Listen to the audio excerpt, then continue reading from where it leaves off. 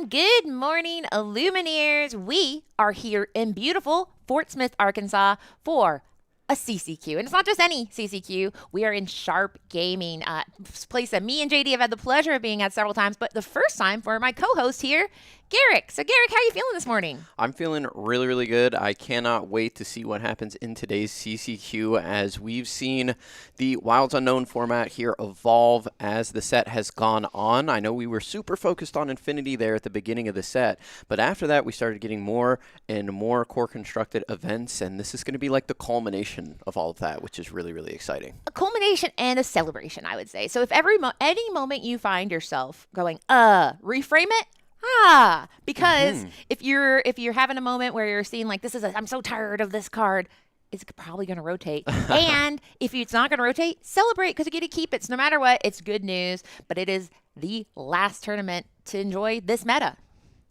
Yeah, it is the final tournament where we are going to have the Dogs deck out there reigning supreme. And I do expect to see the majority of the room still on that strategy. But we know that the Ruby Sapphire strategy has been coming along quite nicely. We saw last week at the Disney Lorcana Challenge in Brazil that there was a Ruby Sapphire player there in the finals. And I think that deck is very well positioned to take on the Dogs in this format. Being able to get those Lilos out, seeing that grab your bow is so powerful. And if that deck is able to consistently do that strategy, they can beat the Dogs with that very powerful start.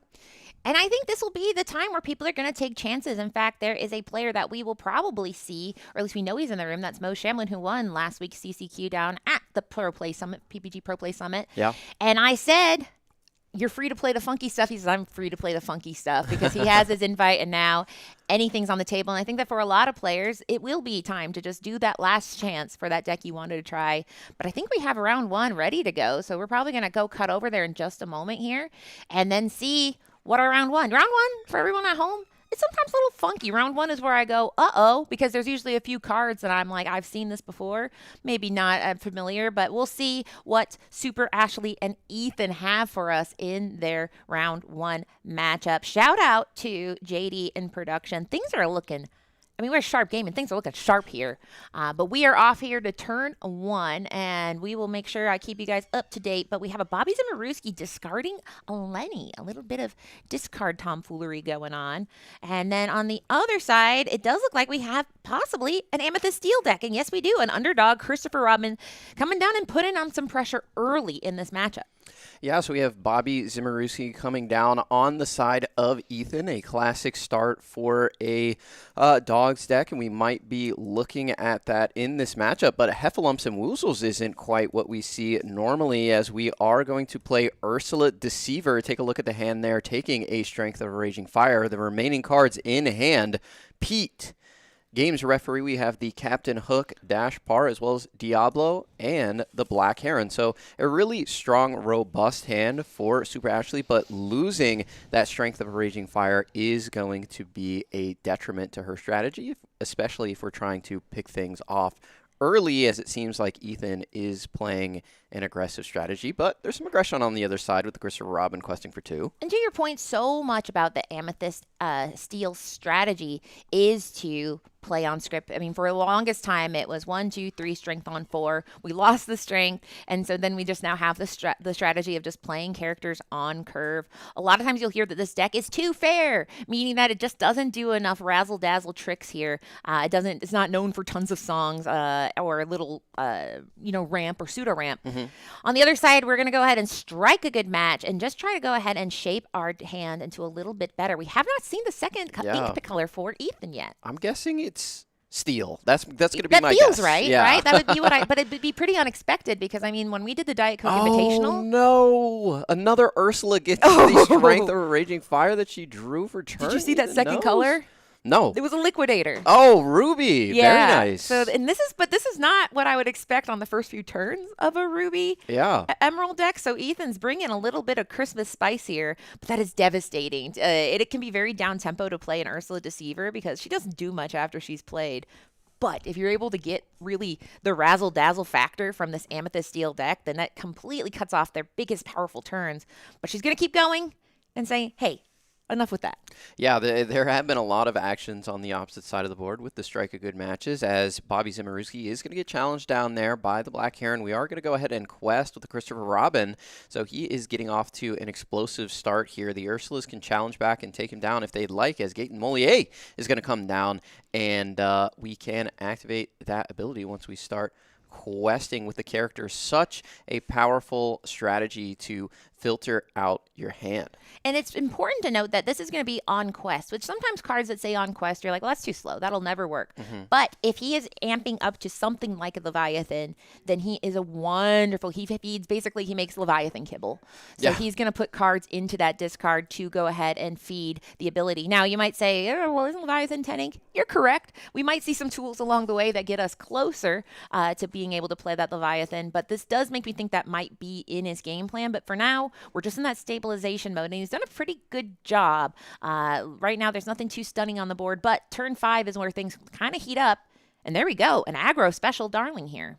Yeah, Dashpar coming down onto the board. It is important to note on Ethan's side, once we pass it back over to him, he will have 5 ink.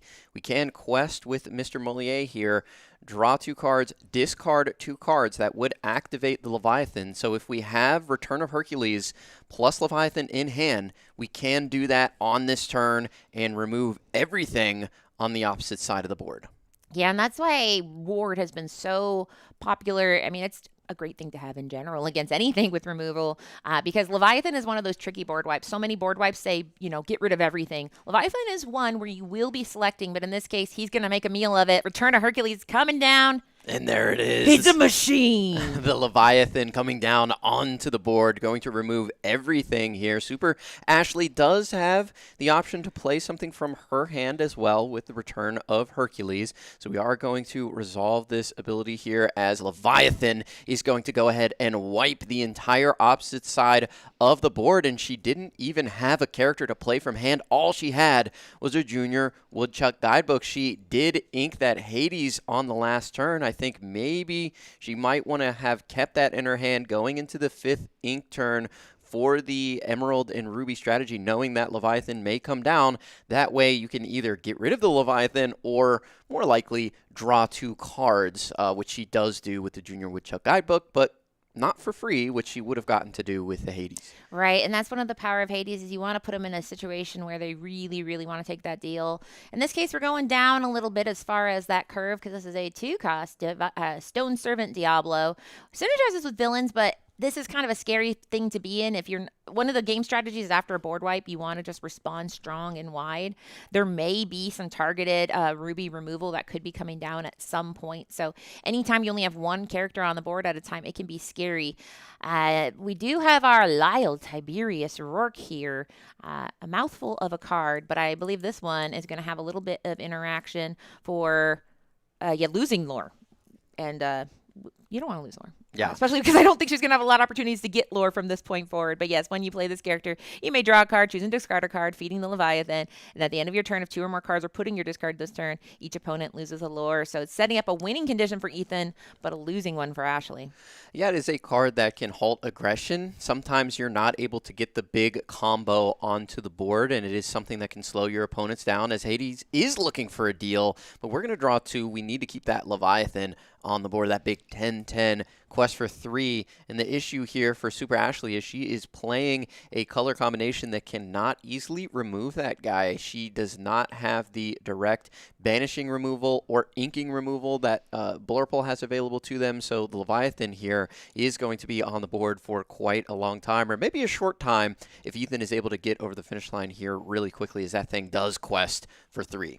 Yeah, it becomes a situation of you can't go through him, so you need to go under him. And I think he did a pretty good job at getting rid of the opportunity to go under him, especially with the slow lore drain of Lyle. So you get to the point where you can try to pretend to be a control deck, but with the assets that are afforded to Ashley right now, that's going to be a very, very difficult thing to do. So at this point, he is up on ink. He's up on characters, lore. It's just a situation of what can Ashley do to try to change the narrative from 2 characters that aren't super powerful. There's one thing there. She could build her board and try to get to a Demona It's just tricky. That 10-10, the math is just super, super unfavorable there. Yeah, you'd have to challenge like everything Yes. into it at that point, and she just has not been able to build a board that is wide enough. But we do have a villain on the board right now, so the Diablo is going to be a 3/3 quest for 2. Notably, on that turn, Ethan played no cards using ink, so he is slowing down a little bit. That's some good news for Ashley if she's able to establish a board that can potentially get this Leviathan off of the board without her losing too much. That would be very favorable for her. But like you mentioned, the Demona is big. That's a 5/6. However, even if you challenge in, that's only halfway there. Right, and you lose her in that process.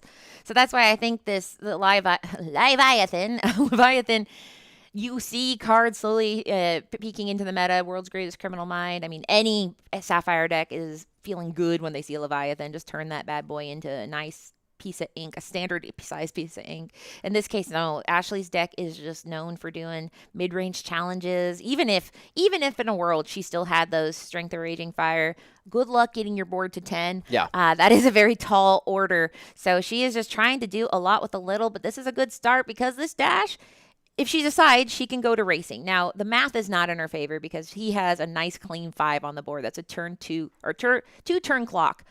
And that's if she doesn't interact. And you have to pick a lane when it comes to racing. So I think it's difficult to go this path forward. She only has 1 ink left, but she might go ahead and put one more character out just to see. And there it is. Yeah, right now Ethan is winning that race. He also has 5 lore on his side of the board and was already ahead in lore. But something that he does need to keep in mind is, okay, my opponent is playing Dash. My opponent's probably going to be playing Giant Cobra as well. So those are considerations for lore coming out of the hand that he doesn't want to, lose to out of nowhere. So he might consider some challenging, or we're going to look here into the deck, maybe try to find some more removal or another Leviathan, maybe? Right? Because, there is a situation where you've had first Leviathan, why not second? And it's a perfect size because, at this point, there is no Demona on the board. We're looking at just some pretty small strength. But instead, we're going to total. Yeah, we're going to discard this Robin Hood. Oh, and there's that Firefly Swarm. So he's had 2 cards in his discard, so we're just going to do a straight-up Dragon Fire, essentially, on that dash par. Yeah, Firefly Swarm has been so powerful. We saw it in the Infinity format really perform at the top level because these Ruby Sapphire decks could just get rid of their popsicles and banish anything that they want to with the Firefly Swarm. But here we see the Ruby and Emerald deck use it to great effect with that Gate and Moliere, is able to activate that so easily. And this is really an Atlantis deck as we see the Firefly Swarm there in the discard, Gaten on the board, Lyle on the board, and Leviathan as well. Here comes Demona down, and we do have 2 Giant Cobras in hand, and we just inked one as well. The problem is there's a lot of lore on the opposite side of the board, but not enough to end the game. So we could quest out here and go to 14, I believe, and then you have double Cobra in hand. I think you just quest here. He doesn't have game on board. And I think that's a smart thing because at the end of the day, you're not going to be able to deal with the heads. You don't have the tools, you don't have the time. So trying to race, I think, is a very, very valid strategy because every moment you spend racing is a moment that he's not questing. And if you can keep getting out these things with reach, like that Giant Cobra, that just might be enough to inch your way across the finish line here. So now you did hear me make an exasperated gasp because I was going to quiz you. I was going to go, oh, where's Firefly Slum? And you said, oh, it's from Atlantis. But all right, you're good at trivia and you're good at the game. But she's inking a Giant Cobra. Did she have 2 that you saw? Yeah, she has 2 in hand plus Elsa. So that's, the problem is here, she didn't set herself up to win the game because she challenged with Hades. If she just quested with everything there, she'd be at 14, which means she could double Cobra next turn, quest with Demona, and she would win the game. And I think that's where it's so important to pause on these turns because this is something I do all the time where I'm like, oh, I have a chance to do this. But it's like, is your goal, are you in the winning phase? Or the challenging phase or the questing phase. And oftentimes you can't have both. And now it's about to get a lot harder. Return to Hercules coming down. And there is. It's a machine, the Leviathan. And we are about to lose pretty much everything. Now, the good news is it's up to 10 strength. So there is a chance. He's definitely going for that Demona. So then it's just the leftover 5. But we could easily, get rid of everything, right? 1, 2, 3, 4, 5, 6. Or 5. Because the Raven's only one. The Raven is 3 right now. Oh, okay. There are That's 2 true. villains, Okay. 3 villains on the board. Okay. So that condition has been met. Here she can play Cobra and I believe discard to it to gain 2 lore, which might not be the worst thing in the world. But certainly not a fun thing she wants to see. And why sometimes it's if you have the chance to quest, you take it, because now Ethan is moments away from winning. And if she had 2 Cobras, then that would be 1 lore plus the 4 if she able to pull that off. But she did ink one of them last turn. So the math equation is not in her favor. I think it's going to be too much to deal with here. Yeah. I mean, if she had a Captain Hook in hand, right, and she was at 14, she could still quest for 2. And no, she wouldn't have enough cards in hand to double discard to the Cobra. But there was an out available if the Leviathan was not found. But unfortunately, the Leviathan was found, and she is going to be just short there, unfortunately for her. And Ethan is going to take game number 1 off the back of 2 Leviathans. But as you mentioned, Katie, in these situations, you do need to slow down and think for a second, especially when you're able to gain lore from your hand so easily with Cobras and Dash Pars. Think of your outs, and her out was to quest there instead of challenge with the Hades. But hopefully she's able to take a breath here, take a beat, come back strong here in game number 2. She will be on the play, so she won't be able to start off with that explosive Christopher Robin underdog at the beginning of the game, but still going first is a major benefit. And oftentimes these underdog cards, they serve as a great way to be like, hey, I'm on the draw, but it's better because of this underdog card. I do think sometimes Christopher Robin is a gamble, especially blind, because Christopher Robin wasn't able to do a lot. Like, let's say you're against a Ruby Sapphire actions deck. Maybe Christopher Robin is having an easier time questing in the sun. So in this case, I think she might play a little bit differently. I do think it's a situation where she cannot be the control deck in this matchup. As much as she wants to, the only thing she has in her pocket is Strength of Raging Fire, assuming the double Ursula doesn't come. She might be able to destabilize Gaten Moliere with the Strength of Raging Fire. And then the other thing is, can she have the Hades timed a little bit better? Can she get him in a position where he spent his entire curve getting to just the Leviathan and then play that Hades card, get 2 cards, and then outpace him? So I think the game can go a lot differently. It went pretty rough for her losing those 2 strengths early.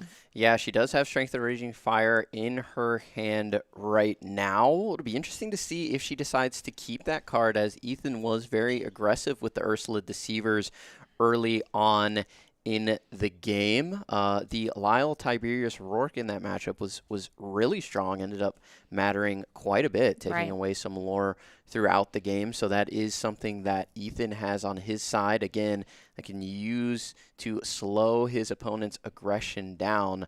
The interesting thing about Amethyst Steel is it can do so many different things, as that altar seemed pretty clunky on Ashley's side. Yeah, it really is a deck where you're not too picky about turn 1, 2, and 3. You really are just saying, I need a 1 cost, a 2 cost, a 3 cost. There are times if you're in an aggressive mirror, you may be trying to get to a couple 1 costs. But if you don't have that perfect curve, you're in a painful time because this is the whole landing strip for the deck. Meanwhile, on Ethan's side, it's a little bit of a funkier deck. I mean, there was a card we saw that he didn't deploy. He didn't play his Lenny.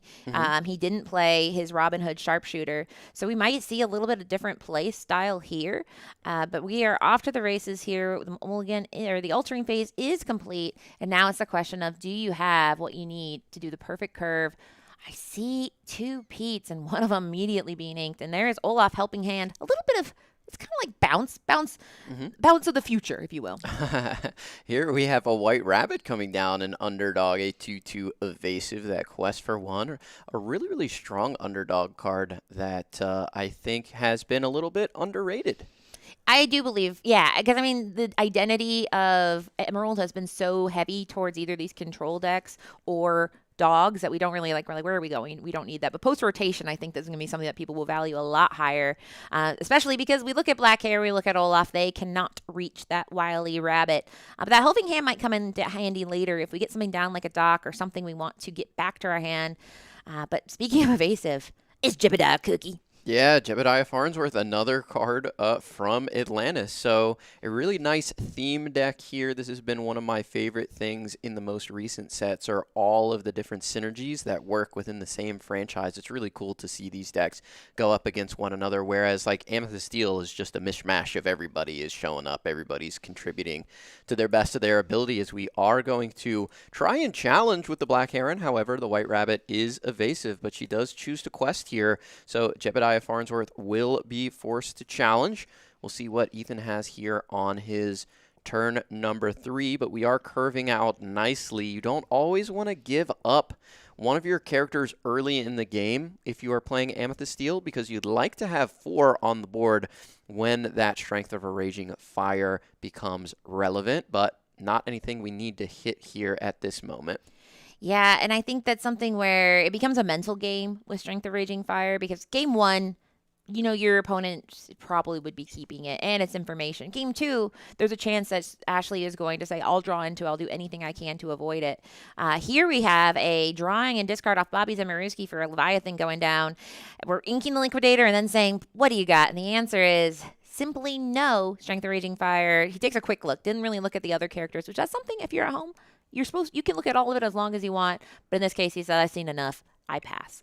Jebediah Farnsworth there managing the board very nicely, challenging into the Black Heron and removing her. We do find an Angel here, which can sort of slow down Ethan a little bit on the board, but that's not really what you want, I think, against this matchup, because they want to get to that big Leviathan. All these characters early on are nice to gain a few lore here or there, but they are not really the threat in this matchup.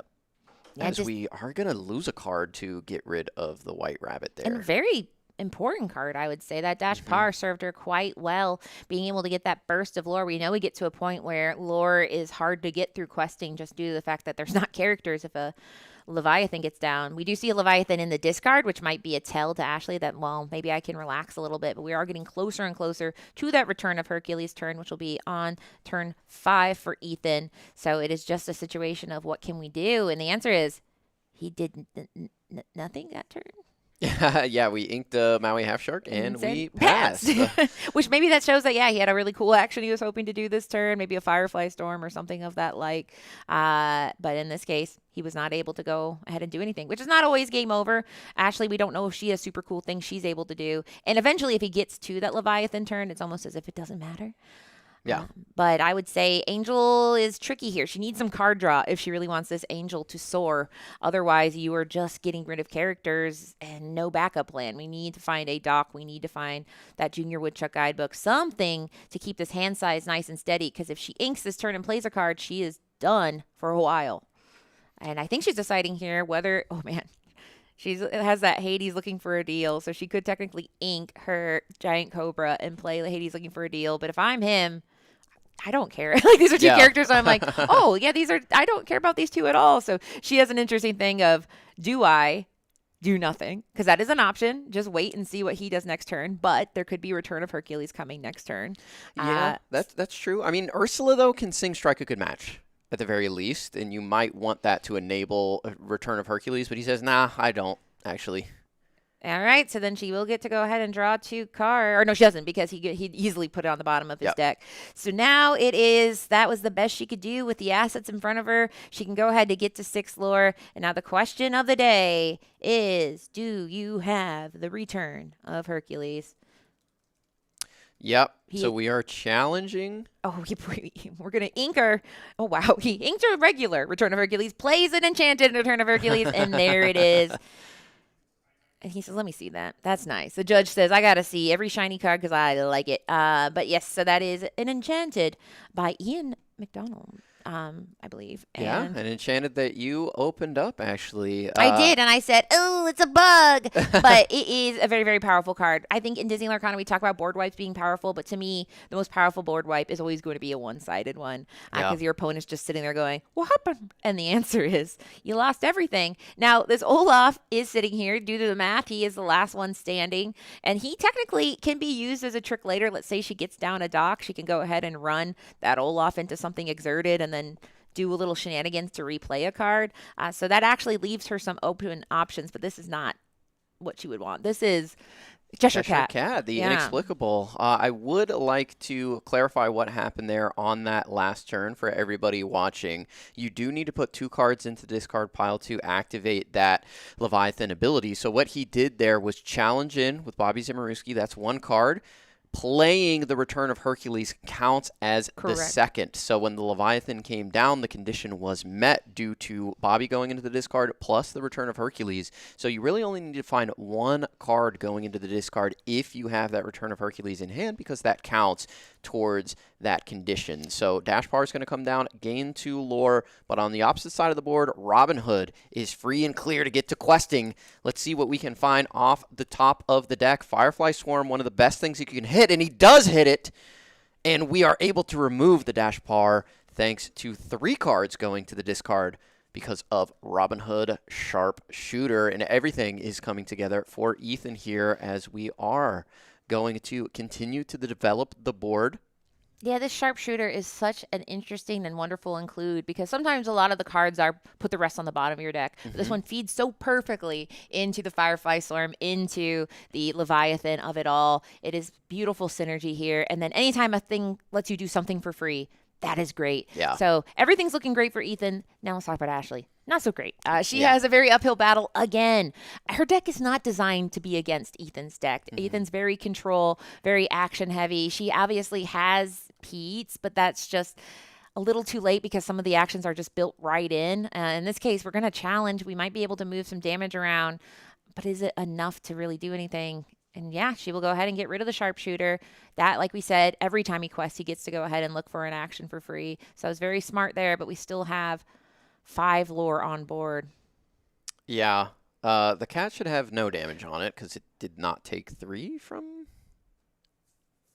Robin Hood. And then she bounced it back to her hand with the Olaf, but it didn't matter. Yeah, a little cheeky card draw there, because anything you put under for boost, if you go ahead and return it to your hand, that's a free bonus. Isis Vanderchill exerting Lyle Tiberius Rook, but it doesn't really matter. It's just going to go ahead and have a nice 4/4 on the board.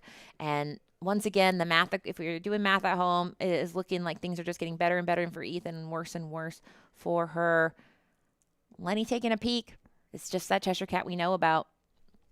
And now we can quest pretty freely. I mean, yes, there is an Isis Vanderchill, but that's all Ashley has. So it's kind of like, that's what you have. I just need to get to 20 lore. You pretty much can't deal with my Leviathan very easily. So I will just keep checking forward to 14. There is a dock in hand, so that could be a little bit of a glimmer of hope. However, we are at 14, so we do for sure need to answer something on the opposite side of the board, either Lyle or Helga, as the Cheshire Cat is going to be inked. We're going to draw 2, see if we can find something else. I believe Sven just came into hand there, so we can remove 2 things on this turn with Isis and the Sven, and then potentially deal with this Leviathan on the following turn. And if Ethan runs out of cards, maybe he can stall out there at the higher lore totals, because he'll be able to quest to 18, I believe, here on the next turn. And if he develops 1 more character, then he will be able to get over the finish line. So if this is a Sven, we can clean up the 2 exerted characters that aren't Leviathan. The issue, though, is that Leviathan has 3. Well, I guess because Lenny can technically quest twice. If he plays an action, Lenny can quest, ready, quest again. But that's still only 5. So we're going to go ahead and throw everything we got at the Leviathan instead, leaving a total of 3 on board. And then Lenny has that ability whenever you play an action, you can ready him. So now it is time to say, what do we have in hand? We're going to quest. So I think an action might be coming here. And there we go. Strike a good match, which will allow you to ready him. And draw 2 cards, discard 1. We're readying him. And he takes another quest. And yep, it's good. I mean, even though he's not going to win this turn, he gets very cleanly up to 18, putting down an Ursula. He doesn't really care. He's just taking a peek saying, I just have a body, and that's enough, because it's going to be hard to deal with 4 of these with just 1/3 on the board. Yeah, I mean, that was a tough decision to make, to take the Leviathan there. I think I would have still opted to go with the other characters. that would have put him at 19, but then you could answer the Leviathan this turn and potentially find something for Lenny. But again, if he played a single character, he would be able to get over the finish line, as I mentioned earlier, and he did play in Ursula. It was a tough decision for Ashley, and I think either way, you are put in the position where you need to find more removal from the hand, as Elsa, the Fifth Spirit, is going to come down and remove the Lyle. Lyle with his Lore Drain is sitting there off the board. However, we still have game on board, so we have a little bit more work to do. And the answer is we're going for the fist bump. Yep. Ethan able to take it there on the back of the Leviathan. I think really well played by him. Super clean gameplay throughout the entire match. Ashley just in a really tough position. I think that this matchup not favorable for her at all.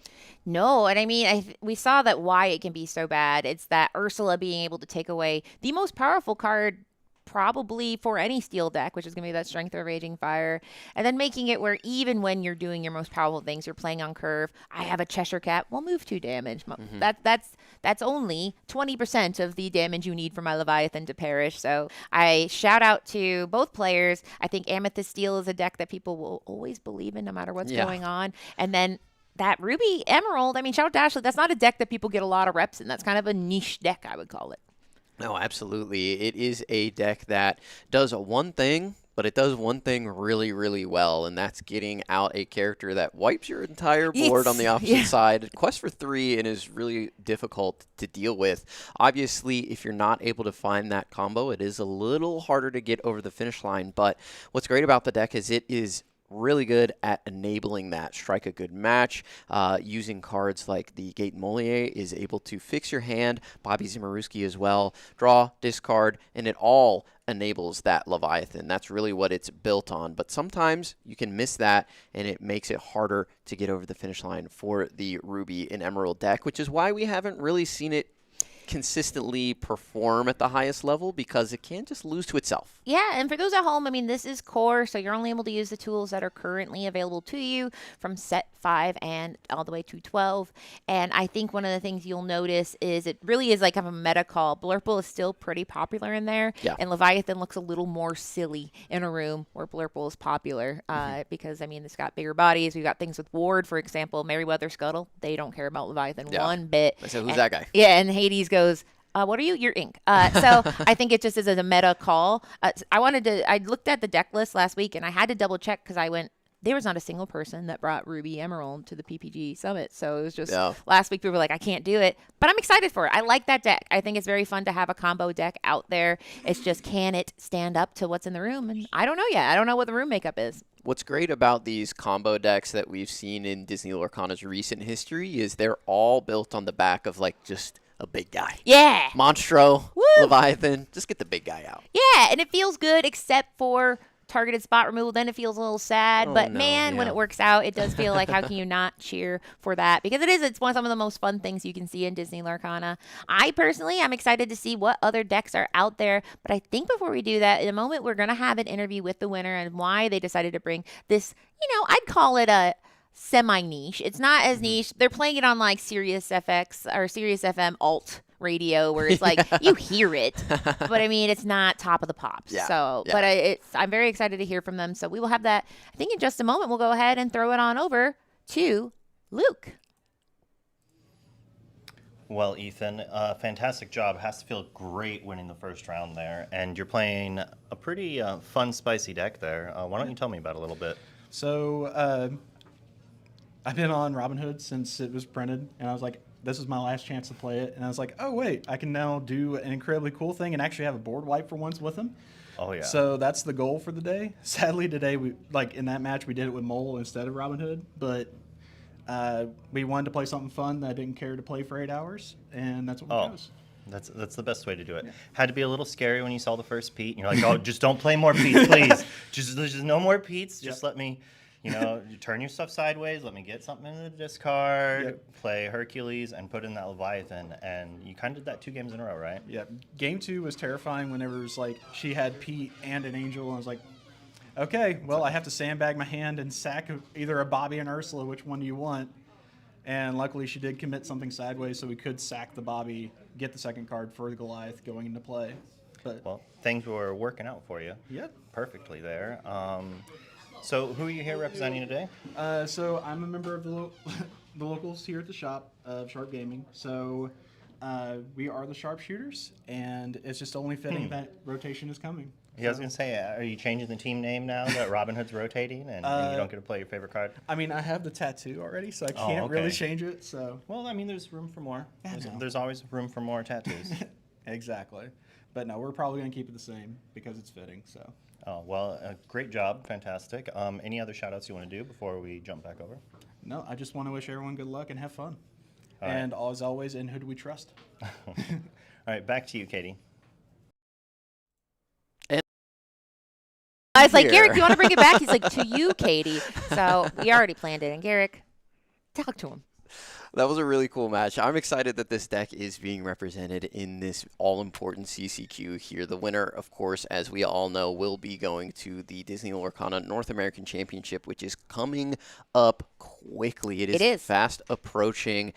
I can't wait to get out there to the sunny California. I'm going to be competing myself. I'm not qualified, but there's one last chance, and I know a lot of you out there are going to give it a shot as well. But that is going to be the Attack the Vine post-rotation format. Right now, we're still in the Wilds Unknown core constructed, like you mentioned, Shimmering Skies to Wilds Unknown. That's what we've got available to us today, and we are going to bring you Spice all day as long as we can.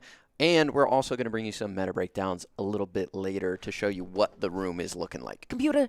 And I will say this is very exciting because I've had this my third time here in Fortsmith, Arkansas. It is the fourth time for JD, I believe.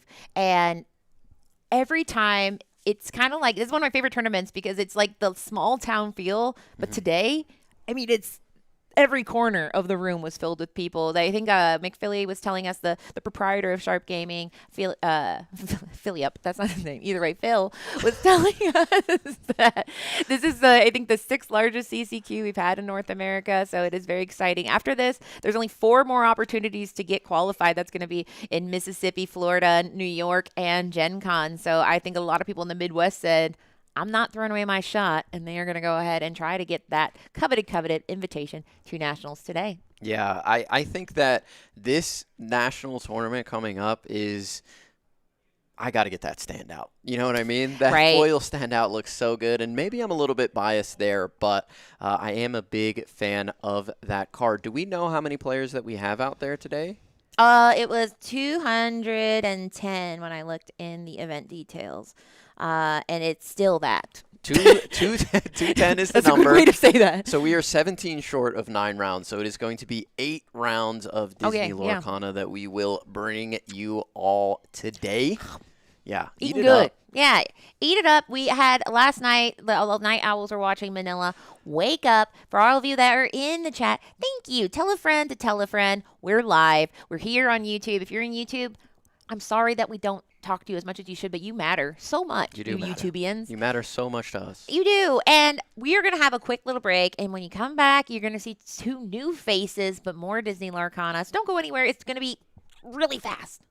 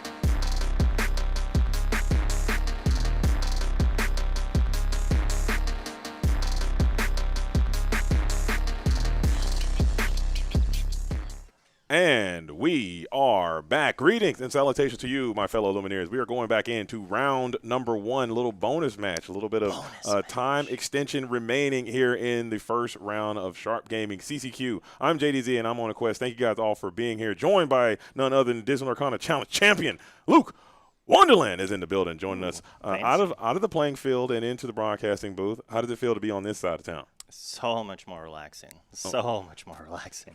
So much stress taking place out there in the playing field. So, again, thank you to everyone who's out here and watching, and thanks to everyone who's been in my DMs letting me know that there may or may not be a typo in the title of the new Quest World Productions. There was a little fat finger situation. I'm currently in contact with Jeff Bezos and Twitch. We're going to get it fixed here at some point, so just roll with a thug this time, and we'll get it resolved in due time. But in the meantime, in between time, we do have more high-impact digital kind of action coming your way in the form of round number 1. I believe these Illuminaires are going to be going into game number 3 currently right now, Luke. So we're going to hop on in there and get active with the program as it is started. As it looks like the feature match did get a bit darker there, so we're going to kind of work on those lightings for you guys as we are getting started. Gavin here on Gavin versus Hana. Those color combinations not correct yet either. So we could kind of pretend that the people who just played actually split, and this is their real game 3. There it is. We're going to try to do that all day and fill the time and keep the action high. Like I said, there should be approximately 8 rounds of Swiss today, followed by a top cut tomorrow. So you guys are going to be tuned in and blessed with some incredible gameplay. We have wonderful Lumineers from all over the country have shown up. I've met people driving from as far as Maine. I believe we have some Maine players here, some people coming in from the West Coast, all over from the South have coalesced to this beautiful oasis here in the mountainous Ozarks of Fortsmith, Arkansas. What do you think about Fortsmith, Arkansas, Luke? I know you've been here a few times as well. A few times. I think this is my first time at Sharp, actually. Really? Yeah. I could have sworn you've been here before. I wish. All of my friends have come here over and over again, and I have had the FOMO. Definitely the feeling of missing out here. We saw from Gavin just kind of show his hand a little bit. We saw the Cobra, the giant Cobra, so at least one of us is on Amethyst Steel again, but I have not seen what Hannah is on yet. I did not clock Amethyst Steel being a meta contender this far into this meta game. I know there has been some inklings of an Amethyst Steel strategy having some viability in terms of tournament coverage and play, but this is a strategy that I thought could potentially have much more legs in this core constructed format, but it just hasn't really found its footing. But now here we are in the last tournament of this core constructed metagame. You see Amethyst Steel, maybe it's just it's a regional thing as well, as metas can kind of be dictated there.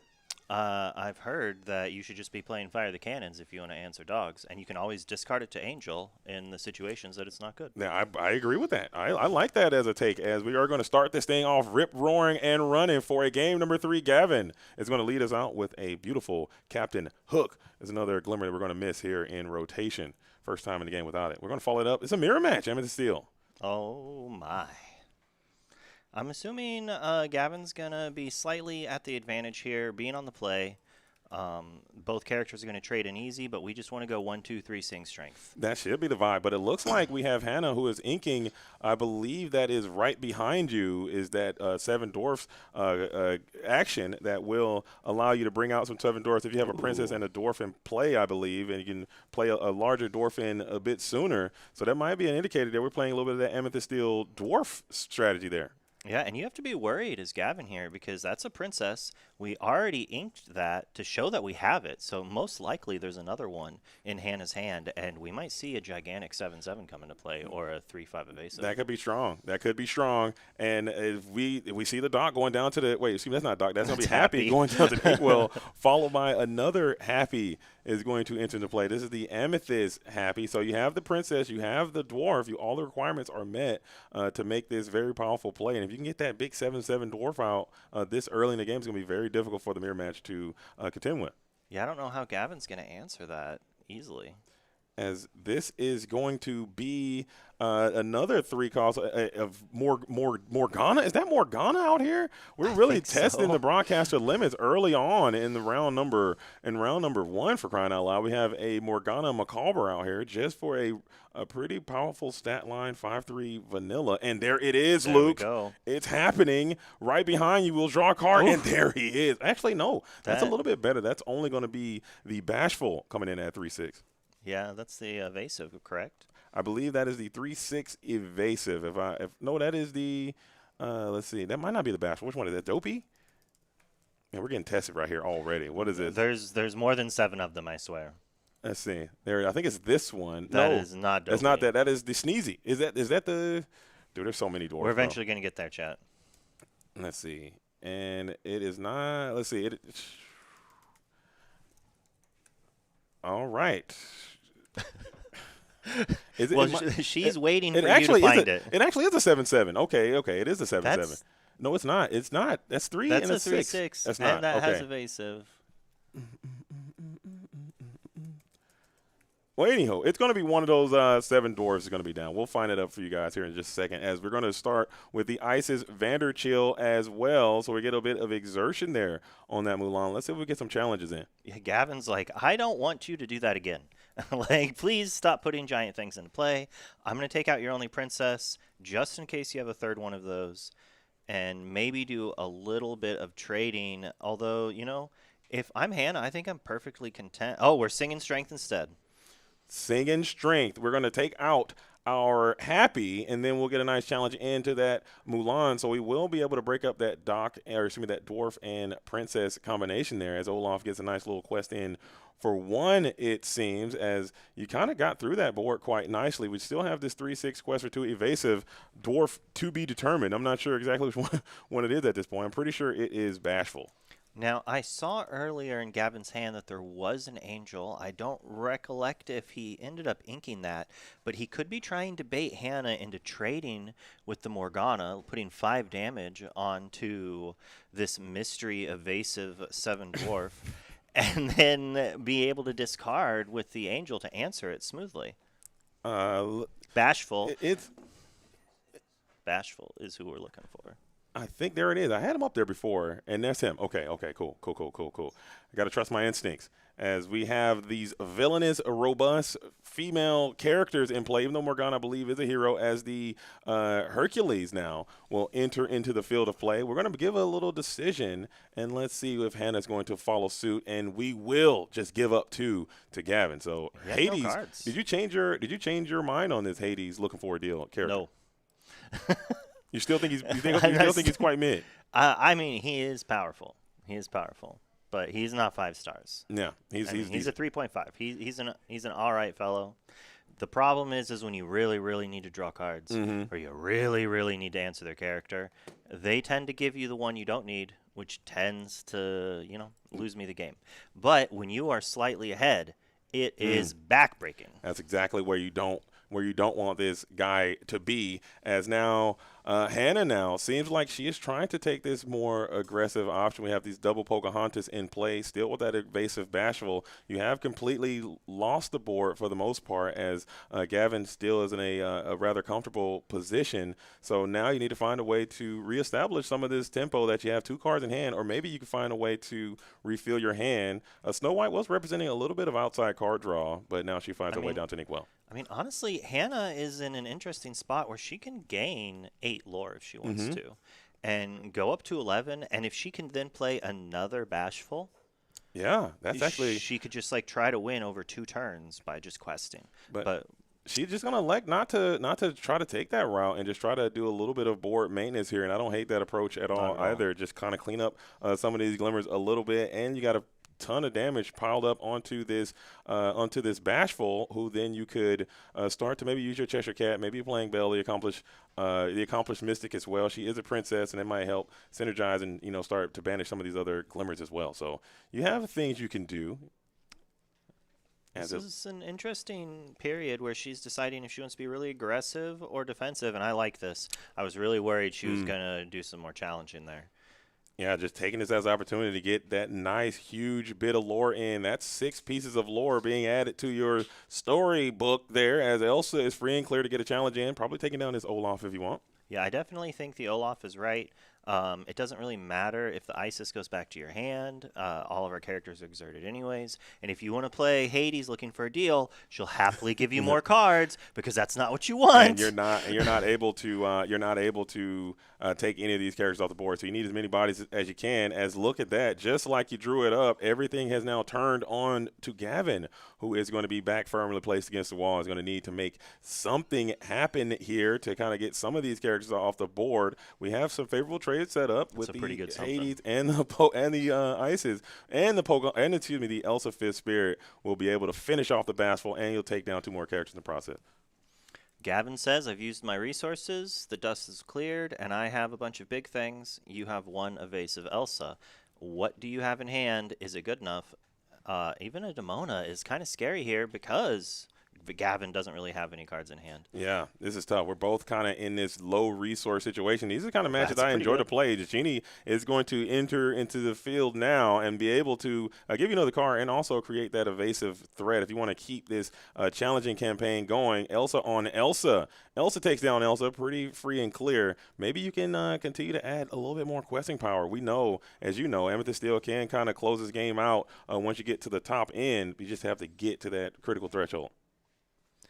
Yeah, she just came in, didn't even need to crystallize, just needed that Russian evasive to take down another else, like you said, and the Genie is the perfect answer here. We needed to gain some lore and not be challenged down, and so far Gavin has no more evasives to really interact. Let's see what he does here. Yeah, maybe we got to find a way to maybe continue to draw some of our own cards, as we will just deploy the Elsa. You take down my Elsa, I'll take down your Elsa, Elsa on Elsa on Elsa, and the wheel keeps turning as the questing campaign for Gavin has begun, as we are getting closer and closer to a neck-and-neck scenario. Hannah, now, can you return and keep the momentum up as we have this back-and-forth exchange with both of these Illumineers are really trying to push this Amethyst Steel to the limit, and who will break first, as both of these players are maintaining the initiative as Dumbo, the 9th wonder of the universe, Jumbo Jr. enters. Will you take that card? Has your opinion of that card changed? Yes, I think multiple times, right? Yeah, over the last few, since this card came out in Fabled, and now going into this post rotation world. If you're just tuning in, we are going to be going to our second rotation in Disney Lorcana here basically after today. This format is basically going to be gone. This is the last core constructor tournament, so we'll be saying goodbye. And this card gets even stronger in a post rotation world, I believe, as I believe Hannah is just going to take this Genie on a quest here and just try to get closer and closer to that threshold of winning instead of using that Dumbo making history ability to draw a card and gain a lore there. That's a tough choice. Honestly, that's quite the tough decision, as Gavin has a format staple hero that's going to make a lot of people cry and a lot of people cry tears of joy that he is no longer going to be in core post-rotation. We have Doc. Doc the Bold Knight. Look at him. He is out here. And the Cheshire Cat is active as well. So this is a very, very punishing Cheshire Cat here in this situation, because you're able to remove that questing threat of the Genie and also put an answer to this Dumbo 9th Wonder Universe in play. But yeah, Doc Bold Knight is going to be a character that is going to be missed tremendously. We have the new You've Broken My Smolder card that has been revealed and added to the game. It ain't no Doc, Luke. It's not a character. Yeah, it ain't no Doc. That's the important thing. It can't quest for 1. It doesn't have a 1-3 stat line. It can't sing any of my favorite 2-cost songs, I mean, it's people thought double Doc was bad. Yeah. Just wait till you have double Smolder. It actually makes the Smolder have the opposite effect. You got to discard 1 and play 1, and this is just not going to be good. But this board is massive for Gavin here in this exact spot. And now Hannah is going to be back now against the walls. We have had a nice little back and forth exchange in this Amethyst and Steel mirror match. You need to find a way to clear this board. The tech grab your swords kind of goes a little bit insane here. Oh, I miss it so. Can you imagine if we can just if you could just cheat a little bit and add cheat that a little. Just a little bit of light cheating never hurt anybody. Okay, too soon, though. We probably should be making those jokes here with all the allegations happening around our game right now, as we will bring out the Snow White. She needed that a couple turns ago. Mary's morning to get some draws in. About a turn and a half ago, she needed to play it and another dwarf, and then exert them both, gain some lore, buy it back, replay it so we don't get challenged down, and just limp over that finish line at the very end, as Gavin has all the card advantage engines and an active cat, which is Yeah. scary. That is very true. But even in this position, I mean, you've kind of lost this board quite significantly, I would say. And with this Cheshire Cat being so active, just clearing everything, Strength of a Raging Fire will be able to take down that. We'll be able to do 2 damage to the evasive Elsa, but that still will not be enough to remove that powerful, challenging queen. And it also just makes your conundrum a bit worse. There's just more damage for Cheshire Cat to bounce there. Well, all right. So it's actually kind of a heads-up play by Hannah. I like it. So what would have happened if she did not do that is Elsa challenges into Dumbo, and then we move 2 damage off of Elsa, take out Dumbo. Now, since she put 2 damage on Elsa, if we move 2 damage off of Elsa with Cat, the Elsa will trade with Dumbo still because it Very still true. has 2 damage on it, so it'd go up to 5. Oh, so you're right. she's making sure to not allow Gavin to have an evasive character still in play. That's a very heads-up play on Hannah. It's not a great play, but you do what you have to do when you're put in these positions, so I think it's fantastic in that regard. Absolutely. That's a very fair point. But it looks like we are just going to challenge into the Dumbo with the Elsa. Is there anything to increase that strength? Did we move the damage, or what happened there? I think we just kind of shortcutted it maybe and just did all that, but I'm not exactly certain what happened there. But either way, I think you could have just challenged in and moved it off of someone else in that regard. But I believe that is what had happened. I think there was a boost that Just took fast place. like lightning. Just a little quick fire there. As we'll just send the strength onto the Hades, looking for a deal, and you're leaving nothing but the Snow White, merry as the morning in play. So you can potentially start to try to keep questing, but this board is just looking like Gavin is just in a very, very comfortable position. You know, they normally say who draws more strengths wins, but it does not happen that way when you draw your strengths once all of your characters have been removed. Not in this low reason. You need your character, need your bodies on board to be able to do it, and you need to have a firm grasp on the on the game here. It looks like Gavin just has this kind of all knotted up. I mean, you can still kind of play it out. Maybe there's a world you can find a series of some of your immediate lore gaining characters, the giant cobras, maybe into docks. There's a way, but it's just looking like the pressure is just too high, especially you're not even drawn with the Yeah, I was gonna, you're in a rough spot when your opponent's like questing with Yzma. Hannah could have drawn a card with that Dumbo on that one turn. And I'm sure she's gonna look back on that and be like, that could have been what mattered. But realistically, based on how we saw this game played out, I don't think that one card would have mattered here. And that is just one of those things. If the handshake does come out, Hannah will go down there in round number 1. Keep your head held high. There are going to be more rounds to be played here throughout the day. So you're going to come out. Sometimes you come out of the gate with a little bit of a loss. No big deal. It's going to be a long tournament. People have made pretty substantial runs from an 0-1 bracket all the way to a potential day 2. I think you still can do it. I do like that strategy a lot. Coming in with the Amethyst and Steel 7 doors versus Amethyst and Steel, more of a traditional build. I think there's some cool stuff there. A lot to take away. We just needed the 7/7 to come into play to then prevent her character or his character from questing. And based on her play, I think we'll probably a high chance of seeing her make top cut. That said, there is 210 players today. Is that the 3rd biggest, 5th biggest? It's a pretty nice size CCQ, especially for this region. I mean, a lot of times you look at the CCQs, and I try not to really conflate the numbers too much, because if you have a CCQ that's 500 people and you have a CCQ that's 80 people, I still think they both are alike in dignity. Okay, I think no matter the size, but it is something to kind of pay attention to because you want to make sure that the game is people are receiving it well and people are growing with it. So it's always nice to see a nice CCQ with over 200 Illuminaires who have, like I said earlier, have gathered from all over the country and coalesced to this very, very small town here in Fortsmith, Arkansas. Huge shout out to Sharp Gaming, by the way, for all the efforts they're doing out there. The judges and the staff, they spare no expense to ensure that they have a great tournament. They put on for their community a lot.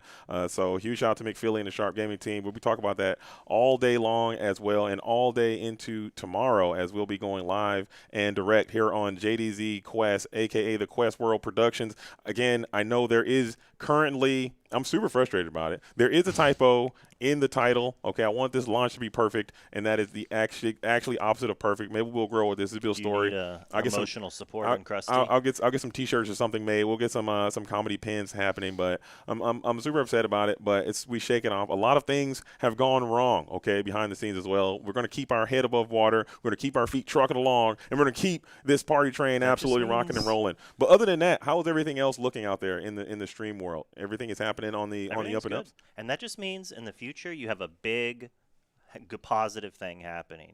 Like a couple bad things happen followed by a great thing. That's the hope anyway. And you were talking about community. A shout out to the Snuggly Ducklings. They brought cookies. Okay. They baked up cookies and what are the cake pops? I do believe those are. Okay. Pretty tasty, pretty tasty. You might want to go grab one between rounds if you haven't. And if you're here watching randomly, tell chat how amazing they are. Increase that FOMO for the people who didn't make it. It's unfortunate you didn't make it to the CCQ, but I think we've got an interview. All right, so we do have our winner of the previous round the bonus round number 1 of the game number 3 who won on stream. We're going to talk to them about that Amethyst and Steel strategy over Katie in the interview booth that is just so far away from where we are.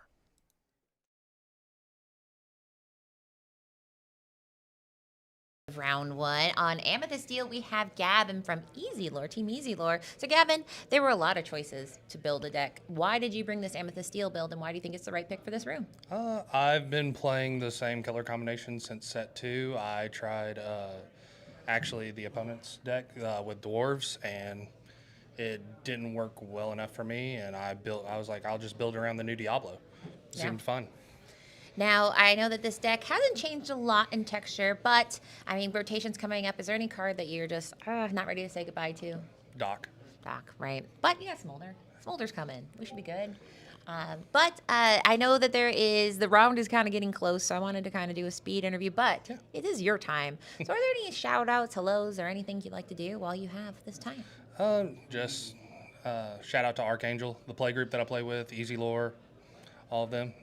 That's about it. Perfect. Okay, well, this is just round 1, so we'll let you get back out there for more 8 rounds total of Disney Lorcana. So right back to you, JD. And we are back. Kudos to Gavin for getting it done in round number 1. That's the most important round. You got to win that to get this thing started off on a right way, as we should be having round number 2 coming your guys' way here very, very soon. There was a little bit of a repair, a little bit of a bracket situation, so we're going to get all that sorted out here very, very soon and set you guys up for round 2. So I don't even think we're going to take a break. We're going to keep it here. We're going to stay locked in, as it may be, because it should be starting here very, very soon. Very soon, you say? Yes. So we're not just going to go to a screen that's got a timer that goes down for 40 minutes, and then when the timer goes down, we could, in theory. That is something that we could do. But we're going to just kind of hang out here for a little while and just kind of go over some of the things about this previous. Like I said, we are going into our second rotation, as it may be. We have a memorial ceremony that we have planned for later on throughout the stream. We're going to talk about that and say goodbye to some of our favorite cards. This is the last opportunity, so make sure you tell your friends to join the stream. This is the last chance you're probably going to see these cards played in this type of format. Like, it's kind of one of those things in the future.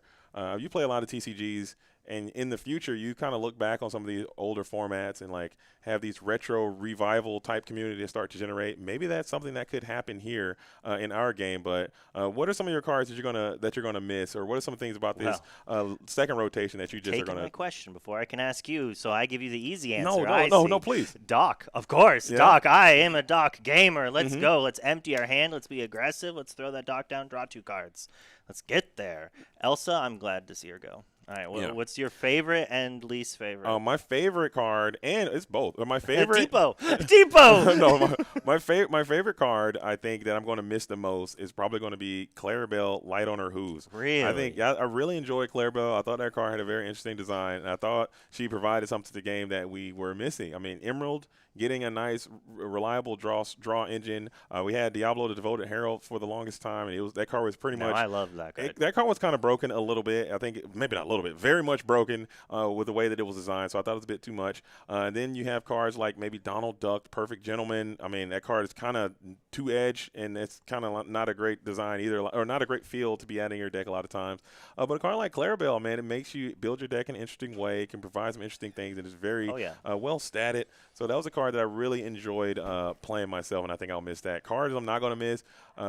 I know this is very biased. Obviously, I think Tipo and Sail the Right Sea. I think the turn 2 ramp cards, as a Sapphire enjoyer, I just thought that those cards were just way too consistent, and I'm kind of glad that they're getting out. And it just kind of really narrowed the deck building a lot of times because they're just so easy includes. And I don't necessarily like the idea of staples. I know there's always going to happen in any competitive game. You're always going to get to the point where you got the cream rises to the top. Yeah, you're going to have staples, but I just don't like the idea of staples. And every single Sapphire deck, you better have a very good reason not to be playing Tipo and Sail the Right Sea. And people never came up with that, so they always just include those cards every time they became those staples. Played ramp. That's probably the only Sapphire deck that didn't play it was they played a little, I think. Yeah, sometimes. Yeah, they might play like Sail the Right Sea or something like that, but it was just too, like every Sapphire deck would always just load those cards right away, and I just think that's lame. To speak back, that was while I personally, I had success with Clarabelle. Even I got my qualification with Clarabelle. I'm glad to see her gone. Really? Okay. She feels so bad to play against when they're just like, play her down, sing you're welcome. It's like, yeah, you're welcome. You get to draw 7 cards while I'm staring at this giant cow dancing on my grave, basically. Especially when they hit their perfect curve and they got the ability to shift and then they got the ability to play it and then they sing that you're welcome. It just starts to snowball this crazy like advantage engine. It just always feels bad. While I don't like that aspect, and she terrorized me countless times, I love cards that let you take other cards' drawbacks, like the Donald Duck you mentioned, and twist it to your advantage, and all of a sudden Donald Duck goes from an okay card to like, overperforming. But I don't want to say busted. I really don't want to call Donald Duck busted. But do you think a card like Donald Duck would have been as playable without the existence of Clarabelle? No. Clarabelle made Donald Duck. I think Donald Duck did not make Clarabelle. Well, so Donald Duck did see play with Bucky. It saw play a few times. I think there are some people who played it in the Amber Emerald deck in like the Snow Fort versions around there before Eleanor was broken, before people realized Eleanor was a card. There's a few people that were like, I'm just going to play Donald Duck. I don't care if you draw a card. You have 10 cards. I have 10 characters in play. I'll happily make that trade,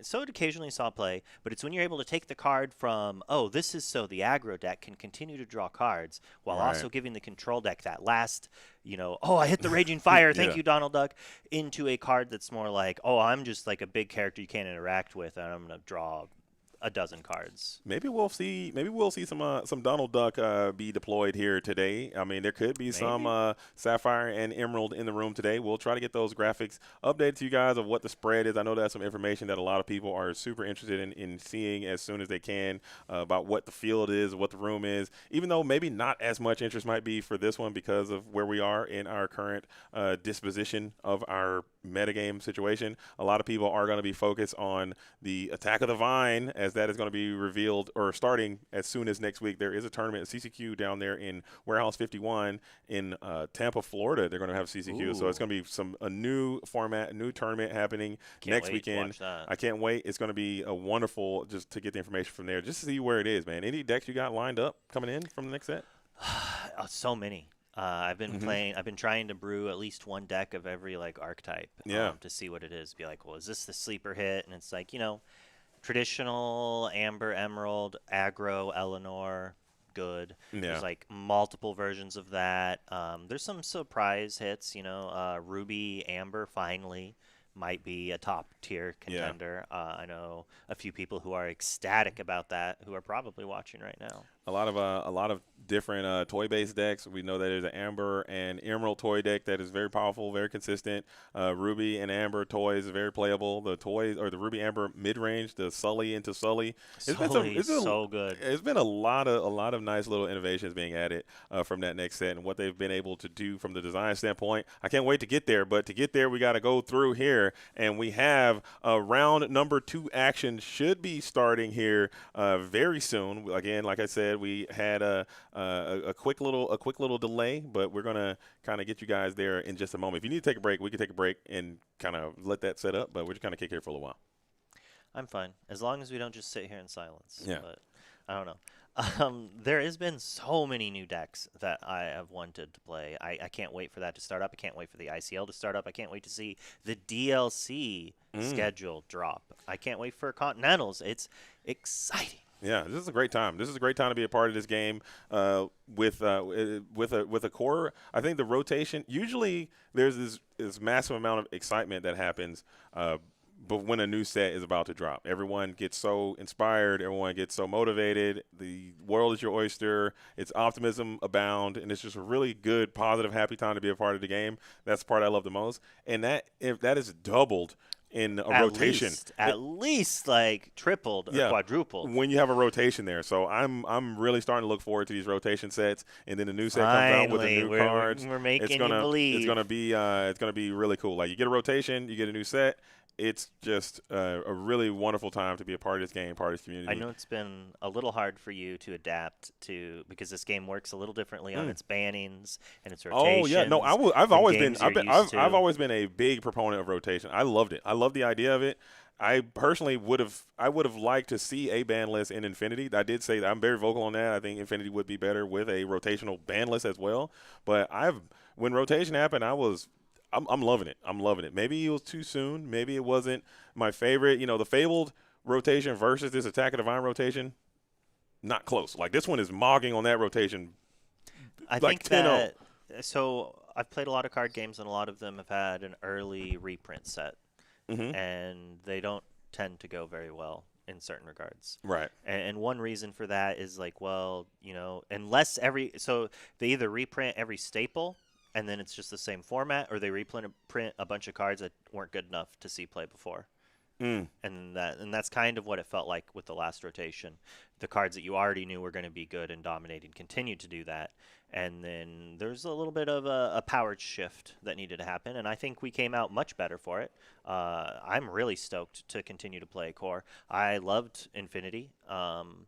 Up until Slab Sharks crushed it with Eleanor. Yeah. Thanks a lot. That pushed it over the top. I mean, Infinity was like, it felt like it was like this place, but I think it got – I hate using the word solved, but I think people cracked the code on it.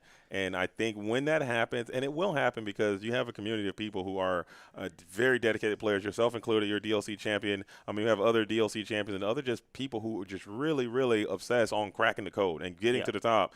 And that will happen. And when that does happen, you need to put bumpers in place to stop that from happening. And I think to make a ban list for the Infinity format would make it a bit more digestible, I would say, make it a bit more accessible and attainable for different people. So I would like to see that personally. So it's an interesting thing because, like, even though, we don't necessarily want to continue seeing the same stuff over and over again forever, right? It's like, I don't want to see Diablo over and over, says other people. I personally, I played Diablo at the DLC. Yeah. I love that card. It's fantastic. I like drawing cards. We draw cards together. But I digress. Yeah. A lot of people tend to... some people love that, and other people just never want to see it. So they need a format that lets people play every card, Right. And Infinity currently is that format. But maybe in the future we could see a thing that once rotation happens, they just take the most played card in every color. Does not matter. They just, like, statistically look to see what card in each color did the best in the DLCs and then just ban it for the first year and a half or something in Infinity. And have that just be how it is. That could be, could be, or like you have it in for a time and then you. When the next rotation happens, those cards leave the ban list from Infinity and the new staples. So it gives like a year and a half, a couple year break from those cards being dominating competitive scene. Right on. So I agree with that. I think that could be just to keep it fresh and to make people have to cook again. But here we go. We have this. We're checking in with the chat here really quickly as we're just waiting for the next round to begin. There's kicking it with the people out there who are kicking it with us. So thank you guys all for being here. As we have on the Twitch side, we have DLC champion Fungus says ban or unban Hiram, and we have a perfect format. Any thoughts on that? Unerrata Bucky. Unerrata-bucky, I don't think that's possible. I think that might be a little too long in the tooth. I think the Vinelings have kind of nerfed that entire thing, and I don't think we can do that. Coming in from I don't think we can do that. JDZ and Luke, rapid fire without too much thought. Favorite card coming out of Attack of the Vine without Maybe Sully. The Amber one or the The Ruby? 5 cost. Okay. I loved Hades looping in set 1. It's like Sully. That's one of the reasons I've liked this format. I've played a lot of Amber decks, and a lot of them have Sully, and it really, really reminds me of Hades loop in set 1, and that's very nostalgic for me. Yeah, you can get the Hades, you get the Sully back, play the Sully, shift the Sully, Yeah. challenge in. In that version of it. I've literally played it in every color combination that has that Amber. I've been jamming Sullys into it. Really? Eleanor aggro deck, Sully. Amber Steel Song, Sully. You're just a Sully gamer, a Kudeta Moody, play Sully, challenge, get them banished, and just start looping them together. Oh, yeah. And it's kind of decent even without having a Sully in the discard pile, too, just getting back another high-impact character. I don't hate it. Mine is the Mickey Mouse and Minnie Mouse team up. You're a monster. I'm a big fan of that card. It's kind of nuts. It's kind of insane. I really enjoy the time I have with that character. Hopefully, we can cook more. I like all the team up cards. I think I've been having a good time with trying out. Maybe, like I said, I'm never going to put myself in a position where I would say that I'm going to be the best player in the universe. But I just like having a good time and doing cool, unique, interesting things. And those cards, all those team up cards, allow you to do that. I got something for you. What's that? So you play your Minnie on 2, you play your Mickey on 3, you ramp. And your next turn, you quest for 5, and then you retro device. You banish your Mickey. Or I'm sorry, you don't quest. Yeah. You sing Mean, Malicious, and Scary. Then you retro device your Mickey, put in Prince Philip, wipe their board, and ramp yourself 3. I mean, I just like to shift them and quest for 5, and then questing. No. We quest banish 5. all of their characters. That's what we do. We banish the characters. I gotta get my quest for 5, but that's gonna be something that people figure out. I mean, there's so many cool, unique lines. We did mention the retro evolution device. So fun, and it will work. It will technically banish them, and we'll put them into the inkwell, so you get to ramp yourself for 3 and bring out another character. That seems like a great use of that card. That's another card that a lot of people I think have had on their radar as a card that's like, oh, this is quite cool, this is quite nice, and then now you get an opportunity to use that. So very cool stuff. Yeah, the retro evolution devices, it's an interesting card because it's kind of scary. When it's good, it's probably way too good.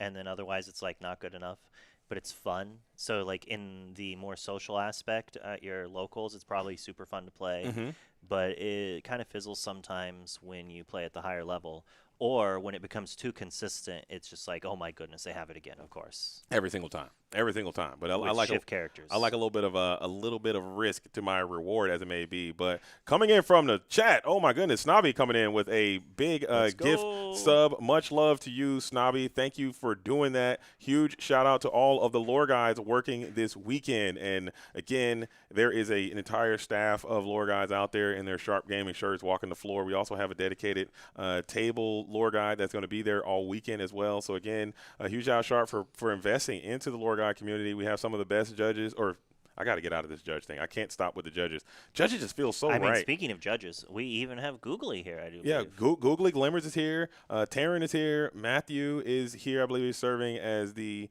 head judge. We also have Michael is here. So just a lot of DLC level judge experienced judges. I can't with the judge. We can't say judge anymore. It's lore guide. Lore guide, and it's more lore guides out there. It's lore guide. I gotta get that. Judges are like a classification of lore guides. Lore guides judge you. Judges. All judges are lore guides, but not all lore guides are judges. You can be a lore guide and not be a judge. So the lore guide is just amazing staff. Yes. So not only do we have judges as lore guides, but we have lore guides doing other amazing things, helping out around and just making this event one of the best ones that it can be. And you've been to quite a few of these events as a caster production. You've seen the backside. I've done some from the production side. I've done a bunch of players over the years, and I do have to say, maybe you did this with the game you played. I had a PTQ circuit, and oh my goodness, do you get to see some of the worst card stores Yeah. and poorly run things. So having this circuit for this Lorcana CCQ in this last year, I think almost every place I've gone to for one of these big things has just been like very well kept and just been a great time. Like a blast to be at, and they have everything you want basically. They do indeed, and especially speaking of that, it looks like we have some players that are seated. We might have to send someone over to the table because he looks like he got his name typed in a little bit different there. I can fix it here. No worries. We could just do that on the fly, as it appears as if we have some Illuminators seated at the table, ready to quest right now, as it may be. All right, chat. What's your bets on what they're playing? You had a question for us, chat. You tell us. If you were here today playing and you could play any deck, what would you be playing? What do you think's going to win? And why is it not dogs? I hope it might be a little bit of dogs. We're going to figure this thing out. It just says, I believe one of the Illuminators' name is just a little bit too long, too many characters there on the screen. But we can kind of drop that down a little bit to show you, as we have Zenulus is going to be out here and active here in round number 2. I believe this Illuminator started with a draw there in round number 1 versus TSD Razor, it seems, will be on round number 1 as well with a nice little victory. So we'll get that over to you guys here in just a moment. King Razor here in round number 2. So Zen here, I don't know if you know this. Supposedly he has a feature match curse. He does. He does indeed. I'm surprised he even agreed to appear onto this feature match there, as I understand that this Illuminator does kind of go against winning on stream a little bit, but he is a prominent member of our community representing Team Maelstrom here out in Fortsmith, Arkansas, on his way to try to get into the Digital Lorcana Challenge North America Championship, but he's going to get through TSD King Razor out here active, trying to take down Zenulus here in round number 2. I mean, if there's something in competitive card gaming that you're too nervous to do, or like you get anxious, you can't deal with it, you kind of have to embrace it. Now, granted, that doesn't work for everybody. Some people might need something else, but like I found that like you just have to embrace that curse. Look that curse in the eye and say, "Not today." Not today, curse. And get it out early. Like the curse is stronger the later in the day you get it. Like your opponents are tougher. And like if you play video games, it's like the longer the game goes, the curse meter goes up, and then like the luck meter goes down. You got to be careful. That might be what it is. As Zenulus, though, is going to be sending himself, as I see, down to the Inkwell. So Zenulus marking and bypassing the Amber and Emerald Dog strategy, of which I know him to have played. As we're going to start with a very fast Olaf. So more Amethyst is underway, and more Ruby and Sapphire is going to be here to stay, as well as Distract going to find his way down to the Inkwell. Yeah, so we've been quite a big fan of Autumn's version of Ruby Sapphire actions. She won her CCQ, fantastic job on their half, and we've played the deck and it's just been so good. It's been a nice consistent deck, and we saw it had a deep run there in the Digital Lorcana Challenge in Brazil last weekend with Zan Sayed playing a Ruby Sapphire. We've also seen them use Powerline and go away from Powerline. We've seen it with a ton of different installations of this unique strat, as well as we got another distract down into the Inkwell with that Inner Strength is going to be used, just trying to cycle a ton of actions to get cheap. Lilo is causing an uproar, and also the Olaf Snowman of Action helping hand there, giving support to probably that Olaf. Zen says, "Not today, curse. Not today." I have the characters, and that's one of the things I loved about how Autumn changed this deck is the addition of Max Goof to make it so you're not 100% on this Lilo turn. When I first started playing this deck, I just kept losing. Yeah. And it was because I'm bad. Like I would play an action too early and then not have enough actions to play on curve to get my Lilo. I wouldn't save what I needed to or missed ink. It's quite difficult deck to play, but once you have the iterations down, it is so fun. And Zen has to be happy he swapped over decks here, as King Razor playing the Dog Eater deck, that Ruby Amethyst. And, a couple Scrooges in play are pretty big, even though one of the Scrooges is going to be able to eat down one of these Lilos. Yeah, but will cost you a bit of a trade there, and I think that might be a trade that you're willing to make. No, you will be able Not to boost even a again. trade, Yeah, you just be able to take down. You also have this Olaf helping hand. You can potentially boost this Scrooge a ton, get this Olaf active, and bounce one of those Scrooges back to your hand, gain a ton of resources there. As we are taking this opportunity to dig a little deeper, searching 7 from the top of your deck, and then adding 2 to your hands, and the rest of the bottom of your deck. Double Lilo, being able to see that is a quite nice use of resources as well. Action in the discard piling up. We could get a potential Olaf coming in for a steep little discount, as we will just hard play the what else can I do.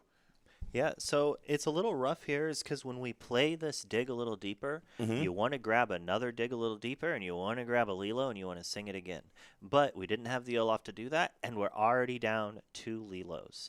So this is going to be an interesting spot here where Razor most likely is going to boost up one of these Scrooges and then send it into a Lilo, send the Olaf into the other one, bounce back that Scrooge, replay it, boost it, and then trade his Scrooge in with the other one. But we didn't do that, so I don't know what I'm talking about.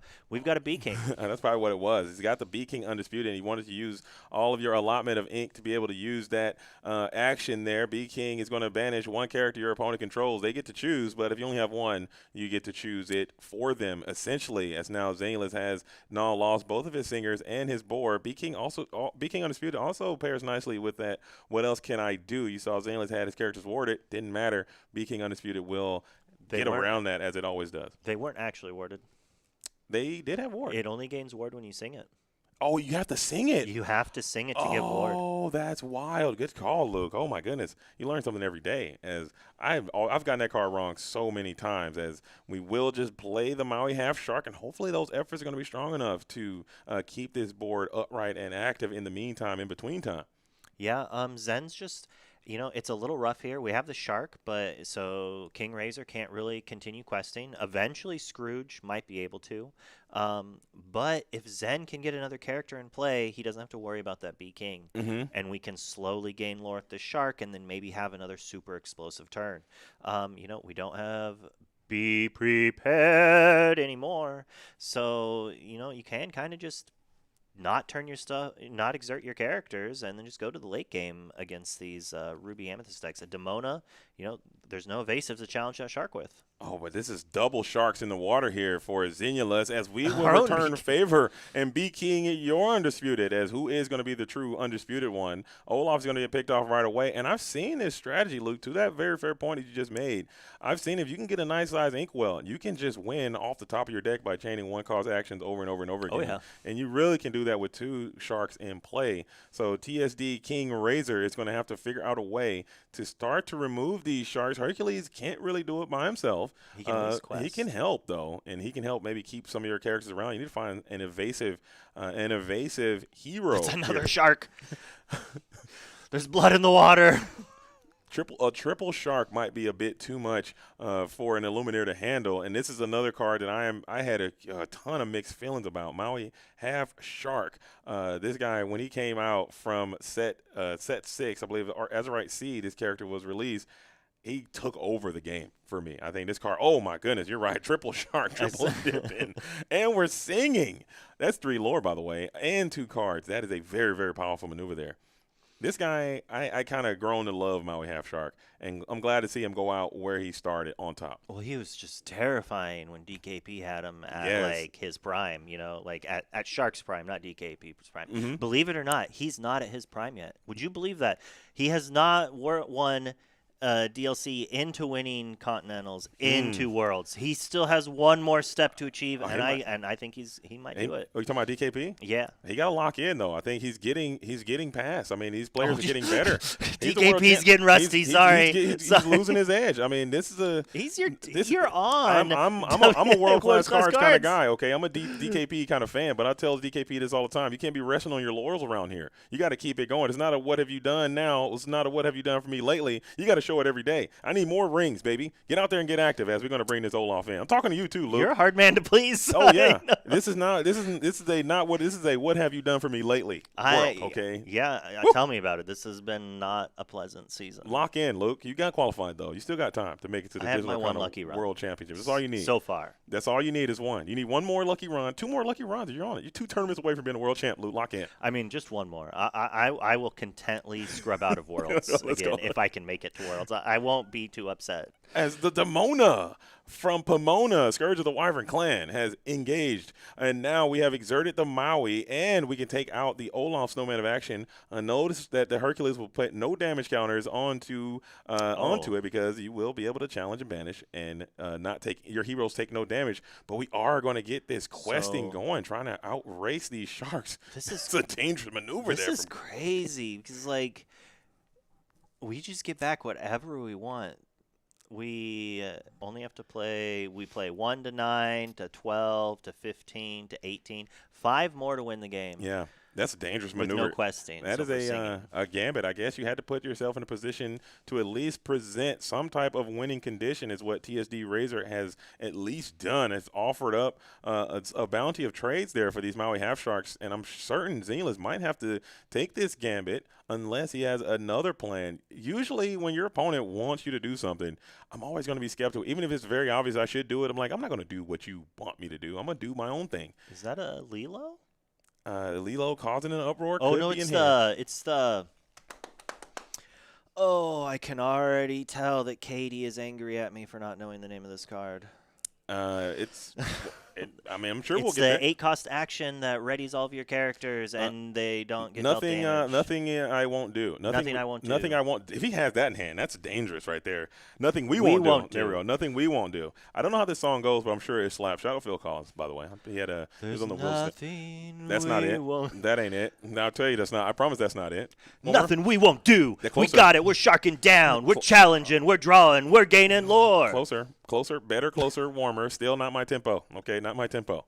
As Zenless might have that in deck. What is happening? Zenless might have that in deck as in hand. It could potentially be a character, as we are still in the midst of resolving a vision of the future. There's a world where you could just get back some one-cause action, just win this game right here. So if we sing a song with Shark, then sing Nothing We Won't Do, we gain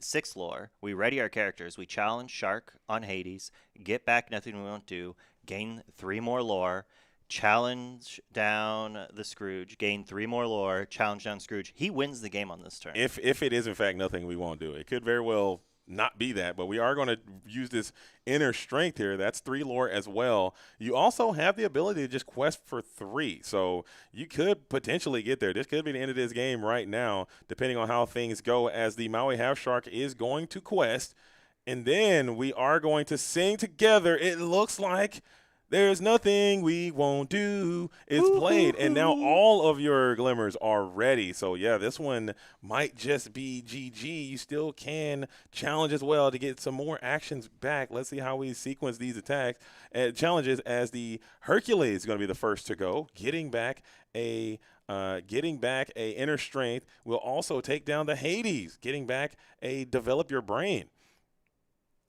We'll develop here as Zenless is kind of just moving and grooving. We're going to play both of those actions. The game will just come to a screeching halt as Zenless is going to take down game number 1, and TSD has to be stunned there a little bit. See how that went down. Yeah, and that's the power of this deck. Yes. I mean, we did have to go Shark, Shark, Shark. I mean, that's a few turns. Mm-hmm. But, I mean, what's he going to do? Elsa? Yeah, we can. I mean, you can. I don't know what you can do. There's nothing we won't do. Too soon. Too soon. Too soon. I mean, it was a tough spot. It was a tough spot there, and it's one of those things that you have to. I mean, maybe you got to change your game plan. I don't know what Ruby Amethyst. The reason why I would bring Ruby Amethyst to a tournament like this is to try to take down some of those dogs early. Trying to send some of those dogs to the losers bracket as soon as I can. But I don't know if you really had a plan to go up against the Ruby and Amethyst Shark strategy. They can potentially play, like we saw the Beaking Undisputeds. We saw you could potentially be playing some of the other, like removal, Dragonfire if you want to do something like that. But once those sharks really get on you, they can kind of outwork your removal that you may have. I would think this is kind of a hard matchup. He basically needs to do what Blurple does, where he needs to play exert things like Elsa, Isis if he's on it, and just take out every character he plays, and then also have pressure. If he's not able to do that, like Zen was able to play a simple shark, and it shut the board down. Mm-hmm.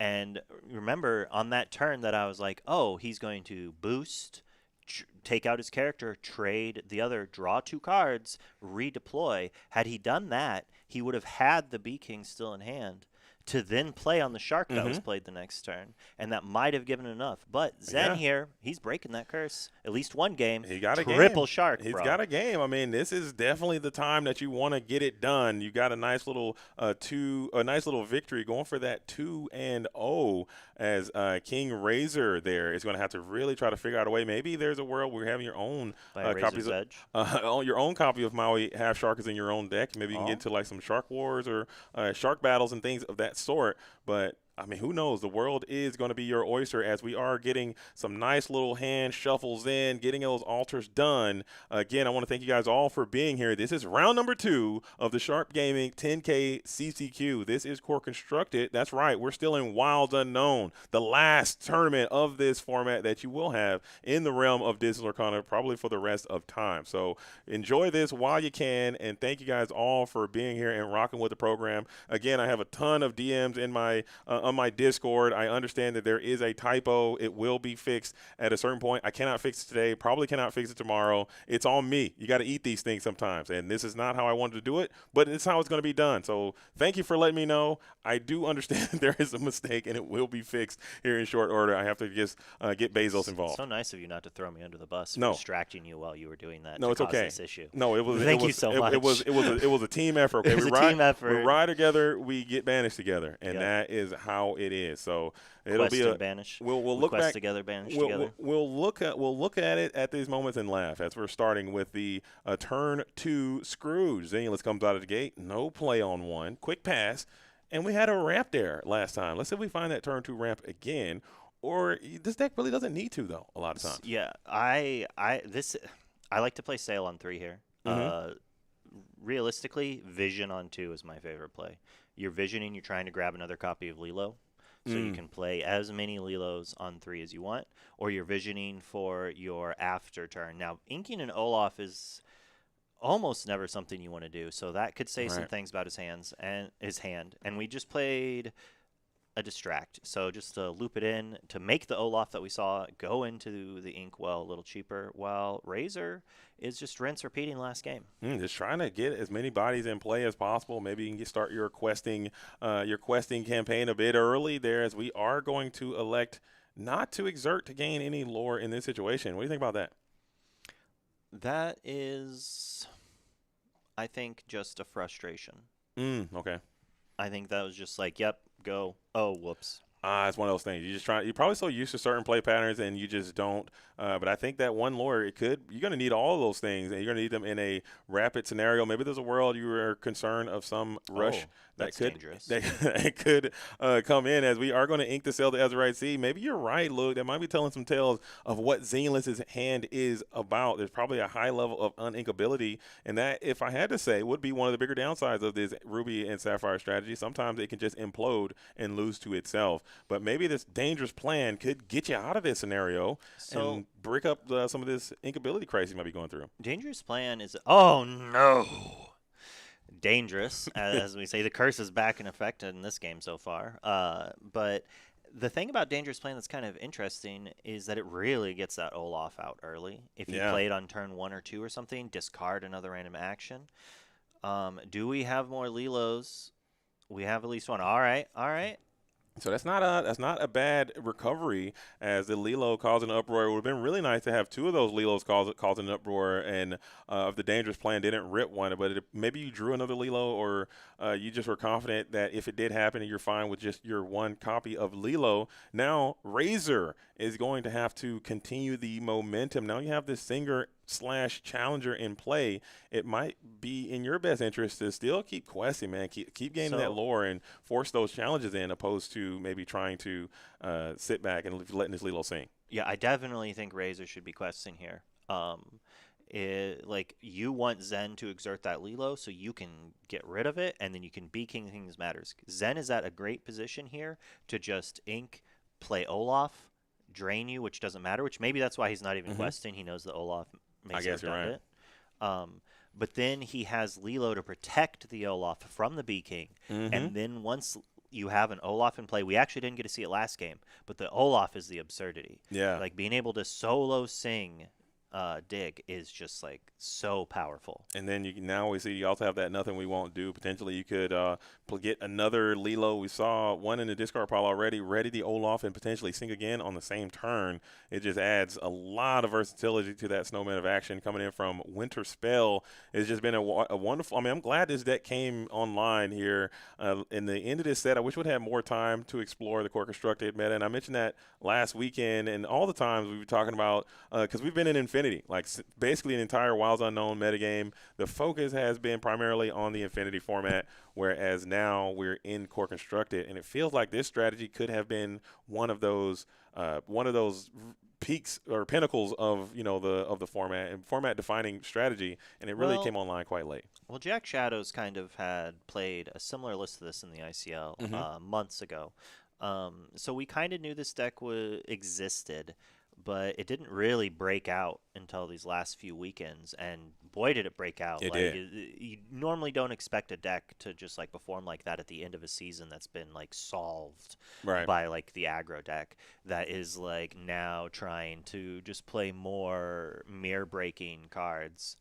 But I think this highlights why having a second format like Infinity was so good, is because if this format was just a dog-eat-dog world, after we had a dog-dominated format, that could have been unpleasant to have to deal with. But the fact that we had a nice breather, a nice refresher with Infinity to kind of cleanse the palate, like, really helped us there. As Zen finally decides what we're doing here, we inked the Distract, and now we're sing questing with Lilo. If we drew another Lilo for turn, that'd be really nice. But Let It Go is not a bad. I mean, getting after this Hercules Hercules Mighty Leader, putting that character into the Inkwell is going to protect your Lilo a little bit.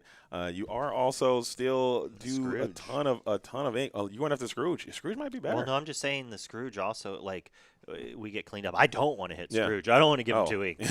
But I'm assuming that we are. But he does, though. Interesting indeed. So okay, you must have an answer. You must have an answer for this Hercules in the form of something, and we don't. It's going to be a quick little quest or sing and pass. And now we will offer up our Lilo as a +1 due to this Hercules Mighty Leader and the Maui Half Shark of our own. So we are Shark Gaming coming in. We're Shark Gaming here at Shark Gaming. Wait. We need to stop it. He accidentally put the Lilo in his inkwell. All right. Halt. I think he thought it was the like a Let It Go there. All right. Shout out to the googly glimmers on the desk right there. Shout out to the judges. Fix that thing super quick, as it was caught in real time. So as we are going, you play your own Let It Go and you let it go yourself. Sometimes that you play it. It's like a little muscle memory kind of thing. I mean, he did just let it go with that character. For sure, as nothing, everything was caught immediately, and now Razor is looking like King Razor is looking in a pretty decent spot with this Maui Half Shark side by side with this Hercules Mighty Leader, and now Zenless, and you just use that Let It Go too. You'd love to use this Let It Go on that Maui Half Shark. Yeah, it kind of says something about Zen's hand, and it's not good. Yeah, it's been cooked this entire time. You can tell from just the initial onset of how the inking decisions, some of the play patterns that this Ruby and Sapphire deck has done this round. It seems as if there's been crisis this entire time, and the crisis is mounting even more as the Maui Half Shark now has a target to feast upon. That's Hey, not but we good. will use the Hercules to quest, and the Maui now, since Hercules is exerted, will take no damage and will be able to get an action back. I don't think there are any actions in the discard pile, but still, you will be able to lose that board as the Rockin' Team didn't get a chance to sing either. Yeah, I'm assuming he just has Dig a Little Deeper stuck in his hand. Oh, we have our own shark.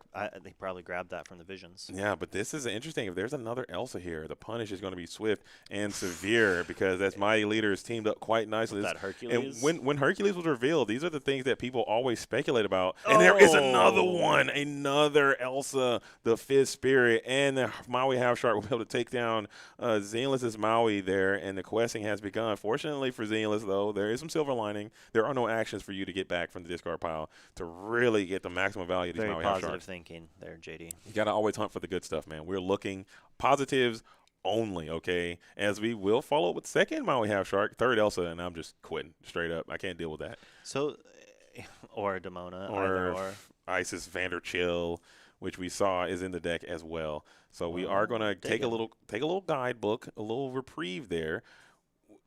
And we see that we have at 4 ink. Can't be the Vanderchill, not like this. Speaking No. just as bad. And that's shark And now down, the shark shark down, has shark things to down, grab. and we will gain a lore there off of that Maui Half Shark as the questing has begun. TSD King Razor is putting in a victory position as Xenilus is surveying the game board, doing a quick little calculation and realizing that this one just might be too far out of reach. And GG's number 2 goes into the King Razor. And man, I think this game was 100% decided by the RNG of Dangerous Play. mm-hmm. It was just like, not today. Well, you would have had, if you think about it, you could have had 2 Lilos potential saying dig a little deeper in the game. Is just going to be Completely different. remarkably different there for Xenilus. But that is the way, that's why we play these TCGs, and that's one of my biggest proponents of why you should play TCGs, because that aspect of it, the luck aspect and the blade running and how the variance of it is what is, for me, very captivating. I mean, if you just got to do everything you want to do every single time, go play chess, go play a different game. There are other games out there that will probably better suit your inclinations, I would say. But if you like that randomness and you play a card like Dangerous Plan, which is a very random card, these things are going to happen to you from time to time. Yep. High risk, high reward. Mm-hmm. It's a plan. It's a dangerous plan, in fact. I see what you did there. I'm trying. Yes. I'm trying. As now we are going to go into the all-important game number 3. Zayla's now going to be on the play. We got Razor, who's going to have to try to break this thing off, break serve right away, and try to get back into the driver's seat. We did get a chance to see a little bit more information of what this strategy has to offer. So what does Zayla's need to do now? I mean, how can you combat enemy Maui Half Shark versus Hercules? That seemed like a nice little 1-2 punch. Well, we need to not discard our Lilos. Mm-hmm. So we have 2 routes. We could either just do what we did in the first 2 games, which is just try to go action, action, action, Lilo, Lilo, Lilo, or we go max goof on 3. And then the next turn, we want to sing you know the name of the song. What else can I do? What else can I do? Okay. You were close. It was like you had an It had a interrogative. W. You had an interrogative in there. You had a a nice little verb. I mean, you had a what, where, who else can I be? So Where else can I go? My When else RPG am I- character stats, I put more into remembering what cards do than what they're called, which has had, I think I'm happy with that payoff. I don't think so. I think that's. I mean, it's probably good as a player. In Yes, the as a booth. player, it's Not been so great. much. Booth? Yes, it is We my can't- weakness in the booth. Not so much. It's not. It's not. I can tell you what's going to happen, but it's going to be like, well, the bunny rabbit attacks the dog. Yeah, we got the 3/3 quest for 2 is going to challenge and banish the 2/1 draw 1 discard 1. It's not going to help, man. It might. No, I'm kidding. But yeah, whatever you got to do to learn these cards, and we got more cards coming out next set. Attack of the Vine coming out to your local game store July the 17th. That's next Friday. It's going to be opening weekend there. Okay, so we got a full keep there. A little full keeperino coming in from Razor, who that's a that's a bit terrifying, seeing my opponent keep 7 and look so calm and stoic there on the feature match table, feeling no stress, as Zenless is also looking cool, calm, and collected. The cuts are being issued, and it's time to quest here, as Zenless is going to be back at it again on the play. The stare down commences, and it is time. Typically, you're going to start with just an ink pass with this strategy. I don't know if you're going to go with a 1 cost, and we are going to enter strength here. Prove me wrong immediately. Eye to eye in the inkwell. Yeah. So that's a maybe card for card Autumn's list. I was a coward when I played this list as set champs, and I just ran for digs instead of the eye to eye. You got to listen to each other's hearts, dude. And I think that's why you didn't win, because you found out that we were in fact too far apart. But maybe love is the reason why. As we are gonna do a little viz of the future, probably looking for that Lilo causing uproar like you talked about last time, and if we can find it, and now we have a huge Lilo turn next turn. Or potentially find another vision of the future for next turn. Or find a Max Goof to play. That's also a possibility as well. You just need to establish something that can help you sing. This deck is all about these actions and using them to their utmost capability as effectively and as quick as possible, seeing they never come back in hand. So getting more information of what King Razor's deck is all about, it looks quite cool. Lumiere is the flaming candle. The candelabra is going to hit the board with another quest in from the Willow of the Wisp, the fiery friend. He's back, and he's going to be here for the next year. And I'm happy for that, I think. I like Lumiere. Yeah. It's a cool card. Lumiere, LeFou, they're 2 cards that I really like seeing, and they don't see play enough. And we're on the Max Goof plan. And being on the play here is so important, because if we are on the draw, Razor just draws and B-Kings and blows us out of the water. But because we're on the play, our Max Goof can start us off. We can start off by singing some of our favorite songs. We can ramp, give hexproof, we can draw cards, we can banish their characters, we can put, oh man, grab your bow. Yeah, grab your bow would be looks hilarious here. Grab your bow actually would be good. You'll be able to get the Will-O-the-Wisp, you'll be able to get the Lumiere, and that will put you right back into a prominent position, getting a +1. We are going to develop our brain looking for it. The Eliza Maza is going to make it a bit more difficult with those distracts. So if you can get some of those chunky bodies out there, the grab your bow becomes a little bit worse, but you still can get a 2-for-1. And in a game of card advantage as incremental as Lorcana is, anytime you can get a plus on your opponent, you always want to try to take it. Razor needs this game to be over, the sooner the better. The longer he's not banishing every character Zen plays, the more likely Zen's going to steal control of this game and win. But if Razor can put some pressure and then apply the B-King, apply an Elsa into Demona, he can win. And so Zen's going to do what he can do here to get around that. We're going to assume that there's Lilos. He's going to sing a song, play a Lilo, ready it, and then maybe pass the turn. And then B-King eats a Max or something of the sort. Ooh. And we are singing the What Else Can I Do? So now just the Max Goof will gain ward until the start of next turn, get a draw card, and draw or select 2 cards. One goes to the hand, one goes to the inkwell. So very similar to how far I'll go is the similarities there. And we could get another one. No, there is the grab your bow. So what a turn. Huge resource being generated. And just like you said, look, that Max Goof is looking phenomenal. Maybe this was the glimmer that this deck was missing all along, as Max Goof really shined brightly there. He has the punish, though, unfortunately for Zen. He trades in, and then he just plays B-King, and it wipes both of Zen's cards. That said, he has no pressure in play, and then Zen has enough ink to then start deploying sharks. And we just have to, well, we as in Zen supporters have to support or hope that Razor doesn't have a B-King, while Razor is just being, I need to draw B-King into Demona or into my own shark, get back to B-King. So you have to be unbiased, though. I mean, this is anybody's ball game. I guess I'll be Team Razor here, since you're so obviously. I said what Razor wanted to draw as well. I am helping here. No, but we like everybody. Huge shout out to Zenless. Everyone he's a very popular person in the community, and obviously you guys are associated as you're on this. I'm a big fan. Yeah, big Zenless supporter here, as you guys can tell from the. It might be a little bit biased, but it's fair. Just a little. It's fair. Just a scotch bias there coming in, but so he did take your play, and now we did clear this board. So we are in a situation where we are just trying to keep the board as tidy as possible and try to chain as many actions together as we can to deploy a Olaf for as cheap as possible. How many Olafs do you think he has? I bet 2. And it looks like there are going to be 2 Olaf Snowman of Action are going to be played here, bringing that lore back down to 0. It wasn't very far, so 0 to 0 is still going to be there, but still leaving This 2 is- 9-cost singers in play with Quest for 2 capabilities.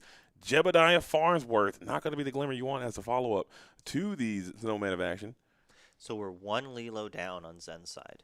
If he has Dig a Little Deeper, this game is probably over. If he does not have Dig a Little Deeper, then we're going to have a weird game. I mean, this Jebediah Farnsworth, even if you are to exert just via questing, there is a dig a little deeper. There's one. You could potentially chain these into multiple dig a little deepers, as you did not find one off of the first one. You did find a Vision of the Future, so that might be a card I'm very interested in, as you've already cycled for quite a bit. I'm going to keep this Vision of the Future, and I'm going to look for another one for sure, and then maybe select whatever that next best option is. But having my opponent not even ink for turn and upload a Jebediah Farnsworth, I think that is a great sign of life for me, and I'm feeling super confident from Zenith. I didn't even notice he didn't ink. Yeah, unless he did and I missed it, but I'm fairly confident he did not. He's only on 4, and Yeah. he B-kinged the turn before. That's right. It's not looking good if Razor is your hero. Yeah, it's looking gruesome and grim, which is another additional Lorcana card, as we are going to take that a little Vision of the Future, not to be confused with Visions of the Future, which is a card that does not exist. Okay, it's Vision, singular, of the future. Grab your swords. Grab your sword, singular. We went through this. Shout out to Garrick, by the way, who is here. We actually went through the entire clip, the entire song, and there is maybe 1 sword in the whole song. So it was very. I remember that Yeah. episode. I was watching that episode. There might have been a small knife. I remember there was a clip where it showed all the people, and Yeah. there was maybe the silhouette, and you were like, "That's a knife." That's a knife. That's a knife. So there's exactly 1 sword, and on the song it's called "Grab Your Sword" and it's "Grab Your Bow." Okay, it's singular as well. But, I mean, whatever floats your boat or finds your lost remote, as Zenulus is going to get through that Vision of the Future, probably looking for another dig a little deeper as we can keep this party train rolling. Have you ever tried to fire a bow while holding a sword, or sword fight while holding a bow? No, I can't say that I have. It seems like it'd be quite difficult to do. I think I would assess that would be something that would be rather difficult. As what else can I do? What else can I do is a question I'm asking all of you. Is what else can I do to make this stream any better? Hopefully, you guys are enjoying the program out there. Tuned in all over the world, wherever you may be. We are live here on Twitch and also on YouTube at JDZ at Quest World Pro. Productions, as it may be. Oh, my goodness. I'm so disappointed. Oh, man, Jeff Bezos, what are you doing? We are just going to be king this Jebediah Farnsworth. No big deal. Keeping that board nice and tidy. Maybe you're afraid of some way to increase his strength by some measure to take down one of these Olafs. And now play another Olaf for the price of 0.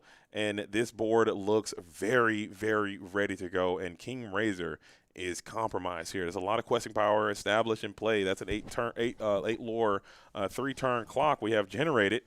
You got to get something happening here. Inking the Elsa, playing the Elsa. That doesn't even feel great either. Yeah, it's like might as well put 2 damage on an Olaf.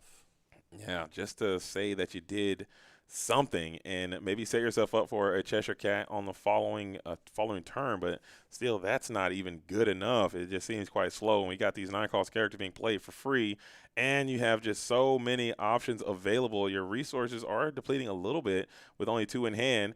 Inner Strength might be able to help you out a bit, but that's just so much lore that you've generated already. Any reason why we went after the Lilo instead of an Olaf?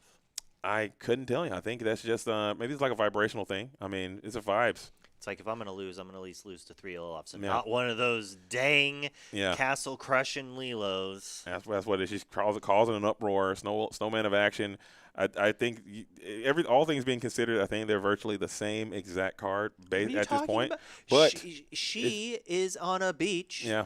And he is on a tundra. Or Maybe it's like a thing that he's just having for, rotation. He's like, we're going to take these rotated cards versus the cards that are sticking around, and that's going to be the vibe. As the Maui Half Shark is going to be up and active for TSD King Razor, and you still got Shark on Zenless's side as well. So unless TSD King Razor has some of those maybe the return of her, no, the next stop If he Olympus. had his own combo. Yeah, some type of what else can I do combo on his own side to keep his, but he still don't Well, have enough ink to set it all up He yet. only has one card in hand. I'm pretty sure you just turn in everything sideways. If you want to trade with Shark, that's fine. Like I'm at 1 billion lore here. Yeah, and it's nothing. Oh Or man. you're not targeting anything. You're not challenging nothing. And we got a little ready there. Out of all these glimmers, they all will stand ready, and you gain an additional lore, putting game on board. Let's see if TSD King Razor can pull off a miracle. I don't know if that glimmer exists. Demona, Scourge of the Wyvern Clan, will be able to exert. You're drawing 3 more here, and those 3 cards will not be able to get it done. So I think victory is insured for Zanulus as King Razor is staring down Oblivion on the opposition side. We'll get a quick trade in, so we'll go out on our shield as we'll get back that Beaking Undisputed. And then we cleaned up the board to only Olaf's. So it's a pretty board to finish it up there. And congratulations for Zen for finally breaking that curse. And leaving came in the way that we went out with a nice little handshake. Kudos to Zenulus for taking it down, taking nothing away from TSD Razor, who was out there getting action, playing Ruby and Amethyst. It's a strategy that it's not designed for this. You play a deck for a certain event that you would be hoping to see, but in that situation, you just didn't get a chance to run into your favorable matchup that you would have liked, and that's just going to be how it is sometimes. So, again, taking nothing away, maybe things can happen. You have a lot of tournament left. Don't be discouraged. Keep it rocking and rolling in the free world. But, Luke, what do you think about this second round of the CCQ here in Sharp Gaming? I mean, we got to watch fan favorite Ruby Amethyst. People have been begging for it to become a staple of the format again, over and over again. And hi, Garrick, how are you? No. And we got to see fan favorite Zenulos. Yeah, work his magic and break the curse. But now you have a lot of drill that needs to be finished, and you have a long way to get there. So still, great performance, great matchups, cool decks all around, and I really like that pick. So we're going to try to keep the action high. Maybe if we can find a nice little medley of different strategies. We saw Amethyst Steel. We now saw Ruby Amethyst. We also saw Ruby Sapphire, and just kind of get a nice Dogs little doesn't exist, folks. a nice little. Don't worry, no one played it. We will be showing some dogs today for sure. You can count on No, that. But I would like to show one thing. I did ask the TL. I'm like, hey, can we just show a nice little menagerie of all the different strategies that exist that are in the such a good room? word. Because this is it. I mean, you're not going to see these decks anymore. Like, there is something there as we live through this metagame. A lot of people had a lot of feelings about it, a lot of things they had to say about it, and positive and negative. But at the end of the day, this is it. And I do feel the nostalgia already creeping in about what we are leaving behind. You can't make everyone happy. Right. It's just impossible. What some people like, other people don't like. You can find a happy medium and try to make it so everyone kind of gets to dabble a little bit. Sometimes a certain strategy will be better than others. Sometimes 2 sets in a row. Sometimes a card gets printed and it immediately has impact, and it has an impact until it rotates out. That's just the way it is. We want them to push the envelope on new cards, right? We want new, fun, amazing cards here, and I think we got an interview. Right on. Yeah, so I do agree. I think just keep pushing it, keep developing, and keep coming up with new things and new ideas and new strategies all around. But yeah, here it is. So we have an interview over in the interview room here, getting ready in a moment. We have Zaneless, who's be joined by Garrett. So take it away.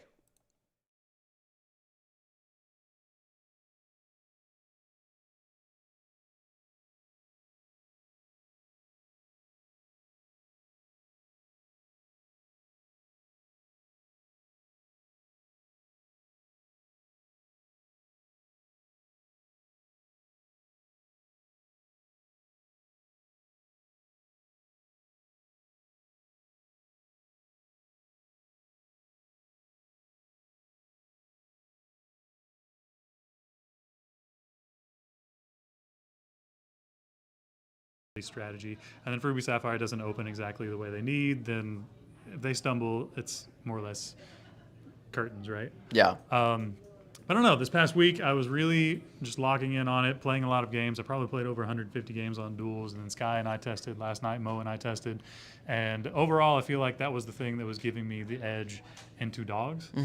So that's what I decided to go with. I haven't really got to see the scope of the room. My first match was against Blurple, and obviously the second one against Ruby Amethyst. So not exactly seeing the dogs yet, but I'm feeling confident going into pretty much any matchup with this deck. Yeah, I saw in the round one that you unfortunately got the draw there, and going against Blurple, that makes sense to really, really control heavy decks. But you're leaning on the Max Goof in this deck. We don't always see that. In the third game, it really worked out well for you there. Yeah, shout out to Autumn, by the way. I mean, she's fantastic. She won. I believe it was the German CCQ that really influenced the list I'm playing. Sailor obviously got to connect with her and talk about the list, talk about the lines. And Max Goof was really something she brought up as far as shoring up your early turns. If you miss the Lilo or miss the double Lilo, you have the opportunity to play something that still is a guaranteed Singer 5. Yeah. And then after the Max Goof, like you saw in Game 3, if you're able to get out the Lilo, you just ready him. And it's essentially the same thing. I've been really impressed with the card so far. I've seen a lot of people not try it out. But, I mean, again, shout out to Autumn. That's a wonderful include in the list, and I'm pretty happy with it. So you have the Max Goof in the list. Did you ever consider running Powerline? We did see Powerline in some of the Ruby Sapphire decks in the core constructed format do pretty well at other tournaments overseas and other CCQs. Was that ever a consideration, or were you just going to run the Max Goof? It was for sure. This past week, Sky and I tested it just because we felt maybe the Powerline version had a more solid matchup into dogs. My problem with it is that it messed with my altar too much. Sure. Having two separate game plans, being the Lilo cheat out or the Powerline shift, try to sing and get something up that way.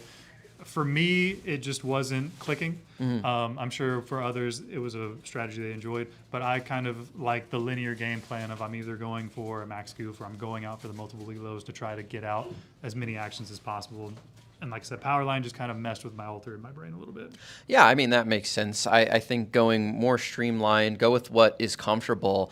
What can be a little uncomfortable sometimes is playing on that feature match. You are a player that plays on the feature match quite a bit. Everybody in the chat was worried about the feature match curse that you may or may not have in game number 1. Obviously, very smooth. Game number 2, what does he hit out of the million cards you have available in your hand but the Lilo, so you could only go with one there. So there was a little bit of bad luck there, but able to shore it up there in the game number 3, cleanse the curse, and then if we see you in the top cut, this was the whole plan, get him on early, and now it's gone, and you can carry your way on through the championship. But that's the idea. Oh, for sure. Just cleanse it fine. I was like, it's 8 cards, surely I'm fine. And of course, it would be a Lilo.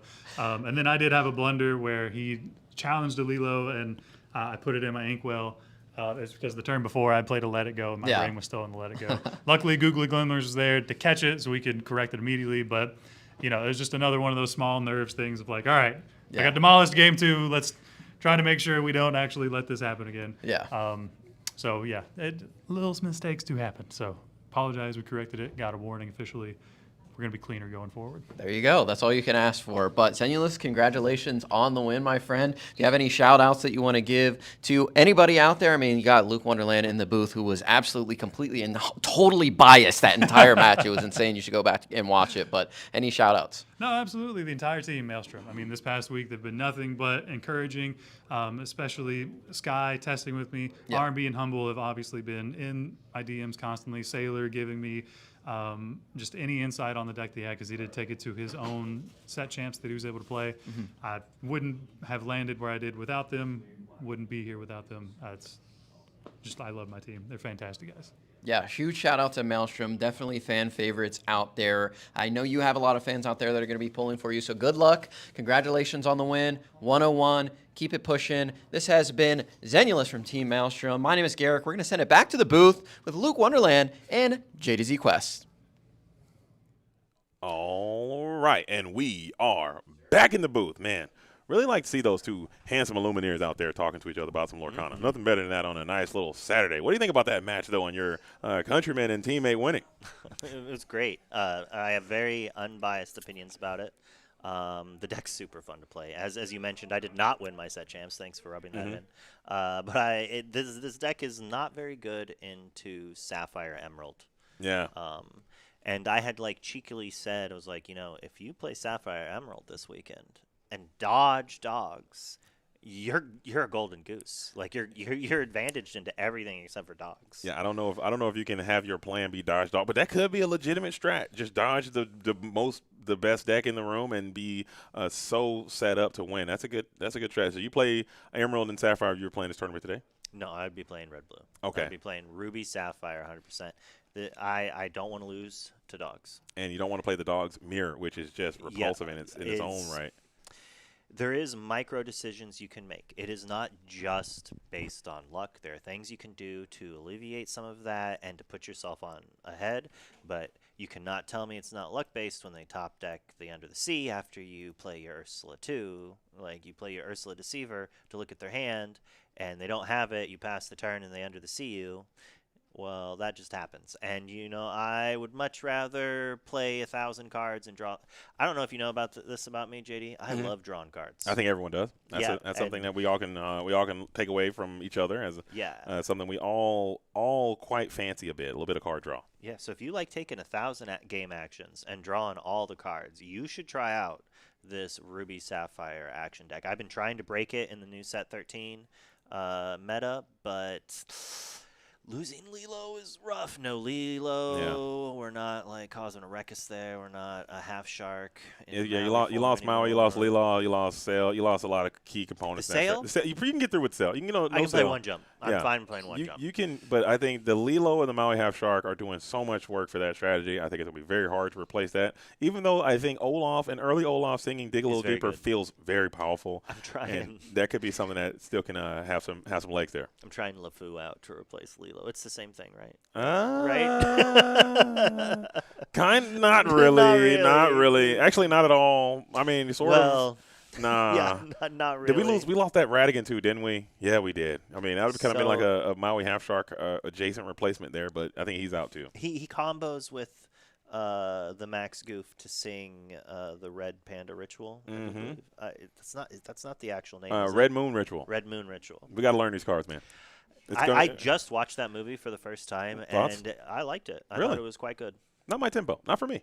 Really? Yeah, not for me. I mean, it had like all of the traditional things. I felt like. I mean, it felt like it. Maybe it's just not. Was it the fact that there wasn't like a clear villain? Maybe that's what it was, and maybe It just didn't hit me. I think it just wasn't. I don't know. We can talk about that in a different. This just wasn't. I felt like when I like a little bit more whimsy. Well, like we said earlier, I said I'd have whimsy. I suppose. You can't make something everyone loves. There you go. It was a good movie. It's not a bad movie. Disney does a fantastic job of like giving movies that everyone can like. There's movies that you're gonna love. There's movies that I'm gonna love, and there are people out there that Turning Red is probably their favorite movie. And shout out to those movie people. was made for them. It's made for them.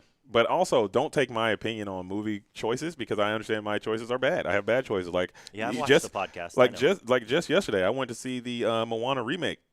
I loved it. I haven't seen it. I thought it was kind of good. I enjoyed it. Good reviews. It's getting destroyed. It's getting terrible reviews.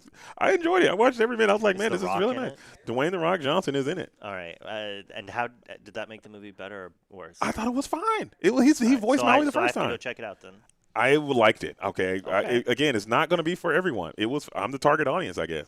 But I enjoyed it. I had a good time. It was clean. They did a nice shot-for-shot remake. I mean, the outfits looked good. The singing was great. Garrett, get out of here. I thought the movie was nice. I thought the movie was nice. But it is what it is. But what we're going to do, my fellow Lumineers, we're going to throw it to a super-duper quick break, turn some things around, and get back into it. So, again, thank you guys all for being here and rocking with the program. We'll be right back here in just a moment. Keep it locked. Don't touch that dial. Quest World Productions is going to be back here in just a moment.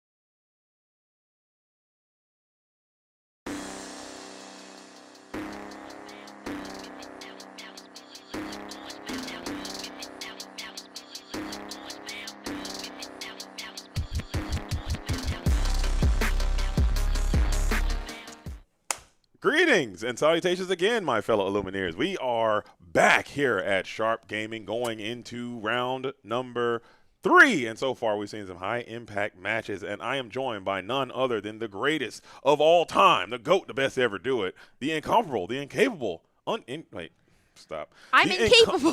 The incomparable, the incomparable, the very capable Katie from the Lore Keepers Inn is here. How are you feeling? I'm feeling so good.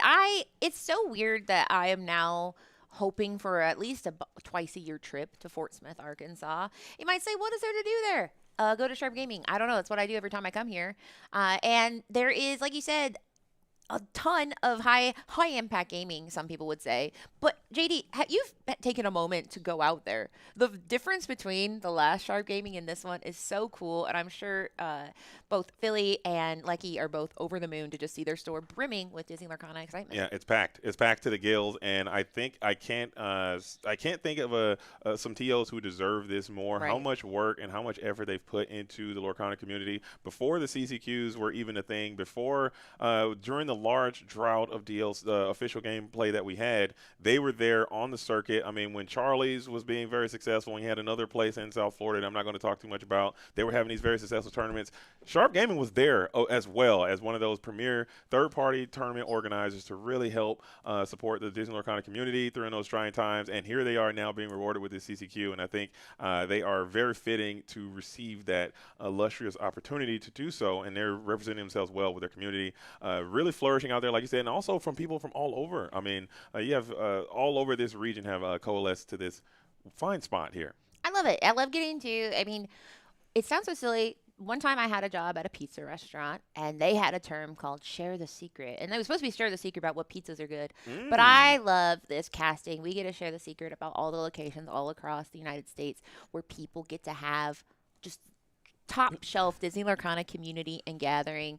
And between the fact that we have these tournaments, the stream, we get to come here. They also have been, you know, lately I've seen that some people have like little codes where they're now shipping, to the point where I had somebody message me and said, I just got my Sharp Gaming box. And I was like, yes, I love it. I want more people to have celebrations. So shout out to Sharp for having us back and for having this tournament. And speaking of those codes, you can use those codes here. If you guys want to purchase something from Sharp Gaming, you can go to sharpgaming.shop. You can use the QR code either behind me, or we can put one on the stream here in just a moment. You can use code JDZQuest to save yourself 15%, or you can use your code PODCANA to save yourself $40 on a box, I believe. It might be difficult to do that for Attack of the Vine so far, but you can still do that. But either of those codes will get you access to some of those products. If you're going to be buying them anyway, you might as well do it through Sharp Gaming, because you can save yourself some money, but also you're supporting a great store who really cares about the Lorcana community, and they reinvest that stuff. And they buy, sell, trade, and all those types of things. And a good vibe, because I got an email from a online TCG store, and they said, buy Wilds Unknown, $200 a box. And I went, oh.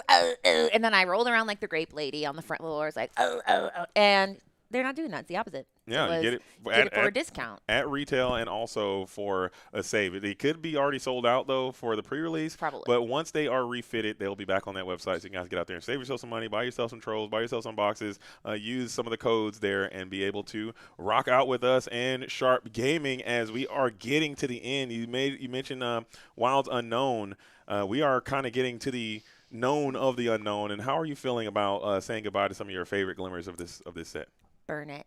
No, I did not see that coming. I will say first rotation, I get very sentimentally involved to anything. Like if we have like a fun day, and during that fun day somebody opens, they're like, oh, I got us all Cokes, and there's a bottle cap, there's a chance I'll carry that bottle cap forever. Aww. This all to be said, I imprint on things hard. So the first rotation, I was just like, I can't fathom it. But two things have happened. We saw that you can survive rotation and it can be fun.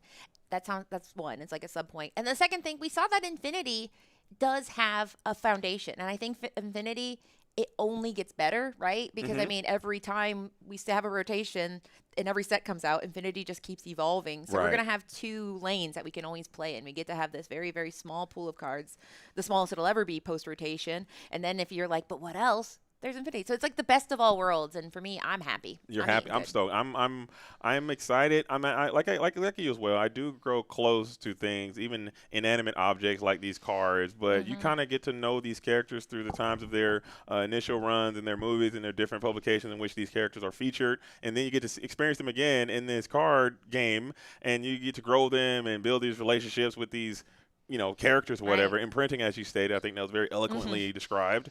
And now you see them leave, and you're like, man, that sucks, man. I'm going to really miss, as I see people creating the content, they're putting their favorite cards into their binders and everything like that. It's kind of, it's a little bit sentimental, but like you said, there is so much to be explored into these next sets. And as the games continue to develop and new cards are coming out and new things are happening, it's just a lot to behold there. So very excited about the future, still sad about the past. We do have a memorial service that we're going to be doing during this weekend to really say goodbye to some of our favorite glimmers, as they may be, and we're gonna have a little ceremony, to send them off. Have the time of your life. That was pretty good. Yeah, I mean, did you leave 6th grade if you didn't have I a don't think time of you your did. life montage? Ours was in the school that I went to. It was I Believe I Can Fly. Whoa, that's pretty. I like that. But it was a little. I don't know if you can go back there now with all the things. No. Well, we also had Vitamin going C on. graduation song. As we go on. Do you remember that one? You'll We remember all the times we shared together. Another turning point, a fork stuck in the road. That one hits, no. goes See, crazy. this is bad because my sister did say, she said, so do you and JD only do the emo bit? And I'm like, no, we have dozens of bits. We have dozens of Your bits. sister said that? Yeah, she says, but every time I turn in, you guys are going, what are you? And I'm like, well, we like But it. we like emo music. I'm sorry for being born the time I was. Crazy. And, like, Tell what- your sister to get your sister banned. Is she in the chat? Get her out of here. Okay. I can't ban her. She saved me the other day from the Did she? airport. So actually promote her if we Okay. can. You're been promoted. Okay. So somebody asked, they said, Katie, not me specifically, but they said, when Okay. will round 3 start? As of right now, 1 match is outstanding for round 2, and we can't start 3 You're kidding. until I don't joke about such things. I Data, I thought we were done there. But once you have your data up, I and we do. are, They let me in the matrix. Okay, JD. you're- I'm in the deep back of the internet. I am. not the deep back. I got wires. I'm like crawling around like a rat, just gnawing on data. So, is there any data that is ready to be processed that we can share with the Quest world out there? Well, of the that 200 might- people, I have manually looked at 8 deck lists. Okay.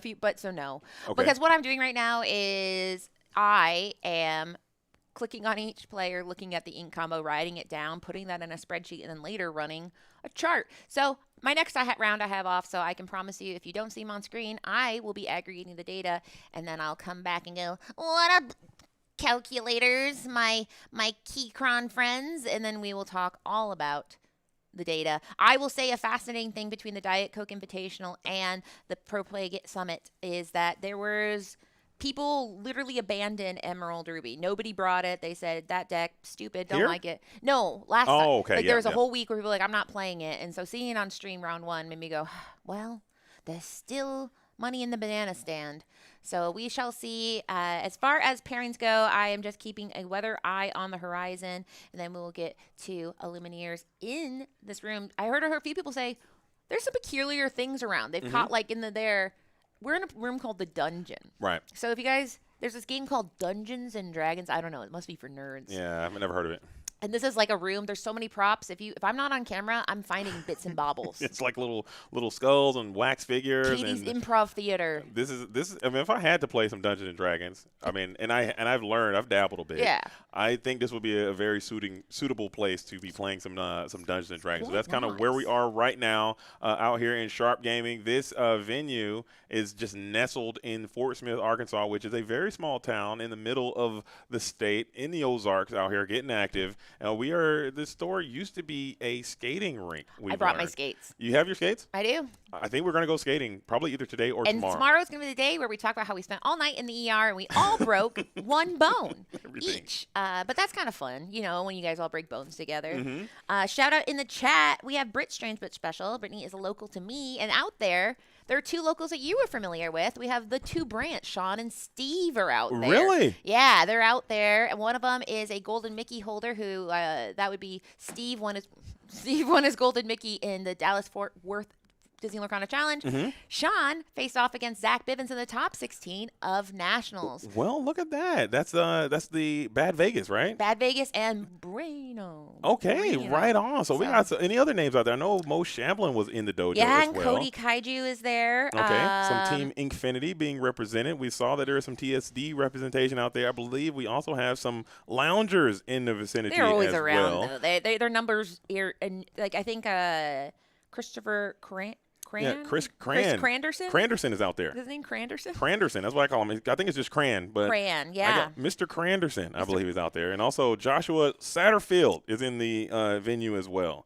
I don't know how those Illuminators are doing currently as they Rathion stand. is out there. We saw him last week. El Rathion's out there. It's kind of funny, right? Because sometimes, you know how have you ever had a day off work and you go to the store and everyone's at the store and you're like, who's at work? Mm-hmm. And then you're like, wait, I'm not at work. So I have the same thing where I'm like, how are these people here? And then I realize I'm here. So like I cannot judge them for taking every weekend to be doing Disney Lorcana, for I have picked the same life. I see all these people. So yeah, some of these people couldn't guess where they live. They could live anywhere because I see them I think everywhere. I think that's the community aspect of it that I enjoy I do quite love a it. bit. You know, you see some of the same familiar faces, and it becomes quite this regional thing as well. You go to certain places, you see the same people, but I think it's all like to your point, Kate. It's getting to the point where you're seeing the same people on the road, and we're traveling. We're out here getting active. We're all over the country.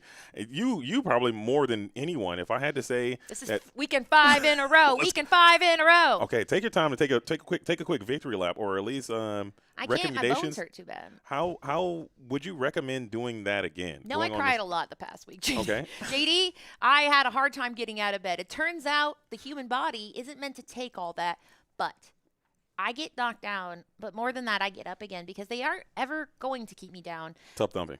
It's okay. To quote Taylor Swift. Okay. People love that. The Lorcana community, they're always like, please more.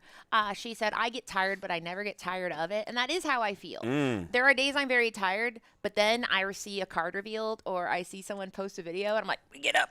And you probably relate. I'm in a very similar boat. And even when I do take a very mandatory, much deserved time off, I'm like, and I see there's a tournament happening, I'm like, I need to be there. Right. Why am I not there? I got to get back in. I got to get back active. And that is just, I don't know. That's probably, maybe it's an obsession blending on passion, but that is why we do this. And I want to thank you, and I want to thank Garrick, and I want to thank everybody else who's helped this along the way to make this Quest World Productions a reality and joining me on this quest to be a part of this and give some of your expertise and sacrifice more of your time to help realize this vision. Granted, this will never be an endeavor to where we're making so much money to where it's like it makes sense to do what we're doing, but there's an obsession there, there's a love there, there's a passion there, there's commitment there, and this is a commitment to excellence, and you coming along with me to do this, I appreciate it. Yeah, we're not making a lot of money, but dang it, I feel rich. No, rich in love, rich in fun.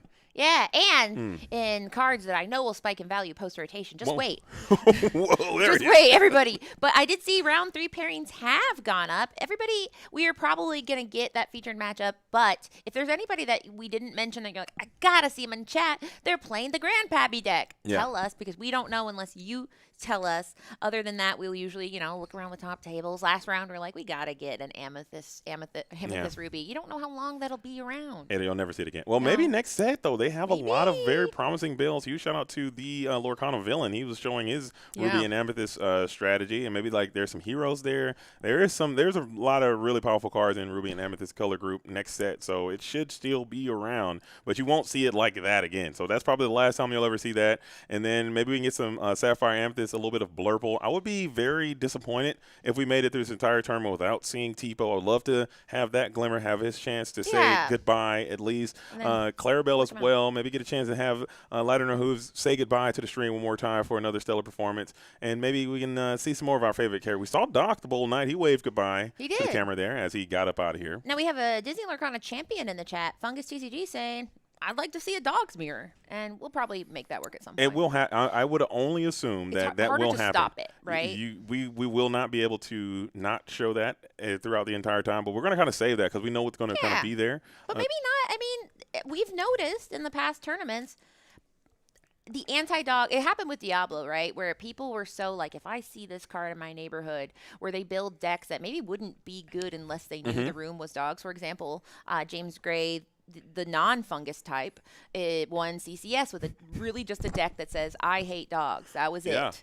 And it worked. And he shot through the room and he won with it. So it is just it really depends on what the meta of the room is, which is why I will manually look at every single deck list and get back to you guys in like 2 hours. Okay. So Katie's going to probably have to take an extra round off to really focus on these graphics and data at I some can do point. it in like 10 minutes. I'm so good, dude. Okay. I'm so good. But looking at that matchup spread, though, is there any matches there that you can that jumps off that screams at you as something that we may just have to force our hand and get some visuals there?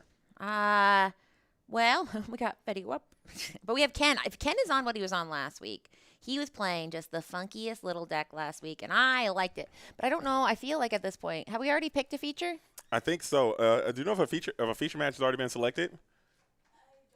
Okay. Well, we'll work and we'll see because at this point, I've only looked at a total of 8 players, but Ken Brohamington is a player who hails from the great state of Kansas, part of the Sunflower Lumineer. Oh, his deck title is something that you would like. I can't see where it is, but this one could be a fun one. He's 2-0, and it's called. Yeah.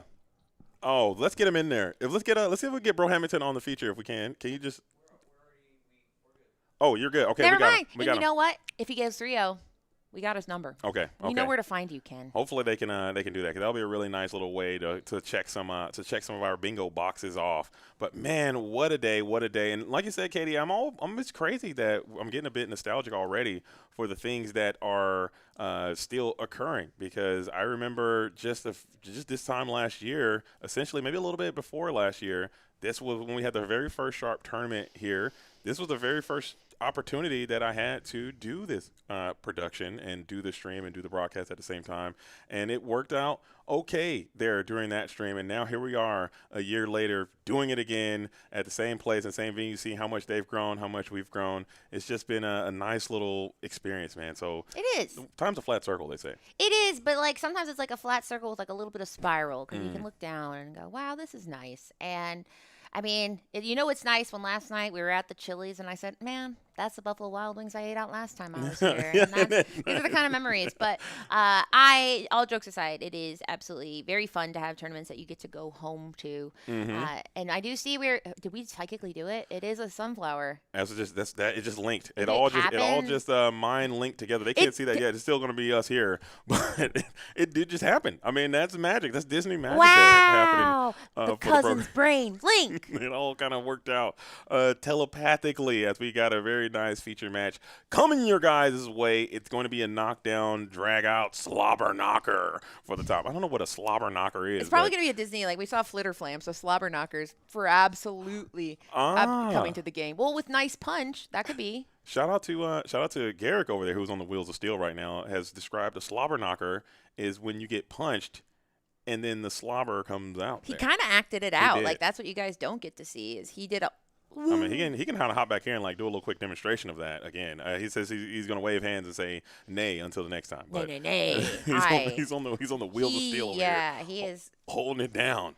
Shout out to Garrick as well, because this is the executive production branch here of the Quest World Productions, and I should have let somebody else do this name change thing. No, I can't this believe is it. fun because any engagement is engagement, and people will be like, oh, and then when you change it, you're like, that was so fun. Yeah. It's kind of like when you make YouTube videos, you want to start scuffed. Right. So then later, when you do your retrospective, you're like, can you believe it? And Can then you we can give merch or something and have it like be don't wrong or start. something like that. Don't start too Yeah. good. Start a little not good, and then be great. Is That's Katie's? That's my Medify.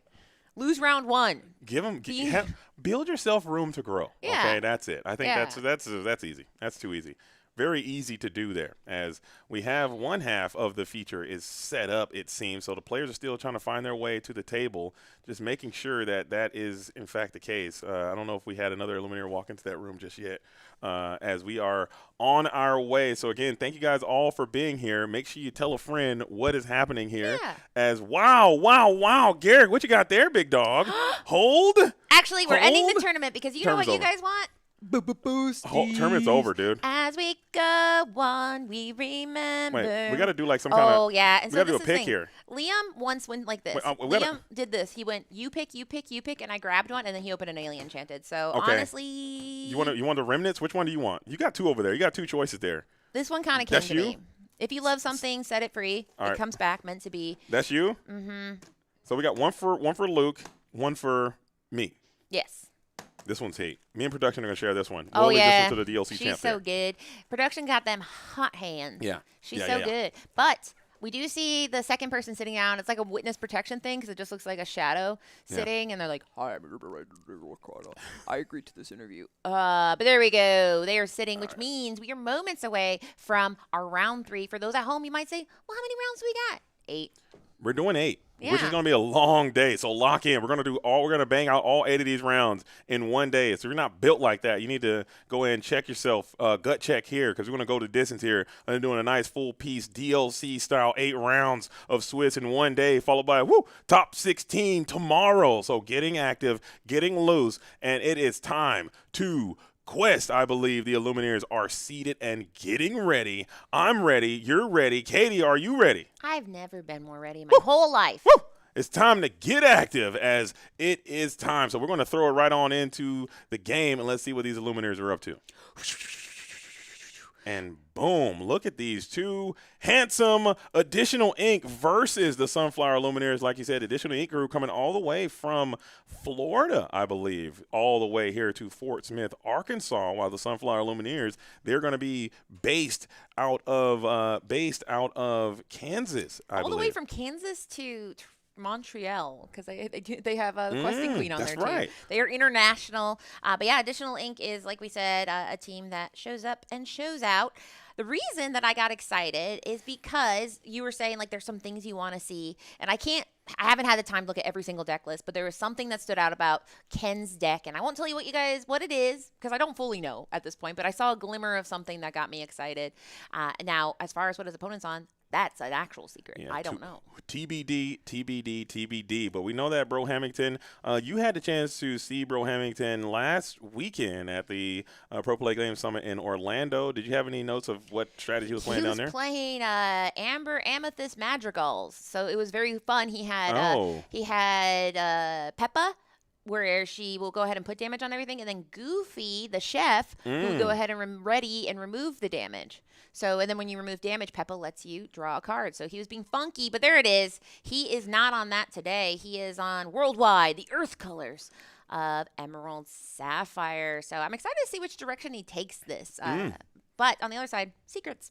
That's what I was hoping to see, a little bit of Emerald and Sapphire. And Luke Wonderland, DLC champion, brought up a great point that Emerald Sapphire is actually quite nicely positioned in this metagame. And you would look at that take and scoff and say, like, I don't believe that because it has such a poor Dogs matchup. But at the same time, the Dogs matchup is not just a complete, rollover. You're going to actually have lines that you can play to win that. And if you can manage to bypass the Dogs matchup, your other spread is just so nice for you against the Sapphire and Amethyst, against any of the mid-range decks. You can kind of usurp them quite easily. Amethyst Steel, you can even beat that strategy quite consistently unless they can get very aggressive on you. So it's not a bad bring to a tournament like this, as Ian, Additional Ink, plays a lot of Sapphire and Steel a lot of times. So I'm not sure exactly how Ian's deck is going to be comprised, but we'll see here in just a moment, as hopefully you're playing something with a little bit of aggressive approach to it. You are going to be on the draw, as Tipo, my favorite guy, is into the Inkwell very early. Yeah, he said, I want to say goodbye, Dad. But you won't see him long because at the end of the turn, he turns into just ink. But maybe we'll get to see him again on turn 2. On the other side, Ian is now ready to be on the draw here, and there's a Louisa into a Louisa, so that tells a couple stories. That could be a couple different decks, but this has been kind of the new challenger du jour, Rafiki Who. This is Louisa. I think I still big Rafiki believer here, but that 3 willpower does go a long way and also represents a shift line for that Louisa Madrigal. Confident Climber shifting onto the Louisa Madrigal 1 cost. Now, I'm sure Ian has to panic a bit, seeing that there are 2 Emerald cards in Inkwell, as well as this could potentially be a Sapphire and Amethyst. And there he is. The Growing Sun has been deployed on the draw, and he will be able to send a card from your hand to Inkwell. Ink ability doesn't matter, and I think this card was very, very good. Super broken, over the top, extremely hyper playable card. Now, probably won't miss him too much going into rotation. And it's funny, right? Because when we talk about powerful cards, it's so easy to be like, well, obviously it's Tamatoa or things that like are flashy. But when you think about a card that you pick an ink and it's an instant 4 no matter what, then I think that says for itself why it is so powerful. In this case, usually both of them are going to have probably 4 Tipos and probably 4 Sales. But now Ian has the board. The thing is that Ken has access to a unilateral board wipe or a one-sided board wipe. So now it's the story of, can he get there? This is one way to get there. You talked about Clarabelle. But what if I don't have Clarabelle? Is Donald Duck perfect gentleman? Yeah, Donald Duck, the perfect gentleman. We talked about him a bit last round. He will allow both Illuminators to draw a card. But however, it is a dual edge weapon, I guess, a lot of times against a Clarabelle deck. Also, he provides duties as a singer. He can sing all of the songs in the strategy quite nicely. The You're Welcome, the Mother Knows Best, if that's a card that you want to play. But we are going to get a shift. The Confident Climber is down. Louisa, no damage to be moved. Still pretty nice stat line coming in with this 5 cost. Quest for 1. She's interesting, right? We've seen damage being able to be moved with the Bell Accomplished Mystic and the Cheshire Cat Inexplicable, but this is a fun new little take on it where you're able to move damage around up to 3 damage if she is carrying that amount. So that could come in handy.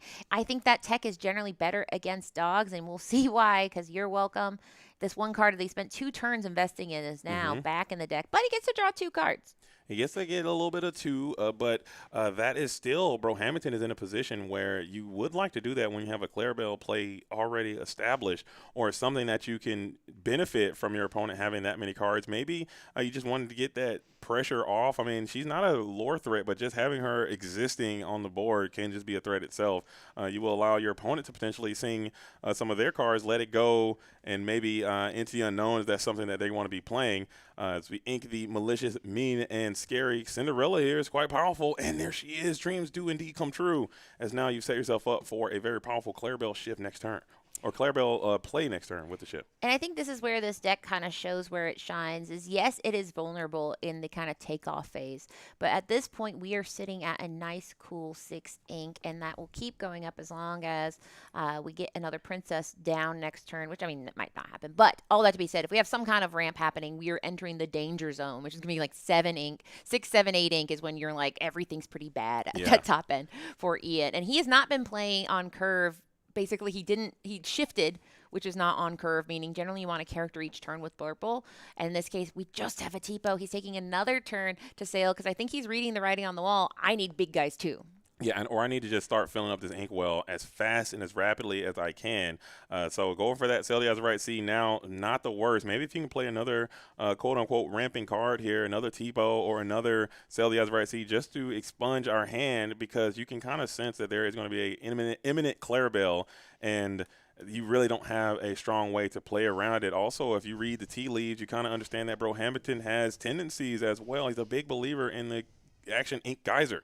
So if you can set up a lot of those rampant cards into your inkwell and get those back, that could be a way that you can help even the scales a bit. But like you said, Katie, the longer this game goes, the Emerald and Sapphire strategy is going to continue to pick up so much steam, and it's going to be very hard to get over this deck, especially playing Blurple. And I think, there we go. I was going to talk about it before I got a chance to.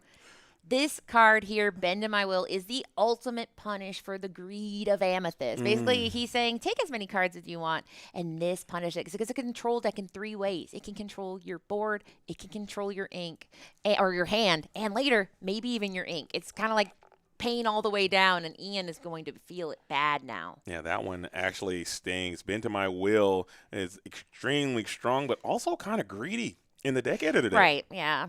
That's a bold bring, because you know those dogs are going to be out here and they're going to be barking, and Bend to My Will is essentially the biggest brick you could ever imagine. It is. But having it have some intense, a very nice use of Bend to My Will there to really put the pain train onto Ian, and now you have this position where you have this Donald Duck perfect gentleman. He is questing for 2, but he's also giving you some of those resources back, so you kind of have to keep this character around. This is a tough spot.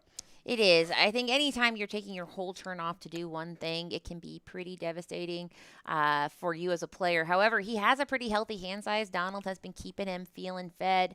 And at this point, we don't necessarily need to go the Clarabelle route anymore, because you did go ahead and nuke your opponent's hand size. So instead, he can start playing those big bads we talked about, and he will start with a Milo Thatch, ready to get his hands dirty. This guy is another very wonderful card that will survive rotation. I think he's going to be around. He's slotted nicely into this Sapphire and Emerald strategy, being able to bounce the Louisa back to the hand. Also has Ward, also can quest for 3. You weren't able to trigger his secondary ability, but still a very nice use of your cards as well from Bro Hamilton. So now Ian needs to figure this thing out. I think you have to just kind of take it slow. I'm sorry, you can't take it slow. You need to speed it up and maybe get some questing power in play soon. Yeah, he's going to elect to take the turn to play famously revealed by JDZ, Junior Woodchuck Guidebook. I know, but it's fun. It's fun. You know, to have a card that you reveal and it's playable, come on. But in this case, it's kind of another down-tempo turn for him. He's spending a lot of resources just to do a little, because at this point, he doesn't have as much ink as Ken does. He doesn't have as much cards as Ken does, and he doesn't have as many characters, which actually he might have more. Ken, I think, is actually a little anemic on cards right now. So instead, he goes ahead, he inks one of those Hades looking for a deal. then a Rafiki. Yeah. Looking rough because It he feels doesn't bad. have as many answers that And Ken also, does. Katie, I'm sure you see that. Look at the combined strength on that side of the board. That's 2, and all of that can just easily get sent under the C, as it may be. I'm saying that's actually 1 with Tipo being the long strength character in play. I believe both of those other glimmers are 0/0s. So under the C is a card that is very playable by this Amber and Sapphire strategy. And if you play that, I believe this game just might be over. It's already looking pretty grim there for Ian, but you need to survive that 8-cost Uninkable Song. Right. I mean, we talk about what are these 2 decks trying to do the most, and they're both control decks. The problem is that Ian needs to have characters to do his control best. He needs to have characters to help out with Elsa the Fifth Spirit and a Demona Scourge of the Wyvern Clan. Ken has more tools in his arsenal right now, and this is another. He has 2 characters on the board, which will help, and now John Silver, which is going to put some big pressure on. Yikes, and these bodies are just getting gigantic, too. John Silver, incredible stat line. This Milo Thatch, incredible stat line. This Prince Philip, also representing a potential malicious, mean, and scary Sing, and then Shift. You don't even have to shift anymore, really, due to the amount of ink you have in your inkwell. So this one's looking very comfortable for Ken, who is in the driver's seat. Ian does not have access to a board wipe in any capacity unless you're playing a Monstro the Monstrous Well, but the resources in your hand are just depleted, so even that won't necessarily help. And I don't think you have ink to get there either. Yeah, and it's one of those things that he can't interact with. I mean, as long as it's exerted. Well, let's just say 2 of his characters have wards, so something that comes in and says, I'm going to exert a character, it has to be Demona because it has to exert all of it. And that Monstro, I did see it being played at the Pro Play Summit last weekend, but the issue is you must keep your hand healthy, and Bend in My Will did not help with that. Yeah. Ian's like, remember that when you made me discard my whole hand? He's built back pretty well, but the downside is when you look at his board, you're like, oh, well, that's the downside is he built back his hand, but the cost of being able to do cool things.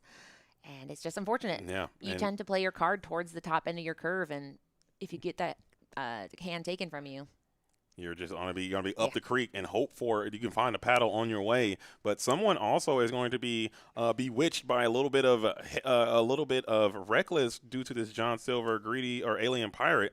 So potentially you might have to find who can get a quality challenge in. And right now, I don't think any of your characters will survive this entanglement. So Ian is probably trying to run the numbers now to see if there is a way that we can keep our glimmers around. Louisa will shift. So if Louisa had the reckless, it still will retain reckless, but it will be able to survive this challenge now. Yeah. We will get after that Donald Duck, the perfect gentleman, and you have some ink available. You might be able to move that around once you can stack a couple more damage onto her if you can do that. Yeah, that is her benefit, is carrying that damage and moving it around. A lot of pressure is put on her. And now we have that Rafiki that you talked about, Louisa versus Rafiki. Why not both? They both are excellent challengers. Rafiki being able to challenge for 3. However, that is not... Losing a character would feel pretty bad, but this will help. We now have 2 challenging power. And I think we're going for that. Interesting. Yeah, okay. We will go after this Milo Thatch, so Elsa will be able to exert the John Silver just to get the Milo Thatch awarded 3 quester off the board. I don't hate it. It will cost you 2 cards.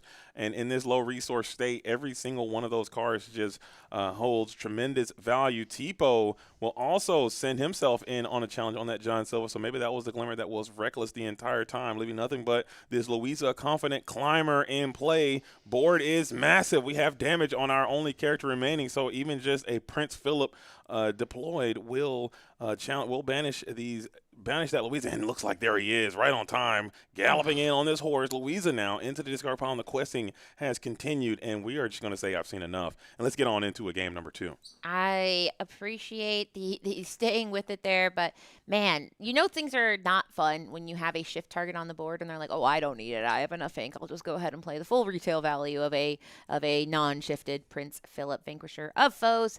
And I think that was stunning. You said you want to see Clarbo. You got us. We didn't. But she's there, and we might get to see her here on the draw. Right. We saw Tipo. He's one of my favorites now. He used to be my biggest nemesis. Now he's my biggest ally. So Tipo, we saw him.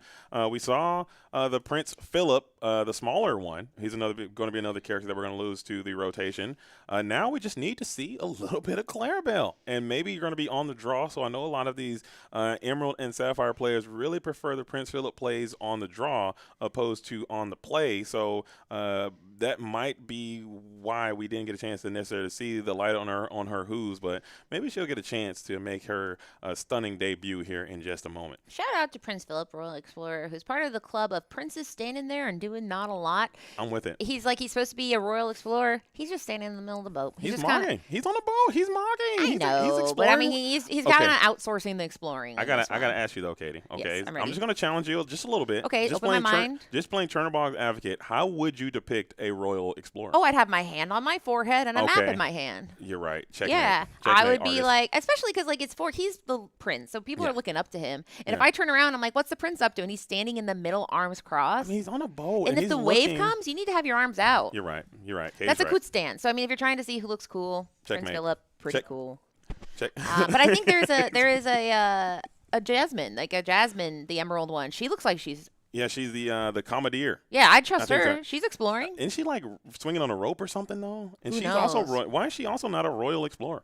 Because he took it, and now Oh, he's okay. mogging on it, like you said. Yes. He's like saying, I got here first. Great. Mm. But we are now moving into game number 2. Ian kind of didn't play the script of Blurple the way that it normally is played. I think that Shift Louisa was kind of a trap in the sense that you're taking a whole turn and putting all your eggs in one basket, and I don't think that's going to help against Ken, especially because Ken's not going to have a lot to challenge into, and you need to have damage carried on characters, so...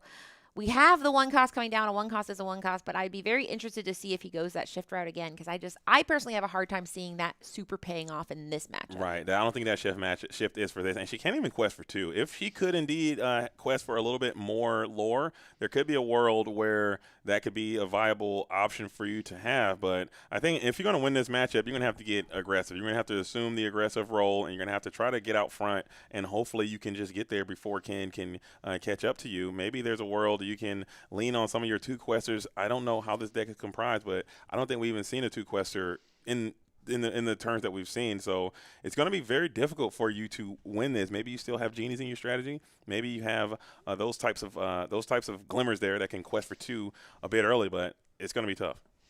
We got some people in chat saying, let's go, Ian. And I do love that when teammates are at homes supporting their team because these are 2 people who are on teams. And so, yeah, shout out to people on teams watching. I know. I like the whole team idea. I do. Identity. I think it's really nice I that want we a have jersey these. so bad. Where you're on a Quest World production. That's true. I got team. You're one. on a Heck yeah, team. dude. It's kind of, but I know what you mean. Like an actual, We're Disney Lorcana undefeated at team. DLCs, dude. Uh, They we- don't- uh, well, we- not we you. are- You took not some me. L's I on already- DLC. I Dang already took it. an L, dude. And I lost a lot at Fort Worth. Okay, never mind. We're coming for a different angle. But there we go. We have our illustrious Rampant on 2. It's a Tipo versus Tipo plus Aunt Louisa. And now it's a story of do you have the cards you need to pull off a powerful curve? And this is a good start. It's not super. Tipos matter. Fungus is in the chat. He can tell you Tipos matter, but this one doesn't. He has been banished. He's been neutralized quite quickly due to the ISIS Vanderchill into Louisa. I believe that is going to be a little 1-2 punch that we're going to see for the next year, I would say, as ISIS Vanderchill becomes extremely playable in the next rotation. Along with that, Louisa Madrigal, there's going to be another character we're going to see quite a bit of as now Bro Hamilton going into that 4-ink turn. Can you find that Cinderella on 4, and you cannot. We're going to sell the Azurite Sea, which is still feeling that responsibility of that double ramping, which is very important to set up that Clarabelle shift next turn. Quadruple ramp there. Wow. Yeah, and I think this triple ramp. Yeah, getting the card off of it, I think, helps offset the pain because you're investing so much resources. Look at him; he has 2 cards in hand, so he absolutely has to see or 3, I think. He needs a plan forward because of how much he just invested. But next turn, he can start getting into the Clarabelle games. But Ian hasn't been drawing a lot of cards either. And we saw how effective that just a hard ramp to a Bend in My Will was, but that was on the play, so it might have been a bit more effective as we have this Miss Incredible Super Stretchy, who will represent a little bit of lore pressure that I was talking about a bit earlier. So now she can indeed quest for 2 or become evasive if you so choose. Very versatile card. I love the design on this character, and hopefully we get more of that approach, just giving players more options to choose to maybe fill whatever need they have in a particular game or spot. I'm picking Quest for 2. I'm spamming Quest for 2 with that bad thing all the time, and hopefully that's going to be enough to get us through this thing as dreams do indeed come true. Inking Clarabelle for the Cinderella there. Well, Ian didn't draw any cards. He's been working really hard at not having cards. So maybe he had a plan. He's like, one day Clarabelle will pay off. And Ian said, good luck, buddy. Now, he has been able to play characters each turn, retain the characters, and now the payoff is here. Demona coming down, refilling the hand. Cinderella, I hope your dream was to be banished, because that's probably what's coming. It could happen, but at the same time, Bro Hamilton has put himself in a position where we can still go for a Prince Philip. You don't have the Singer now, so Ian recognizing that, getting rid of that 4-cost Singer, so Malicious, Mean, and Scary won't be as malicious, mean, and or scary. You're going to have to now establish a Singer in time, and hopefully it can stay ready enough. So the game is afoot. Ken is selling Malicious, Mean, and Scary Prince Philip in hand. Ian has to recognize that and keep questing before that can happen to him, or you get to that 12 ink threshold to where you can play it all in one fell swoop. So minigame afoot. Who is going to come out on top of this minigame? But first, a vision of the future, where you look at 5 cards, pick your favorite. This is a pretty quick one. Sometimes you see people in a long vision of the future. This one was pretty decisive, so I think he is, like you mentioned, looking for one of those very, very highly coveted combo pieces. All you need is a Prince Philip, a Malicious, Mean, and Scary, and then another Prince Philip, and the little one can sing it. In this case, we got a Clarabelle. She's a clumsy guest. She has nothing else to do but to be there and menace as a shift target. And wow, he went right in too, saying, I just need to refill my hands. He had nothing he needed. Oh, so that is so he sold a bluff and it got bought and paid for in retail. So now maybe you put yourself in a position to get the full experience now of the Malicious, Mean, and Scary and Prince Philip. Clarabelle, light on her hooves, a character, like I said, it's one of my favorite characters, and she's going to be removed from the game. Get her last little debut here. Deeply disrespected legendary. This character is so important. Right? She is a 5/6. You cannot easily get rid of her. She's drawing cards for so many Emerald decks, and yet her enchanted, people are like, eh. And Clarabelle, I'm here for you. I'm giving you your roses. That's I think that's one of my pretty lukewarm takes. Had Clarabelle been a princess, which she probably should be. Let's be real. Clarabelle is the people's princess. Had she been one of the princesses, I think that fact that you just stated would have been completely different. Like, had this Clarabelle been a Jasmine or a Mulan or an Ariel or a Aurora or something like that. I'm so tired of cow hate. Come on, guys. Let's cut it out. Oh, she can't be a princess because her type isn't princess? Come on. But there we go. Time to sail the Azurite Sea. Another card that get out of here. But before it gets out of here, we're going to draw a card and say, well, maybe I could ink while I'm here. Now that Clarabelle's online, Ian is incentivized to make sure he is light on his hand so that Clarabelle is not eating too much at the trough. So he is going to try to probably go, maybe it's tricky, right? Because he wants to empty his hand. Going too wide can be punished. Ooh, this is a punish here. It is a punish. You are going to give a ton of ink there to Bro Hamilton in the process, but I think he had to do it. You had to try to play around as many things as you could possibly do and put a significant amount of lore in play. If you have full combo, I believe you have enough ink to deploy it manually. If you have another card in your hand to ink, so you need a 3-piece. You need an ink. You need to be able to play the Malicious, Mean, and Scary, and then you need to be able to deploy the Prince Philip. But you're at 15, though. And that is very close. I mean, game is in play right now. We are going to manually deploy the You're Welcome, which has to feel good for Ian, a little sign of life. Right, because that's kind of a Band-Aid play when I see things like that, where I'm like, okay, you're doing it. I'm not too sad. I'm going to get some cards. Ian is sitting at a pretty comfortable lead in every way possible. The only thing he is down on would be his possibly ink, because Ken is eating a lot of ink over there. I think we got 7 + 4, so we got 11 ink. He passes, or there we go. He drew his 2 cards, and now it is Milo time. He discards a John Silver, and that will allow him to send something back to the hand. Yes. And we're going to send the Louisa Madrigal back to the hand.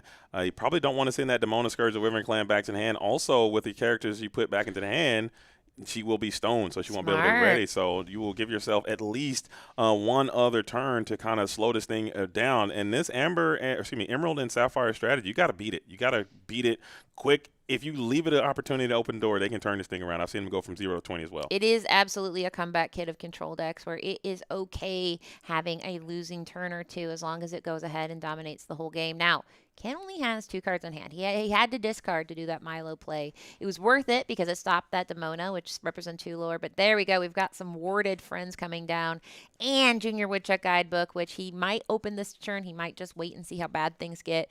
But he is just going wide saying, I don't think you're going to do the malicious, mean, and scary. Yeah. I'll just go ahead and take my time here. You don't got it. You don't got it in you.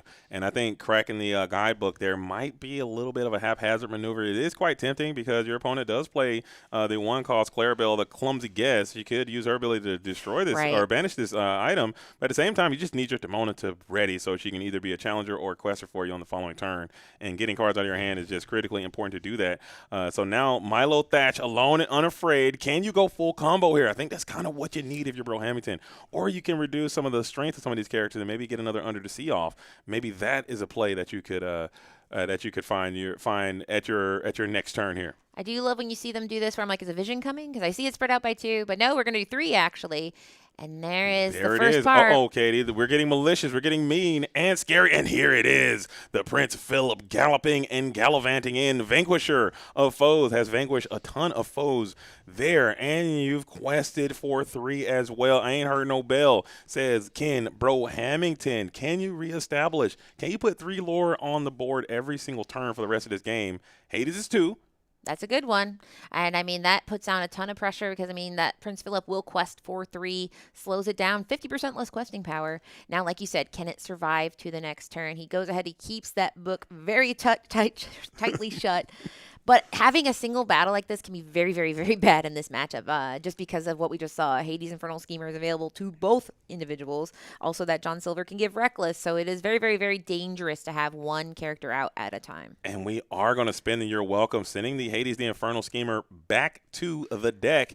Just trying to keep that lore pressure off as much as possible at the cost of giving your opponent 2 more cards. You don't really love to do that, but I think Bro Hamilton has no real other option. Now Ian should have the opportunity to develop 3 more lore. I think every single turn for the rest of this game, you got to at least be representing the end of the game. This Milo Thatch, you're going to have to saddle him up and see how long you can keep this glimmer around. Questing for 3 with Ward. That is a good sign of life for you. Hades proof, Elsa proof, Into Unknown proof, Let It Go proof. That's going to be a guaranteed 3 lore virtually every single turn. That's Confident Climber has returned. She only quests for 1 though, Katie. That's another 1. Can you get another lore out there? Yeah, that's a warded lore, which I quite like. I mean, as we've seen, when you go ahead and choose everything, then it won't matter. He is keeping that. He says, reading books is fun. I'm not doing it. Keeping that book nice and shut, 1 card in hand. And there is another ward. Ward is the word of the day. But that represents 2 more lore on the board and can shift, and we can have a second combo. So this is... I think he might be able to keep 2 lore. So maybe he's a Wasabi gamer. Maybe we holding on his guidebook to get the Wasabi off. No, we'll crack them now. Take our 2 cards, probably get our 2 lore, but just like that, Bro Hamilton has set up another potential malicious, mean, and scary combo, but not really. You're probably gonna have to shift that Prince Philip and get the challenging and get a trade in as well, depending on how you want to shake this board out. As Tigger bouncing ahead. No, Tigger is going to enter into the play. You don't have any characters that you could potentially bounce. They're all warded up that you would want to bounce. He comes in and he's like, all right, guys, let's get to bouncing. And they're like, you cannot make me do it. So now instead we'll go into Isis Vanderchill, more ward, but I don't think Ian cares. He just wants to get characters on the board. He says, what are the odds you're going to malicious, mean, and scary? And he says, it's not. It's game 2. It's actually going to be 0 as Ian has found his way. He has gone the distance, and he has tied it up 1-1. Has won his on-the-play game. Bro Hamilton still in a pretty advantageous position there, going at it taking a loss on the draw. But now you are back at it again on the play, and possibly you can get out there and get very consistent on your turns. I like that approach, though. He ramped very hard, but it kind of backfired there as Ian was able to stabilize, build a wide board, and get to enough lore before the board wipe was inevitable. Yeah, it's another game where I'm still not super loving that Louisa Confident Climber in this matchup. Obviously, she helped secure that win there, but it's just one of those things where, like you said, just getting as much value as you can when you can matters so much. But Ian did pull it off, but we know that as far as punishes here, we have Ian has the mental gymnastics of playing around the ultimate control deck, which I think Sapphire Emerald is like an ultimate control deck because you don't want to get too greedy with your hand size because punish. You don't want to go too wide with your board because punish. And so, and even inking, I mean, we don't know if he's running an ink geyser, but it's this thing you have to think about. What are you going to punish me for doing? And the good news is Bohemian has to find it, but with Vision of the Future, it makes it it easier. Yeah, that's a very fair point, Katie. Like if you can't you can't possibly play around every possible aspect of the entire game. It's just too much. You're going to put yourself into a thought analysis paralysis situation as you're trying to play around anything. You're trying to play around Bending My Will. You're trying to play around Clarabelle. You're trying to play around Ink Geyser. You're trying to play around Malicious Mean and Scary. You're trying to play around Under the Sea. It's just too many different ways that this strategy can attack from, and it's just hard to get it done a lot of times, especially on the draw. Now, Bro Hamilton being on the play, I think that he has like I said, he has the option to go for those very powerful Clarabelle plays, and Ian's going to have to try to prioritize playing around that. Yeah, and I think that's one of the more rough things as a player is making sure you don't lose to what ifs. That's to make them have it, play to your outs. But I mean, also there's times where people go, well, you're playing far too aggressive. So we will see how Ian elects to navigate this treacherous labyrinth in front of him. And once again, this is Ken, who he has seen at every Sharp Gaming that I've been to. So at least the past 3. And I'm excited because every time I've seen him, he's played the Zing combo before. So I know this is beloved, but it makes sense. He put his deck name, I can tell you guys now, it was Farewell Clarabelle. Farewell Clarabelle. And I like me some Ken, but I am a big fan of Lycos. Big fan of Lycos. I don't know if she's in the room right now. I think she's a better player. I say this all the time. Every time I see her, I say, I'm like, hey, I'm a big Lycos fan over here. Shout out Lycos, by the way. Ken can kind of hit or miss for me. Right, but Lycos is always up. You know, Always Raquel, yeah. I see her, big up. But there we go. They're a family that games together, stays together, and we are starting off with a Vision Ink into Develop Your Brain. A little diet vision, if you will. Interesting. That might also tell a tale of Bro Hamilton's hand. Usually when you see the Vision of the Future go down to the inkwell, it probably indicates that they got either a heater or they're absolutely bricked and unplayable. Right. Those things are that's a huge indicator from Ian on both sides. You're going to have to digest that information however you will. So this next ink is going to be very critical and see what Bro Hamilton puts down to the inkwell. If I see a combo piece, I'm a little bit scared there as we get another develop down into a sail. Yeah, and like you said, this means that everything's going to be perfect from this on out. Or he's like, I have 4 Hades in hand or something. But yeah, this is another combo piece going into the inkwell. So I'm very, very curious on what he has. But he's surviving. He's navigated the first 2 turns, the survival mode. Yeah. And now he just has to see what Ian's up to. And I think Ian, seeing the breathing room, is electing to do a Sail the Azurite Sea instead of typo. Instead of typo. Shout out to typo. I got a typo right there. No, too soon. Procution. I mean, Procution is a good thing. Prodcution's fun. Have you ever had the Prodcution of JDZ? That's his favorite album. Yeah, I like that. I really enjoy it. I think we're just going to leave it. Honestly. It's starting to grow on me. Westworld Prodcutions. I'm with it, and that's very unfortunate. I am super sad about it. I didn't mean to bring it up, quite frankly. Multiple times already. It's been a sad morning. I've never seen JD cry. He's been crying all these rounds, but like he's so good at crying while not vocalizing it. But don't cry. Donald Duck, a perfect gentleman, has showed up. Garrick likes my impression of Donald Duck. It's that's pretty good. Thank you. Garrick's Donald kind of slaps. It's so good. He's done it to Donald, and Donald said, whoa. He didn't, but you could see. Hey, yo. And watch my Garrick impressions, what Donald said, I only assume. Yeah. The Rafiki is on the board. We'll be joined by the Isis Vanderchill. A little bit of combos, but Rafiki, unfortunately, cannot engage with this perfect gentleman. I guess you could, but it would not be a fair engagement, and you want to get those pluses where you can. Right, and there's also the fact that, like, you want, I feel like, in these purple matchups, to retain as much value as you can. So, like, why would you... like, what is the upside, especially when we know? I mean, if you're going to be maybe moving some damage around, that could, but I mean, he would not survive such endeavors. Yeah, so I don't see any plus side, really. Maybe that might be a tale of Ian's hand as well. It's always nice to kind of look at what the Illuminators are putting into the inkwell and playing into the field of play, and might tell a story of what they have. Maybe that's all you got. Maybe that might be your only option, as Hades looking for a deal is going to be looking for a path into the inkwell, followed up by Nice's Vanderchill with an exert to no avail, as we will just pass Donald Duck, perfect gentleman, and I believe we got a draw decline there from Ian, who is trying not to gain a card to possibly give us some advantage. I don't know. He ate a big lunch. He said, I'm good. Thank you. He might be thinking here. Interesting. Yeah, and I mean, this is why I say these control decks get in your head because you start doing things that are like, well, what I don't want to do what I think you want me to do. Generally speaking, cards is good, more options, especially when you don't know if he's going to do bend to my will in a couple turns. So if I have the option to put cards on the board, I'm probably taking it. And he is now taking more time. Oh. Yeah. Ooh, and the Isis Vanderchill does go back. So it is important to note that he did, in fact, think about it for a time and then take the draw. But it was a very reluctant take on the draw. So he is giving it a thought of if I want to take it or not. And sometimes, like you said, Katie, maybe if you got Demona stuff going on or you're trying to play one of the Clarabelle stuff, it might not be the best in your better interest to take every single time. But I think he elected to take there as the shuffle is going through. Getting 2 more cards as Clarabelle could be as soon as next turn as well.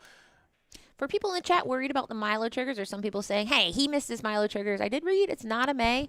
If 2 cards are putting your discard, you draw a card off that Milo, and apparently he didn't do it. So we'll keep an eye on it. But the only person punished is Ken in that situation. But it is both people's responsibility to monitor, and we'll monitor too. And, but now Ian is missing his sweet 4/4 Isis Vanderchill, who is probably going to do a lot of work this turn if she was still here. And now it is kind of, like I said, you want to have something every turn with Blurple and keep building on that value. And in this case, having a 1-cost Rafiki, no Tipo, you lost your other your turn 3 answer, and now it's okay. Well, do I switch plan? I think you gotta flex. Whatever the backup plan is, I think we got to go to that backup plan. Right. I think just based on the way that Ian has put this game together so far, has indicated that you're kind of already on plan C, as your hand just kind of gave you some bad options. We are going to set up a few more glimmers here. Another Rafiki is going to enter the play, and I would also like to see some better stats be deployed as well, because we have the ability to sing that under the sea. Again, just like you said, Katie, it's just way too much going on in this Emerald and Sapphire strat. And it's hard to play around everything, but if you just continue to load all of these 2 strength or lower characters, you're going to get blasted by under the sea for sure. Right. I mean, even ironically, if he's saying Malicious Means Scary twice, it would be a board wipe. I mean, there's so many paths forwards that are punishing, so he needs to get at least one more thing here. So there is Isis Vanderchill saying, exert! But unfortunately, so Cinderella, one of those Rikis were dry, so we were able to get rid of that Princess Cinderella. Dreams do come true. Dreams do indeed come true, and I think that card is going to be extremely playable going into the next format. Finding out ramp is going to be at a premium, and her ramp is probably some of the best ramp we have access to. Donald Duck, Perfect Gentleman. I don't know if Ian is going to accept that time.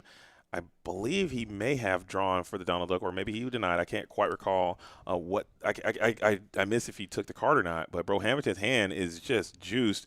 There are a lot of cards in there right now. As after that, after the Donald Duck Perfect Gentleman. But now we're going into our 7 ink turn. Very critical. Bend in My Will was just so powerful in that game number 1. Maybe you can get another one of those here in game number 3. Yeah, it's usually not a card that you like to have more than one of in the deck. Sometimes 2, but it is like I've called them heavy uninkables, where it's just like if it's in your hand, it feels like it weighs 4,000 pounds if you don't need to use it. Like you said, dogs don't generally tend to have a ton of cards in hand. So in this case, though, Ian can be punished, but I don't think that's what Ken is thinking about. I think he's thinking about ink in here and then deploying one of his 5 cards. In these control matchups, it really, really is something where you have to be so careful about not deploying some of your big flashy control maneuvers too early. Ian has not super overextended. Oh, wow. So he's inking one of those combo pieces, a second one. In favor of the Clarabelle Light on her Who. So we are going to be bypassing probably the Prince Philip Malicious Mean and Scary approach and maybe just go to this outvalue, out-control maneuver. If this Donald Duck Perfect Gentleman can get another rendition of You're Welcome here and send this Isis Vanderchill back to the deck again, that can get some more card draw, but we will just hold here and just take 2 and pass back on over to Ian. So Ian gets a little bit of a sign of life, just a small window of opportunity coming in from Ian, as you're going to have to find a way to get this Clarabelle off the board now. You don't have a Let It Go singer, unfortunately, for you. No, so that's something he'll have to wait for later. But in these control matches, you sometimes do have the luxury of time on your side. They have 23 minutes left in the round and plenty of adventures left, because both these players have so many cards in hand. So one of the things we talk about a lot is getting to that Demona turn. He does have challengers on the board, but my assumption would be he still wants to develop the board a little bit more, because he's a little outclassed right now as far as the challengers. So It's now a situation of do you want to empty your board? And we talked about at the beginning. It's competing priorities. If he wants to try to punish Clarabelle by emptying his hand, there is still a possibility that there's a malicious, mean, and scary Prince Philip situation. He does not. He will have the ink next turn to do, or let me think. Well, he'll have 9 next turn.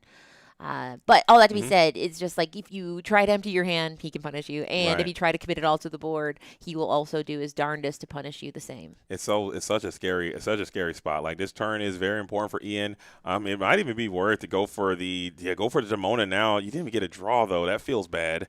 You could send both of these Glimmers into this Clarabelle to at least get that character off the board. That will at least buy you some time. I don't hate that, as we will take that approach. The Isis Vanderchill and the Rafiki take down the Clarabelle light on her hooves, and that will open yourself up to still punishes, though. You have a Singer that's available.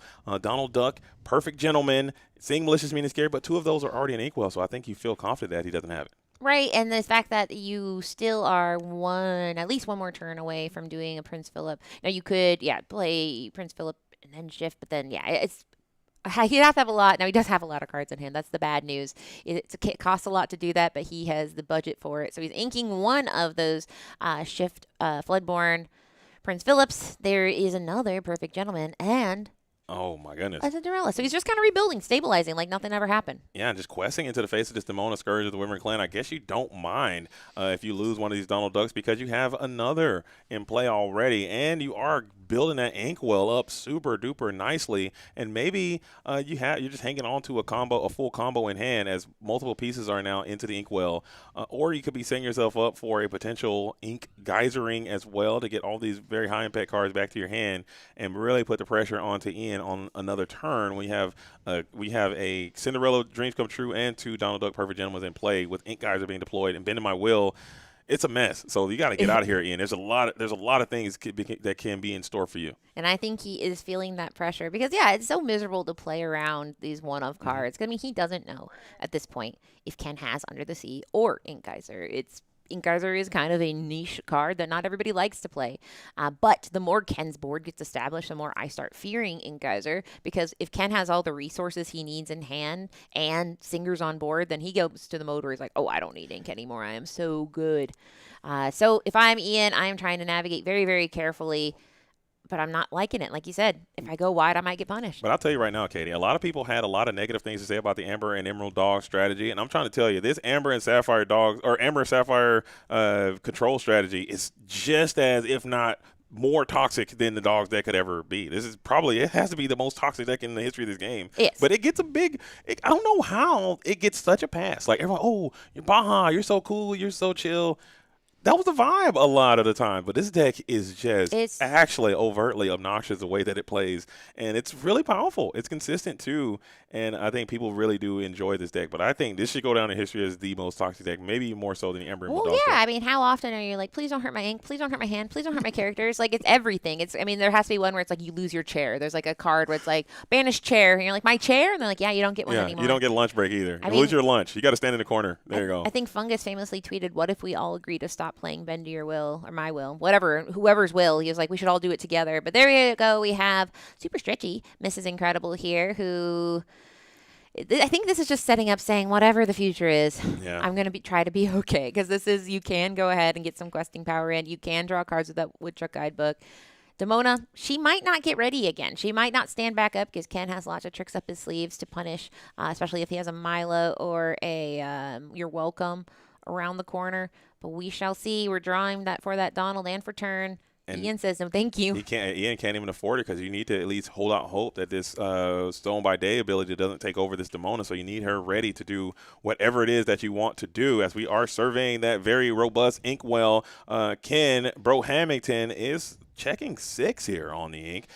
You would add to a 7 there. There's a lot of cool things can happen on 7 ink. Milo Thatch comes to mind. Bend to My Will is another, as we will deploy the Milo Thatch here and now to send another character back to the hand. Even if that's super stretchy, Stone by Day will trigger for the Demona.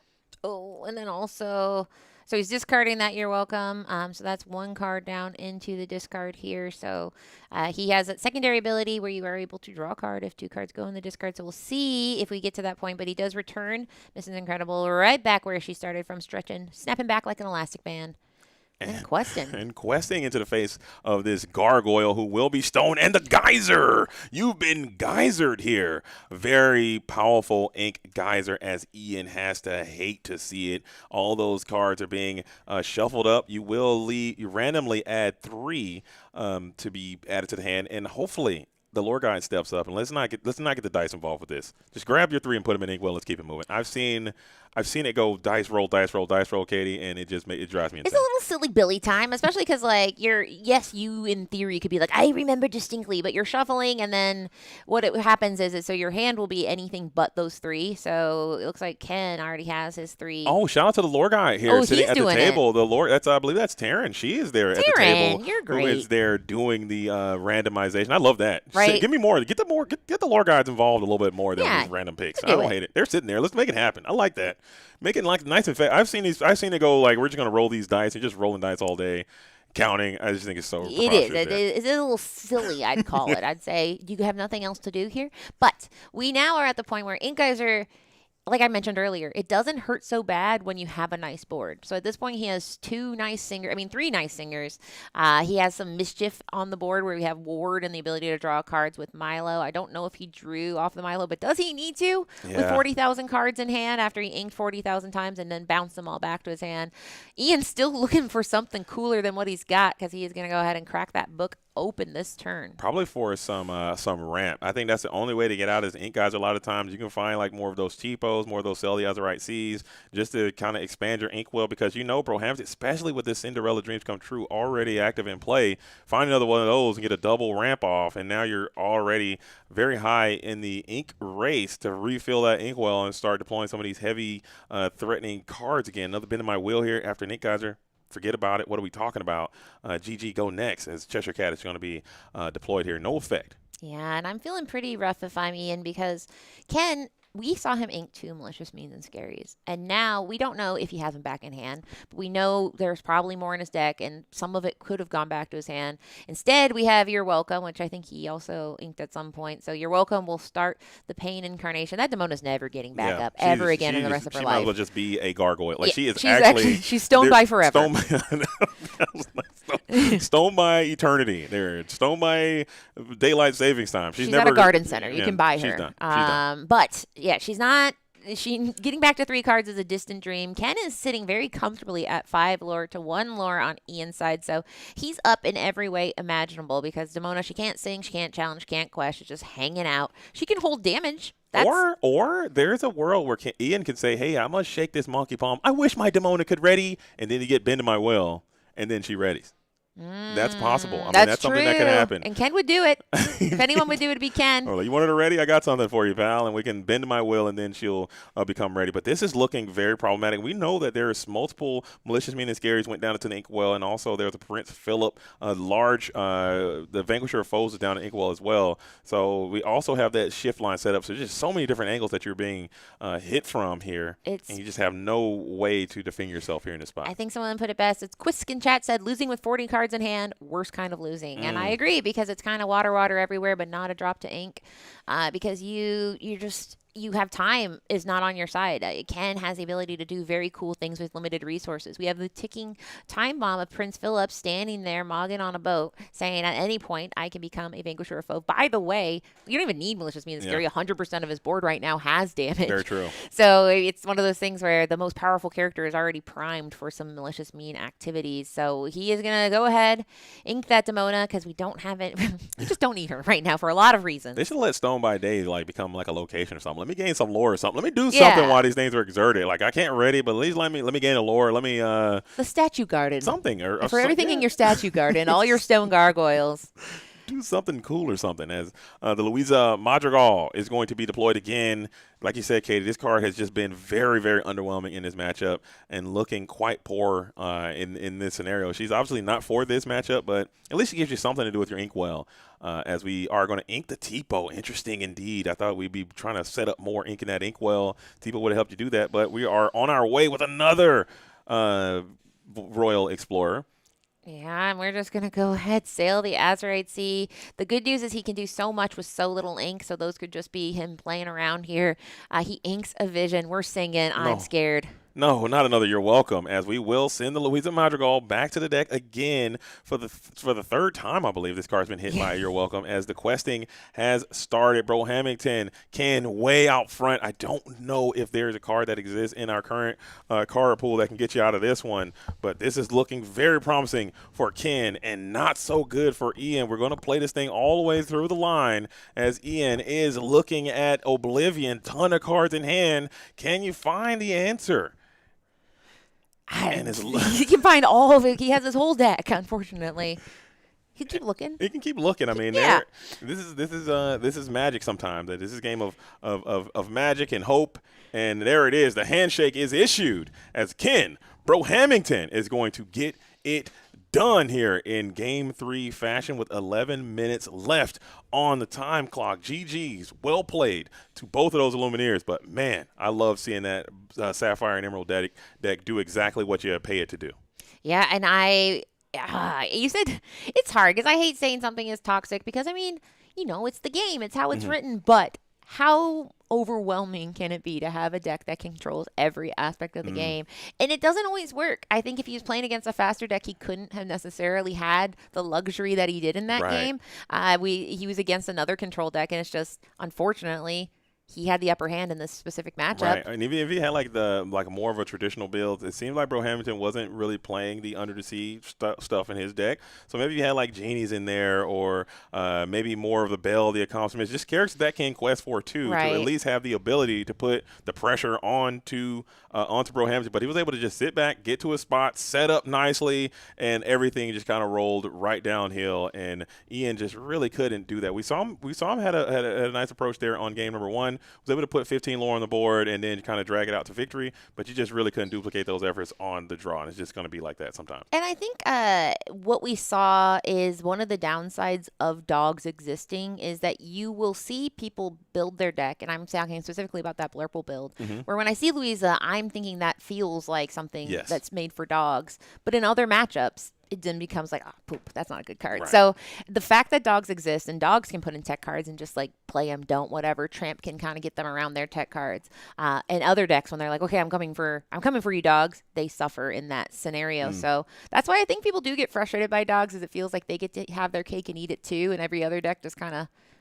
gets mangled a little bit. It's hard to like curtail your deck in a way to beat the dogs decks and also still have good games into some of the more hyper controlled decks in that scenario. So that's kind of that's a part of the game. That's part and parcel of playing trading card games. You have to kind of do your meta analysis, determine what you hope to run into, and build your deck accordingly. And if it works out, you're going to win the tournament. And if it doesn't, you're going to get cooked by bad matchups. And that's just you say GG, extend the hand, shake it, go next, and move on. That's just how it goes from time to time. I mean, we have the ultimate go next to set 13, because that'll be coming out when we get rotation. But before rotation, we're going to get information for an interview here. I think we have them setting up, and once we get the thumbs up, we will go ahead and throw it over to where they're ready. And so here it is. So interview coming up.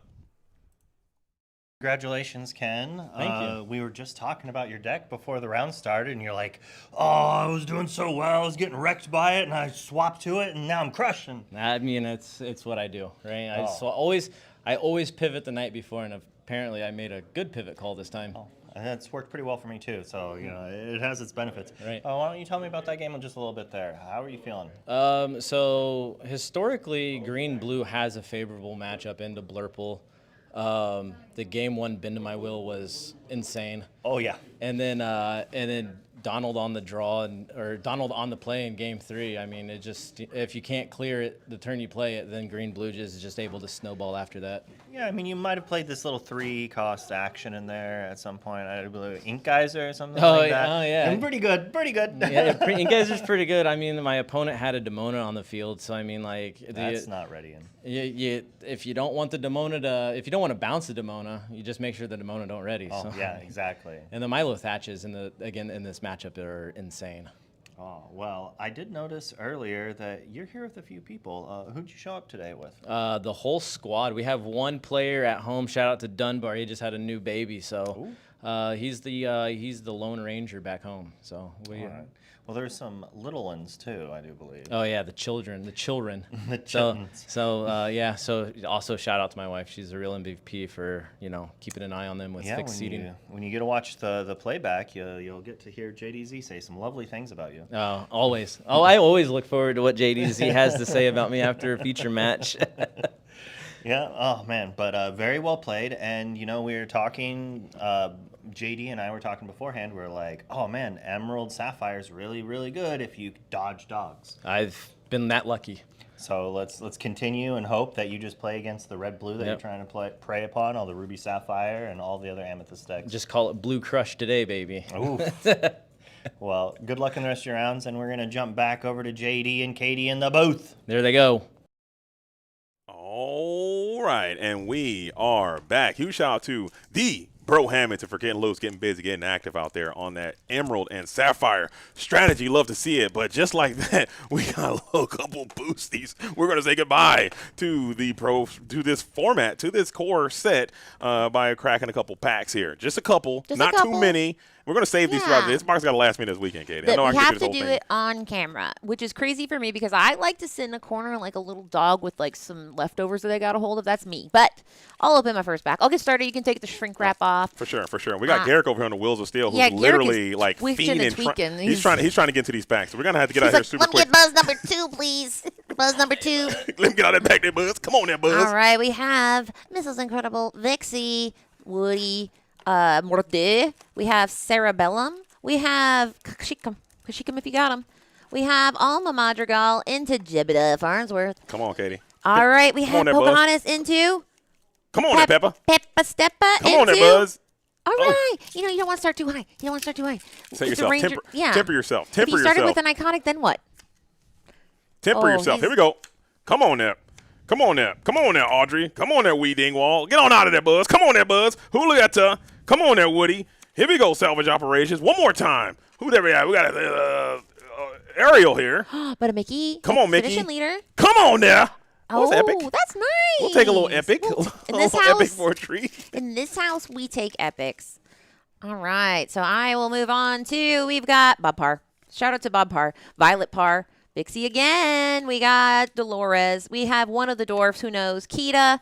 Another dwarf. Dopey. I know that one. Card advantage into Hand in the Box. There we go. Frozone. Let me some Frozone. Let's go, Frozone. The Prince. Come on there, Prince. He's standing. Oh! All right, it's Preston Whitmore. And come on, Preston. All right, you can please. Come on. We need a big rip here. Yeah, and the thing is we said we'd stop. I'm opening another one. Here we go, Buzz. Wrong Buzz. Come on there, Jingle Joe. Come on there. Come on. Here we go there, Bruno. Come on. Come on there. What do we got there? Buzz's arm. Nope. Gyro evac device. Little bot here. I like me some bots there. Bruno. Let's go, legendary. Salvage Okay, operations. I have to open one more because you have to open the top layer because the top layer is where the good ones are. But anyway, we need a beggar. We need a 4K TV. All right, this is the last one, and then I'm gonna go work on a spreadsheet, do my homework. I'm gonna save mine. Jingle Joe, Fat Cat, Helga Sinclair, Mom, Louisa, Robin Hood. Let's go. Come on, Alma, Buzz. 3 arrows. Get out of there, Buzz. Copper. Get out of there, Buzz. Queen of Hearts. Lenny, please. So cute. Oh, I'm going to break. Bye. I don't want to be here. I'm just kidding. I had fun. But we are going to take this opportunity to go on a little bit of break. We'll get more action here for you guys here in just a moment. Thank you for being here. If you're on YouTube, make sure you like the video and subscribe. If you're on Twitch, hit us with a follow real quick and tell your friends what's going on as we're getting active here. Booth Cam. Hopefully you guys enjoy this little funk music I got there as well. I just threw that in there as a vibe. People said it was fun. The bass was it? The bass was was bumping? Oh, okay. yeah. We're going to check it. So keep it locked. Don't touch that dial. We'll be back here in just a few seconds.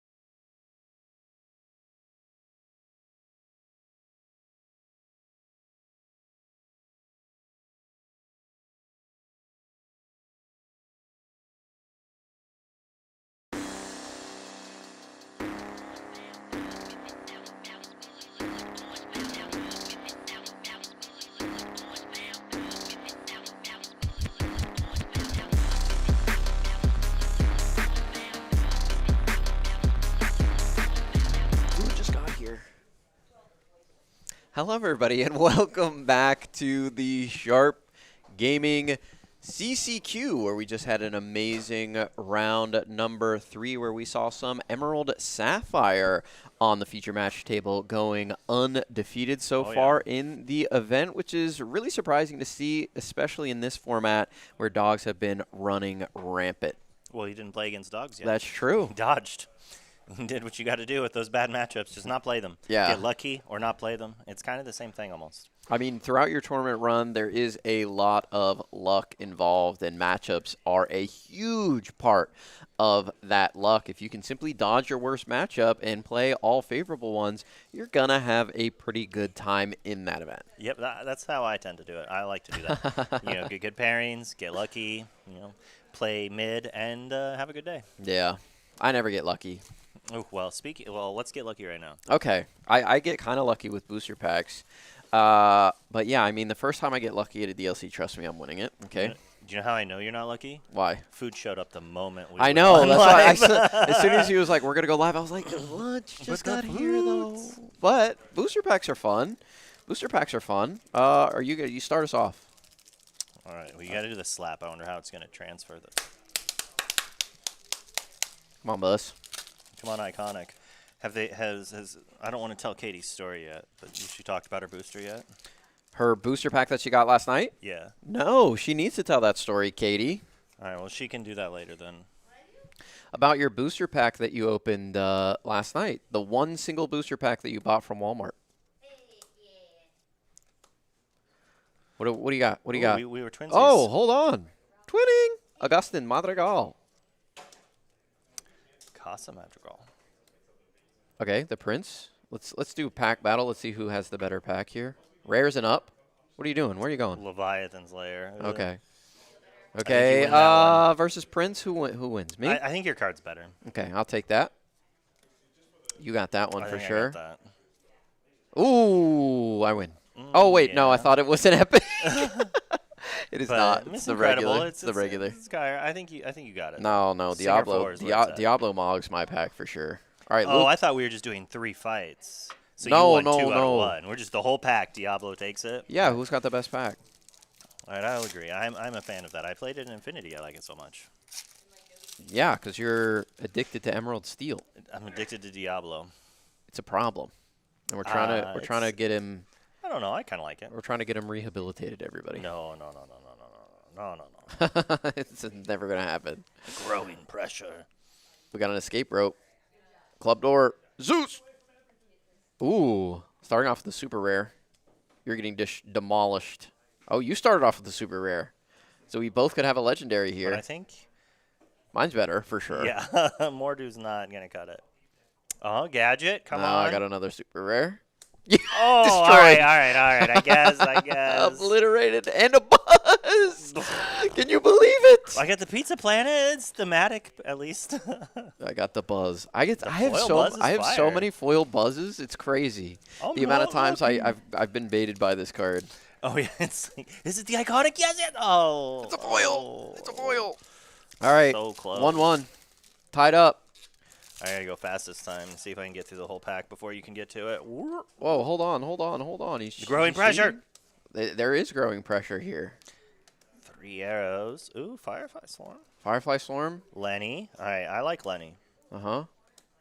Daisy. Well, your uncommons destroyed me. Okay, Bouncing Ducky. Humble, are you in the chat? I Defend like the your Ducky guy? too. I think you. Yeah. I think Lenny's. Lenny got me. The Family Scattered. Super rare. Yeah. Cool card. Really. I cool also card. got a super rare, but Peppa. I think Neither of them Peppa- I super think played right now. Peppa's Saw some play with in Infinity with popsicles because it lets you draw cards when you heal. Correct? Did she really? Yeah, in some blurple lists. Deal 1 damage to each of your characters once per turn. Whenever you remove 1 damage from your characters, draw a card. There you have it with the popsicles. It's like a cute little combo. Make your popsicles draw. Okay, so who won that one? You, I think. No, you got Lenny. Lenny. I think Lenny holding won. the So fort down. so you're up. Yeah, 2-1. 2-1. I'm getting destroyed, chat. But the one that I beat you was such a beatdown. That should count as at least 2 wins. at least 2 Leviathan victories into there. Eleanor? Like, what are we Alright, doing, Is the guys? Woody a sign? Are we going to get the... What, a Woody iconic? Yeah. You got a friend of me? All right, Gizmo Duck is my rare. Okay. It's my turn. For Yeah, the I think you're winning toy that one. ducky. Ooh. Syndrome, you're probably still winning, but Louise, I next think- set. Oh, Louise. Now they're both going to be good next set. Ooh, You know, like a bird in the sky. saved Ooh, at the epic. end. Saved. No. Thank you, Edna. Thank you. I'm trying to get a play set of all of the epics for this set, and I cannot pull Amethyst one, so I'm actually super needed that happy one, yeah. to get that Edna there. I'm close. Got to go fast. Gotta go fast. When I open boosters, I just look at the last 3. I'm not going to lie. We can just do that. Nothing can stop us. Rare Dash, Diablo. The island of Nomancy. No man is in. Yeah, I'm no not man is an island. Is Yeah, the thank you. pun there. Perfect. All I right, even let's- could tell as a pun, and I couldn't even say it. That's crazy. One more pack battle. Maleficent and Foil Violet. I got you there. I opened a Diablo, so Oh, okay. I take the dub there. We're tied up. This is going to be the game breaker, all right? Who wins?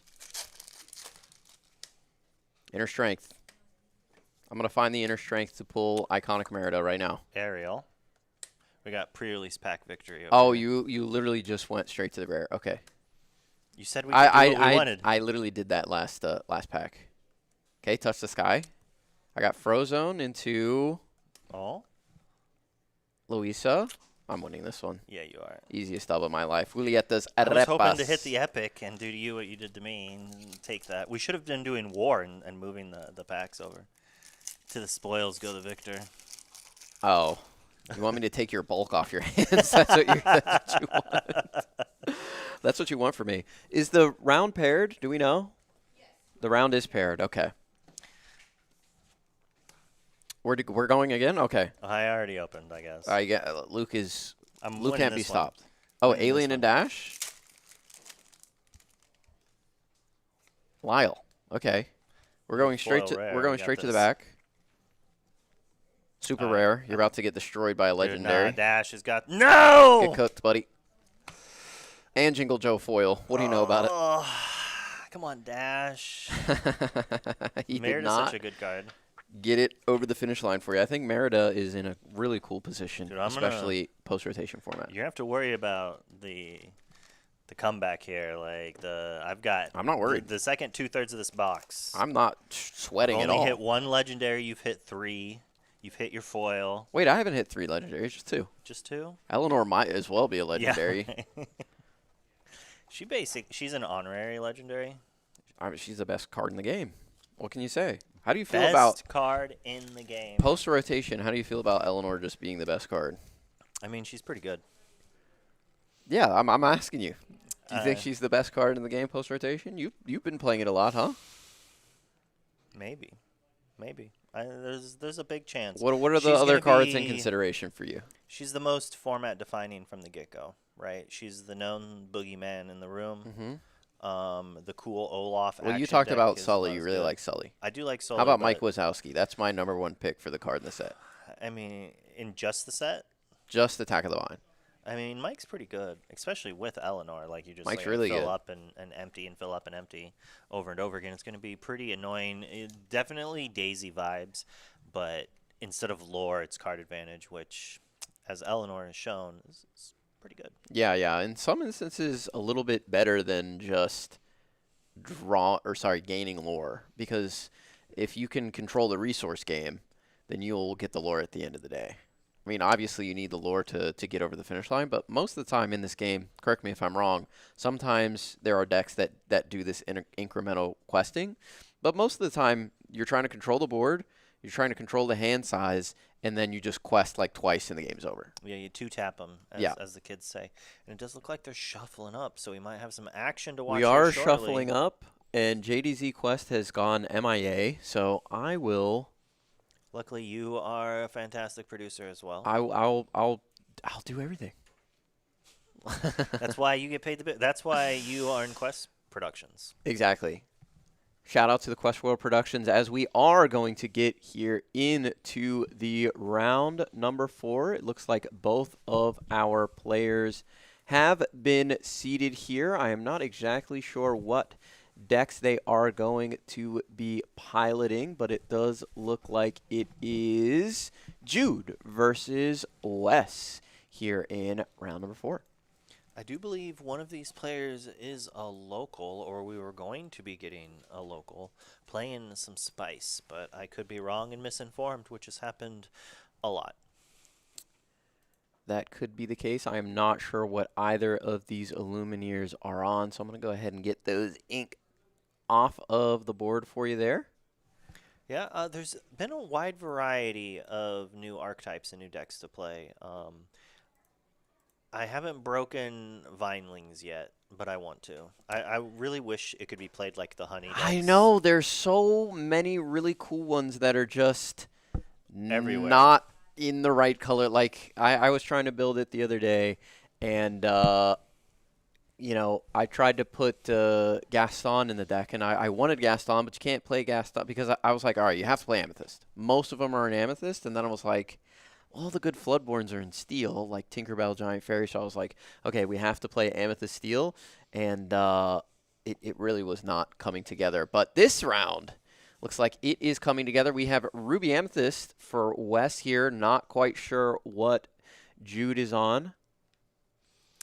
Well, it can't be as spicy as Ruby Amethyst, which is like... It can be. I mean, Ruby Amethyst has a little tiny bit of spice. It's just more sad these days, unfortunately. I was like, is the spiciness worn off? Have enough people played it? Did James Gray winning CCS just like, it's no longer spicy to play, it's just whatever? I mean, maybe. The deck just still overall is like the worst converting deck of the format by a wide margin compared to the amount of players that play it, right? Like, you almost never see it in top cuts consistently. And, of course, like you mentioned, there was a player that was able to win a really high-level tournament with the strategy, but that felt like an anomaly, right? Yeah. The anomaly that proves the rule, if you will. Do you know what the rest of that top 8, top 16 was? Dogs. Like 95% dogs. Of course it was. And speaking of which, it looks like we may get that here for the first time on the approach for this round number 4 and for this tournament here. I may have seen a Lady Miss Park Avenue in the hand peeking out there for Jude. We will see what they go with here. But Tinkerbell on turn number 1 is a decent way to combat this strategy, as it is going to be that Amber and Emerald dog strategy. However, Eleanor does not really care for Tinkerbell all that much. Yeah, I was going to say, the Tinkerbell's good and not really at the same time. Good and bad. Like, if Tinkerbell stops that first turn or two of questing, but once the 3 characters get exerted and Eleanor starts shooting, like, the Tinkerbell's going down. Although the Jebediah is going to really put pressure, there's a world that, like, we lose 2 of our characters to an Eleanor push. Yeah.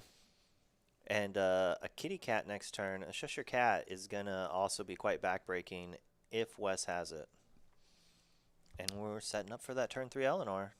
Yeah, we do have the Aurora on the board, which can discount the Eleanor, as she does reduce the cost of queens and princesses. So Eleanor can be played next turn, as Eliza Maza is going to come down onto the board. That beautiful promo there, which will prevent all of the characters on Wes's side of the board from having their strength reduced. So reducing the impact of an Under the Sea. I was going to say reducing the reducing. Yes, exactly. Yeah, Under the Sea this, fam. Wait, you can't. Now, Wes really needs Jude to not have that Eleanor. If he's only playing a queen, then Wes is in a pretty decent spot. I think I see Scar in the hand, which could come down onto the board here.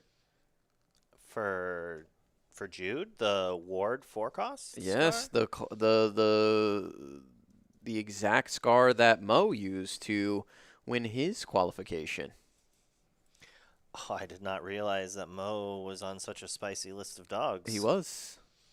I mean, if you're going to be challenging in that is a great way of getting card advantage. And, you know, sometimes they play Eleanor and bash down, and then you just do the same thing back and draw a bunch.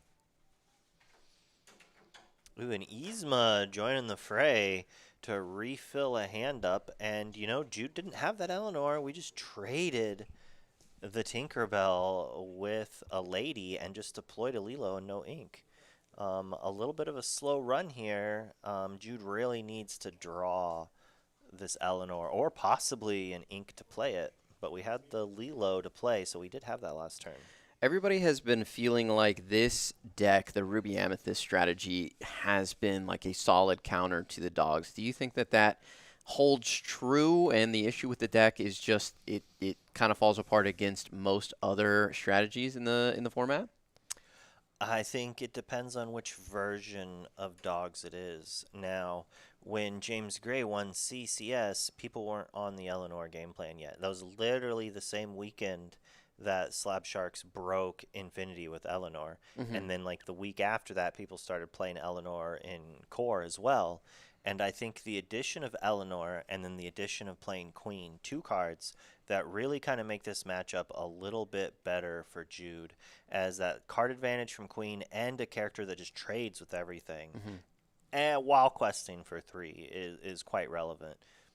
Looks like we're exerting 5 here on Wes's side. It could be that Elsa, the 5th Spirit, could also be Hades, who might be looking for a deal here. No, it is the Headless Horseman who is going to remove the Tramp Enterprising Dog, and Yzma is going to draw us 2 cards. Wes in a commanding position here early on in the game. Very much so. But this is the problem with the Emerald Amber Dog list if you don't have that payoff 4-cost character. Like, the deck's very tempo oriented. You're, instead of doing what the Amethyst Steel thing of 1/2/3 Sing Strength, you're just like 1/2/1 and into Eleanor, and you're kind of ramping off the power of Willow and Aurora. But as we see, no Willow, but we do have the Aurora, so we're just missing the big expensive 4-costs. Nani, Stage Manager, is going to come down here, look at the top 4, see if we can find a character that is going to help us get out of this situation. But right now, all ink expended. That doesn't necessarily mean we can't play a card this turn, as Aurora could discount another Aurora to put down onto the board, but that's not really getting you much, as Grandmother Willow is going to be found and put into the hand. Better late than never, as Jude is going to pass it on over to Wes, and now this Yzma might just be getting insane card value the entire game, as Maui Half Shark finds his way into the hand. Hades is looking for a deal, and Nani is going to the bottom of Jude's deck. You know, I might have just let him draw. We already have the Yzma. Like, he already can refill. It slows it down. I'm also kind of surprised that Wes didn't play that Tinkerbell and opt to draw more cards, because we only have 2 cards in hand. But Wes is really valuing that Maui Half Shark he has in hand that he does not want to ink it. Yeah, holding on tight to the Maui Half Shark. Doesn't even have any actions in the discard, if I'm remembering correctly, but could have a powerful action in hand that he might want to recur, as the Grandmother Will is going to come down and help Bobby Zimmerowski. Also come down onto the board. We're going to draw 1, and we need to discard 1 here. Traditionally, we like to discard Lilo Escape Artist, but already 1 in the discard pile. Let's see what Jude has available to him. Leaning Tower of Cheese. I love Bobby. I do as well. One of my favorite characters in a Goofy movie, as one of my Tramp. favorite Disney movies. Street Smart Dog is going to be the one going into the discard pile there. That's got to say a lot about what is potentially in the hand here, as we do challenge in with the Lady Decisive Dog, removing the Yzma thanks to her ability to gain additional strength as more characters are played. 3 characters that turn gives her 3 strength to trade with Yzma.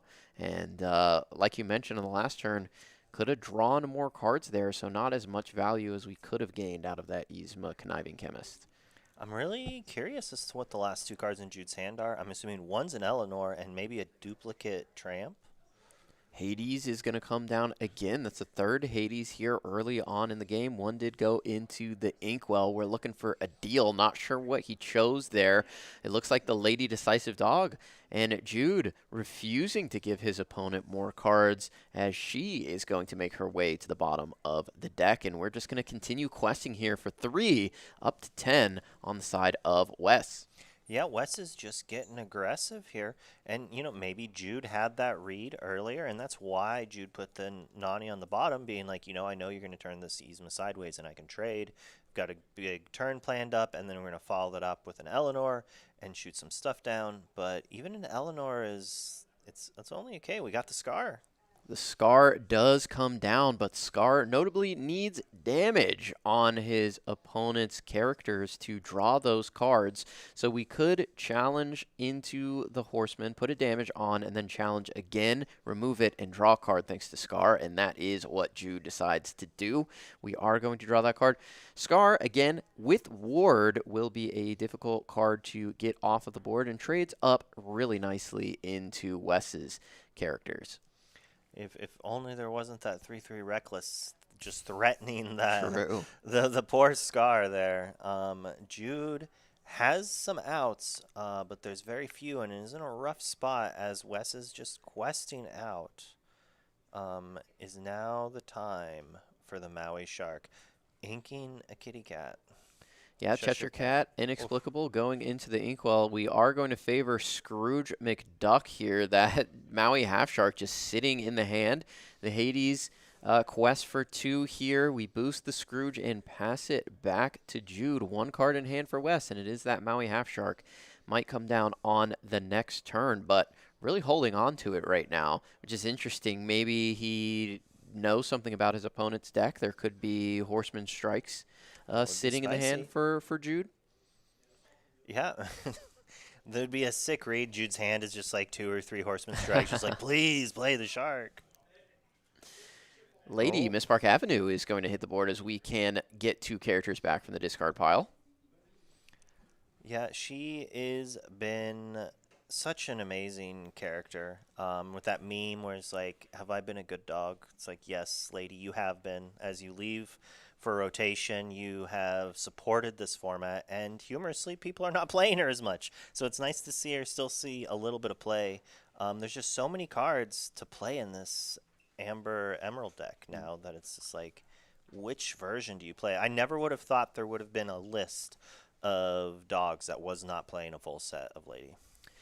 Provides so much card draw, but Eleanor sort of takes that spot as that uninkable option that you want in your deck. Unfortunately for the Miss Park Avenue, she's sort of fallen out of favor, as you mentioned. But here is the Maui Half Shark, and we boost the Scrooge and continue questing all the way up to 15 now for Wes. And Jude, 0 lore on his side of the board, just has not been able to put it together, as Wes has had every answer almost every single turn throughout this game.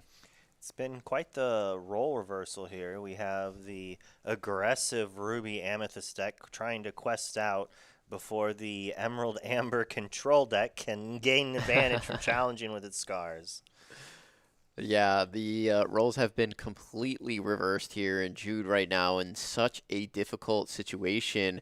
We can challenge into the opposite side of the board, remove both of the Hades if we would like, and potentially force our opponent to start challenging. But we will see if there is potentially a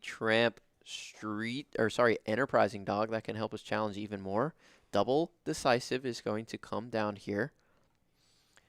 Yeah, but unfortunately, these ladies don't do much, but there's the Tramp to allow for a nice, healthy trade here. I was wondering how he's going to deal with this Scrooge, and that was about the turn he needed to. And if he can clear this board and then somehow start questing for 3 each turn, I think we're in a great spot. But that Shark. Yeah, the Maui Half Shark is a problem. We'll see if Jude has an answer. Really, the only answer for that card in this strategy is that Horseman Strike. Sometimes the decks play it, sometimes they don't. They've been cut most recently in the more popular decks, but some players are thinking about teching it back in as the Ruby and Sapphire strategy has become more prominent. We did see that in round number 2 with Zenulus of Team Maelstrom, as Dumbo, the 9th wonder of the universe, is going to activate our Cookie Cookie to draw some cards. I love those two in tandem. Yeah, it's a pretty good synergy, and you're probably going to see those two holding hands again in the upcoming format if people are going to continue to play Ruby Amethyst, as both of these glimmers stick around post-rotation. Definitely. We're all the way up to 19. Unless there is a Horseman Strikes, this Maui Half Shark will get us over the finish line. Interestingly, at the bottom of your screen there, your eyes do not deceive you. That is a power line. So we could have the shift option available to us and some songs, but we haven't even seen any songs yet. We know Bee King Undisputed is a powerful one that the Ruby Amethyst strategy can go for sometimes, as Jude doing the math, realizing this is not in my favor. That Maui Half Shark's going to get over the finish line. We only needed 2 Horseman Strikes and then another way to deal with the power line and challenging the characters That's in play. it. That's which all. is just an easy answer. I can't think of what card does all of that, but I'm sure it exists.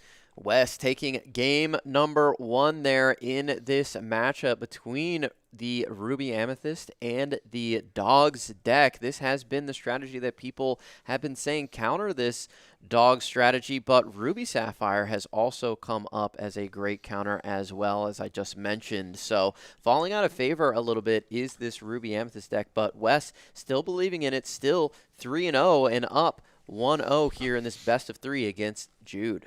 I heard a rumor that there was a lot of Dogs decks on the top tables. Really? And That's surprising. I know, right? It's crazy. And if that rumor is true, as unbelievable as that could be, Unconfirmed rumors. Unconfirmed rumor is, then Wes might be in a pretty good spot to just rinse repeat if his deck does crush these Dog decks like he did in game 1 pretty convincingly. I do like how he is rocking the Amethyst sleeves there as well. Jude shaking his head, not really satisfied with what he's looking at, or maybe it's a tough altar to go for. Are we sending back 5? It looks like we are.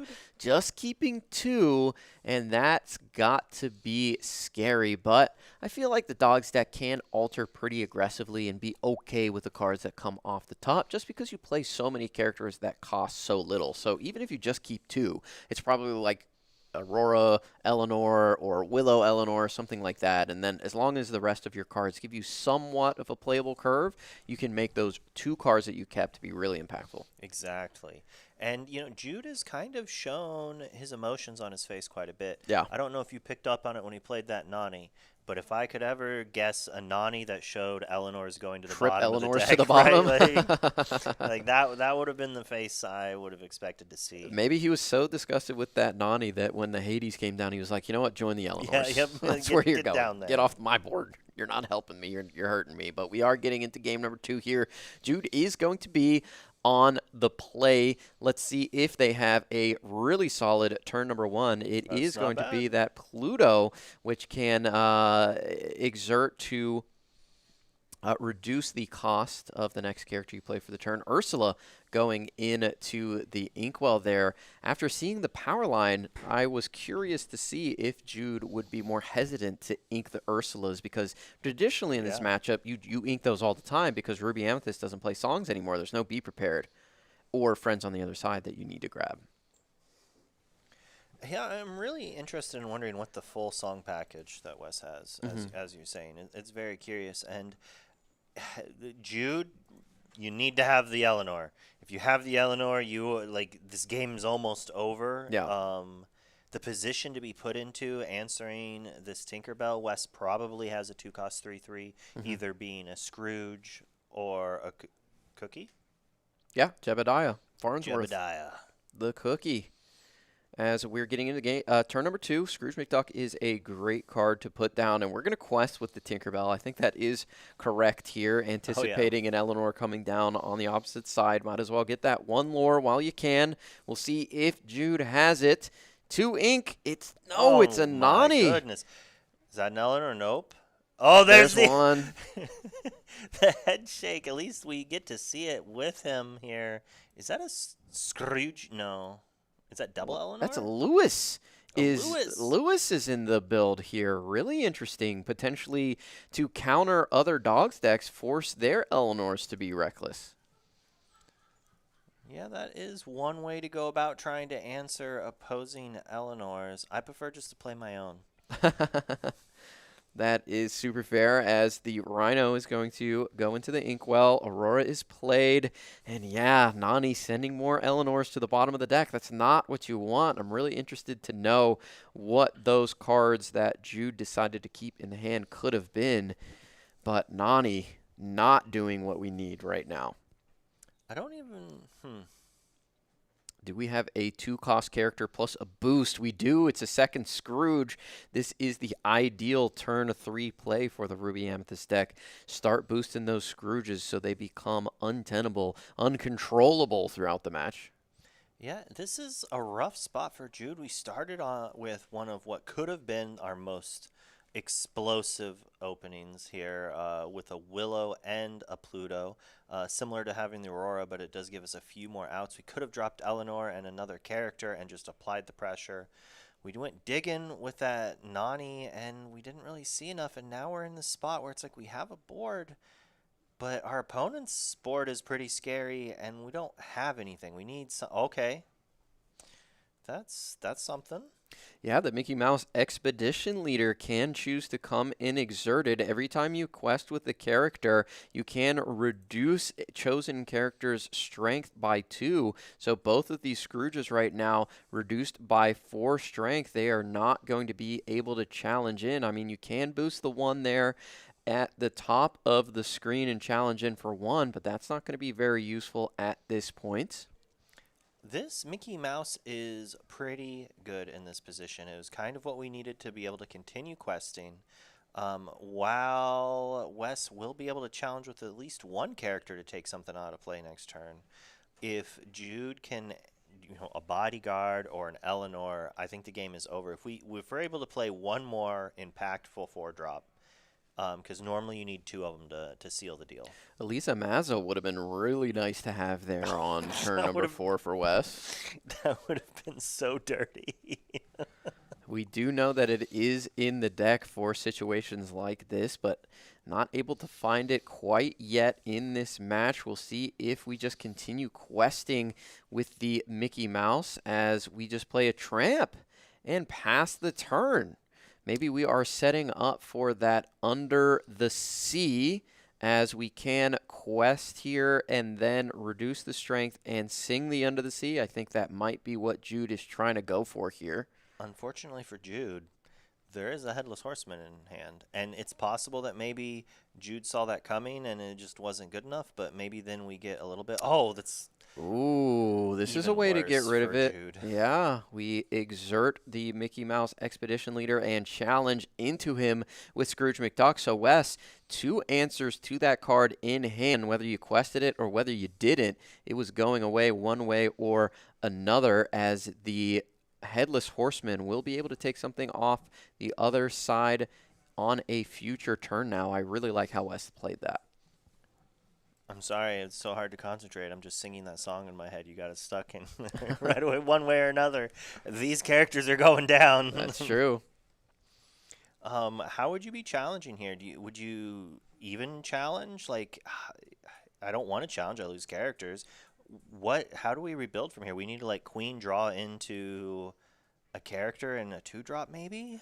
Yeah, we need to get some card draw, I think. Put some more robust characters onto your side of play. Lilo, Escape Artist, is going to be one of those characters. She can quest for 2, but at this point, there's not much you can do into these Scrooge McDucks, especially after you just played a Tramp Street Smart Dog and did not even challenge into anything on the other side of the board. Yeah, we really need another Tramp so we can take out one of these Scrooge McDucks and like just hope he just doesn't continue questing. And then as we can see the Dumbo in hand, we're going to do that amazing play with Jebediah where we get to draw cards off of our scary 3/3 Reckless. I mean, these Reckless characters coming into play, making it your opponents don't want to quest because it's an in-play trick. Dumbo really punishing them for not forcing the trade. That is true. Like I said, I love those two cards working together, and he does go for the ninth wonder of the universe. We are going to gain a lore and draw a card with this Dumbo. I think if you're Jude, you just want to find some tramp street smart dogs and just play like 3 in a single turn. Like maybe that can get you back into this game, but other than that, right now it is looking rough as we are going to quest for 3. You know, tramp into tramp into tramp, discarding 3 or 4 Lilos might actually win this game. You are like that's the out that Jude needs at this point.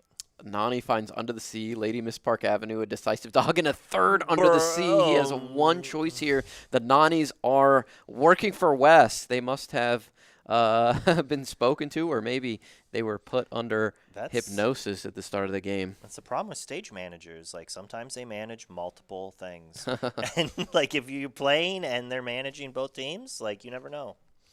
Yeah, Nani just sending all of Jude's useful cards to the bottom, time after time after time, game after game. Nani, one of the best cards in the deck, without a doubt. Comes on the board, can be a singer for Under the Sea, is a 3/3 body, can challenge really well, take challenges back really well. But here, just not doing what you need. You need her to find cards that are going to help you not send your good ones to the bottom. Yeah, I was just talking with someone, you might know him. He is the host of a fantastic show called Podcana. And It's called Podcana. Podcana. Sorry, are we rebranding? Podcana, like Lorcana. Yes, makes sense. Logical sense. Was saying that when Nani was like the best 3-drop to play with the deck, the format was maybe a little bit better, but the fact is that now you're playing Eleanor on that turn. You're playing the Queen on that turn. So if your opponent's only playing the turn 3 Nani, you're like, yes, thank you. Like, all right, we got a game. They're not just like winning on the spot.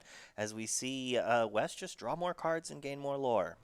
Pretty good game plan. Yeah, Dumbo, ninth one of the universe. As soon as this card was revealed and put into that fabled set, everybody was losing their minds over the power of this card, as Eliza Mazza is going to come down. And now, even if we are able to find another like expedition leader plus Under the Sea, it's not going to matter.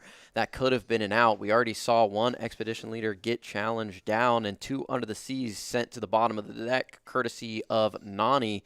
The odds we find that are pretty low at this point. So we've got 7 lore in play.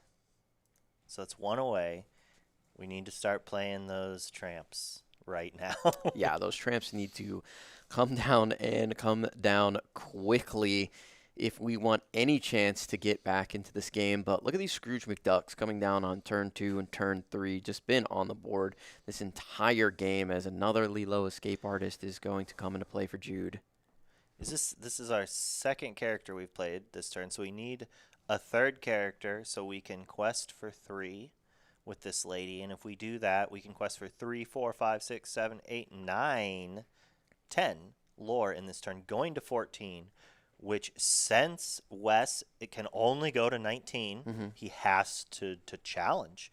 And if we quest for 10 here, we might win this game. Actually, we weren't doing the 2-tap math, or at least I wasn't. Maybe you did, but we've got 7 challengers. Actually, that does completely banish every character Jude quests with. And Jude only has 4 more lore. But if Jude was to play, say, another lady here, and the next turn bring back a Lilo and play 2 things, it's still enough to push through. But with the tanking Jude's doing here, I don't know what's in Jude's hand. Because he's got 1 card in hand. We are 1 character away from turning on that decisive dog. It's got to be Under the Seas. Like, because if we had a 4-drop, we could have played it. We could have inked Lilo. We could have just like activated Pluto and played it without inking if we didn't need to. So what cards could possibly be in Jude's hand that we haven't, like, they're not 4-drop game makers. So maybe it's just another small character. But this means Lilo's own, or the lady's only question for 1 is so brutal that leaves us only at 11, 12, 13? Well, that Wait a will second. force your opponent to start challenging into your characters forcing them to answer you instead of the other way around. Right now, there is 3 unexerted lore on Jude's side, and I believe there is 1 Lilo Escape Artist in the discard pile. I could be wrong on that, but there is 1 in play, so if that gets challenged down, you can return that to the field of play as well. I did not do the Lilo math properly the first time I counted. We actually would have went to 15 had we played that extra character. So now 13's still quite respectable. We did answer that Lilo, so we can put 2 Lilos into play, but there's no way that lady does not get banished between the end of this turn and the start of yours, or before this turn ends. Wes doing some math here, seeing how many characters do I actually need to banish on your side of the board to remain safe. The lady surely has to be one of the targets we are considering here. May also want to continue drawing cards with his Dumbos, and Jebs has not challenged in with any of those yet. Thinking about the Scrooge here, who is the Scrooge going to remove? It is going to be that Tramp Enterprising Dog, as it looks like we just have 1 Lilo. Oh, no, we do have 2 Lilos in the discard pile. One of these has got to be challenging that lady. There we go. It's like this most terrifying thing I've seen. But now that is a turn. We banish characters that are upright, and we banished almost everything that was exerted. It's so disheartening from Jude's side. Yeah, not able to find the cards in the right order throughout this match. It's not unwinnable for the Dogs deck, but we didn't even see an Eleanor holding Renowned Diplomat even enter the field of play. And maybe Jude's not playing them. Actually, I think we did He see is. them. We saw them on the Nani's. We saw them. They're in there. I'd be very surprised if this player was 3-0 playing Dogs with no Eleanors in the list. That's my secret. I'd never have Eleanor. Thinking about the turn here, I mean, you can quest for 2. You can challenge into Isis Vanderchill here, remove that, and you can challenge into Eliza if you'd like to, and he does go for that. We're not going down without a fight. That seems to be the case here as we just play the single Aurora. That last card in hand, there's no doubt in my mind, is Under the Sea. We were setting up for it with that Expedition Leader for quite a while. And another Dumbo is going to come down as we're going to continue to draw cards with our Jebediah Farnsworth here. It's just, he's cooking too hard. Yeah. It's like this Jebediah, gaining lore, drawing cards. That's why they call him Cookie. Has Jude seen enough yet? That's why they call him Cookie. He's a cook. Is he a villain? No. Just an ally? Mm-hmm.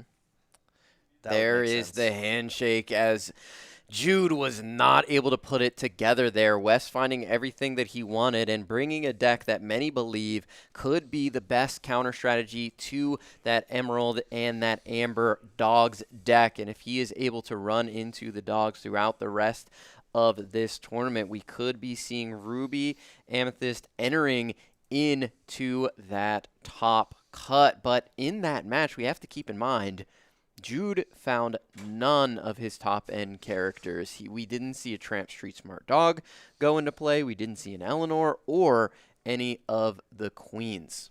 Yeah, there's going to be, if that was me, I'm instantly messaging my teammates. Be like, bro, do you know where my Eleanors are? Because I don't. Nani fired her, and now she's out of the band, and she's gone. Yeah, unfortunately for Jude, things were not able to come together there, but congratulations to Wes, who was able to get the win on that Ruby and Amethyst strategy. What do you think about that deck at this point in the meta? I think Ken wants to play against him instead of playing against Dogs. Ken wants him to Ken is like, Wes, continue eliminating Dogs players, and I'm going to continue eliminating the red-blue players for you. Mm-hmm. And so they team up, and they each knock out the bad matchups for the other players. Yeah. And then Wes needs to really, really hope that Ken gets paired into some dogs players before the end of the event. Yeah, before the end of the tournament, maybe in that top cut. But you mentioned that there were rumors going around that there were a lot of dogs at those top tables, and it looks like it's starting, as we did see our first dogs matchup of the tournament, but the dogs did go down, so I'm sure everybody in chat was rejoicing as Ruby Amethyst. Shout out to the Lorcana villain. I hope he's watching and saw the Ruby Amethyst deck take it down, sporting some very nice villains in the form of Isis Vanderchill, as well as that Headless Horseman. Well, in honor of villain, I've already done it once, but I think you should bless us with what? Be prepared. Oh no, the chat does not want to hear my be prepared. Definitely not. They would that would be a curse to the ears. That would be a curse to the stream, and nobody wants that. We've seen some people try. You won't be the worst. I will be the worst. No. I will be the worst. And you can ask anybody that was at the karaoke at the Enchanted Citrus Clash. Rebecca. It was great. JDZ. Anybody that was there. Tiago, Ed. All these people heard me sing, and it was really bad. Really, really bad. I'm a person that likes to, every once in a while, I'll like hit a note and I'll be like, ooh, can I sing now? Did I unlock a new skill? That's and then I'm trap. like, It's such a trap. yeah, let me mute the song. No, Nope. that was the worst thing that maybe has ever been sung. I matched pitch for a couple of seconds, and all of a sudden I thought I was king of the world. And that could not be further from the truth. We may be able to wrangle Wes here for an interview to talk about that Ruby and Amethyst strategy. I really do like the Eliza Mazza in that deck. I think it is the sort of linchpin that sort of stamps the ability to beat the dogs, in ink. Oh, yeah. And she's from one of the best franchises in Disney Lorcana. The Gargoyles. And Big But she Gargoyles does have that Stone by Day ability, which is interesting because not a lot of people recognize that from that character. But it does look like JDZ is standing over there and ready for an interview. So we are about to send it over to JDZ Quest, who is going to talk to the round 4 victor here, Wes, undefeated on Ruby Amethyst. Right on. And here we are at the interview booth. We're live from the dungeon. I have our last round 4 winner, Wes, back at it again. Ruby and Amethyst. I got to ask, the dogs are everywhere. People say it's the best deck. Sapphire Amethyst, maybe number 2. Amber Steel. Why Ruby Amethyst about all the strategies you can play? I have played Ruby Amethyst since set 1. I love Ruby Amethyst. It's one of my favorite decks. There's a lot of people think it's easy, but there's so many things you have to know how to hold back before you play. There you go. There it is. No worries. I'm a hand talker. Yeah, it's fine. That's fine. Here, how about I'll hook you up, though. We'll do one of these. I'll hold it for you. My God. We're professional over here. So how about that? Now you can free up. There you go. And this is a list that my friend James made, and he ran it a few times, did really well with it down at one of the Dallas tournaments. Mm-hmm. And we've made a few changes to it, and it's playing really well. Right on, and we saw it kind of have a nice favorable matchup against the Amber Emerald Dogs deck. Is that would you consider one of your best matchups, or talk about that matchup spread with Ruby and Amethyst here in the late stages of this metagame? Dogs can be tough if they see what they need on curve. Luckily, Jude really didn't see the cards he needed, and game 2 I got 2 Scrooges out and was able to just keep boosting them the whole time so he couldn't deal with them. So that was kind of what I was looking for my mulligan. As soon as in game 2, once I saw what he was playing, I was really hoping to get that Scrooge. And I tried to bait him with I was going to bait him with the power line, make him think I had a song in hand, but then I got the other Scrooge. So right on. And you just kind of set up and loaded up behind those very powerful boosting Scrooge. You're able to get them larger and larger, really get out of that range of under the sea. But you also have the tech Eliza Mazza. How's that been for you in this deck? Oh, she's fantastic. Once she's on the board, you never really exert her unless it's they're going to trade 2 or 3 characters into it. And that way they can't start tacking down your character's attack. They can't go below the printed attack power. Right on. It's been a really nice card, and maybe we'll see that card being played a lot more going into the next sets as we are getting ready for a rotation. But can you just talk about this tournament specifically? I think I've seen you at Sharp before. Yeah. Where are you coming from, and what does it mean to have a CCQ that you can have access to? Gotcha. I'm coming from Springdale, Arkansas. My girlfriend and I drove down this morning. She's playing in the tournament as well. There's, once you get a bunch of these tournaments, you start knowing a lot of people. So I like to come just to meet those people and hang out. If I'm doing well, awesome. If I'm not, I'm still hanging out with friends. As for what was the other part? I am so sorry. No, just having a CCQ that you could potentially have access to the national event. What does that mean to have one so close to Arkansas? So the CCQ is awesome, and seeing Lexi and Philip get a hold of one was fantastic. I love those guys. They've done a lot for the community, and we love coming down from Northwest Arkansas down here to play with them in their tournaments and at their store. Right on. Well, it's been really nice to see you here. The floor is actually jumping out there, and everyone coming around trying to vie for that final position. But Wes, before I let you go, you got to get prepared for your next round. Any special shout-outs? Northwest Arkansas community, stand up. Anything you want to say to anybody that may be watching at home? Hey, Ruby Amethyst is the truth. Everyone keeps dogging on it, but it's good. Right on. Ruby Am, best deck out here. You guys hear it here first. So with that, Wes, I'm going to let you go here. Congratulations on your victory. Appreciate it. Maybe you can stack some more and get into that top cut. But until then, we will let you go and kick it back on over to the booth with Luke and Garrick.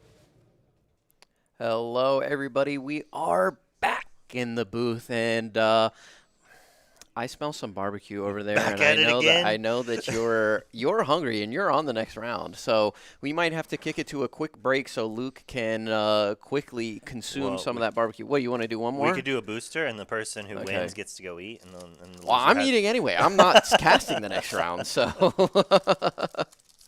all right, let's go. Should we start Easiest with win of my life. the biggest win at the end? Like show the iconic first? No, Okay. we're going whole pack here. Okay, no, we're not. doing whole pack. All right. Whole pack. Ooh, buzz. That Sabotage. could be an omen. Could be an omen. Incredible. Ooh, gotta catch up. I'll pause at the rares when I get there. Mr. Incredible, Firefly Swarm, first rare, Chip. Vincenzo Santorini. Okay, Edna. Edna. All right. Well, that's a wash. Ooh, we got a Omnidroid. bot. Yeah, you got that. You got that all day. Here's what it comes down to. Hello, Merida.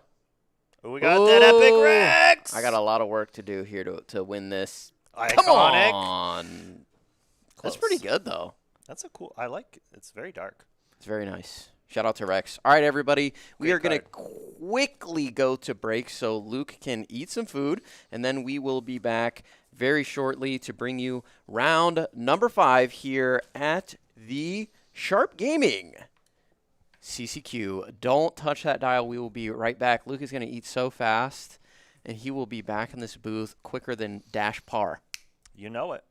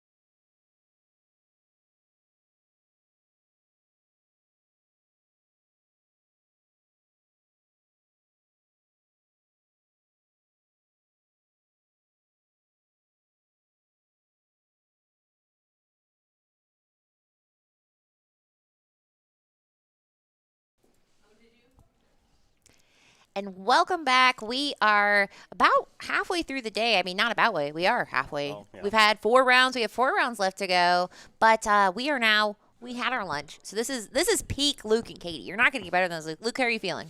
Very satisfied right now. That was a very good lunch break I had there. Yeah, it was delicious. And we are eating good as Lorcana fans and watchers of the game because we've seen some kind of surprise. I mean, we've seen a lot of decks that aren't surprising in the sense where I haven't seen a deck like I've never heard of the science before, but maybe I didn't necessarily expect them being in the room. For example, I've seen a lot of Illumineers on the Emerald Sapphire deck. Does this surprise you? Were you thinking like what going into this weekend? What did you think would be the number 1 deck? Dogs. I expected dogs to be the most played, maybe with Ruby Sapphire behind that, and then Blurple, and then maybe an assortment of steel decks, maybe Amber Steel or Amethyst Steel, or Sapphire Steel even possibly. But I did not expect very much Emerald Sapphire. Emerald Sapphire, I mean, it makes some sense because, I mean, it is kind of a last hurrah in a lot of ways for this deck. And I think a lot of players, I have been going through the deck list to kind of get an idea of what the room looks like. I am 57 in of 200. I'll keep going, okay? But a lot of the deck lists are a final goodbye, last chance, one more time, and it makes sense. That's what their names all are? Not all of them, but I mean, there are some sentimental Illumineers out there. I mean, well, I was going to say you're an Amethyst Steel player, but to more than that, you seem to be a Rockstar Stitch player. So luckily you're good. Stitch. You're so good. He's not going anywhere. I'm eating fantastic. We've got a new shift target in Steel. I could play it in Emerald Amber if I wanted. I could play it in Steel Amber. I've brewed so many Rockstar decks. So many Rockstars. And shout out to Luke. I do like that there's a lot of people who are like, this is a card that will work someday. And sometimes they're never right. But I'm wrong a lot. Rockstar Stitch was really good in set 1. Yep, before we had targeted removal, man, that thing was cooking, dude. I mean, he's good right now. There's not true. very many ways to answer a turn 3 shifted Rockstar Stitch. Right. It's just unfortunate that it's also not that good. Yeah. I mean, it is, but right, and that's it's no Eleanor. Could anyone be? I mean, the Renowned Diplomat is really, it's one of those cards where we all read it, we all have access to read the cards, but I think conceptualizing the power, it took seeing it, and then all of a sudden we went, panic, Eleanor. Yeah, I did not read it as good as it, Right. it's played a lot better than on paper. And it makes sense. I think a lot of the cards that have conditions on them, we kind of train ourselves to be like, well, I assume, and to be fair, a lot of very powerful cards have a condition. They're like, I'm never meeting that. That's never happening in this lifetime, but Eleanor just turns out lives I'm a little disappointed with myself because normally with those cards I go, well, what happens if it just always triggers? Right. How does this card read? I'm like, deal a damage, draw a card, cancel, or whatever. On a 4-drop, that's pretty good. I don't know why I didn't like to see that. You had to be Canadian. It was written Apparently. in the Canadian text, and then they saw it, and then they're like, look, and we're like, oh my gosh, and then they all handed us maple cookies, and we said, thank you. Yeah, see, I can speak Canadian, but I can't read it. I think that was the problem. Yeah, it takes time. But as far as everybody, there's just probably some people going, why are they talking? When is a round coming? And that is my mom. No, I'm just kidding. She's not watching. She might be watching. But we are working on getting our next featured round up because I think I'm just trying to check how many rounds are outstanding. They gave me access to the computer's inner workings, and so I'm able to see like how many matches are still playing. It's honestly I'm drunk with power. But let's see, 9 matches remain. So there's a lot of control. I'm not super surprised. He's already opening packs. See, here's the thing, guys. If you're at home, you are going to meet someone in your life that is a very skilled player at Disney Lorcana, and they're going to tell you, don't buy cards. And they'll say it in a way where that you feel judged a little bit. But then later, you'll have a situation where they're able to open packs, and it's like Gollum. They are like, and so Luke is somebody who fiends to open a boosty. And can we blame him? I'm going to open something. Frugal. He is. Are we playing the game? I don't know. I mean, I win no matter what because I'm opening booster packs. But yeah, I mean, we can see who has a better. I mean, that's kind of. I mean, I think the current rule is just based on rarity. It's on vibes, right? Oh, Rarity and yeah, vibes. and yeah, right? Because you just, there's certain cards. I'm like, listen, this one's better. You know that. I think Eleanor checks a few legends, maybe.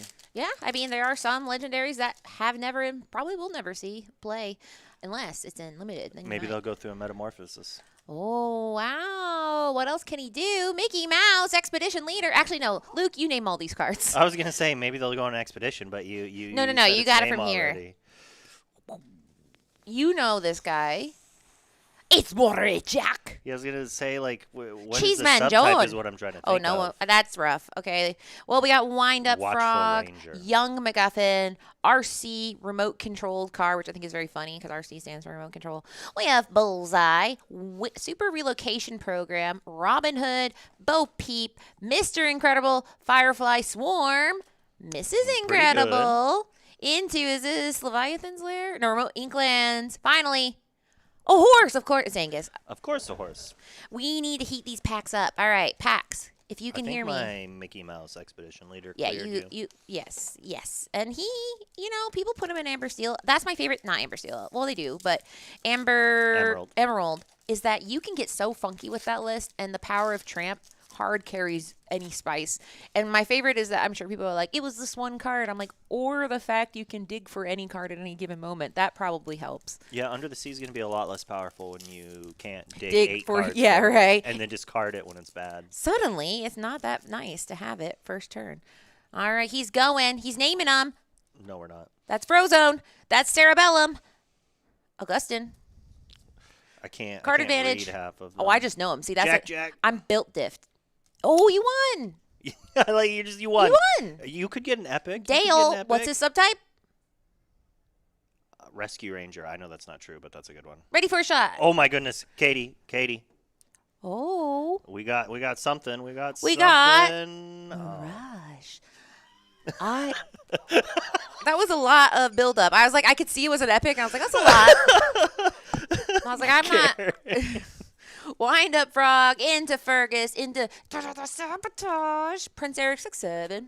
We got one of the dwarfs. We have someone's gonna lose their head probably. Yeah, someone will lose his head, gender specific. Got some chip. How do you know the difference between if you're looking at two of these? How would you know the difference between Chip The and Dale? nose. Yep, I've told you to cast it with me for a year. Chip Never and mind. Dale is actually one of my favorite cartoons. I loved it as a kid. I had the VHS with like 2 of the episodes, and I watched it over and over again because I'm a boomer child.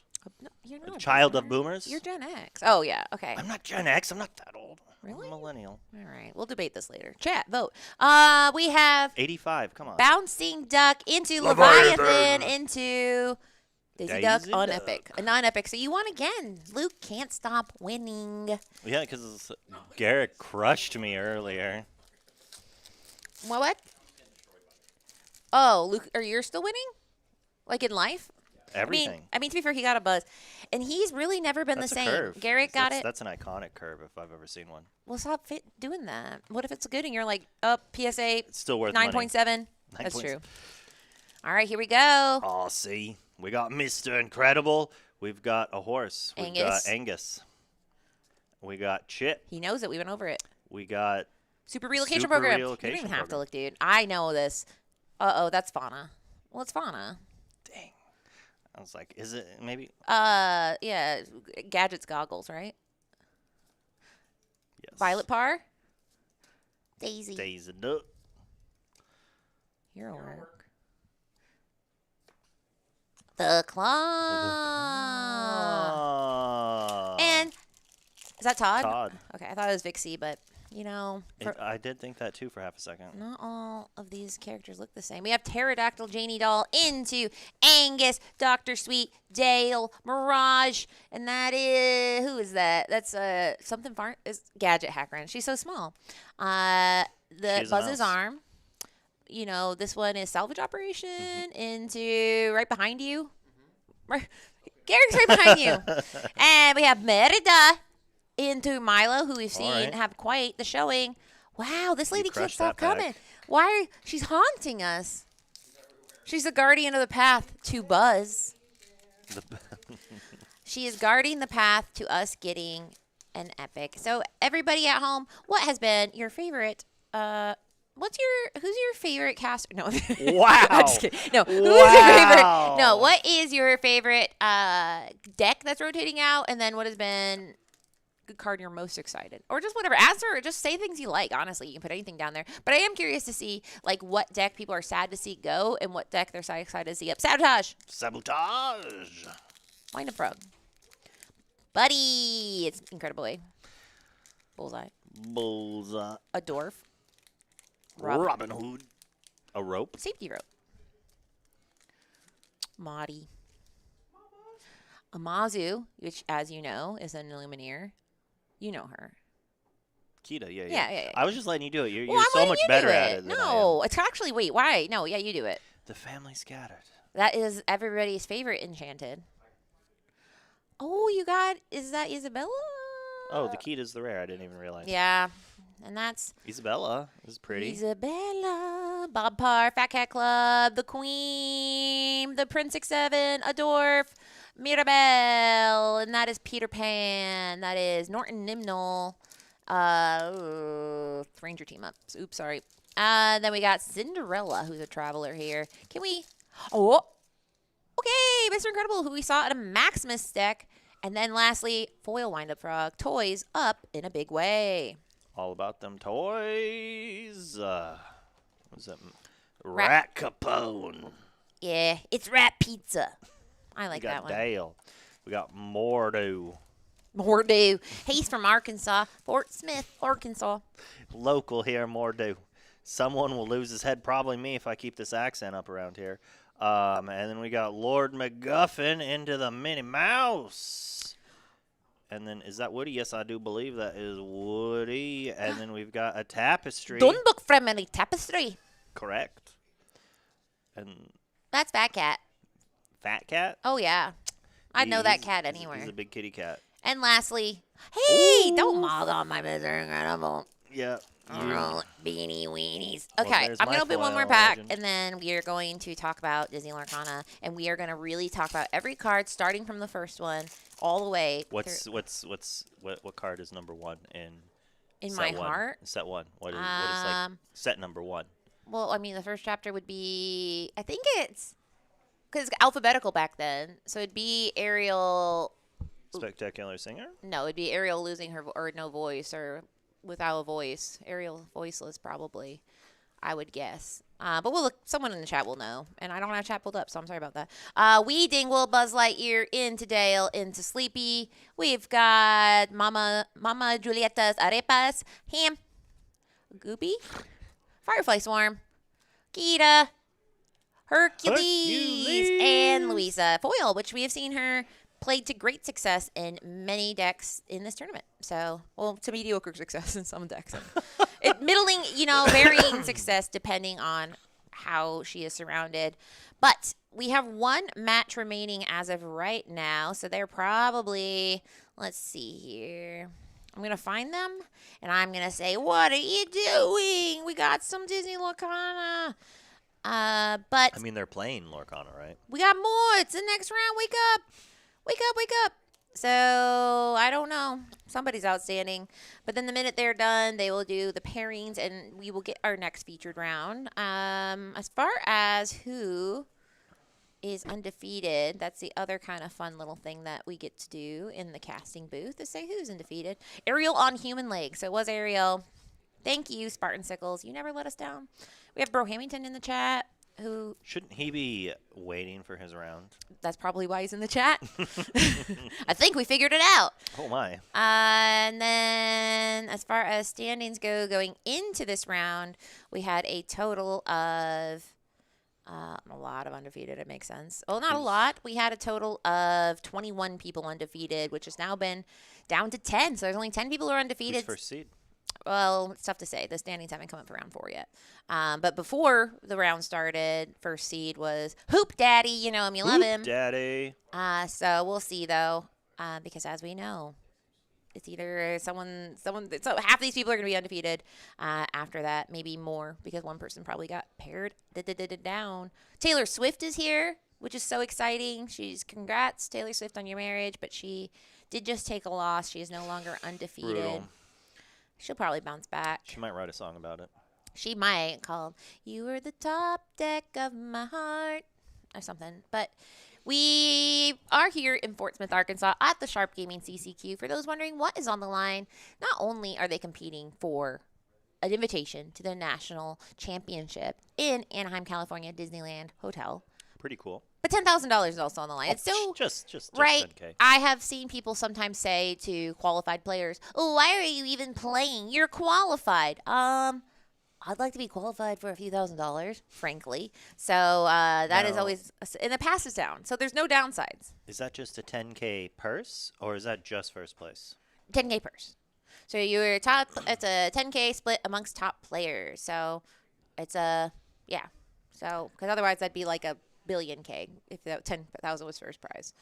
I think it'd be usually like a 50K. Second place, your entry back. Oh yeah, I know some sickos do stuff like that, like where they're like, oh yeah, all the money goes to the first place, and like maybe for those people who like, It costs a lot of money to stay in. Like they need that 10K to fly to California, to get a hotel, to spend a week in Disney. I think That most costs money. players would not vote to do that. I think that's probably why we don't see that tournament structure. But wouldn't that be kind of cool? No. You're like, all right, first place, you win 10K, but you have to like do a diary video session every day for the week leading up and tell us about how you're spending that $10,000 going to Disney every day. I'm not watching that. I want to be You yeah. didn't watch MTV in the 90s? I mean, that's Oh, basically I watched a the lot same of that. thing. Yeah. You I would guess- watch it. Well, no, because they're gonna say, "Here's how I played," and it's gonna be them at their computer going, "Oh, they got tramp, great!" Like, so that's gonna be not the footage you would like to watch, probably. Maybe. So you heard it here first. The clairvoyance on Katie here. She's calling dogs winning the event. I mean, if you are just trying to, I mean, that is like the lowest bet I think a person could ever make is, "Oh, I have this big dog is gonna win." I think it'll be dogs or Ruby Sapphire. And then, like you said, if it's a magic, because it just magic. It's all about like how the bracket kind of seeds too. Because I mean, if you end up being on a lower seed with a anti-dogs deck, you can still lose. So good luck out there. I think it's just, can you get through the room? Then can you get through the bracket? Play draw still matters a little bit, not as much as it once did. True. True. I just think you see some tournaments and it's so interesting because you'll see a deck do well and then you dig a little bit more and then you hear about that player's day and you're like, well, that would be a hard to replicate day. For example, I mean, Josh, who won the Diet Coke Invitational CCQ, that Illumineer played only Amber decks his entire run. He never played anything that didn't have Amber the entire time. So he never played, I mean, notably, that would be Ruby Sapphire, which was a pretty popular deck in the room. So all that to be said, anything can happen in the Illuminary, but our pairings have gone up, so we are working on getting you guys a featured table. As of right now, who is the top seed? It could be It's still hoops, I think. Hoop Daddy never stops. He is known for this. But It's a yeah, 75% opponent match win percentage. and that means that. 7% higher than second place.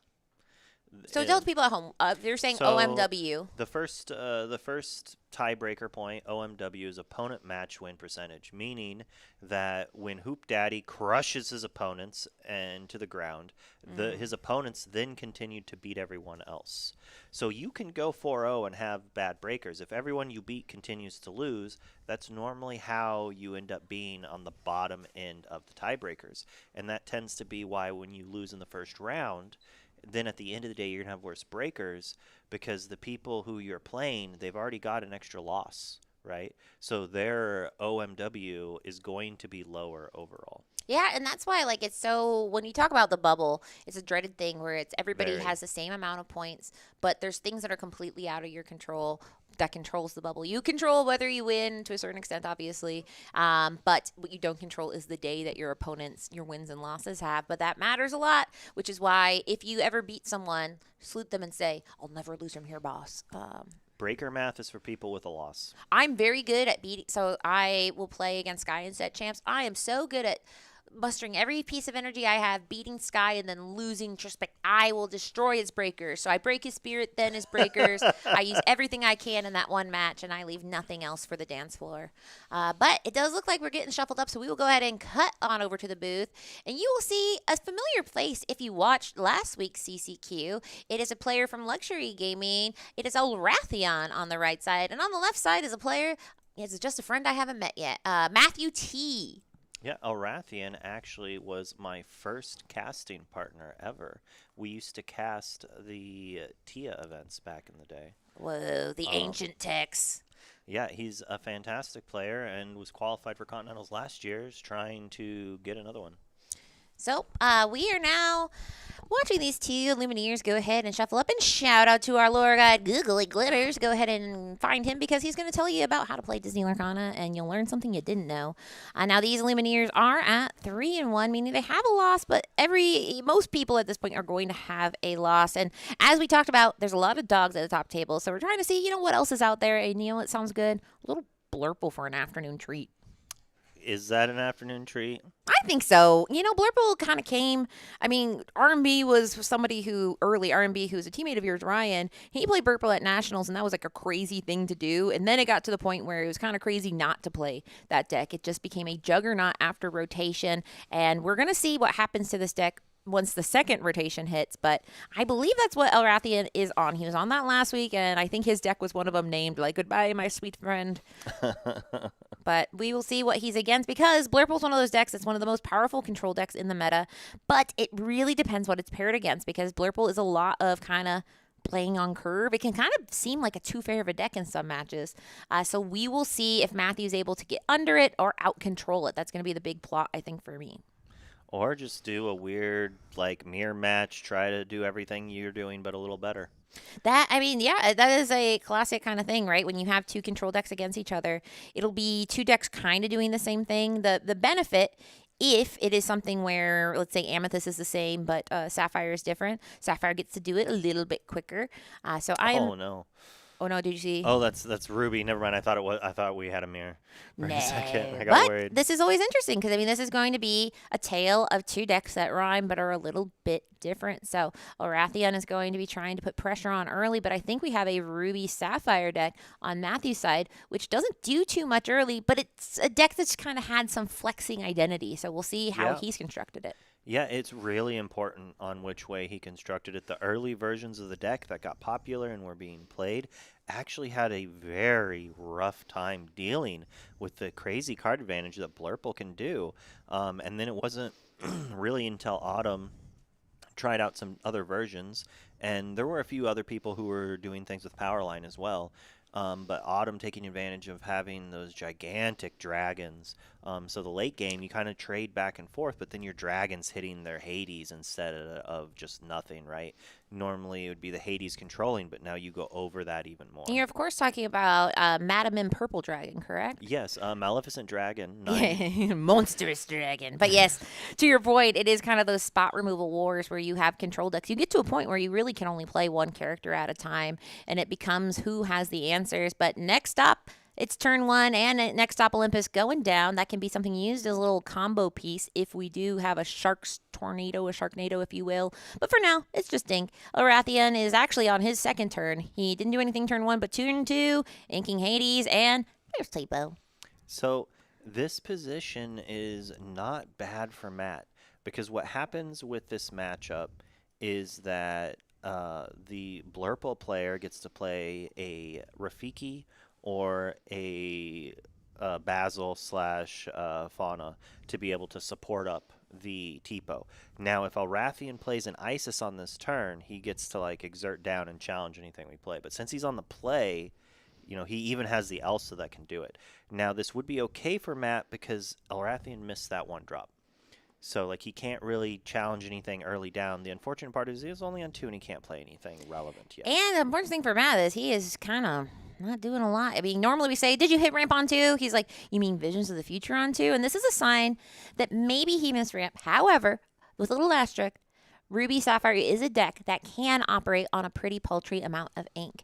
It can operate with maybe 4 or 5 ink and never even get to a shark because your actions that you put in your discard are essentially a second inkwell.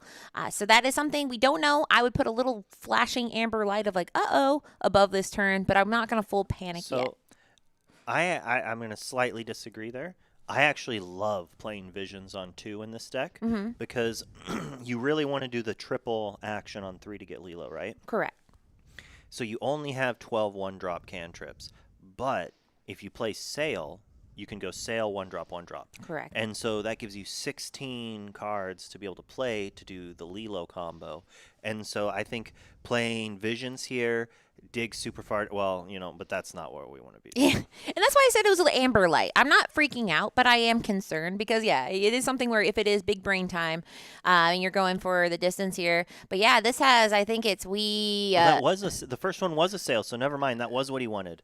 I couldn't tell what that card was at first, but he went Sail, Sail, triple Lilo, and that is why the Visions is fantastic on 2. This is absurd. Yes, and we can see this deck operate, like I said, with a very small amount of ink because this Lilo is paid for by actions on the turn she comes in. Then Olaf is paid for by, like you see his discard here, he's using it as an inkwell because it's going to be a discount. So oftentimes in this deck, yes, you want ramp, but you don't have to have it when everything is $3.50.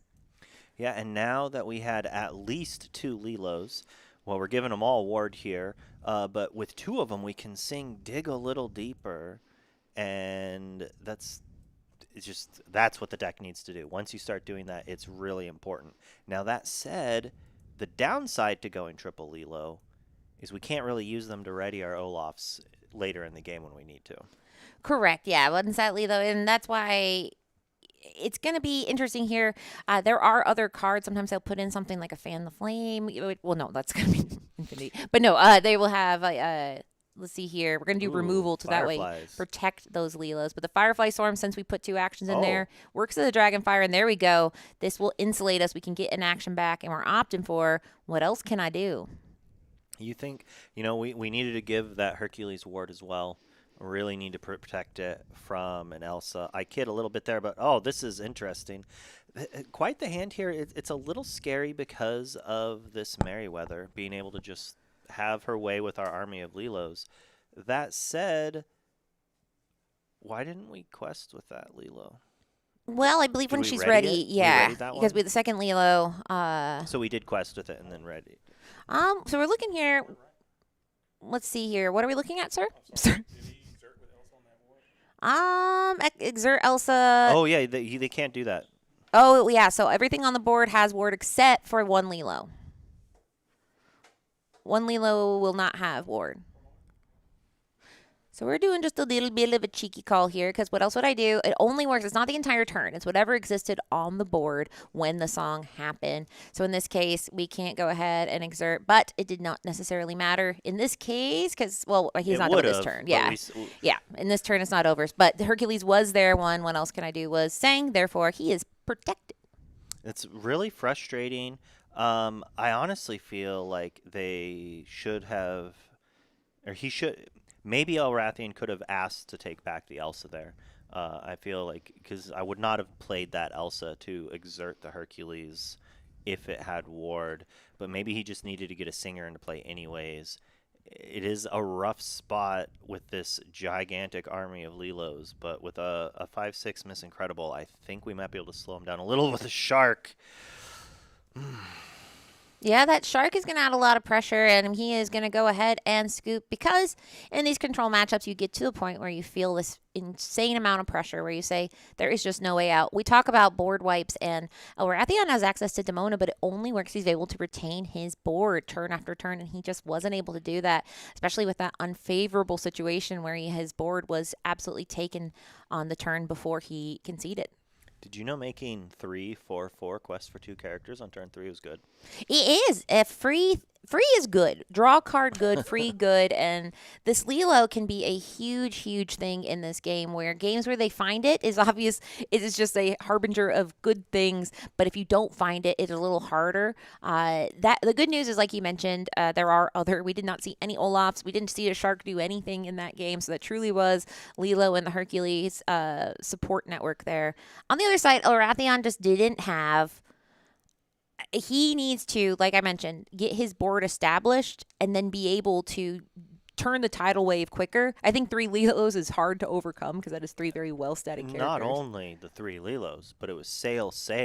So then the next turn, like, he could have, the world was his oyster. He could have played a shark. He could have double saying dig. He didn't have that. He had more Lilo action and some ward action there. But, like, he just had all the ink to do everything as well.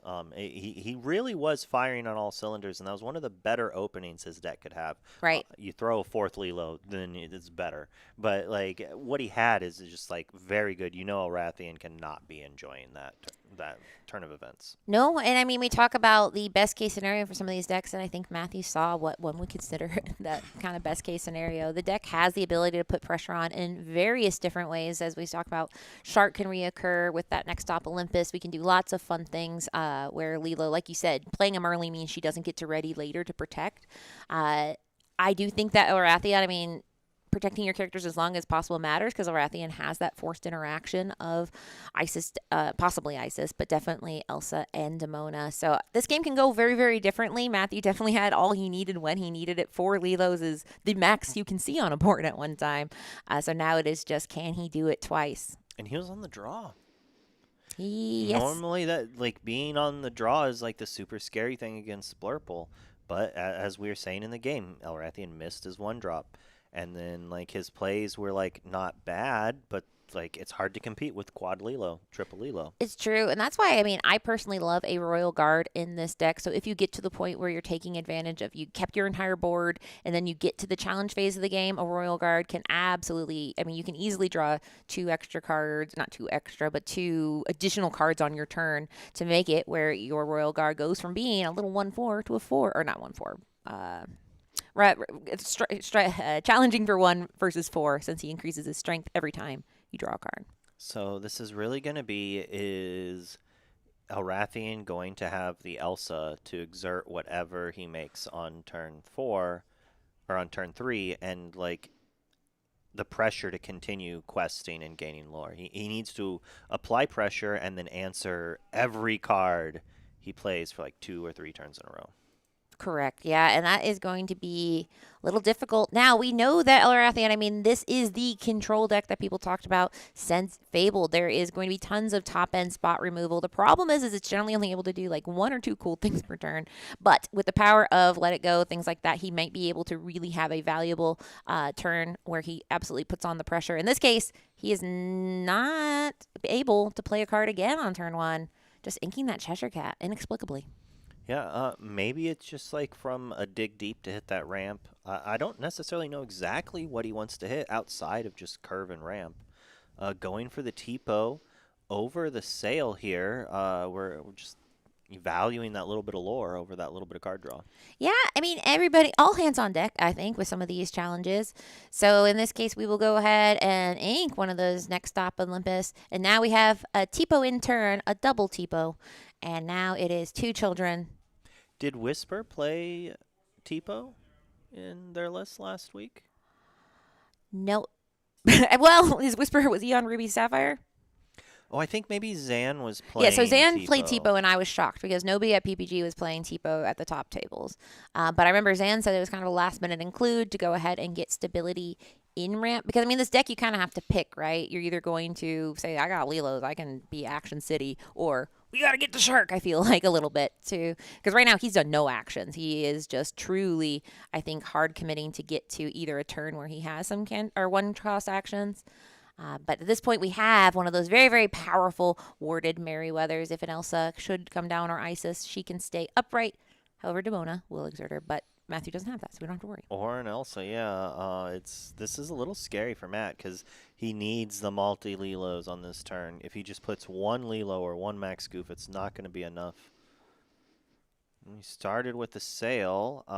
The foiling on it. Is that makes it Sail really the hard. Azurite Sea from a different language? I'm guessing because I'm like Sail the Azurite. Is that Sail the Azurite Sea? Just like It's just because it's a foil. Yeah, it broke my mind. I was like, that's. But you're right. So we are sailing the Azurite Sea. There is that warded skull, another one that Zan had on his list, and then we're gonna take a look. Vision of the future, saying, "Am I gonna qualify for nationals?" Looking at the top 5 cards and picking your favorite.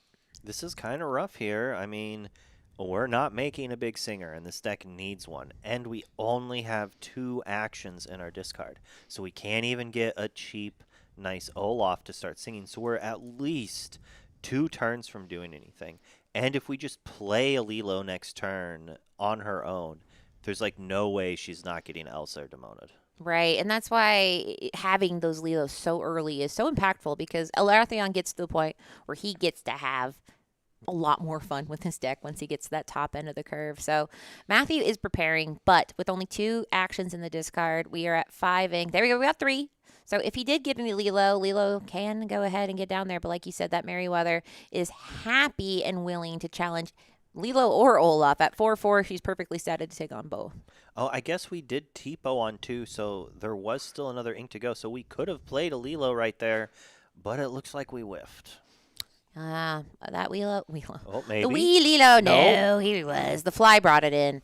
But there you go. Yeah, brought 2 in. Yeah, that is the double Lilo special here because, yes, Merryweather could happily interact with one of those Lilos, but 2 is a tall order, and it kind of nukes Elaratheon's plan to have a nice stable board that he keeps at each turn. So this is a little bit annoying, again, to be across from these 2 pretty well-statted Lilos. There's a world that I would have challenged that Tipo, readied it, and then challenged the Tipo again. Because we're playing B King, most likely. I mean, if we're not on B King, then I wouldn't have bothered. But if we're on B King, we don't want that Tipo eating a B King. It's true. Yeah, that B King Undisputed is going to be a situation where you have to choose a character, and if you have a Tipo, you usually pick that one. So yeah, getting rid of that little tiny boy that's already served its purpose is not a hard choice. So good point there. And now the punish is that Erathion has 3 characters on board, able to maintain that Merryweather due to the 5 willpower. And now Matthew only has 1 Lilo left, but he is doing his little discount double check for his actions and saying, can I maybe get a little Olaf? Now, I would wait till you get 1 more lore. You want to get the full 2 lore, but characters are characters, and he needs lore and he needs those abilities. However, Demona might be coming soon. I think it really depends on if we have the dig a little deeper. But as you said, like we play Olaf, we play Olaf, have 1 card left in hand. Assume it's dig. They play Demona. We're in a roughish spot, but now not. Answering that Merryweather, we don't care as much, and we're going for just all removal. Tipo's like, hey, I guess I'm still here. So shout out to Tipo. He is still standing. We were able to do a nice cleanup of the board here with that Firefly Swarm, which is so perfectly suited for this action-heavy deck. So now we have in our action/discard pile, we have 6 ready to discount. Mrs. Incredible, as we've seen, she can be good to do catch-up later and possibly be an answer to a shark if we can get one down on Matthew's side. However, it's certainly they are matched step in the control battle right now. And so we're just going to deploy that Olaf, put Elrathian down to 0, and then most likely pass the turn and hope to draw something big. Oh, we're giving ward. We are not letting Elsa come in out here. Yeah, that ward will protect you from Elsa, not Demona. That's always something that's kind of frustrating, as ward will get around targeted, but it does not get around saying everybody. Oh, they hit it. Okay, so we get that dig a little deeper. Yeah, and like this is like a heads-up play from Matthew, being like, okay, my only way to win this game is dig a little deeper. So I need the Olaf to sing it. I'm just losing my Lilo to this Miss Incredible just to guarantee my Olaf lives, is not banished on the turn. The problem is Elrathian could have just played a Demona and still taken it down. In this case, yeah, and it can't resolve that. Let it go. It is a situation where, well, I mean, it can, but I mean, we do have take back where you are allowed to go ahead and take that back. And that is so frustrating because I think he sees through the plan on the wall here. And this is such a fun inclusion that what else can I do? Because, I mean, it's one of those cards, once again, we read it, and then now you're like, wait, that's really good having that ward on there, especially if that card on board is about to sing a card that can draw 7 cards and keep 2 cards. But yes, I think they're just speaking to the lore guys there. Shout out to our lore guy, Glitterly Glimmer. Googles. Gluten-free glimmers. But there we go. We will instead get Merryweather down on the board, and that Let It Go is retained in hand, so Matthew must be mindful of it. However, I think at this point we're going to dig pretty deep on this next turn and find a lot more we have answers. the shark to boot with it. Yeah, and that shark is serving as another problem because that shark can cause recursion of actions, meaning if that shark gets to go ahead and challenge, which luckily he doesn't have rush. However, if he did have rush, in this case he could rush in and then get an action back, then you get your action, you can play it. The fact that you played it first means he does get an action or lore here. I don't think I would have played shark first, personally. I don't think I care about that one lore as much, whereas there's a world that I want to grab a Visions and a Lilo, or a Visions and another Dig, and pray I hit a Lilo off the Visions to then ready the Olaf. It's kind of like, what do you want to gamble on hitting? But I think he's just setting up the shark to be like, whatever, I'm just going to get something back. If you banish down my Olaf, then I do that. But Miss Incredible just trades with Olaf, and we no longer can sing any Dig a Little Deepers off the top. But we've got something. Yeah, we'll go ahead and do a little brain development here, get a lore on the shark. And to your point, yeah, I mean, some of these decks, there is very, very obviously correct turns, and there's very like, well, I can see it's a gamble sort of situations. In this case, he has 2 cards in hand to Let It Go, and I believe it could be another Dig a Little Deeper. But, I mean, if he plans to lose this Olaf, then unfortunately, we shan't be singing I have that no song. idea if he kept the Let It Go or the other card. Yeah, it's tough to That say was a here. good hand shuffle on his part there.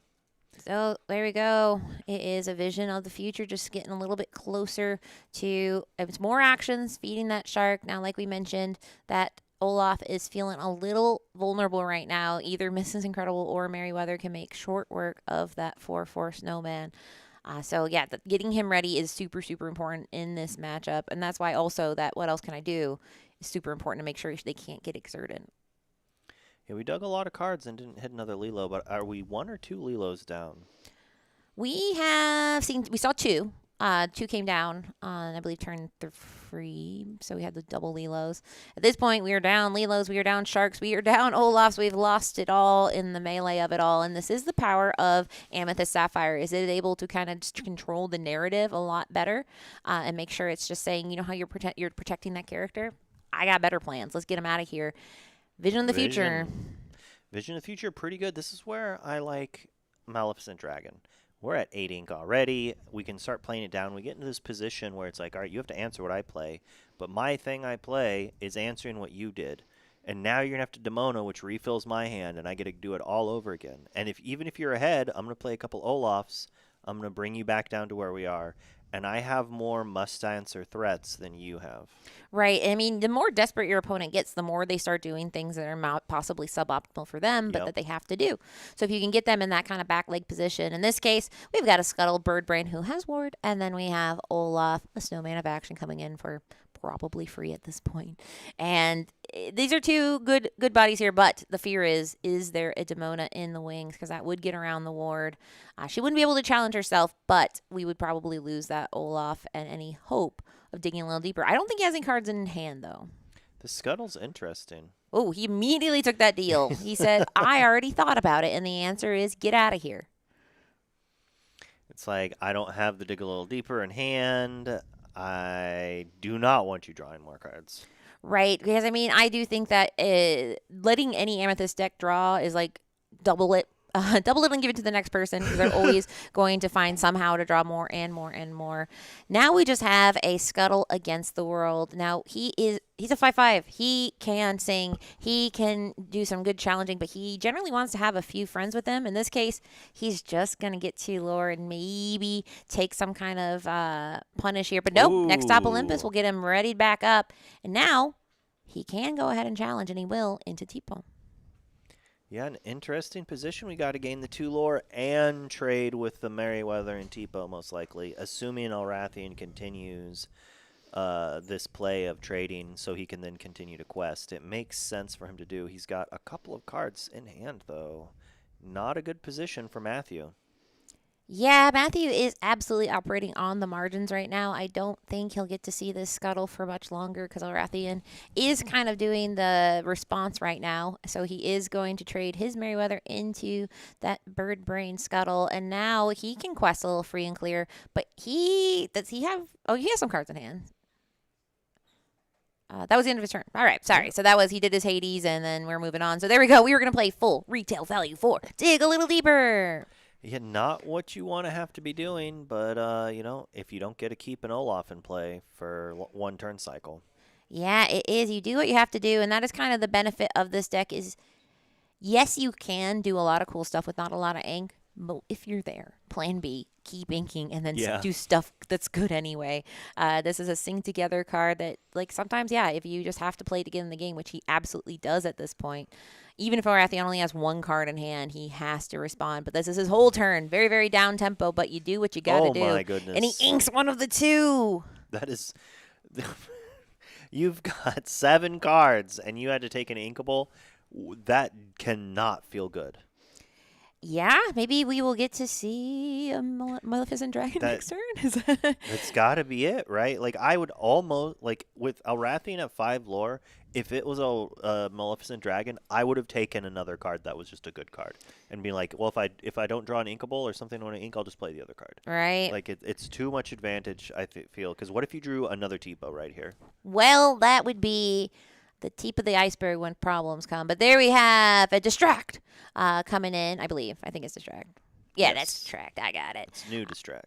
New Distract, the reprint with different art. And now I think we're just trying to keep cards in hand. So we will have Let It Go, getting rid of the Elsa Fifth Spirit, and he's making do with what he has. He was able to draw a card and get rid of another one, but the problem is he is not sticking anything to the board at all.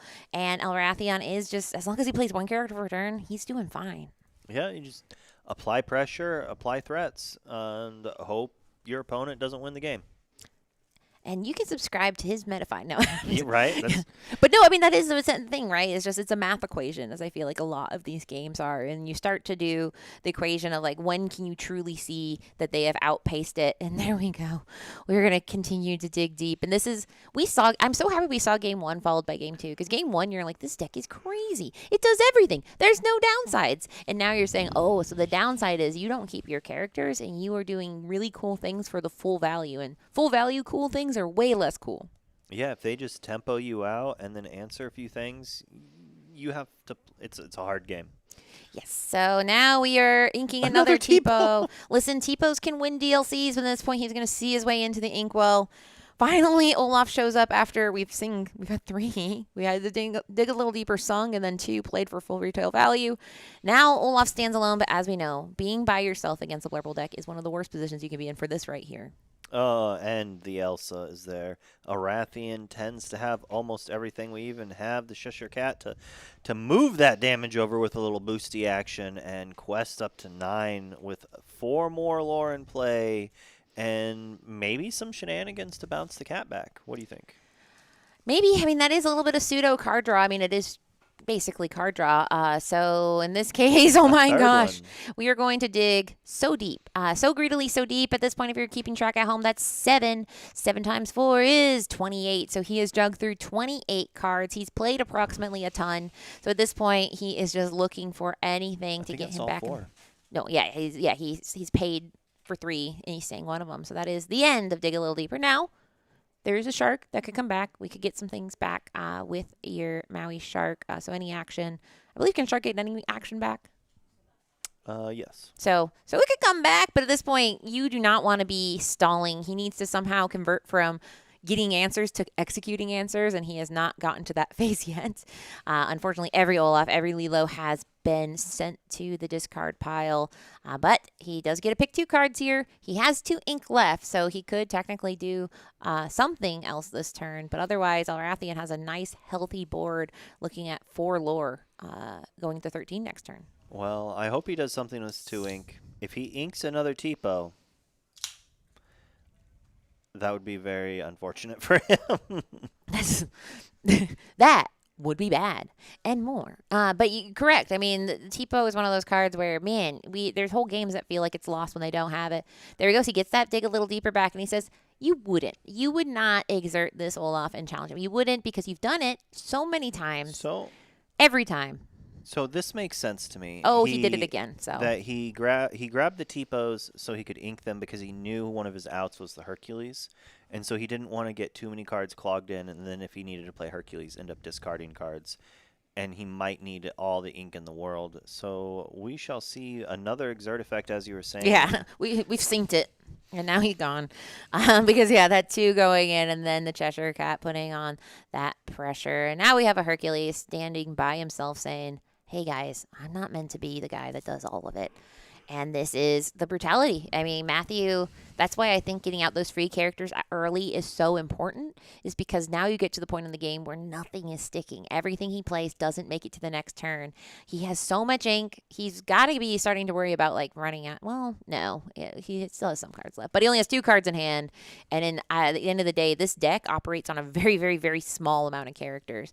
This one has more than the builds we saw initially, but we got to grab your bow. And we know the other card is the dig a little deeper, so I think we're just passing the turn here.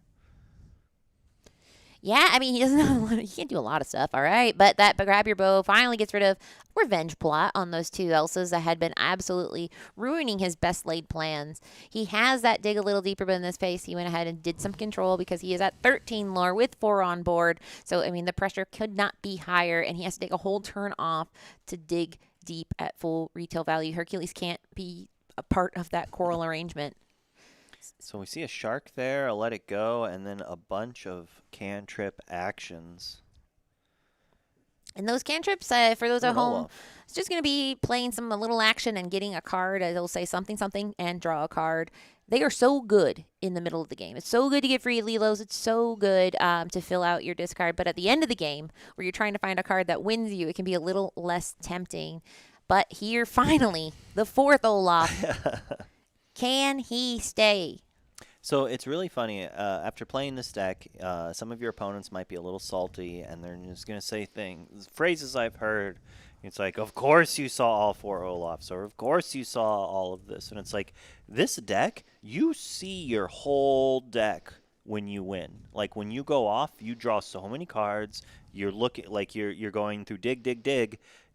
That's 7 cards. That's 20 cards going to the bottom of your deck. Right, and then getting dig back again. Yeah, and you have 4 visions in there, and the develops. So it's very easy to go through. Most of the games, your opponent's going to go through 2 to 3 Olafs and 2 to 3 Lilos, if not 3 to 4 on each of those. Yeah, and it's very funny because sometimes cards will say put them back on the bottom in any order, and I'm like, who cares? I'll never see the bottom of my deck again.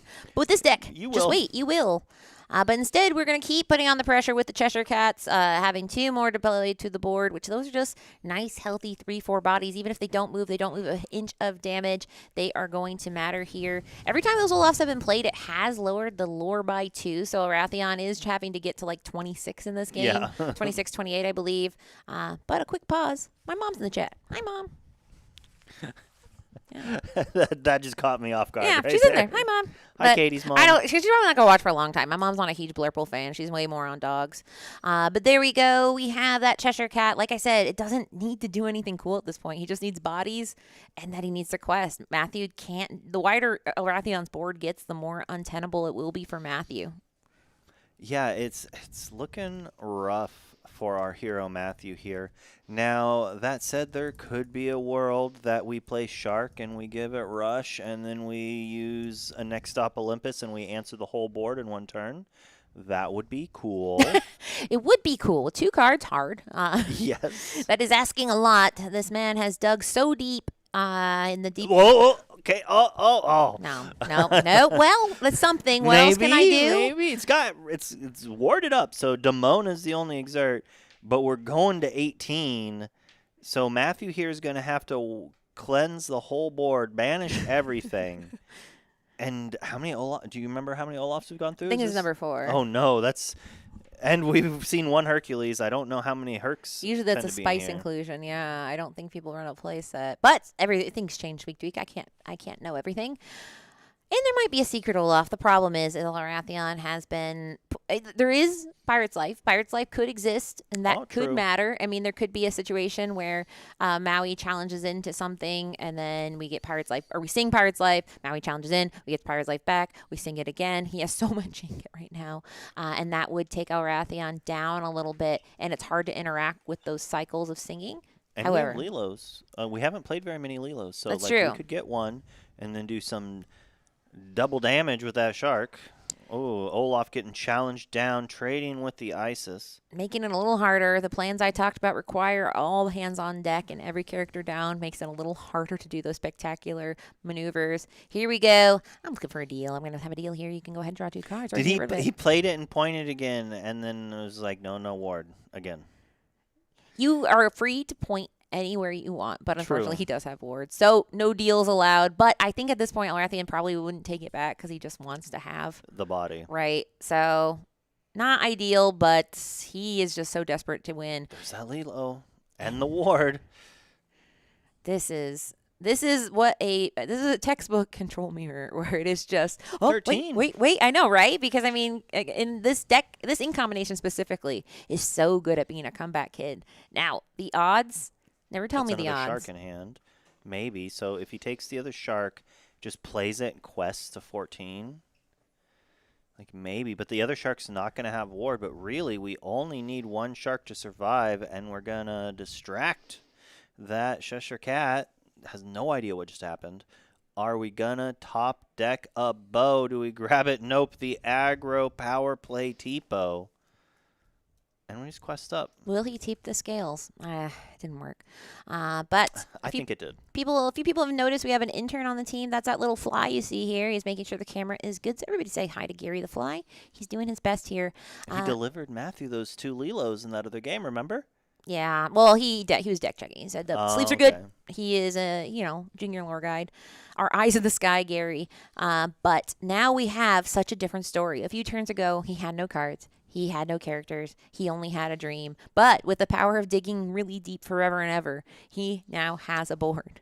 What you made that great lore guide joke, and now I'm thinking that I want us to rename lore guides to like the Junior Woodchuck. Like, Oh, Woodchuck, please, Woodchuck. Woodchuck. Yeah, it could work. Anything can JT's happen. just shaking his head. Yeah, He's it just don't. like, no. I'm gonna do the because I like you, but I don't fully. Yeah, You don't agree. yeah, it's confusing. It's 2 different things, but there we go. What's not confusing is what is in front of Lorcana, and it is a problem. I think because, it's confusing for him. He doesn't know what to do. Yeah, so because he has the problem of war. He has the problem of, so as far as when the timing is, that super matters for what else can I do. Whoever's on the board gets warded. If you play something after, they do not inherit the gift of ward. We do have this Cheshire Cat who is able-bodied and able to go ahead and do the challenge. I think he is just thinking it out here, trying to say, what do I need to do? The big problem here for Matthew and Lorcana, well, it's not a problem. It depends on what So- side is that shark. And if you keep that on the board, What if Elrathian is just like, maybe you'll draw the 4th Tipo. I'm just going to let you go to 19 and hope you don't draw an action. That and is- just quests out. well, unfortunately, a shark would then challenge in and get an Oh, action. well, but you'd have to play 2 actions then. That's true. That's true. And that's impossible. Impossible. It's true. So the odds of, but I think he's played a lot of Dweebles at this point. But there's the other thing where he can challenge in into Hercules. He has 3 Cheshire Cats, and so he could technically get. But unfortunately, that would take care of it. So yeah, he just has to do the math of how do I get enough damage to get rid of Shark. It has a ward. But the Shark has ward too. Yeah. Oh he yeah. sang- So you can't he move sang damage that to this it. turn, Yeah. Yep. So this is not my favorite math equation. The only way to get around it at this point would be to have a Demona. If a Demona exerts everything, then we can get a little more choosy. But at this point, we cannot be choosy. We have to go ahead and just do challenging, get our hands dirty like Milo Thatch here. And now, The only target we can hit. yep, that Tipo's the only non-order when he came in after. He said, what? Man, what could he have put into his inkwell to take the Tipo? Oh, Because if it was an action, he could have played it. I guess we'll never know. Yeah, well, when he wins, we can ask in the interview. That's true. If you win, Matthew, remember this moment. But now Elrathion says, well, if you win, because like we said, there is a series of things that have to happen. He has. Oh. Unfortunately, the fly saw something, and we saw a magical maneuver here. What? You can't. Okay, I think he was saying you have to have a target when you play it, and so when things are warded, and so I think what he did is he targeted the character he returned to his hand. But it does look like we're trying to work this out. If you wanted to pull up magical maneuvers. Magical maneuvers will allow you to return a character to hand at the low price of what up? Guys, I can't spell the word maneuver. Everyone laugh at me in the chat. Magic. But there's so much magic in this game. Magical. Here we go, magical honey staff. So anyway, I have it pulled up, and it's right here. Return character to your hand, exert chosen character. So, oh, no, you can't exert the character. Oh, no. So he had nothing on his board to exert? Can he exert something on his own? So the problem is because he forgot they had ward, and you couldn't do that. He could have done it had he played it first to exert the depot and then bounce his character. But he bounced the Cheshire Cat that he had used. So now when he returns this Cheshire Cat to his hand, and he can't take this back because he's seen the card cards underneath it. He has to target one of his characters to exert before passing turn, allowing the shark to do something. Now, that said, this does put it back into Elrathion's turn, and now he'll be able to at least quest all out, forcing Matthew to have to then challenge, draw some sort of card draw to then link into more. He's definitely not happy about how this is happening, but unfortunately for him, I do believe it. Unfortunately, it's his fault. I do believe. And that is. This is something that came up, I think, when Let the Storm Rage On came out, where people are like, can I play it on an empty board? Yes, you can. But then it was like, but if there isn't an empty board, you have to do something. So sequencing and knowing what is on the board super matters. And like you said, in this case, the sequencing was super unfavorable because now he's learned information because he returned Cheshire Cat that was boosted to his hand. And it's just a situation of how do we unwind it. It is a non-permissible game action, but that is why we have our lore guide. Shout out. Did we? To Google it. Yep. So I don't see any cards in Elrathion's hand unless he's got one hidden in that fist. He might have handed it to Joe. So did he return the cat to his hand, play the cat and the card that was underneath it? He played a Royal Guard. So I think he replayed Cat Royal Guard then. But he had like 4 cards underneath it, I think. Well, that can't be because he has no cards in hand, I think. Joe could be holding them and saying, you get these back when I'm ready. To the replay. So I am going into the New York booth. We're going to go ahead and see here what happened. So... yeah, so Elrathion's hand is off the screen. So I'm just looking at the replay here just to see how this happened. I'm in the past now. It's nice. Nothing bad has ever happened to me. But he did have the Cheshire Cat for everyone at home. He had 3 cards. Yes, 3 cards underneath him. So that's 4 cards total, including the Cheshire Cat. So yes, if he returned that to board, that would be a problem. But let me see here. And so the other thing worth noting, Elrathion tried targeting a warded character twice so far in this match, as well as now this. So there might even be something. Oh, we're doing a rewind. No, this isn't. This is a pass. So I'm watching. This is a rewind. I'm doing a rewind privately. Yeah. It's like, how are we doing this? Luke is like, okay, so there we go. He did magical maneuvers, and he did go ahead, return to hand. However, there was nothing on board readyable. So we're going to come to the booth while we do this judge call, but I will let you guys know that I did rewind it. Shout out to my YouTube fans. People say, why YouTube, why Twitch? On YouTube, you can rewind in real time, which is what I just did. And so basically we have that tangle issue of he got cards back to his hand and he played cards. He had 4 total cards underneath Cheshire Cat. And the magical maneuvers just unfortunately could not have been resolved because there was nothing able to meet the first condition on the board.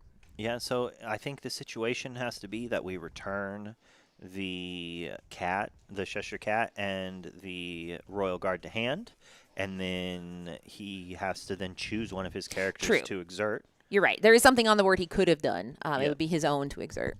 And then after that, he has to decide if he's going to continue questing, what he's going to target, what he's going to do. But it is in a rough spot. I wonder if Garrick's going to share those Skittles with me. Well, I don't think anyone wants to hear us chewing Skittle. Well, someone's going to get to hear Luke chewing Skittles, and I am one of them. Oh, yep, I can hear the inside of his mouth. It's I'm like trying really, really hard you to not can't. even All I chew hear it. it's worse. But you just, Garrick, you're in trouble.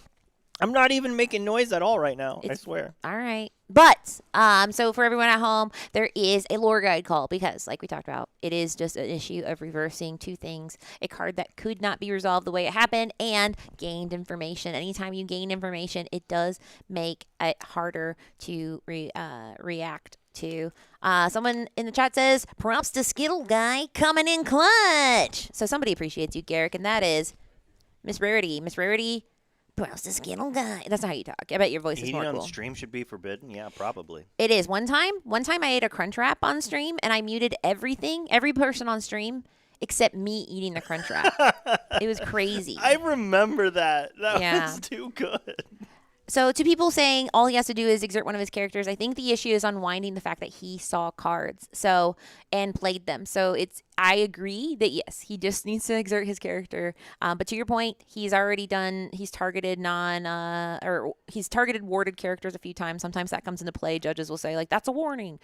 So that's something. And then it's the fact that how do you unwind the fact that he now knows what's under the Cheshire Cat, and that could make him play differently. So what you are seeing on screen is unwinding, and there's nothing to unwind. I don't know if I agree It's with really that. frustrating because like it's not even a sequencing because there was no damage anywhere. So Right. we had to challenge with a cat to put damage on it to then activate the Cheshire Cat to take out the Tipo.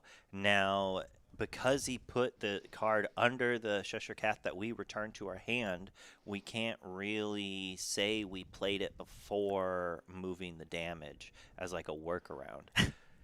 So it's just like it's the only way it can happen here. So I think he's upset because he basically knows he probably loses the game because of this. And that's why we're on such an important step here of where do we unwind. And I wonder if Alrathian, like, I think it's impossible to not rewind to at least the choosing targets because you return the character to your hand before you exert. So you do get to see the cards in your hand. You get to see what happens. And it looks like that's what we're doing. We're returning those two cards to your hand, and now we're exerting something. And shout out to the lore guys because in chat we have it can't be unwound. You don't have to rewound it. There's only one outcome. There's too much knowledge. Use a dice. So I think that's why we have our lore guys is because these are very, very, very, very, very hard situations to just say this is clearly the answer because you obviously. 5 different people can look at this and see a different way. So shout out to everyone in the chat because honestly, we all are going to learn from this. Luckily, some of these cards will be rotated out. We'll never have to talk about it ever again. Magical maneuvers. Are you rotating out? Let's see. Good. So Get out of here. We need to make sure he has enough ink exerted. He should have 2 for the activation of the cat and 2 for magical maneuvers. He needs 2 more ink resolved. He's doing that now. He's got 4 ink to do stuff with. But what got exerted? Well, they rewound to the point of the magical maneuver. What got exerted? Maybe he exerted the card that he choosing. returned to his hand? No. Oh, no, can't do because you that. have to return to hand and then you have to exert. So now he is saying, I get to choose what to exert here. But we also had to correctly fix his ink. That was the other thing is Elrathian had gone to his end of turn and readied his ink. So you want a pro tip, do not ready your ink at the end of your turn. Leave it exerted. And you have to because there's a card literally coming out that says, do you have ink ready? And if you readied your ink, you're cheating or you're not playing the game Although correctly. I think if you're talking about Sully, that only gives it rush. So it No, doesn't- there's a card that says like an item that says. Oh, yes. Yes. So all that to be said. this is why having your ink clearly exerted or not matters, keeping track of it, and why having paper lore totals matters too. All this matters because if you get to a point like this and you're like, lore guide, and they come over, they're going to say, how did this happen? How did this happen? This happen? So there we go. Hades, looking for a deal, is looking to be exerted here. And now, with all these cards that came to his hand from that boosted Cheshire Cat, remember it was been boosted 3 times, so we have 4 cards total that went back to the hand. Man, he has way more ink than I thought he did. I did not think he had 10 ink. Oh no, Miss Incredible only costs 5. I thought she cost 6. Yeah, so there we go. That Mrs. Incredible could be a nice comeback here. 1 action down, that gets him to that's 16. A vision. And that's a vision. That's enough right there for 1, 2, 3, 4, 5. So he has enough on board. It didn't matter. He tried so hard, got so far. In the end, it didn't matter because that is enough lore to win the game here. 2 actions and 3 lore on board. And, Elrathian, he has to feel a little bit better. He does, right? Because it was just an unfortunate series of card interactions. Magical Maneuvers is kind of a tech card. Not everybody puts it in their Sapphire Amethyst deck because it's not necessarily always useful. In this case, it is useful to get a card back to your hand, but making sure it's done in the right order. So shout out to everyone involved, both the winner of the game and Elrathian here. But the winner we'll get to hear about in the interview. So maybe the person that interviews him, maybe Garrick or JD, will ask and say, hey, I know you inked a TPO. Your question was, why? What did you ink instead of the TPO? Yeah, well, you took TPO off of that. Right. Where, when, who, how, what? The name of that song. What else can I do? What else can I do? What else can I do? Bring it in, bring it in. Anyway, so we're going to bring in the winner here. Sit down right now. You're off the next round. Next round. You have time. I have Disney Plus. Together, we got a show going. But everyone that hung out with us, thank you. Judge calls and lore guide calls can sometimes feel like, come on, it's that easy. But getting it right matters, especially on a stream match, because it's not something where you can go, that's probably what happened. We can see it, and they can see it. So exactly. Getting it right matters so much. It matters all the time. But I think on these stream games, it's just something that this will be looked at later, and everyone then can be happy with the outcome if they take their time.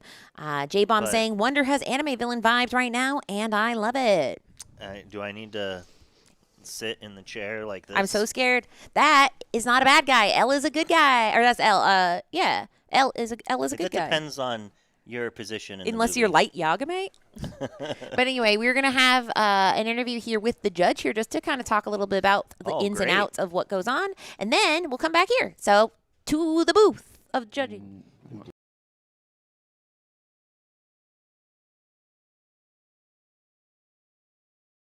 Lore guide Matthew, who is going to explain what just happened there so everybody at home gets a little education on how this process works, rewinding, and what went down exactly. So the main issue there wasn't anything valid for him to rewind to or to target with the maneuvers. The TPO was already gone, so our choices are a shark and an Olaf that both have ward. Magic Maneuvers doesn't say opposing, it says anything. So when they have to exert something, they still have to do as much as they can and exert something. Be that their own character, that's how it has to resolve.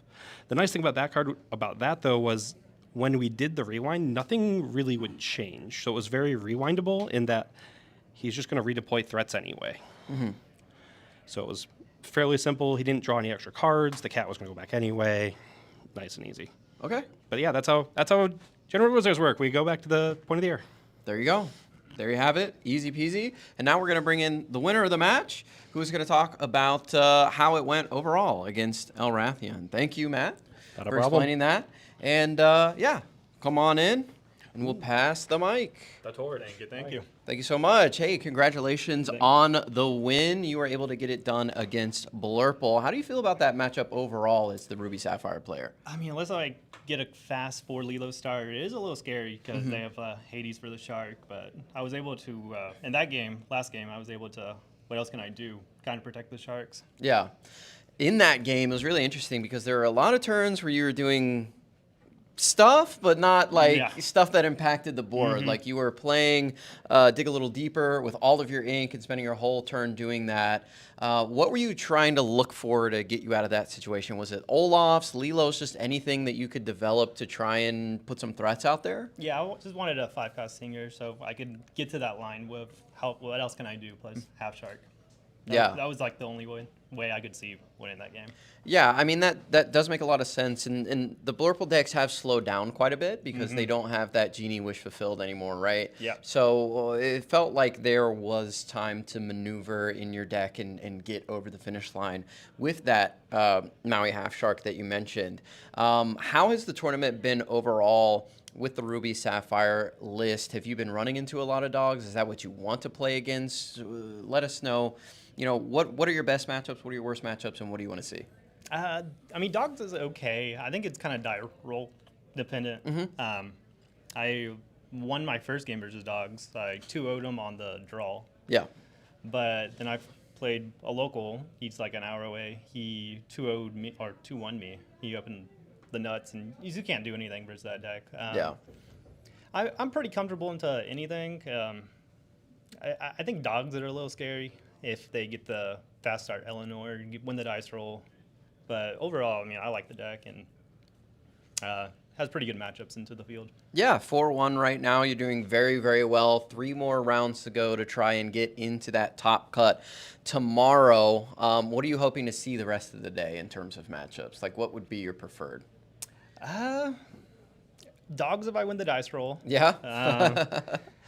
And then I don't really mind anything really. Okay. I mean, I feel pretty comfortable with the deck. Very, very nice. Yeah, I think it's a great deck to bring. It's caught fire here towards the end of the set. Have you been playing it a lot? Like, were you playing it during set championships, or is it something that you picked up recently? Picked it up last week. I played dogs 2 weeks in the Diet Coke. Yeah. Didn't have that good of success with it, and I don't really like the deck, so I just pivoted to what can beat it. There you go. The Ruby Sapphire list. I want to say congratulations again. Are there any shout-outs that you want to give? Yeah, shout out my team, Infinity, and my girlfriend. She's on the team, Kristen. Couldn't do it without them. There you go. All right, we are going to send it back to the booth with Luke and Katie are over there, and I'm sure they want to open some more booster packs and talk all about that amazing match that we just saw in round number 5. Thank you so much, and thank you for doing that interview with the our head lore guide there, because I do think a lot of people kind of want to know a little peek, but like how it's made. You might be wondering what's being made, and the answer is they love to talk about it. That's the thing. If you ever want to know how something works, ask a lore guide. They will tell you. They like it. That's why they picked this career or job. I don't know. But Luke is not. He is not waiting. We'll open a couple more packs, and then we will go to a quick break because it is almost time to get into our round number 6? Are we getting to round number 6? I think so. That's crazy. This day. Isabella. The perfect golden child. Oh, you're going straight to the hits. I'm all about it. The payoff. And there's Norton Nimnal, the biggest hit in the game. People are saying that is going to be so big post-rotation. Shout out to my Norton Nimnals. But really? People are telling you this is no one said that. That's the first time. But there we go. We have Buzz of a different flavor. Alma Madrigal, the real villain here. We got Donald Duck, Louisa, Augustin, Buzz. Can we go more? Okay. Oh! And then a dwarf. Twinsies. Yeah. That's the sound. That was the sound twins make. Yes. I'll open one more pack, and then we'll go to a little break. If there's anybody that you're like, he said, pack, wake up. If there's anybody that you're like, I really want to see them on stream, and they're doing pretty good, let us know. Let us know, because we only have 3 more rounds to stream today. So that's crazy. Zipper. D-Dipper. Oh, there we go. Eleanor. The queen of them all. A renowned diplomat. Buzz Lightyear. That is not. That is his best friend's girlfriend. Close enough. Same thing. Yeah. But there we go. Here's my last pack before we go to a break. We have Milo into Omnidroid into the Witch. One of the Madrigal mothers, Louisa, Syndrome, Super Suit. Where is it? There it is. That is Lord Macintosh into Daisy. Is that Alma? Yeah, it's Alma, feeling pretty magical. What else can we do? Call Lore Guide. Where else we do? Who else we do? The card I can never remember. What else? It's the song. What else can we do? It's a very important moment in the movie where she realizes that she's not just about pretty things. She can get messy, and that she's not all about perfection. She might be the perfect golden child, but what else can she do? Bring it in, bring it in. We are going to go ahead and bring it on over to a little break here. Like I mentioned, it'll be just the tick of a talk, if you will. And then we will be back with more exciting Disney Lorcana action here at the Sharp Gaming CCQ in Fort Smith, Arkansas.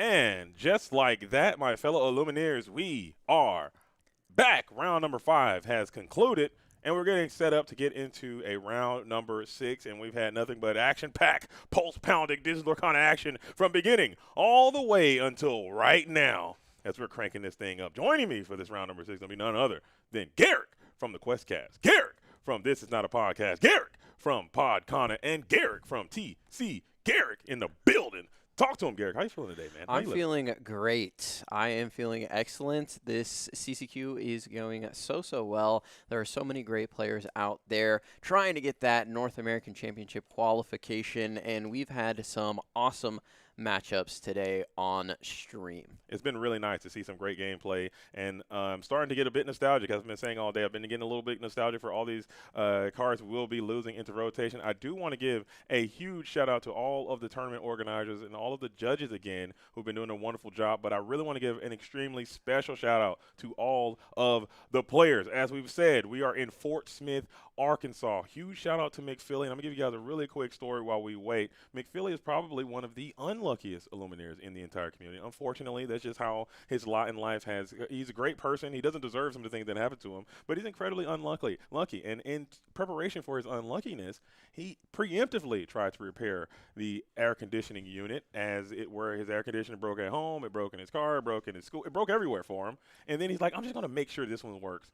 And then it broke as well, Garrick. So huge shout out to all the players, because out there in the field, in the arena, okay, in the dojo, in the Thunderdome out there, it's about 275 degrees. Yeah, minimum. I was just out there walking the floor, taking some B-roll footage, and it was quite warm in there. It's hot. It's hot. The Illuminaires are sweating, but the attitudes are still quite positive. People are still alive and well in the tournament, and we are doing everything we can to fix the air conditioning unit right now. Well, it is fixed. It's fixed? It's just taking some time to cool down the Gotcha. room. Okay. It was way worse like 2 rounds ago than it is So right now, we do have a little pot of gold at the end of this rainbow. So I want to thank all the players for enduring. I want to thank Philly and Lexi for putting in the extra effort to make sure that the players are remaining as comfortable as possible and trying to make sure everyone's still having a great time. It has been remarkable. So the attitudes are still very high. The competition is still extremely fierce as we are getting almost to the tail end of it. We still have around 3 rounds of Swiss left. Round 6, round 7, and round 8 will all be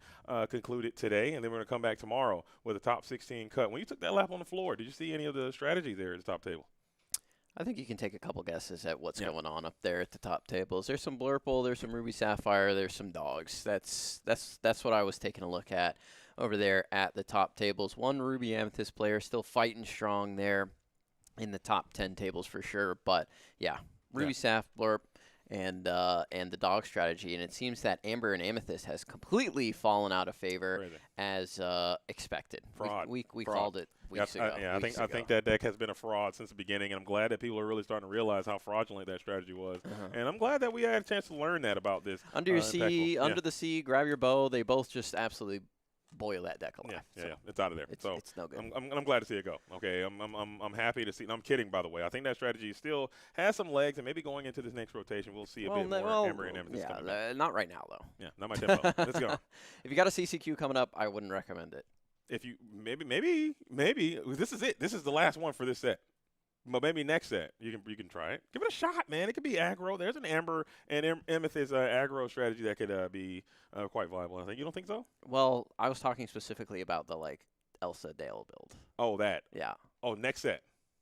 You still think it's done next set? No, I'm saying this set. It's all. Done. This is it, Garrick. This is the last one. one. Oh, you're right.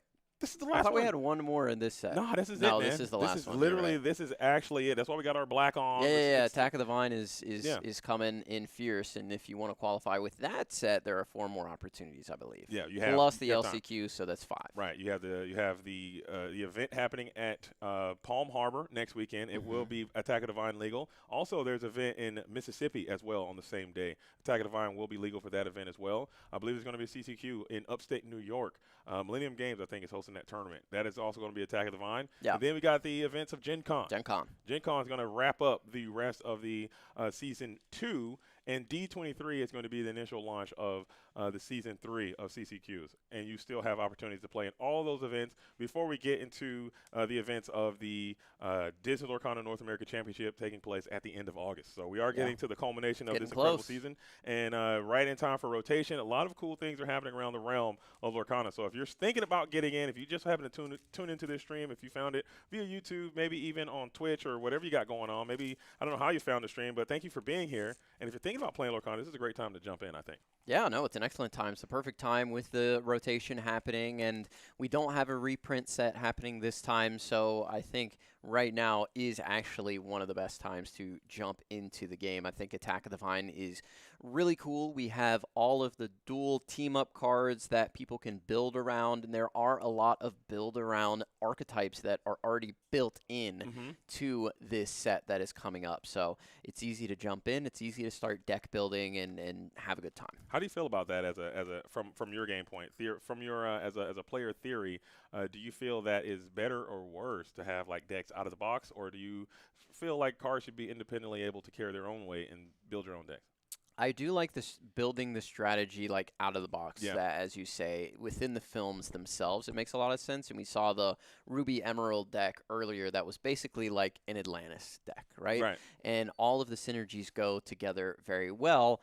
But you need cards from the outside coming into the deck to make it really work. Cards from Mulan with Strike a Good Match, or Return of Hercules. That's why the deck works. So I think it is cool to have, 4, 5, 6 cards that are really powerful in the same franchise or same sort of archetype, such as the Vinelings, the Honey characters, Supers, whatever it may be. That way you can use other cards that supplement that strategy and lift it up. So I really do like that. Otherwise, we get decks like Blurple, where it's just like play the best card no matter what it is. The synergy doesn't matter. It's literally just this is the most powerful thing I can do on this turn. I mean, we did have that before, and we ended up with Tramp the Street Smart Dog, Tramp the Enterprising Dog, Lady Mrs. Park Avenue, Lady the Decisive Dog, and then, a lot of people had a lot of complaints about that Lady in the Tramp strategy.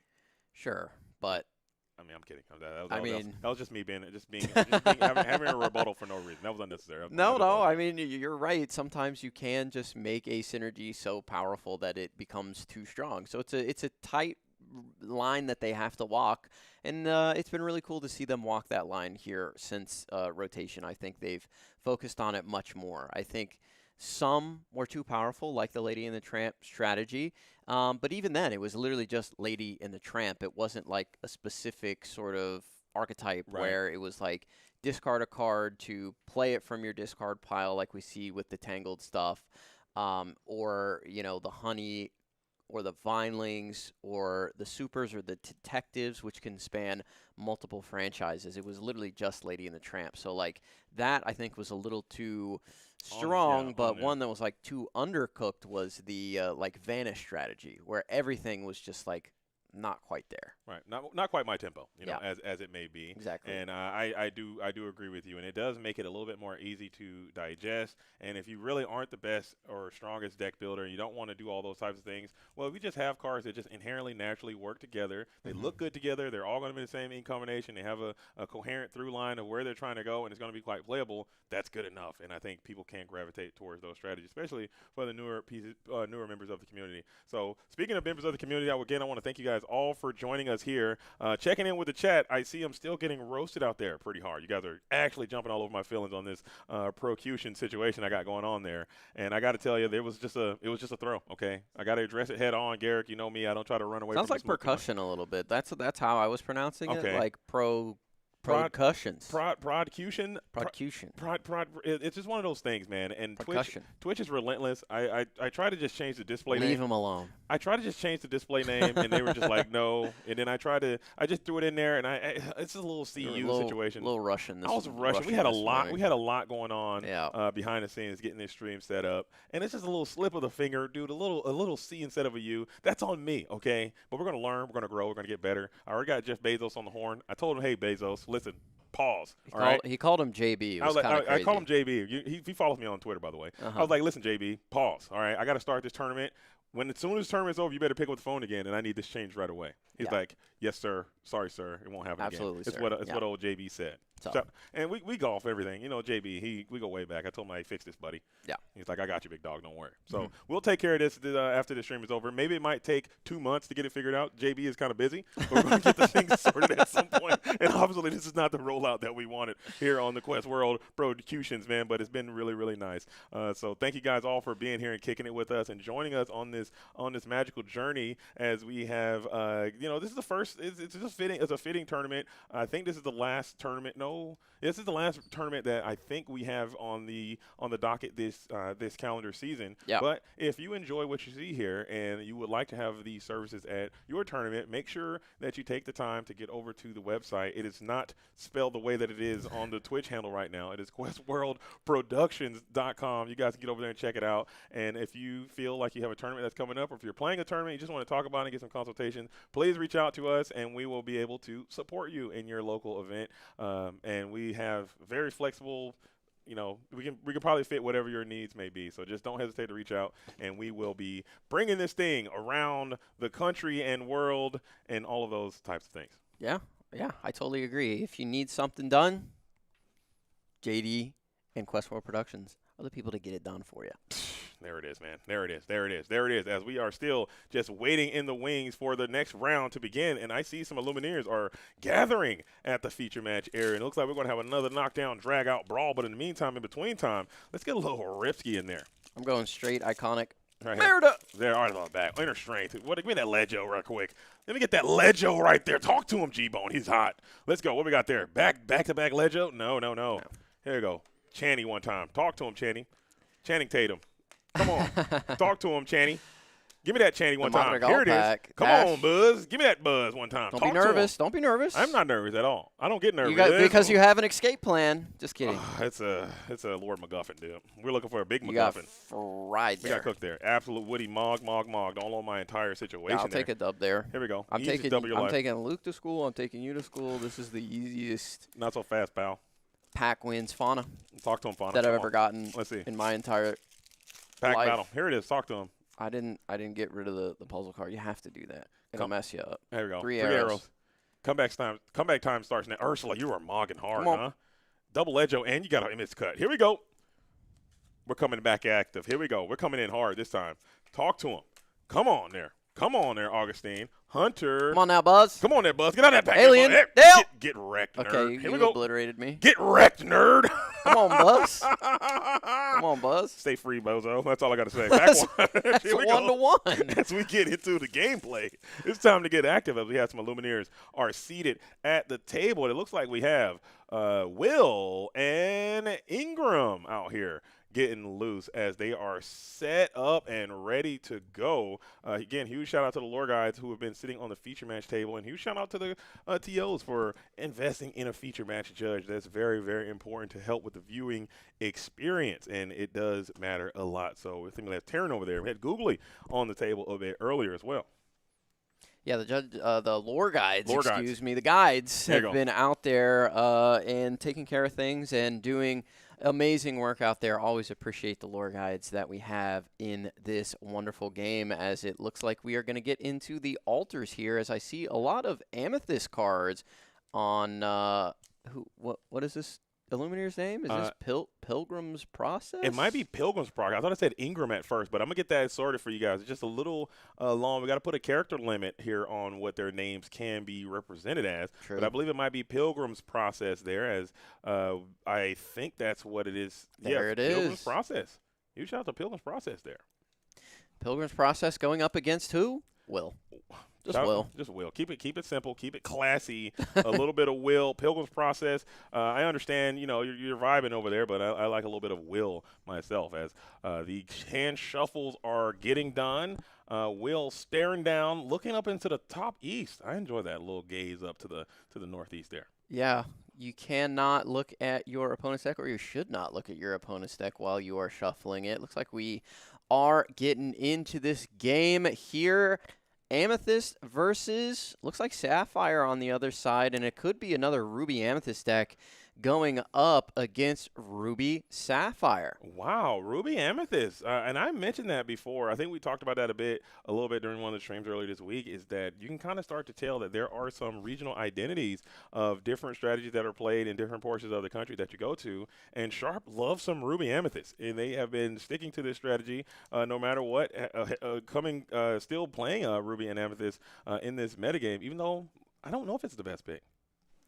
Yeah, I wouldn't say it is the #1 pick to bring, but like we mentioned earlier, if you were trying to beat or defeat that dog's strategy with the Eleanor, then Ruby Amethyst is a solid way to do that. You have so many ways to engage with what they want to do on the opposite side of the board. Elisa Mazza makes things easier, especially against Under the Sea, as Scrooge McDuck is going to enter play here, and we're going to quest for one with Palace Guard. Palace Guard, a little throwback to the past. You mentioned the Vanish character, and he does appear. This is a nice, trusty one-cost character, but he's kind of fallen very low on the totem pole in terms of a reliable one-cost. Glimmers, as Vision of the Future, will take a little sneak peek at the hand, maybe grabbing that Lilo and start spamming those, causing uproars to the board. Could be nice. Yeah, so we have the Vision of the Future here. This is the Zan line that we saw during Brazil. He was going for this so many matches. Is he would go turn 1, turn 2, he would play his ramp in the form of Sail, Tipo, or one jump ahead. That way, on turn number 3, he didn't have to play 3 single actions to get the Lilo out. He could play a Vision of the Future plus 2 actions that cost 1 on 4 ink to play the Lilos for free, so it gave him more wiggle room and more opportunities to play that Lilo. But Will missing here on the Lilo, as a Scrooge McDuck is going to come down on turn number 3. We're going to boost the Scrooge we played on turn 2 and quest for 2. That is one of the best lines in Ruby Amethyst. And sometimes that's one of those little gambit type plays, as the Palace Guard is punished by the inner strength, triggering that keyword of Vanish, sending that Glimmer to the discard pile. That's probably why that Palace Guard has found his way basically in an early rotation, as you are forced to ink one of your best Glimmers there. The Lilo causing uproar is causing her way down to the inkwell, and that has to feel bad. Tell them a story about Will's hand saturation there. He's probably got a lot of uninkable cards in hand there. We're going for 3 here to get Pepa Madrigal, and we talked about this card a little bit earlier. You can put damage on your Glimmers, and every time you remove the damage, you gain a you gain an effect, and that is the ability to draw a card.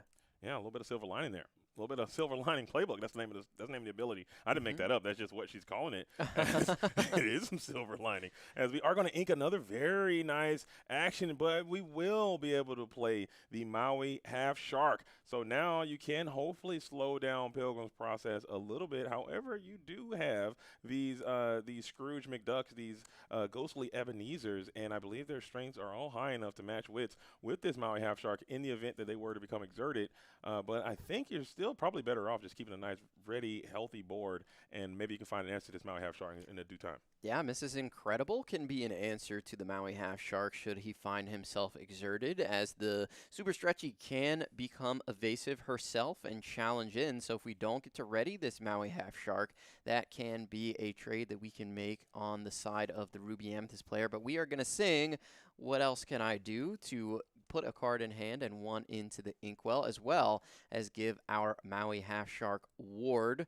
We saw in the last match that is something that we do need to keep in mind. However, Pilgrim's Process could be packing that B King Undisputed, which does not care about ward. So if Will does not play another character on this turn, that Maui Half Shark can be exposed a little bit by that card. Yeah, this What Else Can I Do? This card is I know it's been throughout this deck's it's been built, this set, and it's been a card that has been in and out of this strategy a lot, and it seems like it has a very nice spot, along with this Robin Hood Sharpshooter is up. I don't know if he has ward. Was he played before the ward was? No, he wasn't, so he doesn't have access to that keyword. He can be exerted, but this is another card that has been in and out of this strategy, and I don't know exactly how I feel about this Sharpshooter in this deck anymore. Yeah, it's interesting. We saw it work really, really well in the Ruby Emerald build earlier, as Luisa Madrigal is going to come down and assist her aunt here, Peppa, as we can start removing damage and drawing cards. So that is the synergy there. And like we were talking about before the match, these built-in synergies that we're seeing can be really nice, even as like 2 ofs. I doubt we have more Madrigals in this deck, but you're seeing it work out really nicely here if we can get the Louisa to start remove the damage off and the it's really also nice to see that both of these glimmers will be around post-rotation, so they can kind of set this little 1-2 punch up for a while. And I believe in a more of a limited card pool, we're cutting about, I would say, 400 or maybe more than 400 cards from the format, and all of these cards that maybe on the margins get significantly better, as we will have to pay full value, I believe, for a dig a little deeper. We do have to pay the iron price here. 8 ink to play Dig a Little Deeper. Look through 7, get 2. But we did see that work out for the Lumineer playing the Ruby Sapphire in the last round, but it is much, much slower. Are we going to quest with the Robin Hood? No. We are going to pass it over back to Pilgrim's Progress, and we'll see what we have on the approach here. As I believe that was an Isis Vanderchill, potentially. No, Zeus is going to come in the game with big 4 damage on him. Oh, baby. Whoa. So what is going on here? As we are going to can't the cold doesn't bother me anyway. What is the can't hold it back can't anymore. hold it back anymore. Oh my goodness. The Spice Rack is out as Pilgrim's Progress does an amazing combo there to move all of the damage off of his glimmers onto that Robin Hood sharpshooter. That is not something that you often see, and that is a song here. So we were able to exert that character and move all the damage with that Zeus. You get to draw for that pepper for triggering that. Doesn't that when you? No, it's when you remove, when not you remove. move. Not move. Okay, that is. That's interesting. I thought it was a been a really nice combo if you could pull all that off. But still, nevertheless, that was a wonderful turn from Pilgrim's Process. Really, like you said, challenging us here. Even at the late stages of this metagame, late stages of this format, you're still able to shock and surprise by playing characters and cards that you just haven't seen too much. And this card will be around for the near future. It might be something to look into going to the next set. Yeah, I'm really glad that every single set I try to experiment with Ruby Amethyst, because I knew can't hold it back anymore. As soon as it was played, I was like, I've tried to make that card work, as Pilgrim's Process is saying trust the process here, as he is able to make can't hold it back anymore a powerful, powerful include in this version of his deck with the Zeus. But we double Olaf's Snowman of Action on the opposite side and reduce that lore from 11 all the way down to 7. But we are going to keep the process going here as we are boosting 3 Scrooges. And he's a pilgrim, too, so he's taking a little bit of flavor there in the username of this Lumineer, because he's taking a quick little voyage, a little expedition like a pilgrim, and he's trusting the process. Yeah, trying to dig into that spice cabinet and pull out. Sailing the Azurite Sea, potentially. There you go. Taking a little pilgrim there on that process, as now Will is like back against the wall here, but you got double Olaf. Sing a little, dig a little deeper, and we're so back, and there it is. Olaf rips one of his favorite songs, Dig a Little Deeper, sang by an Olaf Snowman of Action. Maybe someone can make that work.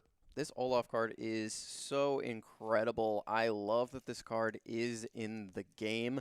All of these big cost characters that can be reduced based on a certain condition, like we've seen the Sheriff of Nottingham with the items reducing his cost by 1. The Olaf Snowman of Action here, 1 cost off for each action that is in your discard pile, but is still technically a 9-cost character, even if you play him for free. So look at this. They can each sing Dig a Little Deeper all by themselves, and you get so much value if you invest in that condition. But it takes investment, and it's really cool to see the investment pay off with these type of glimmers in the game. It would have been really, I think it would have been a little bit of interesting to see what it would have done to this character if you would have had to put those actions back in your deck, very similar to the Chernobog of the day, or maybe even the Stegmutt. Shout out to Stegmutt. Yeah. A lot of people are waiting on Stegmutt to get his time in the sun, but Stegmutt requires you to put those items back into your deck, as another snowman comes in for free this time because of the amount of actions you have in your discard pile. So I'll be interested to see how that would have changed this card a lot, but that makes him even more powerful, I feel. Yeah, singing the double dig there into the Vision of the Future with a free Olaf. Here comes Robin Hood Sharpshooter. This card is very strong when you have the Lilo causing an uproar, as you can ready that character, potentially sing a song with him, or challenge if you need to, or just stand him upright to protect him from a challenge coming back his way, as we are going to go ahead and get these Olafs off the board. Really cool combination coming up here with Attack of the Vine. Those Olafs, if you're able to play them for free, you can get them back with your Horned King and just play them endlessly. But what we got here, though, Garrick, we are getting a little bit of Louisa Madrigal here, and it looks like we might have another. No, everybody's got a weakness. We are in the bulk binder here, and we got to quit. That's the first read of the day, and I might have to join them on here, as everybody's got a weakness. You can move 1 damage from each of your glimmers to chosen opposing glimmer, and then draw a card for each damage move this way. So we moved 4 damage off of 4 of our characters onto that Robin Hood, which allows us to draw 4 cards. This is another one that I experimented a lot with. You're in your bag right now. You're in your element. It's like, my time has finally come. I love it. And the Pilgrim's Process, you might have to share some information with this Luminaire, because he seems like he's living your wildest dreams here as he's actually popping off. We got a Shere Khan in the I see that. well, so he's cooking. If we can get to the big ships, Shere Khan, what are we even talking about as we're getting up to 11? As I think Will is getting outspiced here about the process. This is feeling so nice, seeing how this all this deck is kind of all working together in a harmonious function. This could have backfired tremendously, though, I think. It definitely can, but it is all coming together in this game and in this tournament for Mr. Process here, as he is 4-1-0. We only have 1 Olaf remaining to us in the deck on Will's side, as a Maui Half Shark is going to come down. Let's see if we are able to keep him on the board, as we have Break Free. Let's put a damage on this Maui, and let's give him a little bit of rush. Dude, what is going on here at round 6 in Sharp Gaming? Are these Illuminaires just saying, let me look into this bulk ban and get loose one time? As Break Free giving your evasive character rush by putting a damage on it, Maui Half Shark fulfills those conditions, and now he's going to rush in. We can get back the break. No, we cannot do Break Free again, because that would, in fact, banish our Maui, I believe. That would put another damage on him. We're going to dig a little deeper, seeing that with our Olaf here. And keep this party train rolling, as Pilgrim's Process does have a ton of questing power on board. That's 1, 2, 3, 4, 5, 6. I think 7. 1, 2, 3, 4, 5, 6, 7 characters in play, all questing for 1. So you can put a lot of pressure in, but not quite in the game here on this next turn, unless you have another card that can gain some expedient lore. Maybe Dash Bar comes to mind. With just Louisa right now, I believe you can remove both characters on the opposite side of the board with her ability. Yeah, you would have to get her up to 4. Or she get her up to 3, and you'd have to do that twice. But we're just going to take it right into Scoop Town, it seems, and that's going to be a GG going into game number 2, as Pilgrim's Process takes it down, processing some serious spice here in round number 6. I love to see it, and I hope the chat is loving to see it as well. He says Ruby Amethyst is not done, especially when you're playing the Madrigal build, as we are using can't hold it back anymore, as well as everybody's got a weakness, which is just like you said, some real spice, and they worked out beautifully in that game, able to put all that damage on his characters with the Pepa Madrigal, and then moving it onto his opponent's cards before they could do anything. Those Robin Hoods never had a chance. Yeah, that's a wild little spice line. It looks very similar to, I think we referred to it as the Flinger Dinger. I think is a strat that was kind of picking up a little bit of steam a few sets ago, as Ruby and Amethyst being able to remove damage and having great benefits from those, placing your own damage. But it seems like the Pilgrim's Process has completely pot committed to this type of strategy. I mean, just based on the way the deck is built, we saw that there is a giant Zeus in this strategy as well. So you are leaning heavy into this damage moving technique, and I don't know how I feel about it. I mean, it seems like it was actually high-key popping off, so maybe it's pretty good. It was popping off against a deck that you might think it wouldn't have the opportunity to. You know, you'd much rather see decks lower to the ground that aren't as control-y as the Ruby and Sapphire list is, but it worked out beautifully there for Pilgrim's Progress in game number 1. Yeah, so we are going to go into game number 2. Will now has seen what the spice can hold, and the cat is kind of getting out of the proverbial bag now. So now the cat's out of the bag, maybe you can change some of your play patterns a little bit to kind of counteract what this Ruby and Amethyst strategy is trying to do. Also, it's important to note that Will didn't get a chance to really get those diabolical Ruby Sapphire plays off early. We saw that we missed the Lilo out on 3. We got some Olafs, and we were able to sing Dig a Little Deeper, but it was a bit behind a little bit. So maybe you can come out with a much more aggressive start, as we are going to start with a little bit of a helping hand.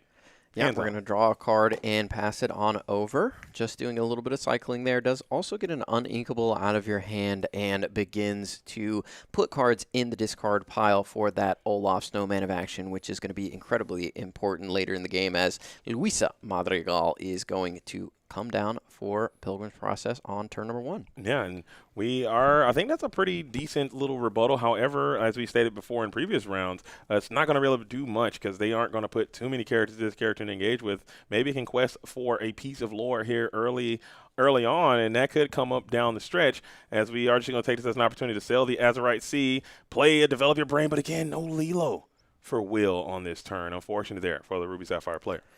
Yeah, but could only play 2 actions on that turn no matter what, because it was their turn number 2. Oh, okay. I think I might have misspoke, but still, he's got no Lilo either way. I mean, he would like to have maybe one cost, but we did take some time to sell, or maybe like Luke was saying, maybe sell on our next turn, and then we can potentially have the ink and actions required to get that Lilo out. But we are going to go for another vision here, so maybe there is a chance we can do it this turn. Yeah, this is going to be the Zan line where we sail on 2. That way we can play the vision on turn number 3, as well as 2 actions that cost 1 to get the free Lilo. So let's see if he is able to accomplish it here. Decides on the card and the order of the cards. This is incredibly important. We saw how the deck was able to get the cards move to the top of the list with the Olaf singing Dig a Little Deeper. So that those are some cards that you could find again later in this match. That's why when I see people playing this strategy, it's very important because sometimes people don't do that, and I'm like, you don't know the vibes. You're just kind of running through it. You got to think about that every single time, and what's important and what is not. As Tipo, the Growing Sun, is out and active, getting another ramp in. So maybe you're trying to turbo down this Maui Half Shark, but the Shere Khan is there. And that is a very interesting include as well. Maybe it could just be there for the stats, but you always have to be very cognizant of a potential shift line, and you really don't want that to happen to you either. Definitely not. Here is the Maui Half Shark coming down on turn number 4, courtesy of the double ramp that Will had invested into. Let's see if the Maui Half Shark is able to stick around. He and Tipo can sing together, Dig a Little Deeper on this next turn.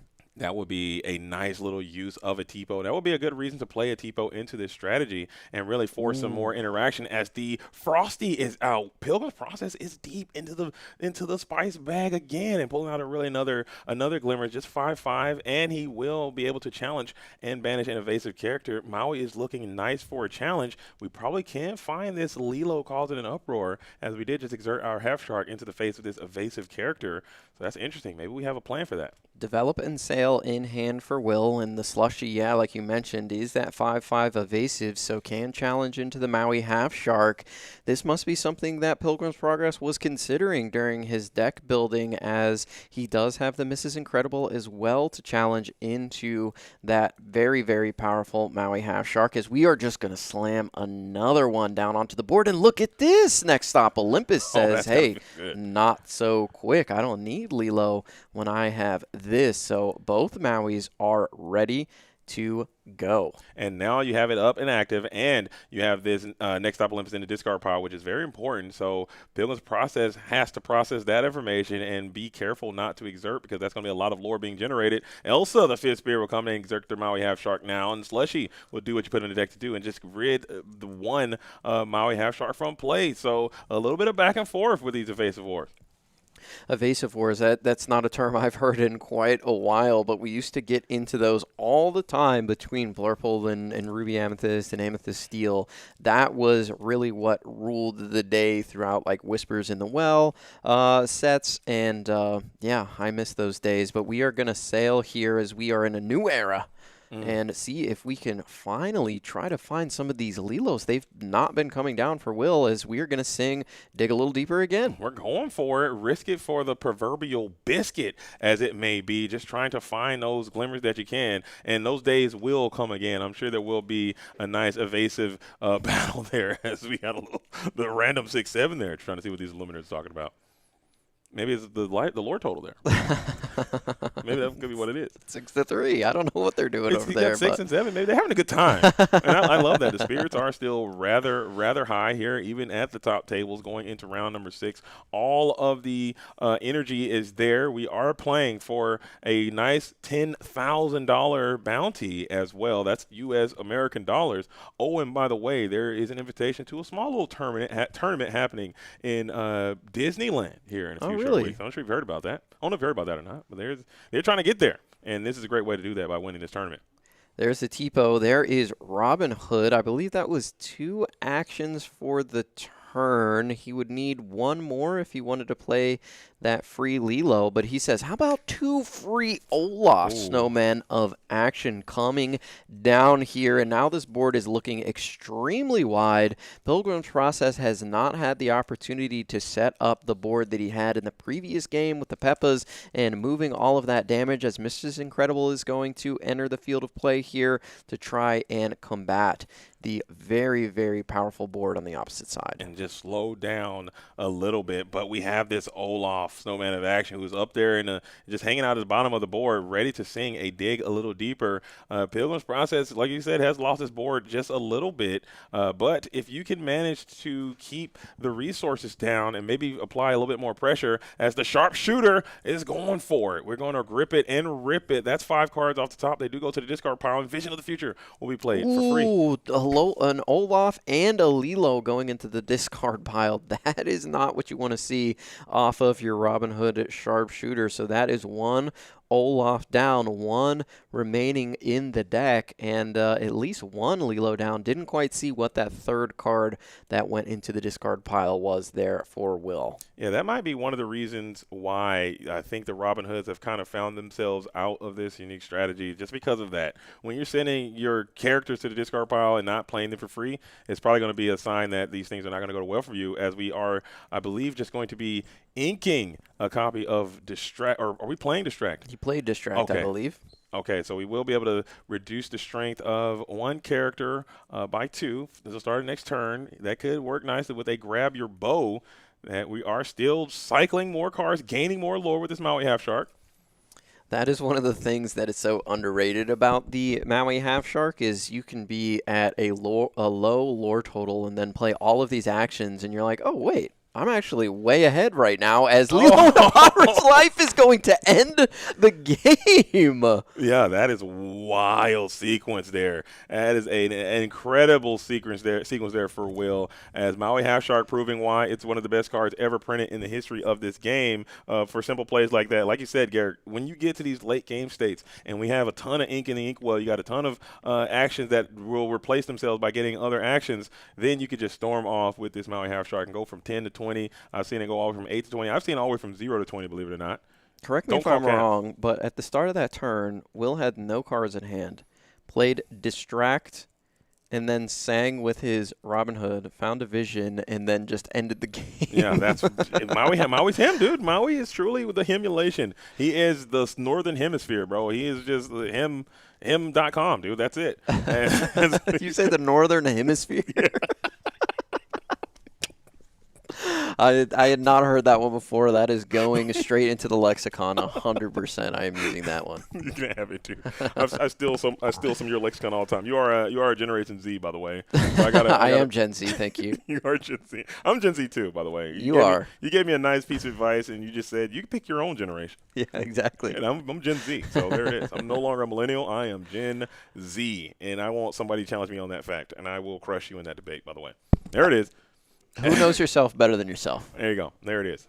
Exactly. All right, The facts. Lumineers here getting into game number 3. As it looks like Will did not like his hand at all, sent 6 back. We are on the play for the Ruby Amethyst deck. We need to try and find a stronger line that can threaten your opponent's board a little bit better, and Will hasn't even done the free low turn on turn number 3 yet. We'll see if he's able to get to that very powerful strategy. That's one of the best things that you can do in this deck, and he hasn't been able to do it yet. Despite that, was able to win game number 2. So let's see what happens here between these two Illumineers in round number 6, still alive in this tournament. Right. There are some other cool plays that we can take. Not McPhilly coming in here with the fly swat. Oh, no. Leave Gary alone. Get McPhilly out of there. No, that's my friend McPhilly. No, please. No, not like this. Oh, Gary, please fight back, Gary, please. As Gary the Fly, who's been rocking and rolling with us all day, McPhilly just came out and dispatched him, man. That's so rude. I got to talk to Shark Game is fine. It's actually insane. I can't believe it. No, as we are going to start. I'm going to have to add him to the in memoriam section here real quick. Man, this tournament couldn't get more sad, dude. So sad. As our boy is no longer with us. As we're going to go Raja on 2, just trying to maybe get aggressive here to start this thing off. But I don't like these Palace Guards at all in this matchup. Yeah, you got to be aggressive here against the Ruby Sapphire list. Let's go. Let's go fight back, Fly. Sorry, Garrick. Sorry, Garrick. You're good. Depot's going to come down here. We're going to try and go for this turn 3 Lilo play again. We will see if we are able to do it. That's what Will wants to get done here, especially on the draw in this matchup where we are going to try and get aggressive. It's interesting that we're going with the Sheer Khans here. You do have Diablos available to you. Same stat line, quest for 2, but maybe the uninkability is the issue there with that card. That's got to be it. I think that will be the only reason. And also, I think there could be a little cheeky and sneaky shift line available from this Ruby Amethyst player. Maybe you've dug deep into the spice cabinet, and if you have all this stuff that can heal your characters, maybe it works quite nicely with that Shere Khan being able to challenge multiple characters. It's almost like a little pseudo board wipe if you have so much healing in your strategy. As we are going to develop our brain, I believe we did take a vision of the future. Can we get it done? Finally, helping hand. That's 3. Getting rid of the Palace Guard. Will we be able? Hold here. Everyone, hold on bated breath. It looks like he's got 2 of them. Oh, requesting the Tipo, and there she is, Lilo. Just sliding right in there. Tokyo drifting onto the board. The Lilos causing an uproar are finally here, and this is what Will has been trying to accomplish this entire match, and now has the board for himself here, has taken complete control. We'll see if he is able to leverage this position into a Game 3 victory, as everybody's got a weakness is going to hit the Inkwell, and just a 3-3 Shere Khan in response. That's not what you want to see if you are Pilgrim's Process. Yeah, that is a very big problem, I would say. It's Pilgrim's problem. Pilgrim's Process, and now it's Pilgrim's Problem. Check it out on audiobooks, wherever they are sold. That's the sequel. Process the Problem, as it may be, but you still could be threatening a Shere Khan shift. I'm going to keep saying, I don't know if it's even in the strategy, but I believe he is a shift 5, if I had to call it, but he could also be a shift 6, and you can get that down and maybe get a little board wipe if Will is going to be haphazard with exerting these characters. So let it go now into the Inkwell, and the Snowman of Action is on the board. Garrick, it seems like this thing might be getting out of reach for the Process already, as only 2 Shere Khans remain standing.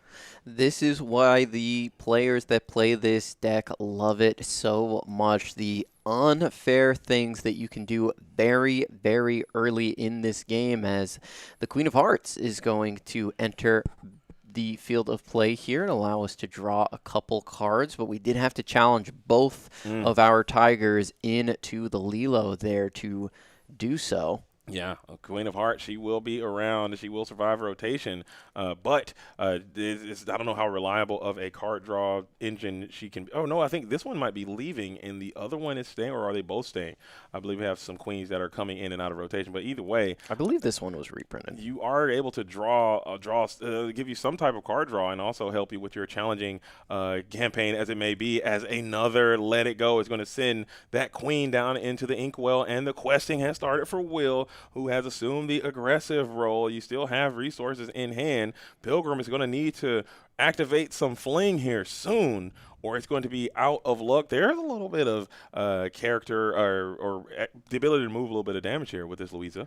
Yeah, unfortunately, though, she's a 6'4", so if she challenges into either Lilo or Olaf, she will be banished. But the thing about this match thus far is Will is doing 3, 4, 5 things a turn, whereas Pilgrims is simply doing one thing a turn and not able to keep up with the board that Will is developing, while he's also developing card advantage and the lore advantage. Yeah.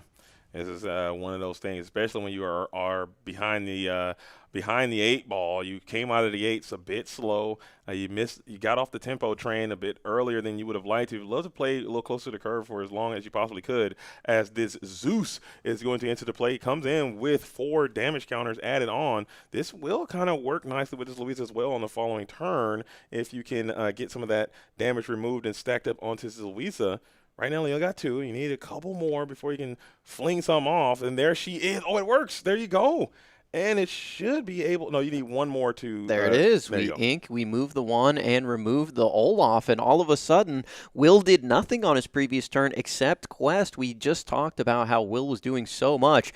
Now, Pilgrims finally gets to do more than one thing in a turn, and look at this, has turned things completely around as Robin Hood is going to try and even the score here a little bit. Lilo going to challenge into that Louisa. It cannot stick around on the board for too long, or she will take advantage of that ability over and over and over again. Here comes Slushy Scrooge McDuck as well. Let's get a boost onto that. Are we going to go questing with Zeus? And we do for 3. This guy quests for 3. That is an insane card. And a lot of people speculated that these types of plays were available when the Zeus was reprinted. This Defiant God, but a lot of Illumineers just immediately put it off to the side, put them in the bulk bin, and just say, mate, it's not going to be worth all of this investment, because you will have to build your strategy around this very unique Glimmer, as Robin Hood does quest for 2. But if you're willing to put in the time and put in the grind behind this Zeus, he could probably help you out. As a 5/5 quest for 3 ain't too bad. As Distract now down to the Inkwell, or into the field of play. Yeah, from the Robin Hood. That's right. And then we'll get a little draw in there now. But the question you have to ask yourself, if you're a Pilgrim's Process, can you slow down Will enough to turn this proverbial corner? As Gary made it. I saw him. Gary is still kicking it. And unfortunately for Will, we did see an Olaf hit the discard pile thanks to that Robin Hood. So while things were looking really good for Will early on, things have turned completely on their head, as Queen of Hearts is going to come down again and give us some more card draw. So he said, hold on, as you like to say, JD. I ain't heard no bell, dude. Exactly. I ain't heard it. You hear that? I hear quiet. I don't hear no bell. This thing is not over, and by a long way, says Pilgrim's Process. As it just shows, you never know. A lot of times in Lorcana, people will scoop them up and pack it in early and throw in the towel. As Pirate's life is a super slow turn, as Will is just trying to get this thing dragged over the finish line by any means necessary. Wow, that's a slow turn. As Tipo now into the Inkwell. That's got to feel really good for the Ruby and Amethyst player, who is gaining a ton of momentum. You got a 3-quester who's gotten loose, and on the outside, he's running up the sidelines. 6 lures being represented on board, getting up to 12, and the Shark of Your Own has landed. All of momentum leading up to Pilgrim's Process. Here it is, and another Cheshire Cat. So damage floating all around. The questing has started. This one might be turning around. Can you get something stopped here, Will? We're questing for 6 on this turn, 8 on the next, which means we are representing game on board. Will has to answer something now, or this game will be over, and the Ruby Amethyst player will take the victory, and he does as the fist bump goes out. Pilgrim's Process with a really, really spicy Ruby Amethyst list is able to get it done off the back of the Zeus, the Defiant God. We thought it was O.V. Jover, and it wasn't. I mean, you had to trust the process. Like you said, he went on a pilgrimage to that process, trusted it, and got all the way over the finish line playing a super-duper cool and unique strategy, a Ruby Amethyst strategy that I thought was banished and gone. I thought we were no longer flinging and or dinging, but we found a way. Where there's a will, there's a way, and we were getting loose, we were getting busy, we were getting active, and we got it through the finish line. Louisa into a Zeus, into a send a bunch of damage clear board, we're vibing out, we're washing our hands, we're moving on. Exactly, and where there's a will, there's a way. Where there's a pilgrim, there's a process, okay? And we just saw it happen live here at Sharp Gaming. I hope all the Ruby Amethyst players were taking it in, because this is the last time you're going to be able to play that specific build of well, maybe that not. deck. I mean, that Zeus is going to be there. Luis is going to be there. Pep is going to be there. Cheshire Cat's going to be there. I mean, they're getting. Can't hold it back anymore. It's gone. Everybody's got a weakness. No, can't hold it's it back. gone. It's going to be there. Can't hold it back anymore. When that Oh, card is came out. it? Yeah, I think it's still Is it Winter there. Spell? I believe that card came out in set 10. Oh, okay, so we're believe. still Let me back. make sure, though. I could be wrong. Everybody's got a weakness, though, is that one's from gone. set 8. Everyone's got a Ranger weakness. Far. It's gone. Let's check really quick. Let's see. Can't hold it. Let me check it out here. We're doing this live here on the. We got the access to the chat. Chat, hook it up, please. Help us. Help me prove Garrett wrong here. That can't hold him back anymore. Will still be around. If I'm wrong, please don't tell me. Just keep it to yourself. Okay, it's off there. I got to have one. There we go. We got Whisper. It's at 10. Okay. Okay, so we got one. We're back. But like you said, everyone's got a weakness. I think everybody's got a weakness. I think is going to be out of there, but maybe more characters and or actions will be brought in, and that'll be able to sustain a strategy like that. Because that was very, very cool to see something so unique here on the last possible day of this format. It just shows that how underexplored this format could have been. Because that was a really cool strat that we saw displayed there. So we're going to get an interview set up. We have Disney Lorcana Challenge champion Luke Wonderland over in the booth, and he's going to learn about the process here and teach you guys about it as well. So keep it locked as we're kicking over to the interview booth. So your deck was just firing off. The chat was going crazy. Do you call it Flinger Dingers yourself? No, I do not. Oh, what's its name? I go by Return to Sender. Return to Sender. Send the damage back where it came from. All right. Unfortunately, Flinger Dingers is the go-to for the community. I'm sorry to say, unfortunately, I don't like it. Well, if you win with it, you get to name it. Those are the rules. I don't know if you knew that or not. Fingers crossed. I thought maybe it would be like the Magical Family House trick or something. I don't know, because there was a lot of synergies there with the family. A lot of magical. I did like that. And have you been testing it for the new set? I have done no testing for the new set because I was prepping for today. This. Yeah. Well, are you excited to maybe play it? Some of the fun cards in the next set. Oh yeah, I'm so excited to continue doing damage movement. I've been doing it since Fabled started. As soon as rotation hit, and I was able to not just die to be prep, I've been doing it. So tell me about those games. Were you pretty scared there for a minute? It looked a little worrisome, but you clawed your way back there in the third game. Oh yeah, I literally told my buddies before that round started, I was like, I really don't want to run into red-blue. And I sat down across, and it's like, oh, hope these are good games on stream. And red-blue, I was like, there won't be good games on stream. But that first game, but you were wrong. Everything was just working out. And then the second game, I mean, I did what I could, but his deck also kind of went against him. So I mean, you made Zeus look insane. That Play it down, just instantly take out your biggest threat with Luisa moving some damage, and then having this 3-lore threat to allow yourself to just chunk in and finish the game before they restabilize. It looked fantastic. Zeus is a one-of, and he needed to show up, and he did. And I think both the games I won. So, yeah, he was ready. Travel together. We don't have a team or nothing, but. Yeah, I mean, but hanging out with the friends and traveling is fantastic. I mean, I did that for years and years in other games as well. It's really the group friendship that develops is one of the reasons we play these games. Almost all of the important people in my life I met through playing card games, so it just makes sense. I think we're going to jump back over there. Is there anything else you'd like to say? Baker, Can't Hold Back Anymore is an incredible card. And stop saying it's not every time that I submit a deck for one of your set championship lists. I love you, though. And maybe that's the new song he can start singing. Maybe. Maybe. All right, well, we're back to you, JD and Garrett. All right. You heard it here first. Baker, lock in. We're back in the booth, and we were having some technical issues there. I think it might have had shut down the stream there for the briefest of moments. Hopefully we are back, and everyone is still able to connect with us on the program. If someone out there can get into the chat and let us know that we're still rocking and rolling. It was brief, but I think I was just doing too much over here on the computer at one time, and it kind of just threw that thing out of there. So thank you guys all for being here, and I do apologize for that, as it is going to be underway. So man, oh man, what a a round. What a tournament. What a absolute vibrational harmonic resonance there. And again, thank you guys all for being here. Hopefully everything is still going good and well and fine. Everything is good out there. Okay, people are saying we're good. We lost it just for a brief moment. That was on me. I think I might have had a little misclick there on my own, just doing too much. That's all right. I think while you were trying to fix everything, you missed the Baker call out there from Pilgrim's Process. He said stop calling, can't hold it back anymore. Bad Baker. I like everything. I heard that interview. I heard the interview, and he said, "Hey, flinger dingers, we're done with that. Yeah. Okay, we're turning to sender.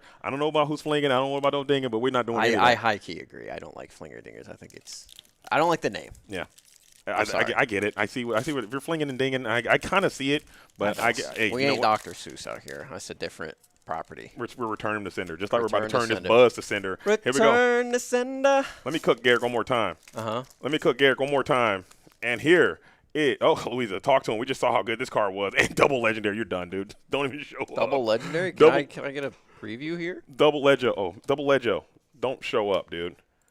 This iconic Merida is about to slam down onto the board. Well, one of them's Ursula. That's a common. This car's gonna be great. It just needs this time, and I got this Zeus as well. Okay, I ain't heard no bell.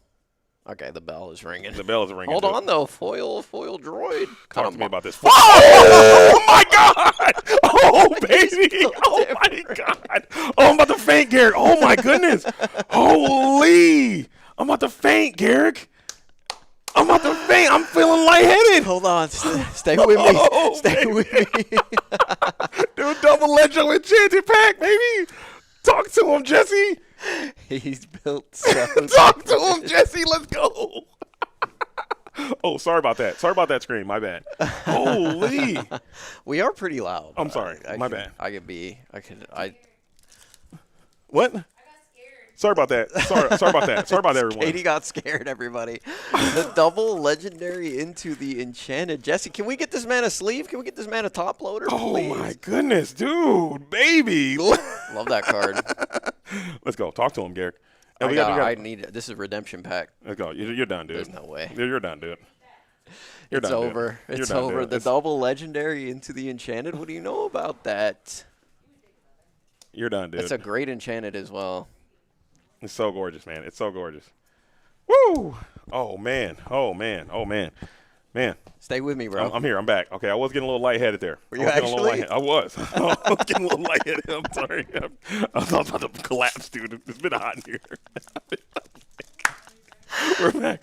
It's warm. It's warm. It is a little warm out here in these rhinos. As Fumbles in the building says, "Yo, JDZ, I need that. Maybe we can have a little Jesse tournament happening. I know I want to start hosting more tournaments here on the Quest world, as maybe online tournaments for some cards or something like that. That could be a nice way to do that. As a thank you for everyone there. So big hit. Again, thank you guys all for being here. And in that process, I know we are having a lot of high times and a lot of cool things have been happening around the realm of Disney Lorcana, but I would like to say that this tournament does have a little somber overtone, I would say, regarding some of the things that have happened. As you guys know, we are going into our second rotation. We're going to be losing a lot of cards, so we want to take this as a nice little opportunity to kind of pay our respects to those cards that are no longer going to be with us in this metagame. So with that, before we get into this in memoriam, do you have any closing thoughts you want to say? I mean, we're going to be talking during it, right? Can we? Oh, we can do that. Yeah. Do a little commentary over the in memoriam. So if you guys want to join in, if we got our rest of, if Katie and Luke want to hop in with those other mics, we can get everybody involved in this in some form or another, as in memoriam is going to be happening here very soon. So thank you all for tuning in. Tell your friends, and let's check with the program, as here I think it's going to work. This might work. It might not work. If it doesn't work, I don't know. I don't know what to say. We're going to try. Trust the process, man. All right, here we go. Can't hold it back anymore. And in memoriam, rest in rotation.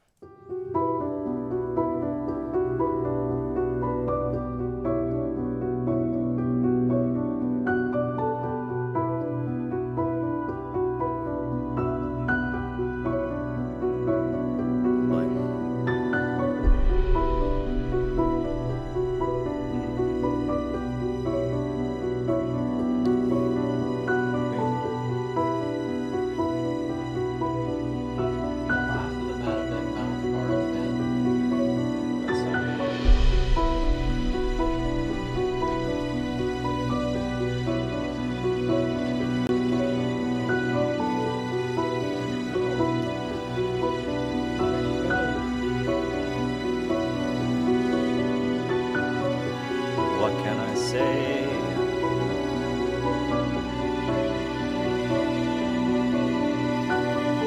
I'll miss Gigi. Very dedicated mother.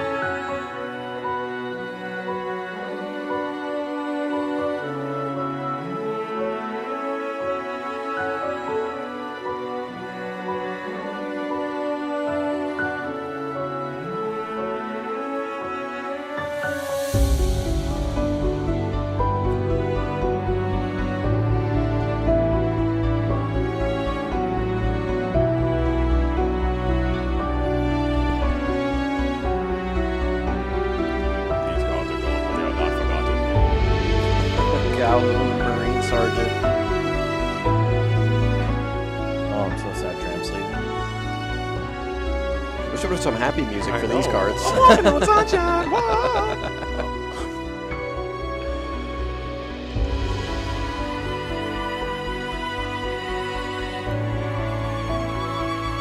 Shout out to Quigster.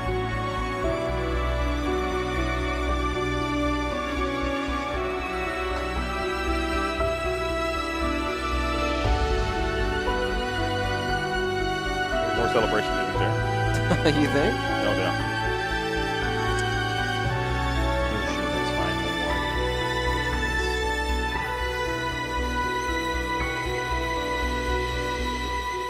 I don't know, even the cards I like, I'm just like glad to see fresh format. This one's gonna hurt. Lawn going. Yeah, that card is super good. And Lady Family Dog, you know, she was fine. She never hurt nobody. Now this, the This was a decisive very dog. aggressive little The Dapper Rascal did nothing wrong either. Not the hamster ball. Oh no, the hamster in ball. Hamster out of ball. He's about to vanish. I fighting no, we're losing the Octopus Soldier. The Monstro combo. The infamous whale. Oh, dude, the raw lever stuff. Oh. Man. I'm fine with that. What about this guy? He's already gone. Yeah. He's already. Did not He got Milo play dashed. Not Lewis. Lilo, just when she was starting to get know. good, she gone. Sorry, Sapphire. Not the dump truck. That's your boy. That's your boy. That's my boy. That's my goat. Vinny. Sapphire Steel taking some big hits here. Big hits, guys. What are you gonna ramp into now? Nothing. Goliath. Oh, that's kind of sad. I think I forgot about this one. This one I forgot. Hamster. The hamster ball. Oh, Garrick with the hamster ball. Oh, no, it never stood a chance, Garrick. Oh, no, not the hamster ball. Oh. My bad. There we have it. Oh, claps up. And, man.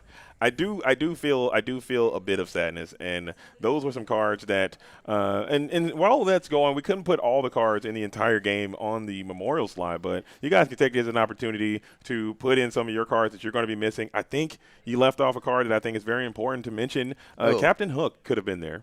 True. And also the tail waggers. I mean, this is the first time we're going to have a no puppy game, Garrett. That's a big deal. The puppy community out there is a thriving community. There are dozens of us, man. There are dozens of us puppy supporters out there, and it felt like they were finally starting to get their chance for a comeuppance, and they just never came up, Garrett. They just they tail wagged on up out of here. Yeah, And there are is, bigger, badder dogs in Yeah. the dog pound, unfortunately. Unfortunate, yeah. They had to get up out of there. That's just relentless. But as more cars go away, new cars are going to come in to replace them, and that's always going to be more opportunities for more exciting and new connections and new things to explore there. So I enjoy it. Still big fan of rotation, but man, that does feel kind of bad. Yeah. Unfortunately, all of those cards are going the way of the dodo to infinity and beyond. Salutes up, boom, to all of those glimmies out there, and we'll see how they will be. So we just concluded round number 6, and we just did the in memorial for all of our cards. So with that, I did pull this beautiful and enchanted. Hey, Jesse, don't be jealous. I'm happy for you, Gary. Be happy for me, okay? Give me my support that I need. Okay, you got one of these, by the way. You already have one. Yeah, you already have one, by the way. Let me. My box is gonna still be hot. Double Legend Enchanted. You just got destroyed. Okay, by the way. relax. Finally, the Rock has come back, dude. Here we go. But yeah, it's been really nice. So what we're gonna do here, my fellow Lumineers, we're gonna take another quick break here. We're gonna get the next round set up and come on back in for some more Disney Lorcana action. So if you're gonna take a break as well, just come on back and remember where you came from and tell a friend, as we are on our way into round number 7. 2 more rounds of Swiss left for today, and we will be back to give you guys those rounds here in just a moment. Until then, my fellow Lumineers, see you here in a moment.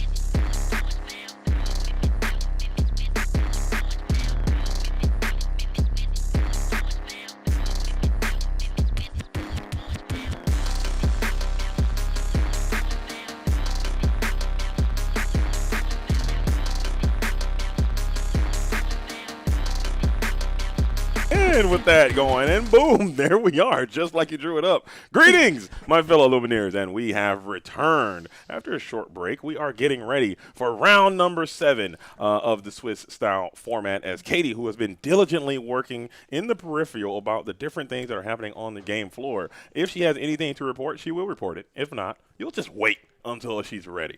There's got to be a better way to do this. So there's got to be an export function. I can't find it. I am just looking through every single person one by one. I have I've thumbed through and used my brain to look at 139 different players, and we've got every ink color represented. I'm trying to think if there's one. Name an ink pairing that you think won't be here. Ruby Steel. Oh, okay. I don't think that one's there yet. Okay, what about Emerald Steel? There's an Emerald Steel. There's Emerald Steel. Okay. What about Amethyst and Amber? Yeah. Oh, There's yeah. a ton of that. Okay. There's a ton, but they are not at the top table. What about Amber and Ruby? Oh, there is Amber, Ruby. Oh, yeah, there is. There Okay. wasn't some last week. So I think like it's everything. There's Blue Steel. So all I need is one rust. All I need is one rust for just $1 a day. And then that's like everything. Because I mean, if you scroll through, this is all I have so far. It's just like You're going through 200 names of that? I'm not well, JD. That's but the thing a lot, is like Katie. I want to know, right? And I Yeah. think there's a story. The reason that I obsess over the data isn't because I'm not cool, because I am very cool. But the thing is that there is such a story to me, especially at the end of the meta, of people being like, we ball and just like playing stuff. And is that the success story? Is it people just doing what they want? And if anybody's somebody's got to do it. Someone has to be that Illuminator on the wall, keeping the energy up, being able to share in this obsession, and we all benefit mightily from it. It is a lot of work, and I do appreciate you for coming out and doing that. But can I show you something? I know you're not going to care. Okay? I think I know what you're going to show me. Can I show you something? Yeah. I know you're probably not going to care. I need you to just pretend for the briefest of moment as if you are happy for me. I know you're going to be. Okay, my eyes are closed. Okay. Look what I just got. Yippee, partner! I can't believe it. To be fair, after the day you had, because let's just say this, we were all like, "Hey, JD, what time should we be there?" Cue us saying, "We don't have a car, JD. JD can't come get us. JD is here in the literal dungeon." So I think you deserve another Enchanted, quite frankly. And then we got there, and he said, "Hey, I just named my entire Twitch channel Productions or whatever, and Productions." And so we all went. And then, The YouTube fired with the wrong thumbnail. The wrong thumbnail. So honestly, normally I'm salty, but this time, do it again, run it back, because you had what I would call. Yikes. I mean, to be fair, I have a car that doesn't work somewhere in Fortsmith, Arkansas. Yeah, but the Subaru it will pull. It will return. It'll clutch. It'll clutch up hard. I'm not worried about the Subaru. I think it will return to its prominence. But again, it's been a troublesome morning. We got a lot of things to work on and to get better at. But it's still going to be a vibe nonetheless. So thank you guys all for rocking with us. And yes, I'm still continuing to get messages in. I just really do appreciate the love and support that I've gotten over these past few days about the launching of the Quest World production. And I thanked you earlier, and I'm thanking Garrick as well, and also Liam and Rebecca and Brent for joining the team, and everybody else. Might not be on the official team or whatever, but there are so many people who helped me get along this way. We got Luke Wonderland here. We have Colorist Law. We have Gabe, and we have Willow Bees, and everybody else who has helped me get to this point, and people who I will rely on to help me get this thing off the ground. So everyone who's reached out privately in DMs or even publicly via social media, I do appreciate that. And also everyone who has reached out to me to let me know that the stream is messed up, the name is messed up, and I kind of did it in a fluster this morning. I had a lot going on. I don't know why I rushed to do that. I probably should have taken more time to get that done and more deliberate. Because you said, how many times have I spelled the word production? A million. I know this, man. I know this. And it just so happened to be a thing that I messed up on. And I'm in contact with Twitch, and they should allow me to change it, but I can't be live while we're doing it. So yeah, because that's suspicious. You start watching production, and then they change it to production. I'm sorry, buddy. I clicked on the production. They might make me wait 2 months. That's another thing. We might have to wait 2 months to get that done. So that was very heartfelt, but I want to open boost. You keep going. No, keep going, please. No. We'll just have me ranting over your boost. I love it. The thing is like it's viewers like you at home that are making this good. Monterey Jack into Gizmo Duck into. Okay, I'm happy. I'm happy. But the madrigals haunt me. Hey, they're the everywhere. madrigals have my number. Listen, Katie. And they're calling. That's Hello? Katie on stream. And I got to tell you, listen, Katie, I don't want to take your sunshine at all. Or Take it because it's. I think this card is beautiful. I love the way this card And looks. yeah, like the flower is beautiful. Katie, I'm sick of looking at it. Why is it happening? Like, I want to let you guys know. I don't. To get it enchanted is hard, right? Yeah, it is. And then to get it multiple times, unlikely. To get it at this point in the quest world, we've pulled about 5 family scattered. Yes. This is number 5. No, I pulled 3 myself. And I you pulled 2. You pulled 2. Garrett's pulled 1. Yeah. So That's yeah, 6. we're up to 6 Isabella. Why are we not getting 6? You've got a friends in me and aliens. What is happening? 6 of these Jessies. So I am happy. Every day above ground is a great day. Remember that, Pitbull. But it is kind of scary. It's like you're in a movie and like it's like who's behind you, and it's one of the freaking madrigals. Yeah, and it's so common at this point that you didn't even react like oh. And I'm trying because I think that's the other thing when you open product on camera. Someone in the chat is going to you should be happy. And we are. I am happy, but I also am a human and the reason that I'm good at casting is I wear my emotions on my face. You guys like that. Yeah. And this emotion, a little disappointment. A Yeah. little. Just a small amount. Listen, look, Jesse's mom, she's like, yippee, yippee. And Isabella's like, my sisters are at home because I have Louisa.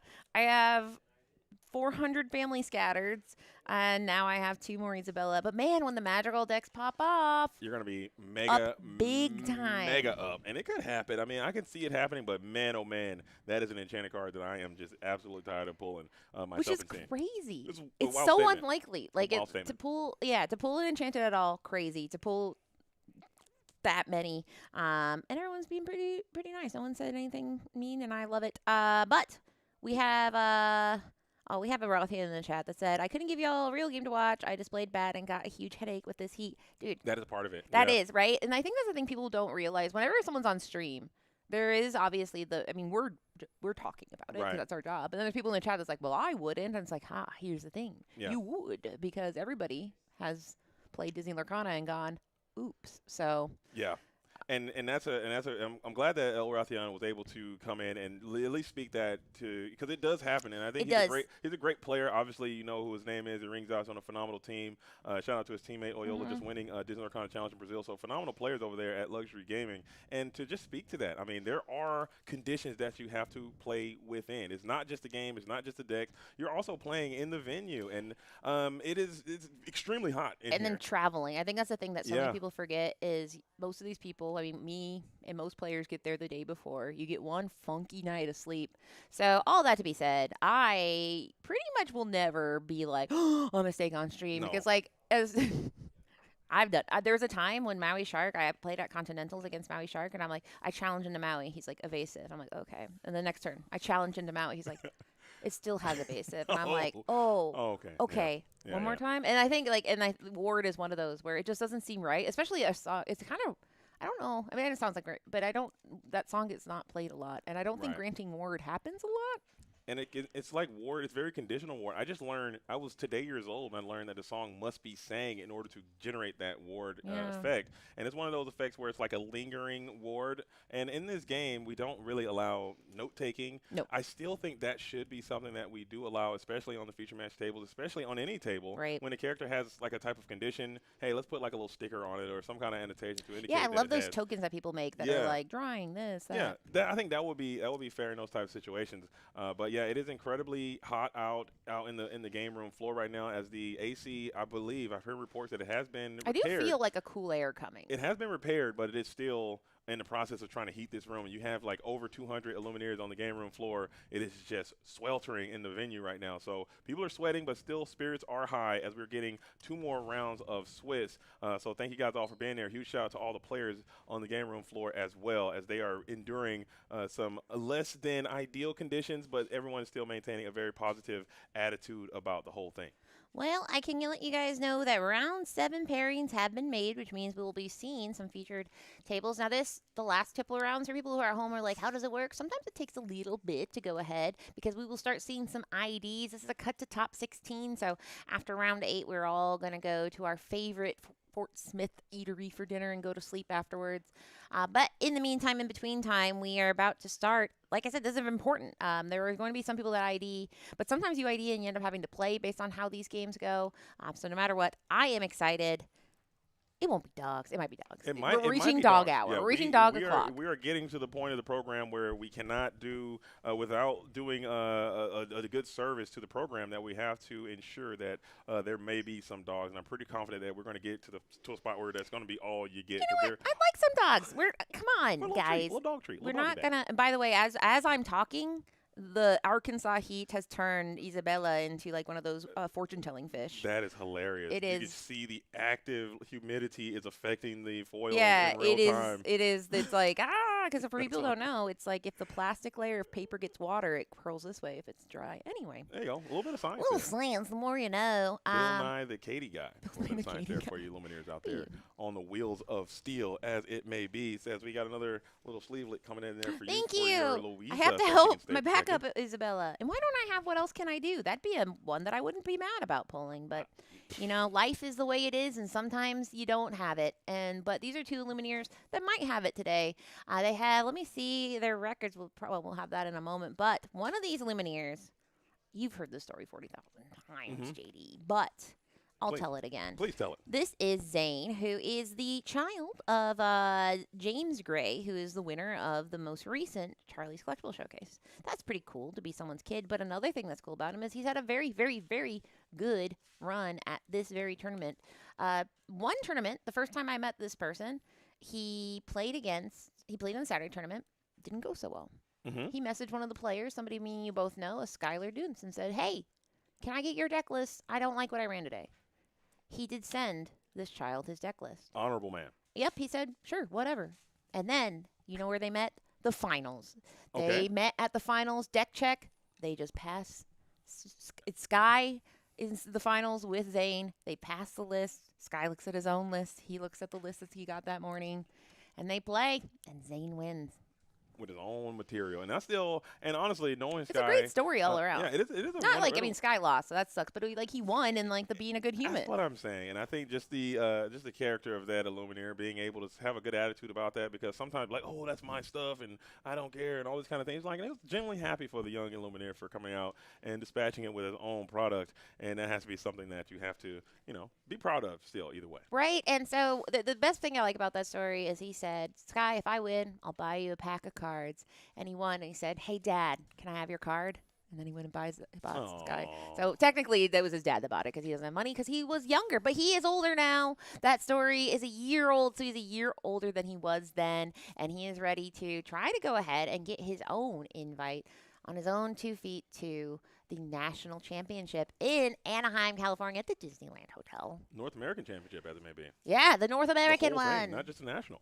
We're Yeah. expanding. We're in Mexico. Yeah, if you were in we're Canada. Mexico, bienvenido. And if you're in Canada, welcome. Oh, hey. Hey. Here's some beaver tail. I'm America here. I had a beaver tail. Oh my gosh, it was so good. I love beaver tail. Yeah, So nice. my grandma told me legend of one, and then we went to Epcot, and I was like, I'm so excited they got rid of it. And so Really? Epcot Why? had beaver tails. They got rid of it due to a licensing issue. So I was I at see, Niagara I see, Falls, I and I'm see. like, this one is for you, Grandma. And I had a beaver tail. It was good, but to be fair, fry some dough. I'm happy. Shout out to your grandma, by the way. Yeah. And shout out again to all of you, as hopefully your mother is still out in the chat as well. She Let's is. get your grandmother in the chat as well. Let's get the whole Katie coalition out there in the chat. All my Katie all my KTs stand up. If you're a K and you're a T, get active out there in the chat right now. Yeah. Where are you, my ants? Get in here. But anyway, so now we're getting these two players. They're doing they don't want us to read lips. Joke's on you guys. I can't read lips. I don't know what you're saying. I bet they're saying we're so cool. It's Taylor Swift versus Zane. So shout out to Travis Kelce and Taylor Swift. Hot off the honeymoon. Taylor Swift is here for, I believe, is he probably 5-1 maybe? Oh yeah, I'm assuming they are 5-1. We could check that up and make sure that the records are up to date. But I would assume that both of these Lumineers are 5-1 here in this situation, playing for that day 2 spot that is going to be very elusive. Only 16 out of this 200 are going to make it there, and I believe both of these Lumineers are still in a pretty comfortable spot to get there. A little bit of Blurple versus a little bit of Dogs, as we haven't seen this matchup all day. Now, Zane was actually in the top 16 of the Pro Play Summit CCQ last week. Now, unfortunately, he faced a Powerline Ruby Sapphire deck, and I had never, it was like looking at the sun, the way Powerline was shining. He absolutely got 2-0'd in that match, but That was a week ago. Things change, okay? And now he is at 5-1, and it is against Blurple, which is very different. There's no power line to be seen in this matchup. And then I think this is a match that Zane can have the upper hand. If he is playing the Amber Emerald dogs list of yore, he has a very good shot to possibly get under this Blurple list.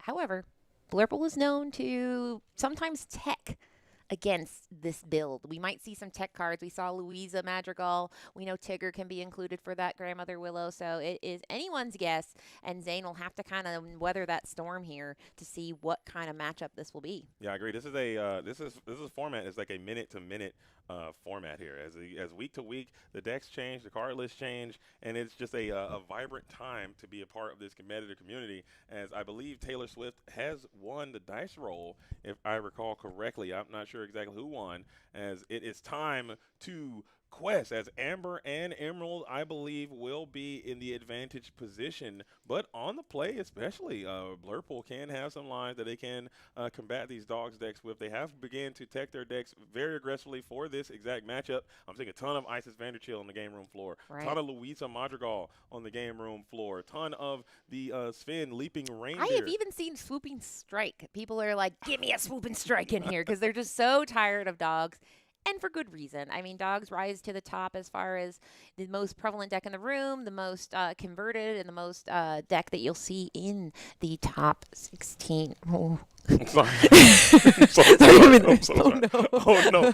I'm trying to get it, All right. Our audio is going to be good. I'm going to stop messing with it. We'll just leave it alone. Let it just sit there. I heard my own voice so powerfully that I'm like, this must be like what other people hear me. I'm so sorry, everyone. No, you're good. It's on me. I'm trying to get it right because I'm looking at the mixer as I'm trying to do this as well, and it's just not hitting. DJ, hitting the another right. one. I can't hear anything now, so I have been. There we go. This is good. This is a good amount. I think nice. so. Okay, Yeah, we're this solid is there. good. Now we are going to go ahead and get the game going. Shout out to the hand marker. That was a hand marker that saved a DLC final. It was there to go. Wait, and like Fungus, who is in the chat. Shout out Fungus, by the way. Yeah. Rocking and rolling with the program. DLC champion out here, getting active, staying abreast to what the comings and going and supporting. And everyone who is here, I mean, this format is virtually over for the most part, so there's not a lot of information to be gained. But still, there's a ton of Illuminators around the community that are choosing to spend their Saturday afternoon with us, and we'll be forever grateful for that fact, as I believe it is time to quest. I think they're just answering some questions here and trying to figure out. I wonder if they're waiting on us, but maybe not. That happened once. Remember the PPG finals? We're like, man, and Sky was just looking into space, thinking about life, and he didn't know he could go. But they also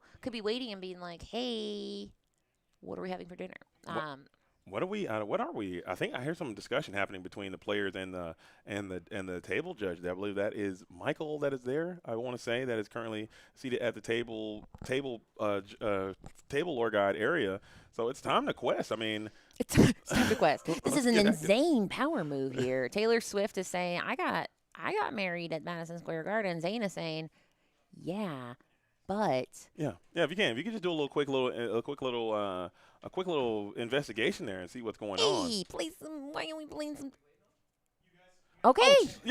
Oh my man, we're waiting on you guys. They're waiting on us. We're waiting on them. We're just sitting here waiting. I'm like, let's get active, huh? Let's move these cards around. Let's get groovy with it, as they were waiting on us. I'm glad that Garrick had to get over there and ensure that. Shout out to Garrick. Garrick, you get an extra French fry with dinner tonight. But Tipo going into the inkwell, and that is it for him. But Zane will ink a Lilo. She will not get out of that inkwell. But we have Lady Decisive Dog, which is a decisive start.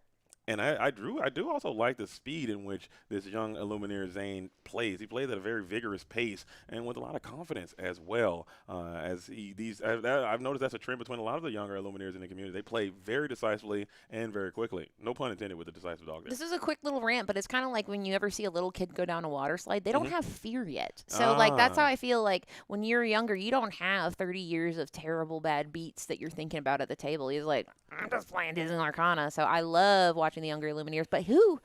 Oh, that's Flora there, I believe. That is going to be Fauna. Flora? Fauna. Fauna. We don't see her very often, but she is here to offer her support in this time of need, which already makes me say, this is a funky one. It used to be the Basil, the detective there, the one cost, but now the Fauna has kind of replaced him, and she's gonna be there throughout the next core constructor format, as she has virtually the same stat line and effect and color as this is. Look at my family. is now into the inkwell. Fascinating choice here, and he's doing a little quick read, but this is going to be a sing together song that's going to have a little bit of advantage later in the game to possibly get more characters in the hand. This is something that Amber Emerald struggles with a bit as a deck, is ensuring a healthy hand size. So look what you've done. It's not what it is. Look at this family will ensure a little bit ability to go ahead and dig through and get some key character cards later in the game. In the meantime, we got Tramp, who is going to be played for only 1 ink because we have the Grandmother Willow discount and the fact that Lady's in play and a quick quest for 3. This is what he needs to do. He is going to get more and more pressure. And speaking of pressure, the Cheshire Cat is online. So Zane, now is the time. And there we go. This is the technology I think that this deck needed, especially in some of these control matchups. It's Chief Powhatan. Chief Powhatan coming in as a very reliable and trusty bodyguard. And I would say that Taylor Swift, now we got some bad blood coming in from the side of the board. The sound you get. Sorry. We're trying here. Okay, we're getting into round number 7. As Taylor Swift, we got to get as many Taylor Swift rips off as we can. My bag's not as deep as yours. I understand you might be a Swiftie in your former life. It is true, and that is he's in his reputation era. Either way, he's fearless, and we lost that Grandmother Willow. We lost a lot on that turn, if we're going to be honest. That Chief Powhatan was kind of designed to make it where you have to really spend a lot of resources. You didn't. So in this case, we are going to have to build back, and there is a Chromacon we probably wish we had a little sooner, but it's a clunky one to get out. Yeah, you have got it established now, and I think no matter what, this Sapphire and Amethyst strategy will struggle to deal with this Emerald Chromacon unless you have some item removal. I know item removal was kind of a part of a lot of these strategies earlier on in this metagame, but now it's kind of fell its way back out as Chromacon wasn't as impactful, as we will find the Louisa Confident Climber who's out here electing not to bounce anything with that Emerald Chromacon and just electing to leave that Elsa in play. Yeah, it is something where he just has to be cognizant of Zane's hand size because he will eventually outvalue what Zane has going on his side of the board. Now, it doesn't look like Zane is letting up any of the pressure. He's actually inking his Tramp Street Smart Dog, then playing Nani Stage Manager to just keep the pressure on, draw more little characters that he can take advantage of here. And in this case, he's at 7, but he's going to try to get up a little higher. He played 2 characters, so not quite enough to give that lady her trigger to get her up to 3 lore. Yeah, so this is still a tough spot for Taylor T-Swizzle here because you're going to have to start to challenge and banish some of these characters while playing around this Emerald Chromacon unless you get to the Wasabi or maybe the Alice Accidentally Adrift or maybe the Cusco, the Sapphire Cusco to send that Emerald Chromacon to the Inkwell. You're going to have to you're going to fall behind it. Now you have this established Lilo in the discard pile as well. Lilo and Chromacon was a check measure there for the longest time of can your deck deal with these 2 cards when they come out. If you said no, you probably need to change the way your deck is built, and now Zane is leaning on that strategy again here. And he's being smart here, challenging and seeing exactly what direction he's going to take it. Are you going to return any cards here? He will elect to return that Elsa, the 5th spirit here, back to hand. That will remove any damage when she goes back into the hand, and then we can redeploy. At this point, everything except that Nani is exerted. And like you said, it's that inevitability factor where he can go ahead, rush into this Lilo, but Lilo will be back and stronger than ever later. So it's hard. Blurple wants to retain its board, but there we go. This is one way to not have to deal with her coming back. Right, that's a nice way to interact with that impossible combo of Lilo and Emerald Chromacon. Just put the Lilo down into the Inkwell, says the Infernal Schemer. Also, the Infernal Schemer does not really want to be bounced back to the hand as you get a chance to trigger that unique ability over and over again. Nani getting a trade in onto the Louisa Confident Climber, leaving nothing but a Hades, the Infernal Schemer, standing alone and unafraid. We have that Lady, the Decisive Dog, along with that Aurora holding court. Standing by now is Taylor Swift. What do we got? Is there any more characters that you can play or any way that we can get something with more rushing? We still have that Elsa. Yeah, and he remembers it all too well that Hades can come back and go ahead and get rid of another character. So instead, we will just keep reoccurring these heavy hitters. This time he elects to actually ink this Elsa.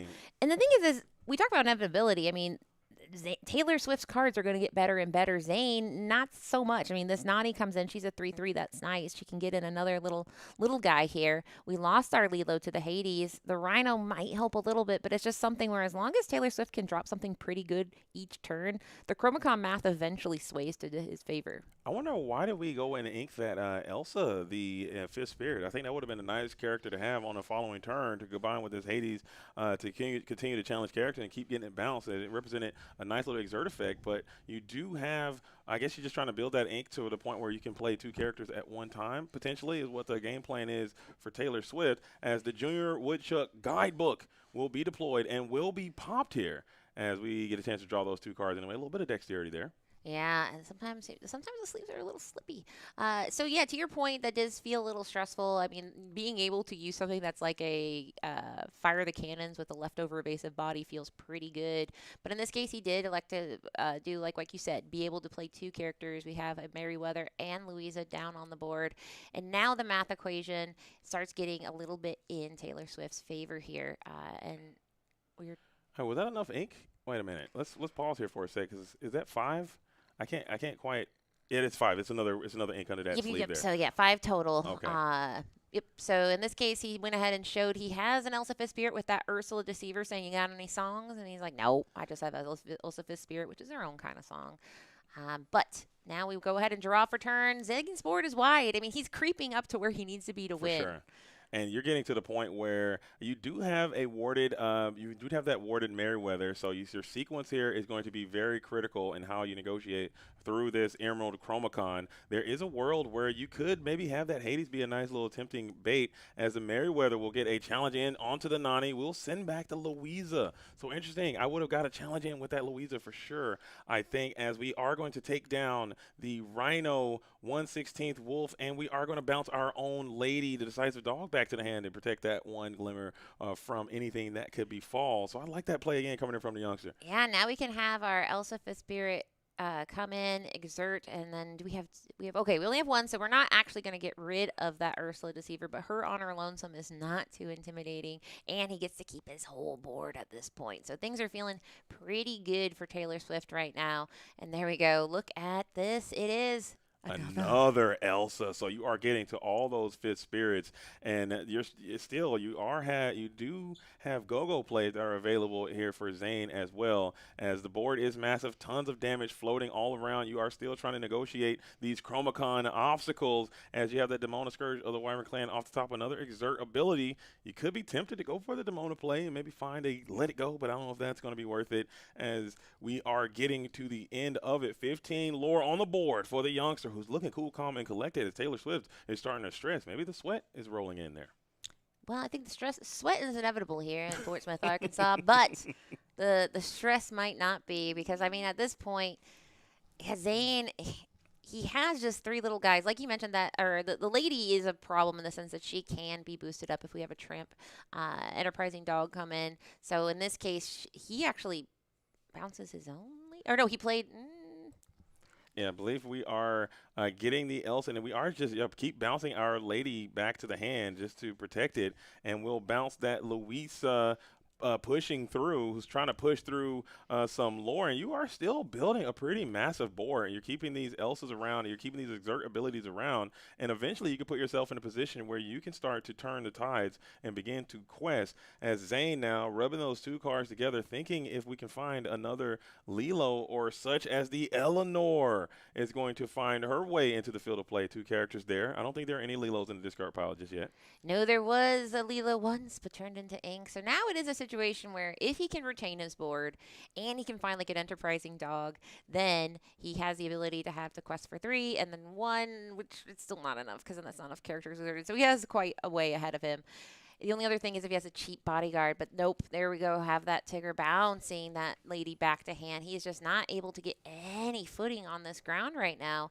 And unfortunately, Taylor Swift is slowly and incrementally building up his greatest hits, and now Zane has a pretty rough hill to climb. Yeah, and it's more removal in hand. I think I saw the glimmer of another Hades the Infernal Schemer. I could be mistaken, as you have the trap there, but your Lady is unfortunately not dry, so you're not able to to gain any of that lore, but Zane is representing some pressure there in the form of next turn. You can get a quest for 3, followed by an Eleanor, get yourself up to 19. Hopefully some of your top decks can bail you out of this thing. Check in hand. Is there a Hades? No, there's Digmona. That's who that is. The Scourge of the Wyvern Clan is in hand. And you could deploy that, but that's super dangerous. It is, and you'd really, really want to be careful about how you deploy at that point. That being said, I mean, this synergy here is pretty good because, I mean, next turn he is like we have that ability to quest for 3 up to technically 5, and then the Eleanor of it all. So I think he's very interested. Taylor Swift is interested in trying to get something off the board, and we will just go ahead here, exert that so to draw a card. Here, if that's, or that might be Sven. That was Sven. Sven, the leaping reindeer, was going to be drawn off of that Dumbo 9th Wonder Universe, making records and breaking history. Check that, reverse that, breaking records and making history ability to draw some cards. You're just probably looking for a Let It Go, I think, is a great card here to sing with one of these 5-cost characters to potentially put something down to the inkwell and give yourself a little bit less stress, because right now, currently as it stands, if we get a Shift Lady, you just lose the game, Katie. Right. And that's just something that you just can't stand for. You have to keep playing. You got to play to your outs and make them have it, I guess is what people say. But that is something that you can probably pretty much assume that they're going to have. Yeah, a Shift Lady or even another Tramp Enterprising Dog would end the game here immediately. Unfortunately, I think he drew into at least one Tigger. I think they might have saw a second one, and that is just... Or not Tigger, Sven. So that Sven won't be able to do anything. So he just has to quest out and do what they say in TCGs. Make them have it. Yep, make them have it. And here it is, folks. It all comes down to this. Off the tiz. And he doesn't have it. And you make him have it. He didn't want to see it. Come on, Zane. So we got it done as Taylor Swift weathered the storm. I'm sure she got a song about weathering storms and staying the course. I don't know. That seems like something a songwriter could write about. But Taylor Swift did that.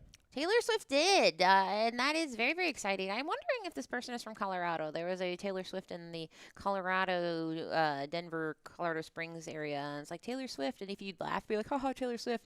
They never laughed back. So, like, I don't know. And I think I know that's not the real name because I went through the deck list, but I like a person being like, I'm Taylor Swift, and it's not funny. Maybe their name, it would be very inconvenient if your name happened to be Taylor and Swift. I mean, that does exist. Like, other people can be named Taylor Swift, and now that we just have a very popular, one of the most popular people on the planet just so happens to also be named Taylor Swift. Oh, sorry, I was born with this name. Like, sorry, we're the same age and we have the same name. Michael Bolton comes to mind. Shout out Office Space. Yeah. By the way, that's something that PC can happen. load letter. But now we're going into game 2. Zane was very close. I think the issue there is the Chromacon might have come down like one turn too late, possibly. And he didn't get a lot of like spectacular synergy. I think if Eleanor could have come down a little bit earlier, then Eleanor could have done some work to remove some of those characters as they had some hanging damage on them. Taylor Swift will be taking advantage of that hanging damage just because of that Luisa card in the deck. So if you have anything that can finish the math, that can help. So I think in this game, he just needs to have a little bit more of a decisive start. But all in all, sometimes I do feel like Chromacon can be a trap. It feels good, but it just feels like if you have a savvy opponent and they're patient, it feels like it sometimes, and by sometimes I mean a lot of times, just doesn't pay off. Yeah, you just paid 3 ink, you wasted a turn, you couldn't play a bunch of characters, and you're just kind of sitting there as Chromacon is just bouncing. And there's a lot of times when you saw the youngster Zane was bouncing a lot of his own characters back to his own hand, and that just kind of feels good as an opponent. I'm like, you're taking some questing power off the board, you're doing my job for me. I'm totally fine with this Chromacon, but I've also seen Chromacon be a card that I think could have ended up on a ban list. I thought it was that strong sometimes, but it just proves how volatile these things can be from time to time. And I have confirmation, Taylor of the Swift variety is a Colorado local, so shout out. I called it out. I was like, what are the odds? There's 2 Blurple players that go by Taylor Swift. One's in Colorado Springs and one is Denver metro area. And the other is Arkansas. And the other person said, is the finals today? No, but there is one more round of Swiss will be the final round of Swiss today. And then tomorrow, what do we have for him, JD? We got another top 16 coming your way. Arduous 4 rounds of the highest impact digital Lorcana you're ever going to see this side of the Mississippi here in Arkansas. Woo! Here in the mountains of the Ozark here at Sharp Gaming in Fortsmith. That's right, Sharp Gaming. Check them out sometime if you're ever in the Fortsmith area, as we will find out who's going to be going to the Disney Lorcana North American Championship tomorrow. But we got some great matches today. Tell your friends to get active with the program. Yeah, for everybody who is on Twitch, thanks. And if you're on YouTube, stinks. But in the meantime, it's time for a royal welcome with Aurora Holden Court. She loves providing discount to all of her royal princess friends. And it turns out there's a lot more than we initially thought in this color pairing.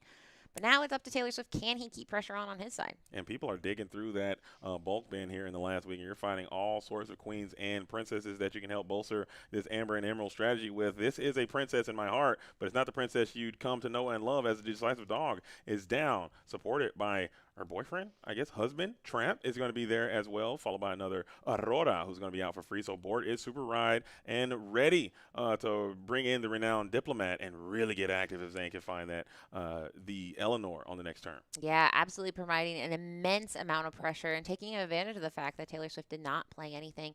And in this case, he is inking a Tipo and then sailing the Azurite Sea. So Zane has a nice little time to relax in the sun here and really, really luxuriate. It's going to be short because a lot of times in this deck, once you get past this 3 ink and you get to 4 on the following turn, the pressure starts and it never stops. But as you mentioned, if he can get an Eleanor out this turn, it'll be very exciting, and we will start with a nice, healthy quest. Yeah, he's questing so fast and aggressive, really leading us to believe that there is the renowned Diplomat, and there she is. She has landed, and Taylor Swift hates to see that, as now we can start to draw cards, ping damage, and gain some lore as well. Just a phenomenal glamour. This card is going to be around for a phenomenal amount of time, as well as it looks like Taylor Swift needs to make something happen here soon. I'm not even sure what the combination of cards you need to get out of this one. Someone in chat said he needs to shake it off. Dang it, you're good. That's good. All right, That's this is how you lose your job. I'm going to hang up my headset, guys. You're done, Katie. Yeah, I'll never work in this town again. That one. We all needed that one. Yeah, that was really good. Dang, but that was good. 10 out of 10. We will go ahead. You heard of first ink. What about second ink? So now we are rocketing to the moon. The tricky thing is when you're rocketing to the moon, you're trying to get to things like Demona or Hades, and generally one thing at a time against a board of a million things. Especially Demona when you've had no build up is not good. So part of me is wondering if there's some kind of spice we don't know about. They're also just could be hoping that he goes wide and then takes advantage of it. Yeah, he has cards in hand. The Junior Richard Guidebook. He inked one. He played one at on the last turn. But if I'm him, I'm getting a little bit nervous. The math is not looking great in my favor right now. And this is one of those things. I mean, playing the strategy on the draw is always going to be a bit more difficult, and it's going to be harder to find those lines to combat. But when you got double Eleanor Tramp, I think you're just into the frying pan there. You are absolutely in a terrible, terrible position, because now we're drawing 2 cards, gaining 2 lore, and sending 2 damage. And Taylor Swift here is, looking for Romeo. There's a Romeo song. Yeah, baby, it's a quest. Just say yes. Yeah. I knew you were.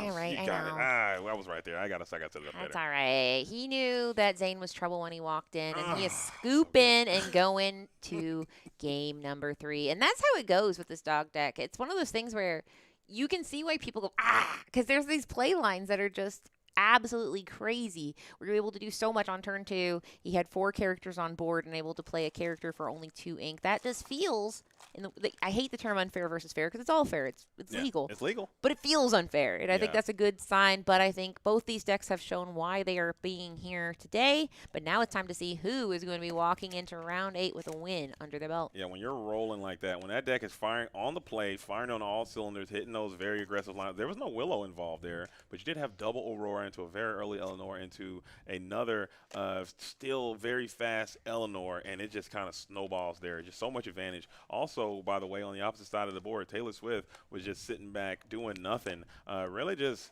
looking up into the sky like it's opalite. I don't know enough Taylor Swift to play this game, Katie. I'm so sorry. I need to. There's just this Taylor Swift song called Willow. Just say Willow. You did it. Nailed it? Yeah. Okay. That was a willow and it bend right to your will. Bend to your will. That's is a card. good one. I like it. I mean, that was nice. That was nice. And we'll see if there's an invisible string leading Taylor Swift to the top 16, which once you get to the top 16, you are one step closer to the $10,000 prize pool and an invite to the North American Championship. That's right. That is what is on the line here, and that is what matters most to a lot of these luminaries. And like you said earlier, this room was actually stacked with a lot of players that are what I would like to call desperation station. Okay, this is one of those last chance qualifier before the last chance qualifier. And when I was talking to McPhilly when he was planning this, that was the vibe that he wanted to create here at this tournament. It was like, hey, this is going to be one of the last opportunities you have to get to that tournament, and people are going to have to get out here and play if this is what they want. If this the goal is to make it to that very prominent and illustrious event, you got to come here and you got to be able to win. And a lot of players did show up, and I don't know exactly how they're doing in the bracket, but I'm sure we'll find out and have that information for you guys tomorrow. So make sure you tune in today and also tune in tomorrow to see those results. Because that's my favorite thing is tonight I'll get into the little Airbnb and sit in the bed and go, data. Right now we are doing our altering phase. He is sending back only 2, so it's sitting pretty over here. But on the other side, Zane only sending back 1, so a lot. Many. All of them. All of them. The opposite of none. Listen, there's a lot of things that scare me, okay? We're talking Freddy Krueger. We're talking werewolves, maybe some bears in the woods, being alone in the ocean at night. But when a dog player alters 1 card, you get a nice little panic there because you know they got an absolute power play coming your way, and that is just not how I want to spend my Saturday afternoons here in a game number 3 versus dogs altering 1. But you're not going to have to live that nightmare. Taylor Swift is going to probably feel a lot better here on the play. You have Tigger in your deck. I believe you might have some Isis Vanderchill in your deck. Sven the Leaping Reindeer is a card you might be playing. Maybe other exert abilities to help combat these early starts. You got to have some type of disruption. I think it's the name of the game. Right, and it's just, I think also about keeping your board. This is not the start I love to see. I think, was that an ink runner? Possibly. I've seen ink runner be ad for some evasive issues. In this case, I would love to see a Royal Guard on turn 1. Just keep the pressure on. But this isn't a great start either. Zane is playing the 1/16th Wolf, and that is usually a card used for later. Yeah, you need to, at least you have a 1 cost character. It's better than nothing, but you really like to have that Lady Willow, a lady into some tramp, into some absolute tomfoolery, as we are going to ramp on to, you know what it do, and Luisa Madrigal is in play now, so she can help kind of check down a couple of these early quests, but that's not how you want to do. As Ursula on 2. That tells me that Zane's hand might be fried here, Katie. Yeah, I mean, I literally heard a player say, if I see somebody do Ursula in 2, I know I'm going to win. But both of them are kind of having a funky little game here, so anybody could win. But the thing is Zane needs to have a pretty good foundation for his deck to work. Taylor Swift can have a pretty bad start and still be smooth sailing. So now you have a nice challenger on the board and you have a Dumbo for card draw. So Zane needs to lock in here. We have Tramp. Normally we love to play him, but in this case we're just going to see him in the Inkwell. And it's a real bummer city because there's just not a lot of cool things you can do with this Rhino or Ursula. They're just simply bodies that may come in handy later, but probably not for much. They might get 1 quest in. Yeah, and that's kind of, I mean, I don't want to say that's all you need him to do. If you're going to just get him banished, it's probably better just to keep him around and maybe get some discounts from your Tramp the Street Smart dog. But at the same time, this board is this curve has just been abysmal here for the Amber and Emerald player. You really like to see them, getting multiple carries per turn, maybe playing your hand down, but you're just playing through a tight curve, and that kind of benefits this Ruby, Amber, Amethyst, and Sapphire play as the Queen Disguise, Devious Disguise is going to interplay. So the second Tramp, or are we still in the turn where we ink the Tramp that being inked? Because that would be crazy. But either way, yeah, that Queen Devious Disguise can be quite nice. In all of the dogs deck, there's not a lot of people with meat on their bones good at challenging, but this one can do it. Unfortunately, you don't get to decide when your cards get exerted against the Amethyst deck. And now we are going to go ahead and start the challenging, and we can move that damage. Problems here for the youngster. Now you're back against the wall. Luisa Madrigal paired with an Elsa the Fifth Spirit. You're talking about a 1-2 punch. We won't have much more of that as Elsa the Fifth Spirit will be rotated out. But, man, that looked really nice to take down that Devious Disguise and also clearing your Nani in the process as well. So Zane here stunned in place. Bobby Zimmerowski trying to shake up the hand a little bit as we see the issues. You were kind of bricked up on these under the seas, as we will get Bobby Zimmerowski to kind of alleviate some of that pressure. But there's another Tramp down to the Inkwell, Katie. Ouch. Yeah, and the reason Tramp is so powerful is because in theory, you really get to go ahead and say, listen, I had the hand I had, but now I want the hand I deserve.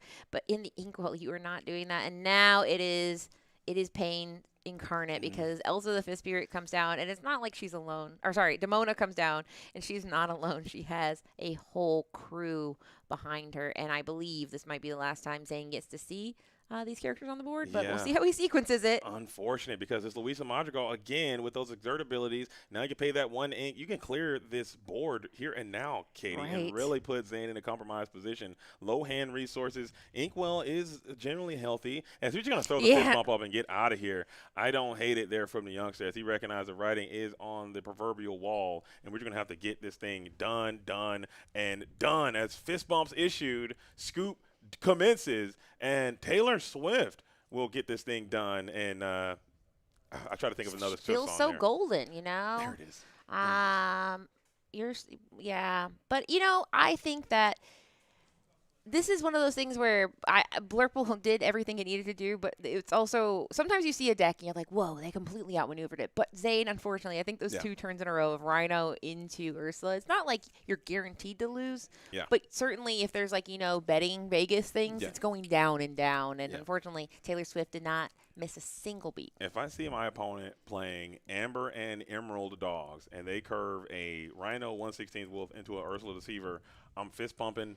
I'm throwing my hands up, and I'm saying, it's done, dude. Yeah. We got this one. We got one, boys. Yeah. And I'm going to be super happy about it. And shout out to, I think that it's so cool to see Zayden play, just because at the end of the day, we're old. We won't be around forever. So it is exciting to see younger Illumineers play, especially because I do truly think that, like, this is a good skill for kids to have, is to be in a room where you're in high confrontation situations, you're negotiating, you're following rules.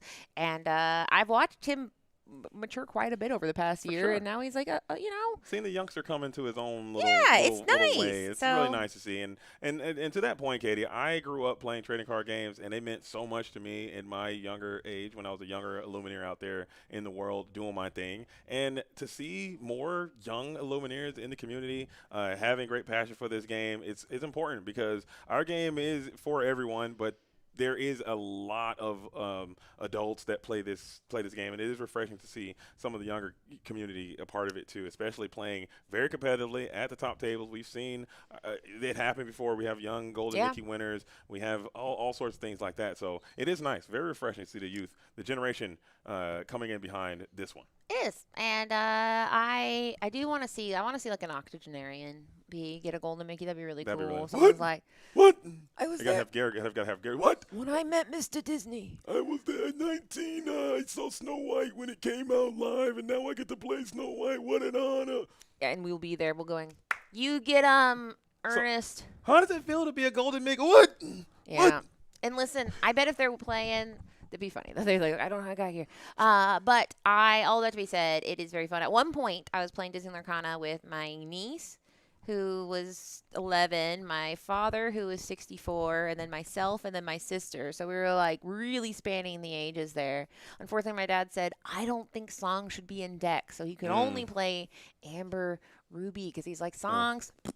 Yeah, tell your dad to lock in. I did, but like, now listen, Pops, listen, dude. I need you to wake up. You know what he locked into? Collecting. And that's the great part about a Disney Lorcana trading card game. You don't have to play. You can collect, and you win. Well, let me tell you something, Pops. Have a seat. Yeah. Give me that deck. Get out of here. You're done, Pops. No. Katie, I want to play. Get done, Pops. How old is my dad? My sweet old dad from New Jersey. Oh, my Pops. But come on, Pops, please. Please, Pops. No songs in my Disney Lorcana. We're going to go Battlefield, no songs, only characters. That's the format. Okay. So valid, though. Like, why worry about it? Why worry when you could just, I mean, to be fair. Final destination, no items, 3 stock. Let's go. Yeah. Shout out to Katie's dad, by the way. Yeah. Shout out to my mom and dad who were watching. And I think they were watching with my grandpa. They were showing my grandpa. So shout out. Maybe my grandpa's going to be in the next DLC and I'll win. Everybody will be like, how cool is it? That'd be so neat. It would be. Katie told me okay, no more. I don't know why your whole family sounds like my whole family. It's from the old country. You know, from your lips to God's ears here. But we are in the end of round 7. That went pretty fast. Those were two very decisive players. They were just like, and honestly valid, because those are 2 decks that aren't new. This is not Rust. This is not Christmas. These are 2 decks that you've probably been playing it for a while, and they were both very, very, very decisive with it. It was interesting because me and JD had the opportunity to cast a Blurple match where the Louisa was not Louising, and it felt good to see why people put that in, because it really was humming along against that dog's match. I was having my doubts. I was like, is this card even that good? Why do people playing this card? And she really, she was down there for a minute, but she totally redeemed herself, and she is back and deserving of a placement in that strategy. I think we're going to try to get an interview in and talk to the winner of round number 7. Taylor Swift. Everybody, Taylor Swift from the Colorado area is here, everyone. And it is very exciting. But we will have Garrick interviewing. They're getting that set up. We'll let them get their toes on the little tape line. But yeah, we'll find out why they are blurping in the year 2026 for one last time. You got to get out there and do it. I think that's a strategy that is going to get hit very hard. Maybe Sapphire Amethyst will still be around. Obviously, the gamers will be trying to play the new Winnie the Pooh, Pooh and Piglet card and Christopher Robin and all those types of things. So it will be very playable in the next set, but it will not look anything the way that it looks I do have currently one right now. question that the chat wants to make sure. Okay. A-Will 45 says to make sure to ask Taylor how much he loves playing one drops. So Okay. that is something we'll find out. I think we'll get that over. I mean, the interview room is kind of far away, but we might be able to get that information for you guys. And we're trying to find out, why does Taylor Swift like to play one drops? I don't know. Maybe the gods of interviews can get that information over. Maybe. They're so far away, so they might not be able to hear us. But we got Garrick over there in the interview room, and I believe those Illumineers are ready. So with that, let's go ahead and hear what they have to say about it. Oh, my God. Oh, no. No. No, it's not time. We would. No, hold. All right, editor, have that removed. Everyone, Taylor hold Swift is on still that. alive. Hold on. Taylor Swift is not We gone. accidentally cut okay? to in memoriam Give me- instead of the interview. Give me 1 second. Let me try this again. Okay. We're gonna queue up Garrick over in the interview room here in just an absolute moment. Keep it locked, okay? Don't touch that dial. Here is Garrick. Hello, everybody. We are here in the interview booth with Taylor Swift, who was just able to take down the dogs using the classic Blurple strategy, which I think is one of the better decks in the format. I honestly think if you're on the play, you have a pretty good chance to beat the dogs deck. Is that what you felt going into this tournament? It is, so long as you're playing your one drops. Yes. You need to play them, otherwise you lose, like you saw in game 2. Yeah, I heard you love to play one drops. I do. That's what the chat is saying. I do. It carried me game 2. Yeah. Or 3. In game number 3. And if you're able to hit that curve, we saw a suboptimal curve from the dogs player in game number 3, but you were able to get to that Demona at the right time, obliterate everything that they had on their side of the board. How has it gone today overall? Obviously, your X1, so you're doing very well. But what have been the matchups that you've been running into? I have actually not played a single duplicate matchup yet. Really? Yes. Okay. So I have played blue steel, amber steel, the mirror, red blue, green blue, dogs, and red purple. And what was the loss? The red purple. The ruby amethyst able to take the win over the Blurple deck. Very interesting. Yes. Going forward, what is the deck that you would like to see if you had to continue on into the top cut? What do you feel comfortable playing into? Well, I've played everything, so yeah, just not the same guy. I'm running red purple, and I think I'll be all right. Okay, there you have it. Have you been playing Blurple for a long time, or are you a new adopter to the deck? New adopter. I started playing with some guy on the flower farm, JDRR, I think it is. Okay, yeah, I think I've heard of that guy, yeah. So he's pretty good, and then I play with this guy, Andy. He helps me out a lot. He's from Arizona. Okay. He qualified for Continentals actually at Milwaukee, so he's good. Yeah, awesome. Yeah, I mean, Blurple is a great deck. It's not too difficult to pick up, but there are some really interesting lines, especially when you get later into the games. There are super tough decisions with the amount of ink that you have and the amount of cards that you have. What is the right line? And you were able to find the right lines consistently in that match. So we have one more round of Swiss.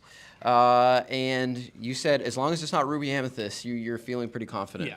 Okay, there you have it. We are going into the final round. Taylor Swift, any shout-outs that you like to give? Travis Kelce's out there. You can give him a big shout-out. No? From me, no. Okay. just my wife who let me come. It was a great trip. Flights got canceled, so I had to fly into another town and drive 3 hours to get here. But that was miserable, but I made it happen. There you go. So, just everyone at the flower farm. My wife, obviously. Without her, I couldn't be here. Mm-hmm. Yeah, I mean, it's worth it so far. The drive has been worth it. You got one more round to go, so good luck and Godspeed out there in the final round. No Ruby Amethyst. We're going to make it happen. That's going to be it from me and Taylor Swift in the booth. We're going to send it back to JDZ and Katie.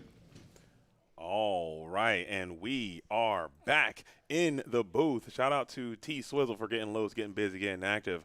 Some player named JDRR, as the Lumineer said. Everyone knows who that Lumineer is in the flower farm and how they give it up. I really like that. Well, stay humble. Keep yourself humble. Yeah, who knows what it stands for? Just decks really rockin'. Really rocking. But shout out to these little communities because I realize Season 1 felt like it was all about teams. Mhm. Season 2, I feel like it's big testing group energy because you see these teams, but then you find out there's all these like subplots where there's like these little corners where it's like, oh, these guys all test together, and you find Yeah. these like things where these random people will be like, oh, we all ran this list. I'm like, how? You're from all over the world, but it is kind of like the plot in the plot is the testing group that I A feel. little bit of community, and I think there is still this huge team dynamic that is taking place in this Lorcana community, but also like those micro communities that are kind of developing and finding your community. You have to get online. You can't do this by yourself. So it's very interesting to see. That's why I like to ask when we get to these points. Hey, is there anybody that you want to shout out? Anybody you want to thank for giving you here? Usually you thank their spouses or thanking their their loved ones or whatever, and then they're always going to thank either their team or someone they tested with or their friend group. Right. And that's very important to get out there and find your tribe. We're shouting out. You're talking to SLTC. You're talking about the Loungers. You're talking about the Flower Farm. You're talking about all these different places and all these various Discords and all these servers. It's just been a really nice little addition here in the digital Lorcana community. So find your tribe. Get active. Get out there. There's going to be a lot more fun if you're not doing it alone. What else can you do? Bring it in, bring it in. Here we go. Listen, I know me and JD were kind of like, I just opened 2 packs because, listen, we both got Enchanteds. Like, it don't really get one better. But We're going for the buzz. I'm not aiming for no truck. can you get an Enchanted and a Buzz? Oh, absolutely. I've seen people. The things I've seen The on things social I've media. seen with these eyes. The thing I've seen on social media, by the way, of people. Oh, I opened one. There's a I Buzz don't in know. every pack in my box. You're like, Oh, is this every time? Did I break it? I opened one pre-release is box this and good? I got And 18 you're like, buzzes. all right, buddy. All right, stop flexing on me. Yeah. You know it's good. Ooh, a foil Kita. This is Oh, something. That's nice. It is nice. Honestly, a foil legendary I'll always be excited about. It's always gonna be really good. But this goes against. You said if there's a foil legendary, you won't get enchanted. You broke the curse. It's been broken. The curse. At least maybe it's just my own personal curse. Maybe. And that's the thing. We can't prove. What if he breaks the lens? He gambits it. That'd be I'm about so to make sick. a name for myself, and then you just break your own camera. If I break this lens, throwing a card Lenses is are worth it. so expensive, though. Worth it if I can pull that off. That'd be Honestly, so clean. fair. And people would clip it, and we go mega, mega, mega viral. And shout out to people who are watching that, stayed up watching Manila. I watched the first 3 rounds of Manila, and then I saw JD in the chat, and I was like, that's my boss. Boss is in the chat. That's funny. It's funny because I was there because we were playing some ping pong, of which I lost to Sky. By the way, I'm You super guys mad were about it. really hauling, though. We were going at Yeah. it. And I told Sky I want my revenge. Okay, I had to play with no shoes on because my shoes were holding the net up, and I think I was holding it back a little bit. Yeah. So You it was want some grip. it was some close matches that we had there. But after that rousing game of ping pong, I go hop into bed and I get into the DLC Manila stream. Shout out to all the casters there. Right. We had Ultra Mega Tonic himself, Mr. Romance, is out there in the commentary booth. But I see Katie in the chat, and we're out there trolling. I'm like, man, we really are some addicts there. We're sick, but I love it. And that's the thing is I want to know what's going on. Is the Infinity Tech in Manila different? What are they up to? And Bernice, who is a caster from the Philippines, was there also. And I was just so excited to see people casting. And they brought over one of the casters from the other Asian DLCs. And it's just, I don't know. There are cohorts. We gotta listen. I was tuned in. I stayed up for as long as I possibly could before I eventually was taken over by the sleep, and I had to pass out there. But it was still a really good time to see that, and I'm glad. They got to get that mixer under control, though. I know how hard it is. Yeah. I can say that because I know how hard it is. I know what they're dealing with, but that mixer, we got to fix that. We got to get it. We got to get it hard. rocking. I will say. I mean, I was telling JD I was breathing really shallow because I could hear my nose for a second. But I don't know if you guys can hear my nose. But here's the thing: I film a lot of videos for content, and it is insane the amount of times I go to edit a video, and it's just me breathing. All right, let's take a little bit with that note here. Let's all breathe normally. Let's just breathe normally, and let's just go ugly real quick. We're talking about fixing their mixer. Let's fix our own mixer right here. Let's fix our own problem. So you do your thing. We're gonna go full. We're going full here. How do you guys like that? This is KSMR, where it's Katie SMR. Could that be what it is? We're down to 1 viewer. No, I'm just kidding. Everyone's like, please, no. I think this is opening packs. I think. All right, is so this too we're much? gonna go Katie full ASMR here for a second. Yeah. Don't mind. You guys tell me. Can you hear me breathe? Because if you can. Okay, I think you're just blasting out. I don't think you changed the gain. I think you just made it loud. So this is what we're hearing there, and then we could do this here. We're Okay, fixing this thing live. okay. So this is, let me see, chat. This is, I can't hear me anymore. Now you can? Or And no? chat, guess what? You've been promoted. You're part of Quest World now. So Yeah. you get to tell us, is it cursed? Is it scuffed, as the kids say? Let us know. Am I going in and out of consciousness. Time for tacos and crispy is horrible. chicken consumption off the street. How is this getting worse? Like, I how is this don't getting worse? know. It's getting worse. It's like we have This box looks twice as big as the old one. this one. It is, and it's twice as bad. I should have just gotten more of the old one. Right? The little one never let us down. Little Red? Little Red Was Little a Red real was one. So clean, man. This one is a little bit of a diva. Lock in, dude. Lock in. Fungus Gray. Now that's confusing. There's James Gray, Fungus TCG, and now there's a Fungus Gray. We can't be Fungus Gray. Whoever that is, unless, even if you are one of the two James Grays, don't. And that's first time in the chat, Fungus Gray. So now I'm lost. Okay, Yeah. now I've completely lost the plot on who is Fungus. Because I know Fungus is also a Gray. I don't know if He he's is James Gray. I don't know if he's of the Gray of clan. the Gray of the family Gray. Of the family The Gray TCG clan. dynasty. So Fungus Gray, I'm not going to answer your question until you tell me who you are. There's one more round today. There's one more round of Swiss, but please tell me who you are right now. Gandalf is also Gray. That is from The Lord of the Dershia Rings. Jin. I thought it was Drosh.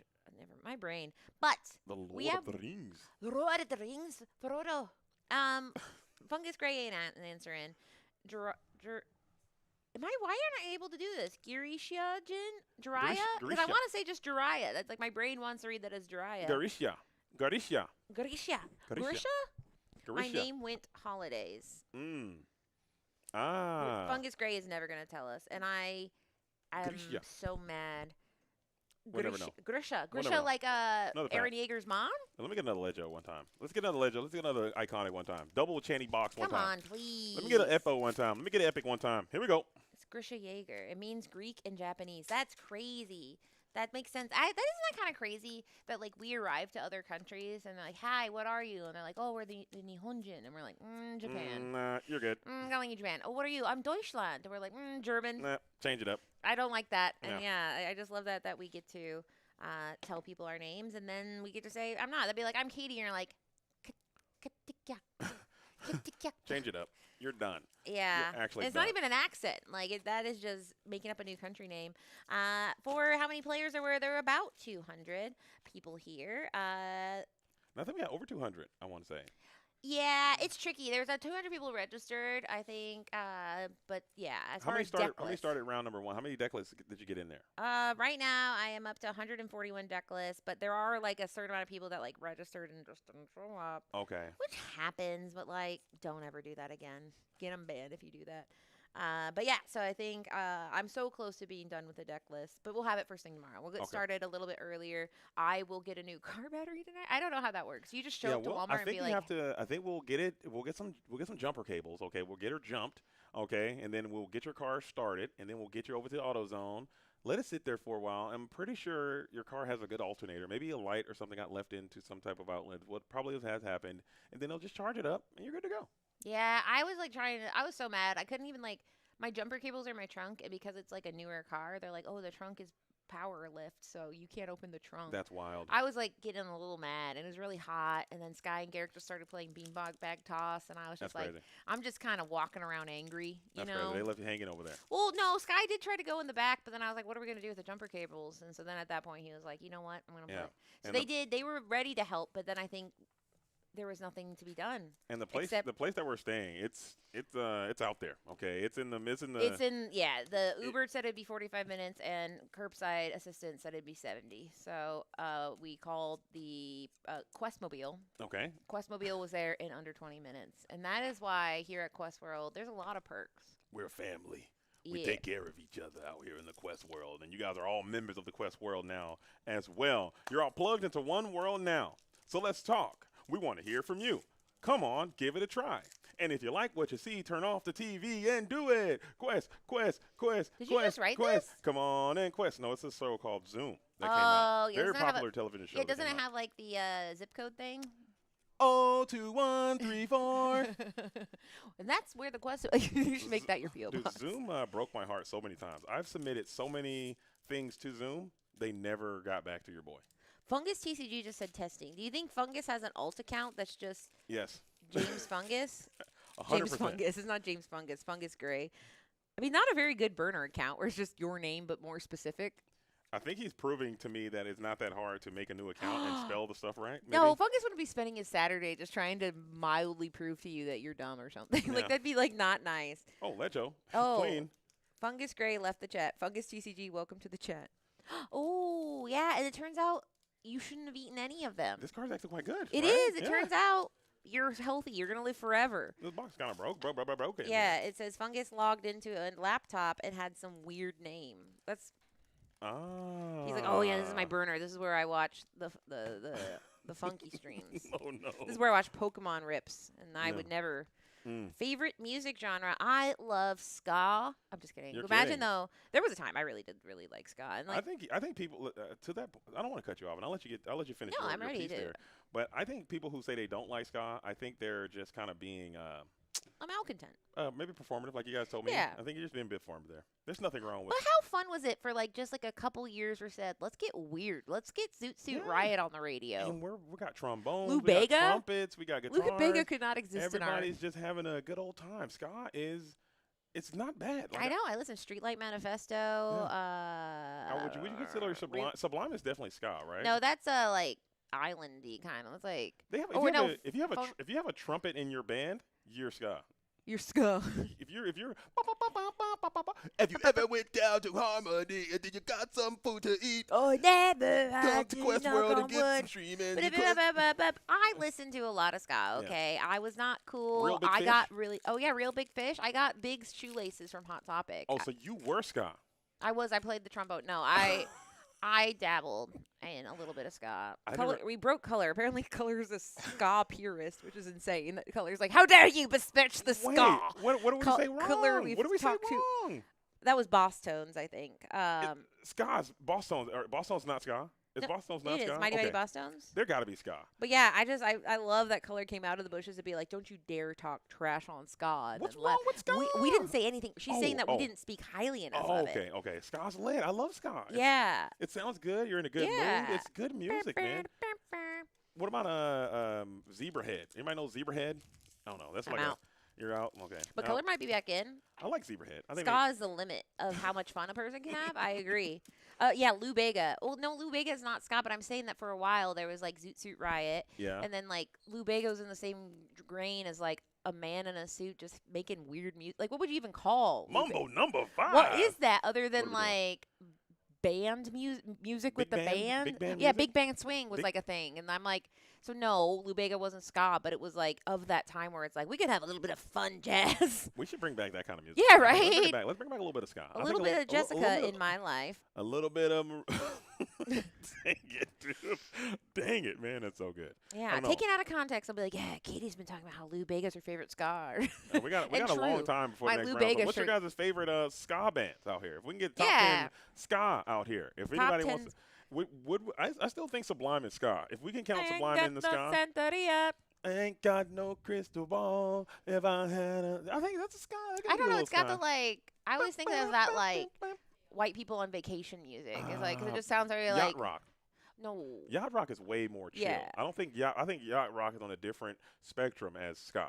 Yeah, I'm trying to think because there's Real Big Fish, Streetlight Manifesto, and then The Mighty Mighty Boss Tones. Yeah. What else we got? I see them. I mean, Lou Bega again. Bega, I know. I just really like that. It really made chat mad. Apparently, like to anger somebody in the year 2026 by mentioning Lou Bega is like something not on my bingo card that people be like, "How dare you?" That's what you know. That's what you tune in here as we get to round number. Less 7. than Jake. No doubt. I was Doubt is listening low-key ska a little to bit. Tragic Kingdom the other day. Man, that band fell off in the hardest way a person. Gwen Stefani is so cheeks like McGee recently. Fun fact about production, though. If you really want to get her lit, put on some No Doubt. She absolutely Oh, yeah. loves Sorry No Doubt. I'm not home again. I'm walking into spiderwebs, but leave a message and I'll call you back. Production absolutely adores some No Doubt there. And you can tell these foils are kind of getting a bit curly back here. Yeah, it's moist. It is. It is just like, okay, we were talking about like, are you guys people in the chat like where you're like, don't say moist, which is crazy because that's the type of cake. But it is Goslin Mauer. Shout out to Enter the Battlefield Habibi. With this reveal there. Can I just get an epic? I'll take an epic. I'll take an I got Epo. Ursula. I'll take a Leggio. Hey, Bob Parr. Oh my gosh, guys, during the DLC. Oh my goodness. So this is Mr. Incredible Bob Parr. Bob Parr is his name. However, there's something about once you start saying Bob Parr, because this happened to me again at another tournament where we're like, Bob Parr, Bob Parr, Bob Parr, incredibly strong. No, And Bob Parr. we were on that call together there in the Digital Lorcana Challenge, and you did it, I did it. We just both started just. We had to like hard hit the brakes. We're like, hey, to a we're point done. there where I thought that the gentleman's name was just Bob Parr. We just completely forgot about the Mr. Incredible part. To me, he's Bob Parr. Oh my God, who can someone ban Jeebus? Oh, not Percutions, please. Let it go, Jeebus, man. please. And Gordon Gordon McCain says, is it production or procution? Not percution. And here's the thing. I mean, everybody's going to take an L, okay? This is just my L. Let me have it. I'll have it. You're facing persecution. The persecution of JDZ. Like persecution. Persecution. Persecution. The Cutioner. Oh, that's They'll call him the man. Cutioner. The That judge, stinks. the jury, and the Cutioner. Oh, man, that stinks. I only have 4 more packs left, so I'm going to open these 4 packs. We're going to go on break, and then I'll probably still be here. Foil Buzz. Broke the curse as well. I also got a Legio, Foil Legio, and an Enchanto in the same pack. An Enchanto. They're dating, or they're married. Didn't they get married?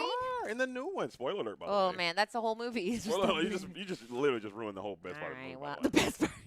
Yeah, mine was when Taylor Swift was like, I'm Woody, and she like ripped off Woody's head, and it was Taylor Swift. That was crazy. I got a queen. I got a queen.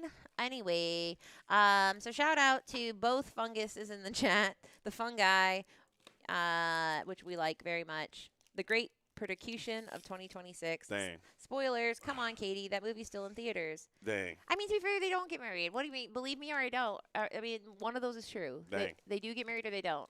Dang. You're right. I don't know. Fake to be fan. fair, oh man, If what you haven't was seen it? it already, you're a fake fan, by the way. Right? Get to the theater and You don't sit have the and watch it. promo card? Fake fan. I was there the weekend it came out. Me too. We were literally traveling for business and we saw it. Fake fan. These guys. You guys, okay, this is a little behind the scenes. So the DLC casters, we went to go see Toy Story. Now, this is also the short version, but basically we're all adults, as you might wonder, I think. And we all walked in. They ripped our tickets and said, well, they didn't because they scanned our phone and said that way. And we're just still standing there. And then we look down. And we're like, a buzz for us. Promo, and they please. go, you got to get that Dolby. Oh, yeah, you got to be Dolby. And he hit us with Dolby hard. And then we look at another guy because we're like, no, Toy Story. And then they just double down. You need Dolby. Dolby. Now, in my mind, Dolby is just a sound system, and it is. But I don't think I've ever, like, 'cause there's no box that says Dolby or not Dolby. So basically, we just are kind of standing there, and we are the most non-confrontational people ever. We just kind of shuffled away. We just kind of shuffled, sadly. And eventually, somebody that was a fan of Rebecca came up with a stack of them and said, I went up to them and said, do you know who those people are? Dang. Yeah, crazy. they hit him with a, do you know who you just didn't give the buzzes to? I was prepared to just take that. I L. know, right? Okay, Like, there's no way I'm going to do you know who I am. I was legit low-key, high-key, mid-key sad because the gentleman behind the counter did not take the time to explain that. Yeah, he just kept saying Dolby. I'm like, dude, you're saying Dolby, and you're telling us we need Dolby. I'm like, well, let me get a Dolby. Yeah, How I'd like much? to pay for one Dolby. Give me one Dolby, I'll please. opt in. Yeah. I'll have a Dolby this All time. right, you got to sell. Give me Dolby the for the table. It's like, no, Dolby sold out, buddy. Sorry. Get over there in the non-Dolby. Idiot. Yeah, and so here's the thing, though. We all went to the bathroom after the movie, and there was a theater called the Dolby Theater. So they need to advertise that better. I did see a TikTok, and they're like, oh, Dolby is just, it sounds really good. I would have watched it in Dolby. If I they told would me that have. was a thing. Honestly, I don't like really... if they would have said, hey, $10 and we'll give you a little a pocket Dolby, a little Dolby for the road. Hey, look, this Dolby's on me. You And know? it's funny because like First a lot Dolby of on the times, house. like people at movie theaters, they don't care. They looked at us like. It's crazy how bothered he was about He was this. like, yeah, he looked at us like, are you guys actually silly? And we're holding like Buzz popcorn buckets, wearing our Toy Story shirts. Like it's not like we were like Pokemon like drop shippers or something, and we just like, and then we just went okay. I got my alien shirt on. I got my my hat on. I'm all Disneyed out and I'm sad there like a child because I didn't get my Dolby and I didn't get my freaking Buzz Lightyear as it may be. As we have a little discussion happening there in the chat about which is the best Toy Story, and I think it's got to be number 2. Number 2 is so good, but number 4 is so bad. I like number 3 as well. I like 1, 2, 3 together as a nice little complete story there, and then we had to spin back with number 4. Wasn't a big fan of it. Number 5 was a nice. I think that was a very serviceable movie. The movie was quite adequate. It was adequate, quite good. I enjoyed my time. Yeah, and I think like, to be fair, 4 walked so that 5 could absolutely soar. Because I think everybody walked in there like, okay, all right. Because, I mean, there was just downright shenanigans in the 4th one that just didn't need to happen. But this one, it was fun. I giggled. I had fun. Now, did it need to happen? Probably not, because 1, 2, and 3 was this perfect little bubble, but I wasn't angry, and I do get angry. Now, there are some people that I know that have seen the new Moana. There's only 2 in the country so far that have seen it, and they're in this room. Yeah, me and production, we went and saw it the other day. That's sick behavior. I'm telling you, it was good. I had a good time watching it. I know that he loves casting Disney Lorcana this much, guys. I'm a big. I'm the only guy. This is. Were you the only 2 in the theater? And it was about 6 of us in there. Okay. It was about 6 of us. No, your children. You brought your children. I'm joking. It was actually quite sold out. We had a hard time getting these tickets. It was such an on-demand event. But people ask all the time, why do they keep making these remakes? Are we down? Stream's not down, is it? Oh no, that might be. Yeah, it's me. Okay. Whew, I'm scared about the stream as I'm pushing too many buttons over here. Yeah, right. Close one beep, beep, beep, computer. And people ask all the time, like, why are they making these remakes, these remakes? I'm the guy. Yeah. I'm the target audience. I'm the guy that's going there every single time, opening weekend, to sit down and watch all these remakes. I've seen them all. And they just have a poster of you in the office. They're every like, time, like, this guy, we got him again. This idiot. Look at this guy. They all had stakes last night when they saw you went to go see Moana. They're like, ladies and gentlemen, we got him. We got him, boys. We got him. And I thought it was good. I thought the music was nice. I thought the young lady they chose to be Moana could literally sing. We didn't have that Beauty and the Beast situation there. Shout out to Emma Watson, great actress. Can't sing apparently. She can't, but the computers can. I opened all my packs. They had her up there like T-Pain. Okay, all your packs are open. So with that, Katie is going to get very grumpy if she doesn't get a break here soon. It's now that true. all her packs are gone. I start swearing, and we can't have that. So what we're going to do here, we're going to take a very, very fast break. So short. And then we'll be back. We're going to probably get some information for you guys. Go walk the floor a few more times to see what's happening out there on the Quest floor, on the Quest room floor. And then we'll be back here with you guys here in just a moment. Thank you guys for rocking and rolling with the program. Stay a while. Don't touch that dial. We'll be back here very, very soon.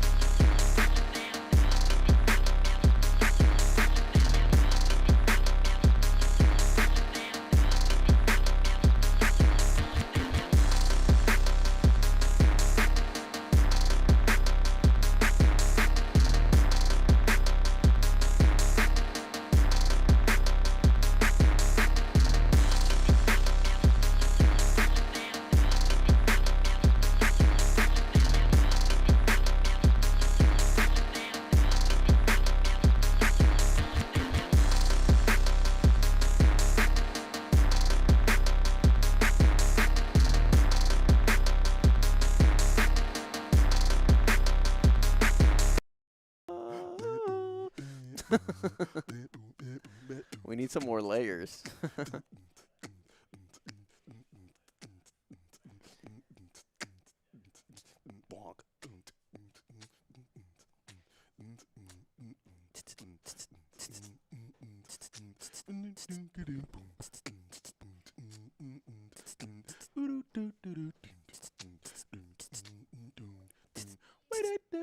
When I get that, when I get that, when I get that feeling.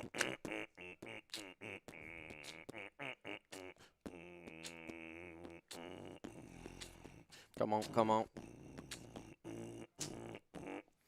3, 2, 1, and greetings and salutations, my fellow Lumineers. We are back at it again and better than ever as we are getting prepared for the last round of the Swiss format until we get into a top cut. So we're going to have what we like to call a bubble blaster will be underway. 2 Lumineers will sit down and they will be playing with everything they have left to see if they can make their way into the top cut. It always comes down to this. Joining me for the last round of Swiss is going to be none other than Garrick, back at it again.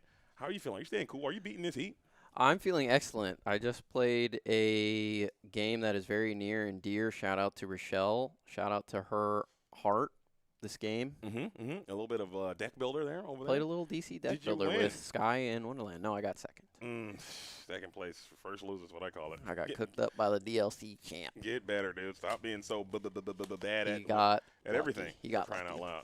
As it may be, we also have a little tradition here in Sharp. You're going to rip an Uncrustable? I'm going to rip a Boosty. I think we're going to rip this on. You want to rip one? No, I don't. Pressure? That's the last thing that I want. A little peer pressure? It's not going to work on me. Come on. I don't want it. I don't want it, bro. I don't need the calories. Need the calories? I'm counting them. You're not macro counting the macros out here. Come on, man. Come on, Garrett. Come on, Buzz. We'll get one here on You and Katie both have enchanteds. We do. You're done, dude. I'm trying to catch up. I got 5 packs left. That's a 1 rip.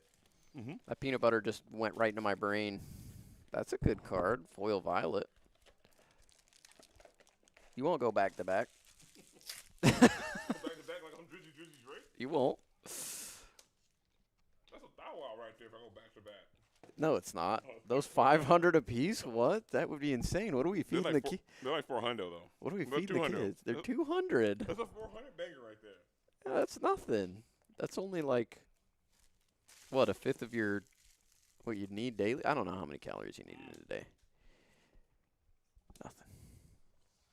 Let's go. Let's go. Let's go. This is round number 8 we're getting into. We were just shy of 9 rounds. Isn't that crazy? 9 rounds in a single day. They don't even do that in the big leagues, man. It's in the Quest World contract. We only do 8 rounds of Swiss maximum in one day. Okay? So we would have made you come back for round number 9. We probably would have just done 7 and then had to spin them back with a little 2-piece the next day. Yeah, to make it actually. Come on there, Buzz. A little bit more palatable there. Yeah. As we have one of the Lumineers seated at the table. We're waiting on the second to join us here on the final round of Swiss. What we got here? A little bit of Lumineers at the I believe the gentleman that we see there defeated Sky in the Swiss portion of the that's round. Big Woot. Big Woot out here getting active. Look at Big Woot out there. And I believe he's playing Ruby and Sapphire. Let's get it. Are you getting anything good over there, Garrett? I got a epic buzz. Fight back, dude. Let me get that buzz. Come on there, bud. I'm about to spin back one of these things, man. That was actually kind of good. We're going through I knew you were going to double hit him with the on spin him. back, dude. Hit him with the spin back. Catch him lacking in public, so I popped him, dude. There it is.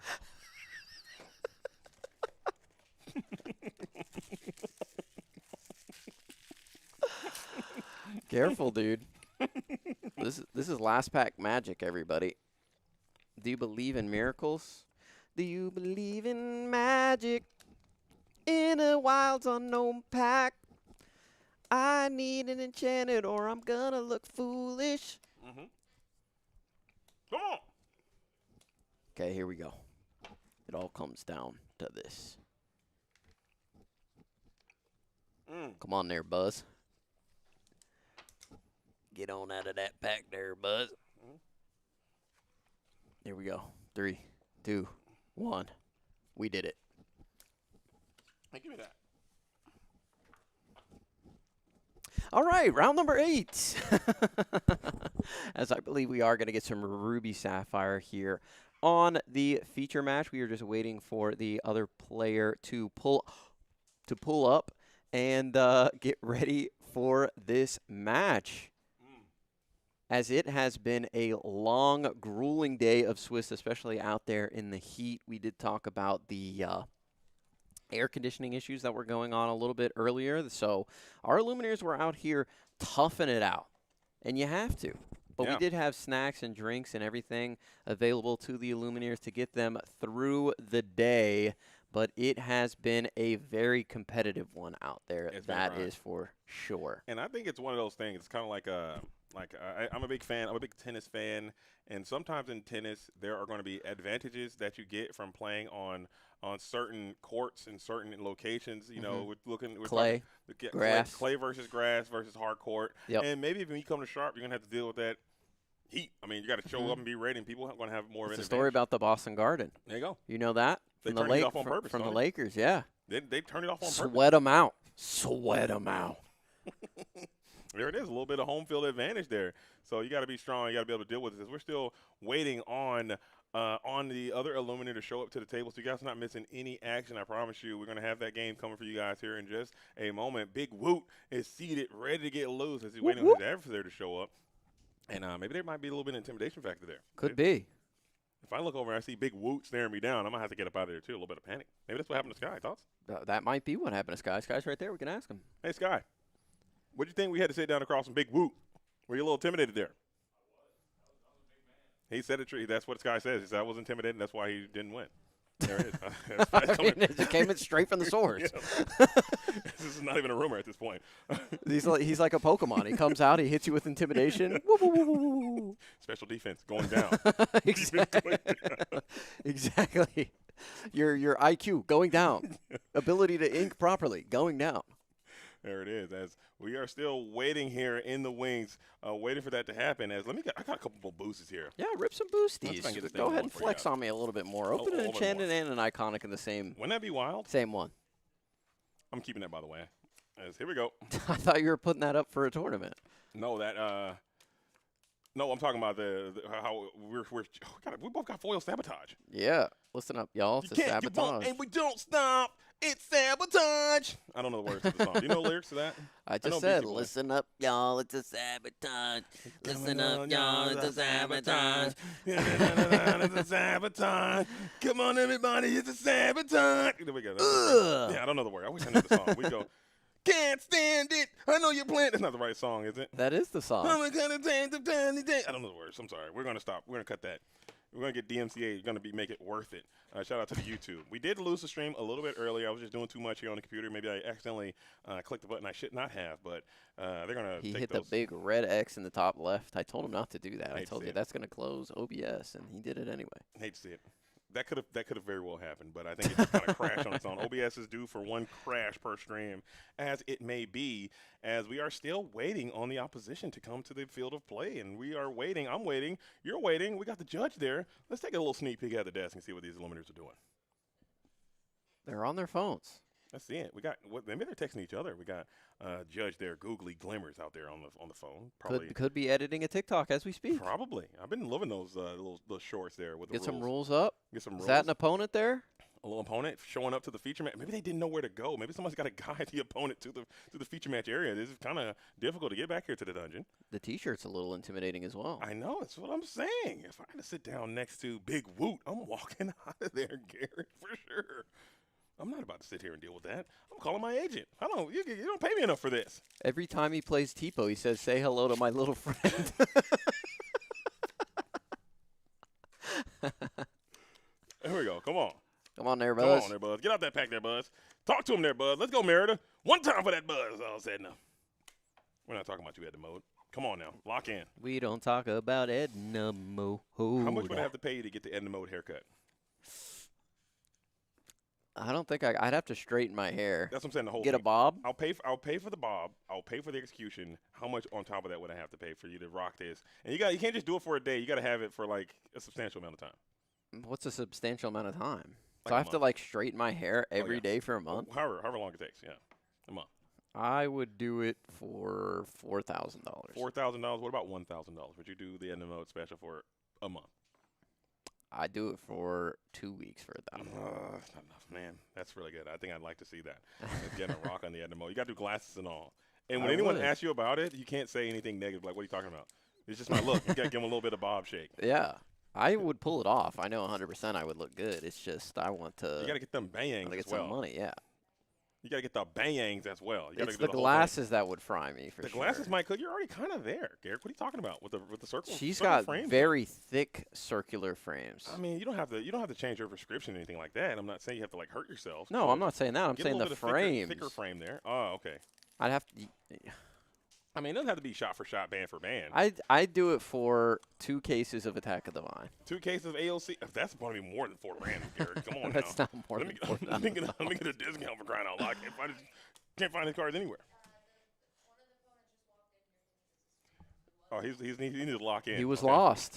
The opponent was lost, and now hopefully they have been found as we are in the dungeon, and there could be some fatigue there set up. And I know who this is. This Illuminator is at the feature match table, and I recognize them. We saw them at the World Class Cards event. We've seen them all around the hemisphere. This is Christian, I believe is Illuminator's name, seated at the table, getting ready to play against Big Woot. So we got another groovy match coming your way. We're going to get that set up here in just a moment as the Illuminator has found out that they were at the feature, and they have located where the feature match is. It's kind of back in the cut in the dungeon, and I'm glad they found their way here. Yeah. With the luscious locks and the beard. That's a nice combo. Nice little 1-2 punch there. And I like the shirt. Both of these outfits are nice. Both of these Illuminators seem like they are still quite in good spirits, very well hydrated as we are getting into the last round of Swiss here. How do you know about their hydration? I mean, I can tell they're not like pouring sweat. Maybe they look unencumbered by the events as they are currently on the game floor. If you're more hydrated, do you sweat less? Maybe. I mean, they look cool. If you're cool, you don't sweat it. If you're cool, that's what I mean. Maybe hydration was wrong, but if you're hot, you're probably going to sweat a little bit more. Understood. And if you're cool, you're going to sweat a little bit less. I think that's what I was going for. I think you're a wise, well-traveled man, and if you would have just said yes, I would have been like, huh. No, because that goes against. I think if you're well hydrated and hot, you would in fact sweat more. Yeah. Yeah. Until you start losing those electrolytes, and you're going to have a bad time. Mm-hmm. You know, you got to stay hydrated. Make sure you're putting those salts in there as well. I mean, you got to train your body. This is a marathon these Illuminators are running out here. But you don't want to get a cramp. No, you don't want to be cramping up. You don't want to be seizing up. You want to make sure that you are in peak physical condition as it may be as the players are getting ready for the last round of Swiss. Christian Young versus Big Woot in the build. I'm assuming both these Illuminators are 5-2, and I might have to adjust Big Woot sitting off the screen there, just mogging on our little frame box there. No, he's fine. He's right in the middle. He's good. Okay, that's a good spot then. You might have to drop the last name from Christian, though. Yeah, we'll do that. Let's get that out of there. Shout out to Bobby McHugh. He said he's going to give us 2 lines. And again, huge shout out to Lorebot as well. We wouldn't be able to do Quest World Productions without Bobby McHugh and his tireless efforts with the Lorebot. He said he's going to allow us to do 2 rows of names here at some point. That will help us a lot for all of these Illuminators with these long user handles here. Yeah. So much love to him for that. There's a dice roll. It all comes down to this. Big Woot takes it. Big Woot? I think I just want to keep saying Big Woot. That just seems. I love saying it. That sounds super fun. Big Woot. Or maybe it's Big Woot, like Big Foot. It can't be. I'm gonna start saying foot, honestly, because now. But foot is F-O-O-T. If it's Big Wood, I'm walking out of here. Big Wood. We're not being Big Wood. It can't be Big Wood. I mean, he can say whatever he wants it to be, and it's his name. You're gonna be like, sir, yes, sir. I'm gonna say sir. absolutely, sir, yes, Mr. Woot, Mr. Wood. You can be whatever you want to be, but I'm telling you right now, I think it's got to be Woot. Yeah, it's and Woot for those reasons, I think I'm gonna start calling it a foot instead of a foot. Okay, you heard it here first. We're changing the language here as we are going to be underway. It is time to quest, as it looks like we got those altars taking place. Big Woot sending back a small altar there. Look like 5 3 cards there. That's a 5-piece? That's a 5-piece. Oh, look like a 3-piece there. I need to lock in a bit there. Yeah, it's just the sleeves are dark. It's hard to tell, but I believe that was 5 cards sent back there. So big altar for Big Woot. Did not see how many Christians sent back, but I'm not sure what he is on. This is Ruby Sapphire, though, on the right side. 100%. Ruby Sapphire coming in from Big Woot there as Christian, I believe, was playing a little bit of Emerald and Amethyst last time I seen this Luminaire at the the World Class Cards event at Lambeau Stadium is when I last saw this Luminar play, aside from the Disney Lorcana Challenge in Indianapolis.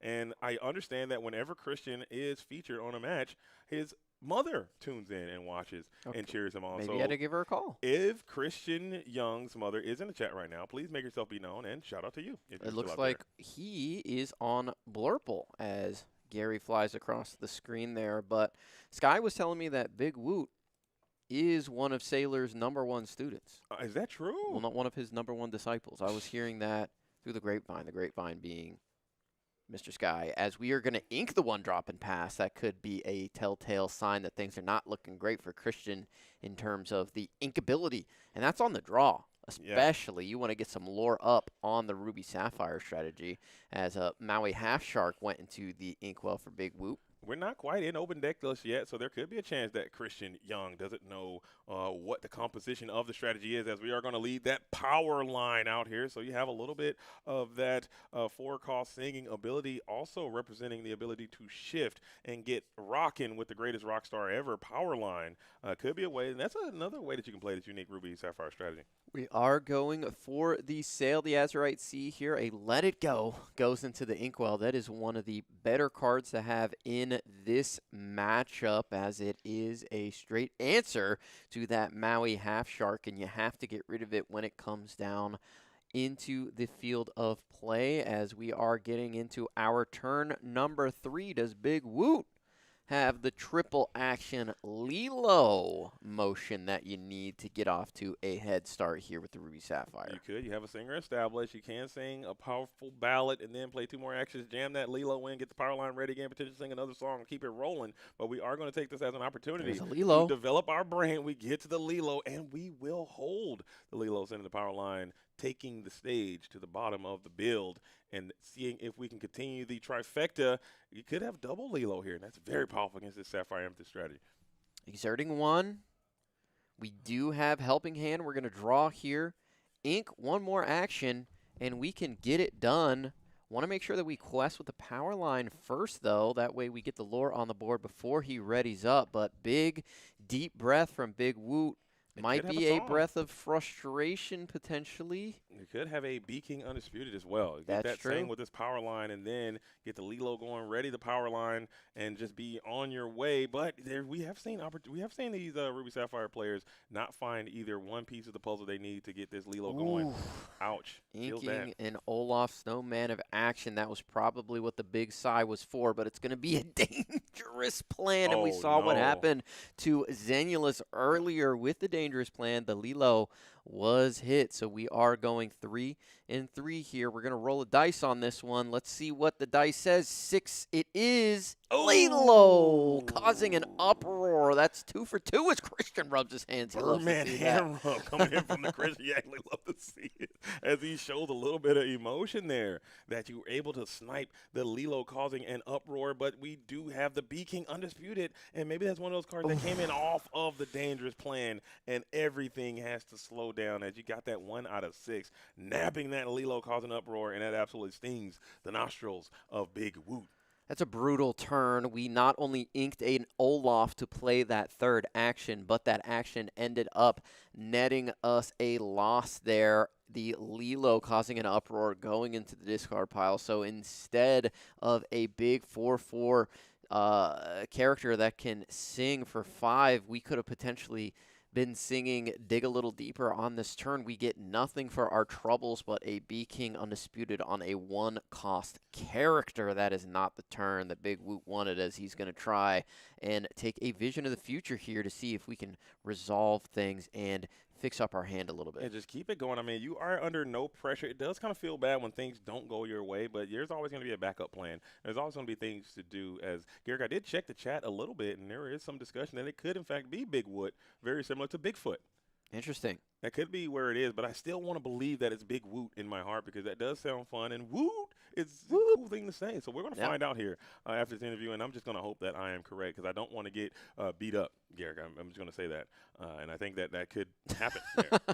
I don't want to be wrong here. I want to make sure I'm dotting my T's and crossing my I's there, as it may be. As Christian is looking cool, calm, and collected, staring down this power line, we are also representing a shift line into a dig a little deeper, and that's another way that you can get this ball rolling. If you're playing that two cost power line, there's a chance that you're playing the 6 cost greatest rock star ever. So we went Vision of the Future into Develop. If we can ink and play another and we found an additional Lilo here, we can definitely do that on this turn. So that is up and available for us. Action count is 2. We always need to be aware of how many actions this Ruby Sapphire strategy has played for the turn, as the dangerous plan is going to go into the Inkwell. He says, I'm not doing that again. Yeah, we're not rolling that dangerous plan. We saw that card underperform mightily here on these feature matches today. It's been looking very below standard, as it has been crossing up a lot of these Ruby and Sapphire players, as the Elsa Fifth Spirit will come down and exert the power line, taking the stage and banish that very prominent shift target. And T-Bow free and clear to get a little quest in. Another copy of Let It Go is down into the Inkwell, as 2 cards ahead for Christian Young, who really hasn't had the most dynamic start to this game, but now you seem to have stabilized. Yeah, but even with this stabilization, he only has 2 1-questers on the board at 1 lore with low hand resources. So, I mean, right now, the position for either player is not excellent. Yeah. I still think Big Woot still has to be fine, even though this thing hasn't necessarily gone your way either. Both of these Illumineers are kind of on their back foot, just trying to drag this thing into some type of advantaged position. You're just kind of holding it all together, taking your time, biding your time, getting a quick little count of the action, then your discard pile, probably trying to see how much your Olaf's going to cost. Maybe it's time to start spamming. And there he is, spammed indeed, as the Snowman of Action will be able to be deployed for a total of 4 ink. Snowman of Action coming down here and removing 2 of the lore on the opposite side. Check that. It's only 1 lore at this point, so not getting the full value there. But what you want the Olaf here for is to sing that dig a little deeper. But we are going into the 7 ink turn here for Christian, so we could see Hades, the Infernal Schemer.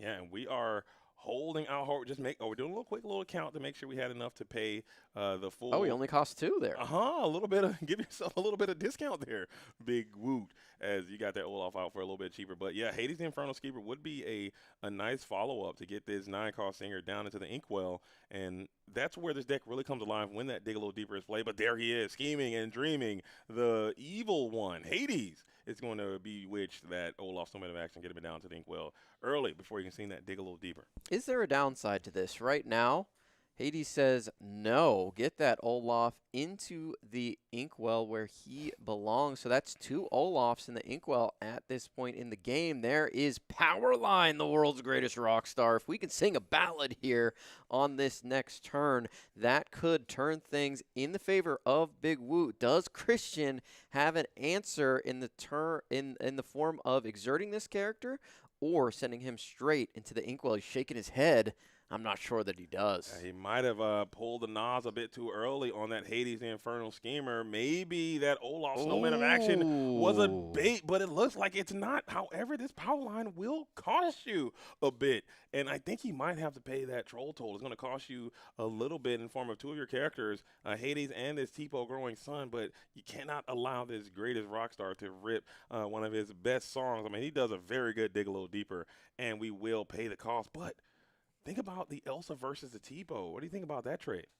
Yeah, going in for the Elsa there, opting to keep the Tipo on the board.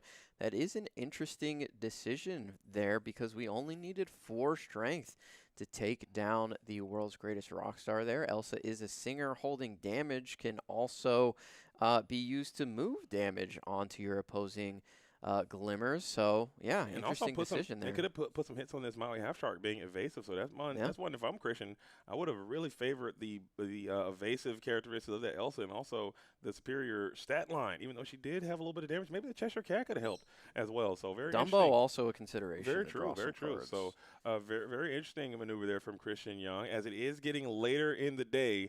So fatigue does kind of start to mount as both of these Illuminaires have navigated some very treacherous terrain to get to this compromised position as they're both still alive and well to make it into that illustrious top 16. But it always comes down to this is just a matter of inches as checking in with the chat. Lorcana Mama Young, Christian's mom, is here. Yo, cheering for your Illuminaire out here on the feature match and wishing them nothing but the best. Thank you, Mom, for being here. And shout out to all the moms out there. As Christian now staring down a Maui half-shark. Demona, Scourge of the Wimmer clan, is exerted and offering herself for a trade, and that's not going to be a very good trade, as you will go 1-for-1, and now freeing up so much lore on Christian's side.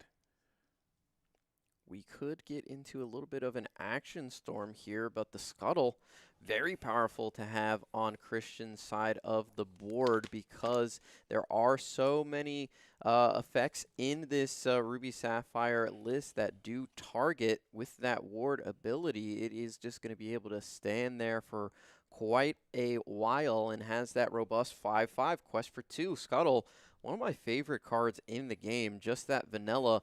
Add a little spice to the top with the ward makes it that much better. Yeah, I like a little bit of French vanilla is what the term is that people have. And he just quest for 2 and just staying very solid. And I firmly believe that there is going to be a ward-based strategy that is going to be a part of our next metagame as Maui Half-Shark on challenge will be able to get an action back from the discard pile. You will trade with the Demona Scourge of the Wyvern Clan, but I feel you do what must be done to find another answer to this board that has been presented, accompanied by a lot of T-bows. We have that Louisa, but that's that Scuttle. Like you said, very prominent, powerful card is anchoring your position together, sitting behind this Scuttle. Would have been really nice to have a distract there for Big Whoop, but unfortunately did not. As I see you dig a little deeper in that vision, that's not going to be the play at this moment as we have no singers available to us. Every single one that has been put onto the board has been answered swiftly by the Blurple player. And that's probably how you have to approach this matchup. And I think that this deck did come online a bit later into the format, so it does take a little bit of time to come up with the how heuristics and how we are going to combat certain strategies as they develop. And that might be the way. Keep the singers off the board, and then you can probably dispatch them quite easily. And I think Christian has been doing a phenomenal job of that, keeping all of those characters that can sing at higher above their weight class under control. And you've been in a pretty decent spot as we have that Olaf Snowman of action that we are going to send to the bottom of the deck as well. I'd like to see that Olaf be placed a little bit higher at the top of that vision pile. Yeah, unfortunately, that's 3 Olafs down. We have 2 in the Inkwell right now. Maybe we're just we're hoping that this power line can remain on the board so we can shift and sing something and potentially get us back into this game. But right now, like I mentioned, the Blurple deck has every answer that you could possibly want. And how about another? Here's Elsa, the 5th Spirit, going to challenge down the power line as the board continues to get wider and wider. And we are going to go questing. Why not get all the way up to 10? That's a lot of lore pressure, and we talked about those T-Po's growing sons, and we joke about it, how they can win games, and those things are representing 2 lore a turn, just really putting the pressure on Big Woot, and just they're going to cost you a little bit of resources if you want to get those boys off the board, as we are going to play another power line greatest rock star ever. Do you have another answer to this power line, as I believe you are now rubbing hands together? Is Christian Young playing off the top of the deck, but at the same time you establish so much pressure, and you can just continue to fake quest in the face of this power line. You're going to need so much to get these characters in tow. Powerline does make it onto the board. We called it there, was just looking to set up the shift line, but the board at this point is so wide it just doesn't matter. We're all the way up to 17. What can you sing to get us out of this power line? Because you cannot sing Be Prepared. You can sing Grab Your Bow to try and answer a few of these characters. We're going to develop and see what we can potentially find here, but this song has to be powerful. Nothing I Won't Do won't really do the trick either, unless you can get maybe get a couple characters off the board as well, depending on what you can hit. The Scuttle still is going to have that ward, so you're not going to be able to target him with too much of anything, but we will just go ahead and rip this dig a little deeper. Finally, it's been rotting away in Big Woot's hand for a time, as now you have the opportunity to get check 7, add 2 to your hand, and then you can resolve that mashup ability, and hopefully you can find something else that is going to be good enough to clear some of these glimmers off the board. Yeah, dig a little deeper with Powerline is such a powerful ability, a powerful combo there. Essentially looking through 11 cards on the top of your deck. That's not bad. I mean, I'll take it. And especially if you totally you get 14 because you can look through 7 and 7 and you get to keep 4. That's pretty nice. Yeah, I mean, if you go for the second dig. Yeah, if you take a dig. I like it, though. If you what did he hit off the mashup? Did he do mashup yet? Not yet. Okay. Here we go. And we are going to check 1, 2, 3, and 4. Did you even hit it all? No, it looks like we got a whiff. And on top of that, you're sending some very powerful units to the bottom of the deck, and that feels awful there for Big Woo. You saw some Sharks, you saw some Lilos, but this game might just be over anyway, as it may be. Still got a ton of ink to work with in Inkwell. You got to get all this lore off the board, leaving nothing but 2 remaining, or you will lose this game. Pirate's Life is going to take a little bit of the lore, but not enough. Christian is going to be able to get over the finish line here. Even with the Olaf, we have enough on the board to get on into game number 2, and we do. Big Woot recognizes it. Not going to be enough. We are going to go into game number 2. Christian taking it with a Blurple strategy, making it look easy. Yeah, getting it done. And usually this matchup is going to be a bit difficult, I think, for the Blurple strategy, because it does come out of the gate quite slow. But you had so many different ways to exert the ready characters, and keeping those singers at bay was a key point to that victory. So you got it done, found the cards you need at the right time, and Big Woot didn't. I mean, we saw how you took that dangerous playing gambit very early on, and it was an immediate punish for you. You weren't able to get that Lilo rolling, and I think that has kind of been the story of the day. Can you do the Lilo thing, or can you not? And when you cannot, it looks very feeble, very vulnerable. This Ruby and Sapphire strategy starts to fall apart there. Yeah, we talked about it week after week. We saw it really start to rise to prominence there during the DCI CCQ, and that deck, we saw it on stream, just lost to itself multiple times, just couldn't do anything. When it does what it wants to, it looks unbeatable. But when it doesn't do that, it looks like, why'd you put those 60 cards together in that deck? You know what I mean? Yeah, that's very true. It's one of those things, like you ask yourself, when this deck is starting to flounder, it looks almost unplayable. It looks so bad, especially when I find myself in a position sometimes like I'm trying to hype this deck up. I'm like, oh, look at this deck, it's doing some cool stuff. Everybody watch, and it just starts to literally just do nothing and lose. I'm like, hey, you're dumb, man. This deck stinks. Why would anybody want to play this? But it can do some very powerful things. It just was not able to demonstrate that in that particular situation there. We'll see if he is able to get off to a better start here. Hopefully he doesn't have to try and rip a dangerous plan to get the Lilo out. It's happened twice and hit the exact card that they wanted to, which is unfortunate, with a bevy of different cards that you could have possibly taken from the hand. As we see Lorcana Mama Young saying, go Christian. Let's Love go. Mom. But also on a rebuttal there, we got a little Mrs. Woot.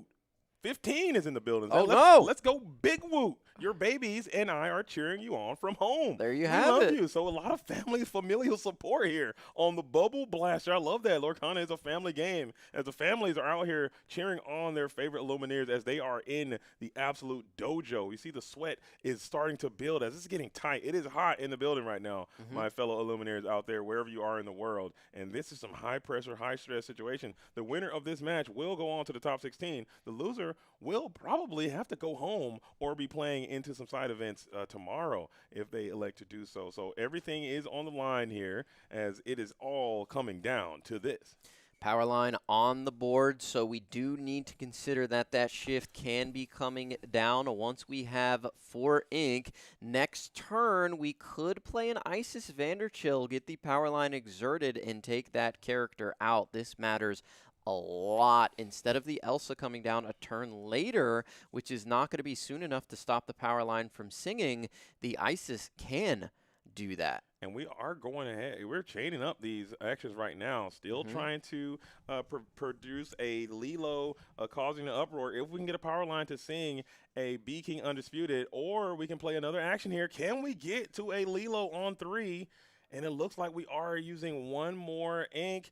We are getting a little quest in. That's a little indicator that we're going to go Lilo here. How many do we have? Causing an There's uproar. one. Just one? She's back. That's embedded. enough. So we got a game, though, here, as you made that Lilo on early turn 3 Lilo. Okay, doesn't have the Isis Vanderchill, goes with the Merryweather, the 4/5 French vanilla with the ward on there. Let's see.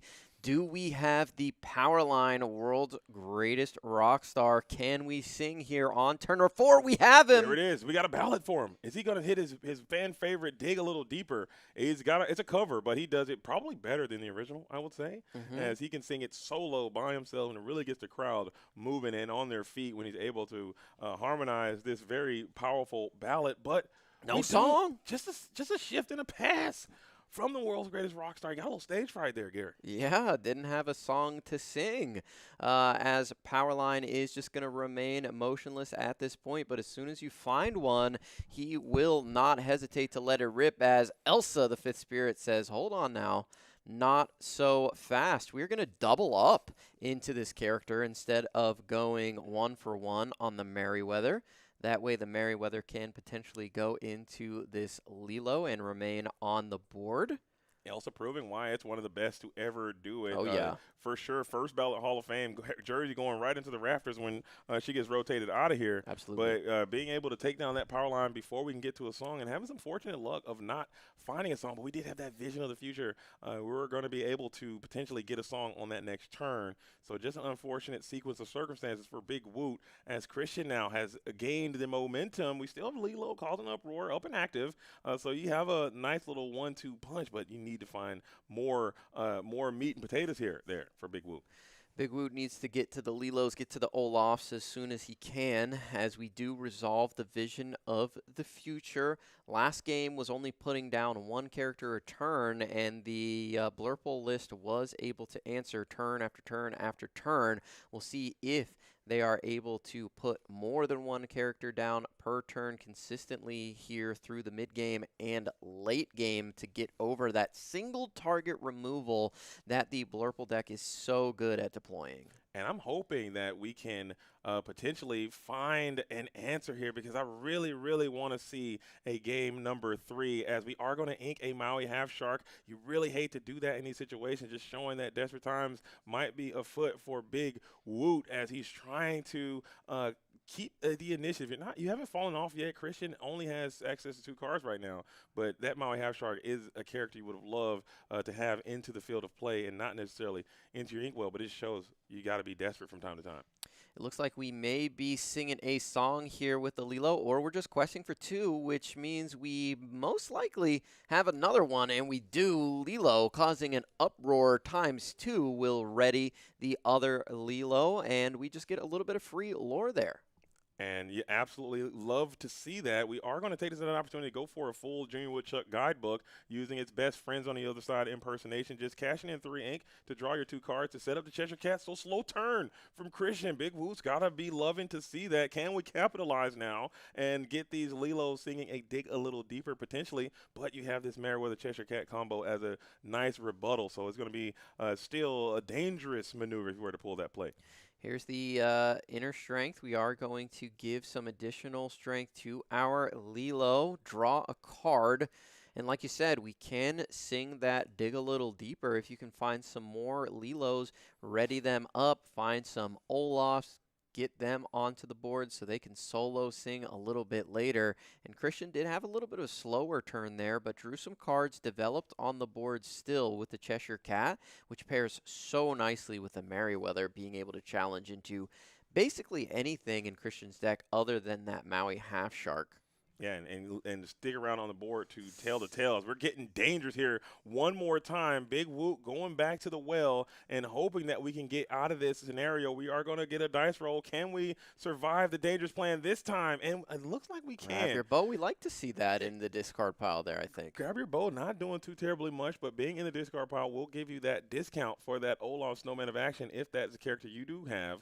We're going to take another sneak peek of a vision into the future. While it's resolving, I got a question for Miss Woot. If you're out there, shout out to Mrs. Woot, family of Big Woot. Are we saying this right, or is it more of a Woot situation? Like Bigfoot, Big Woot, or are we saying Big Woot? If you can clarify that, we would help us out immensely out there if you can support us. Also, checking in the chat, we got Rebecca Quest is joining us out here. Shout out to the real one out there, celebrity sighting. Rebecca Quest, shout out to you.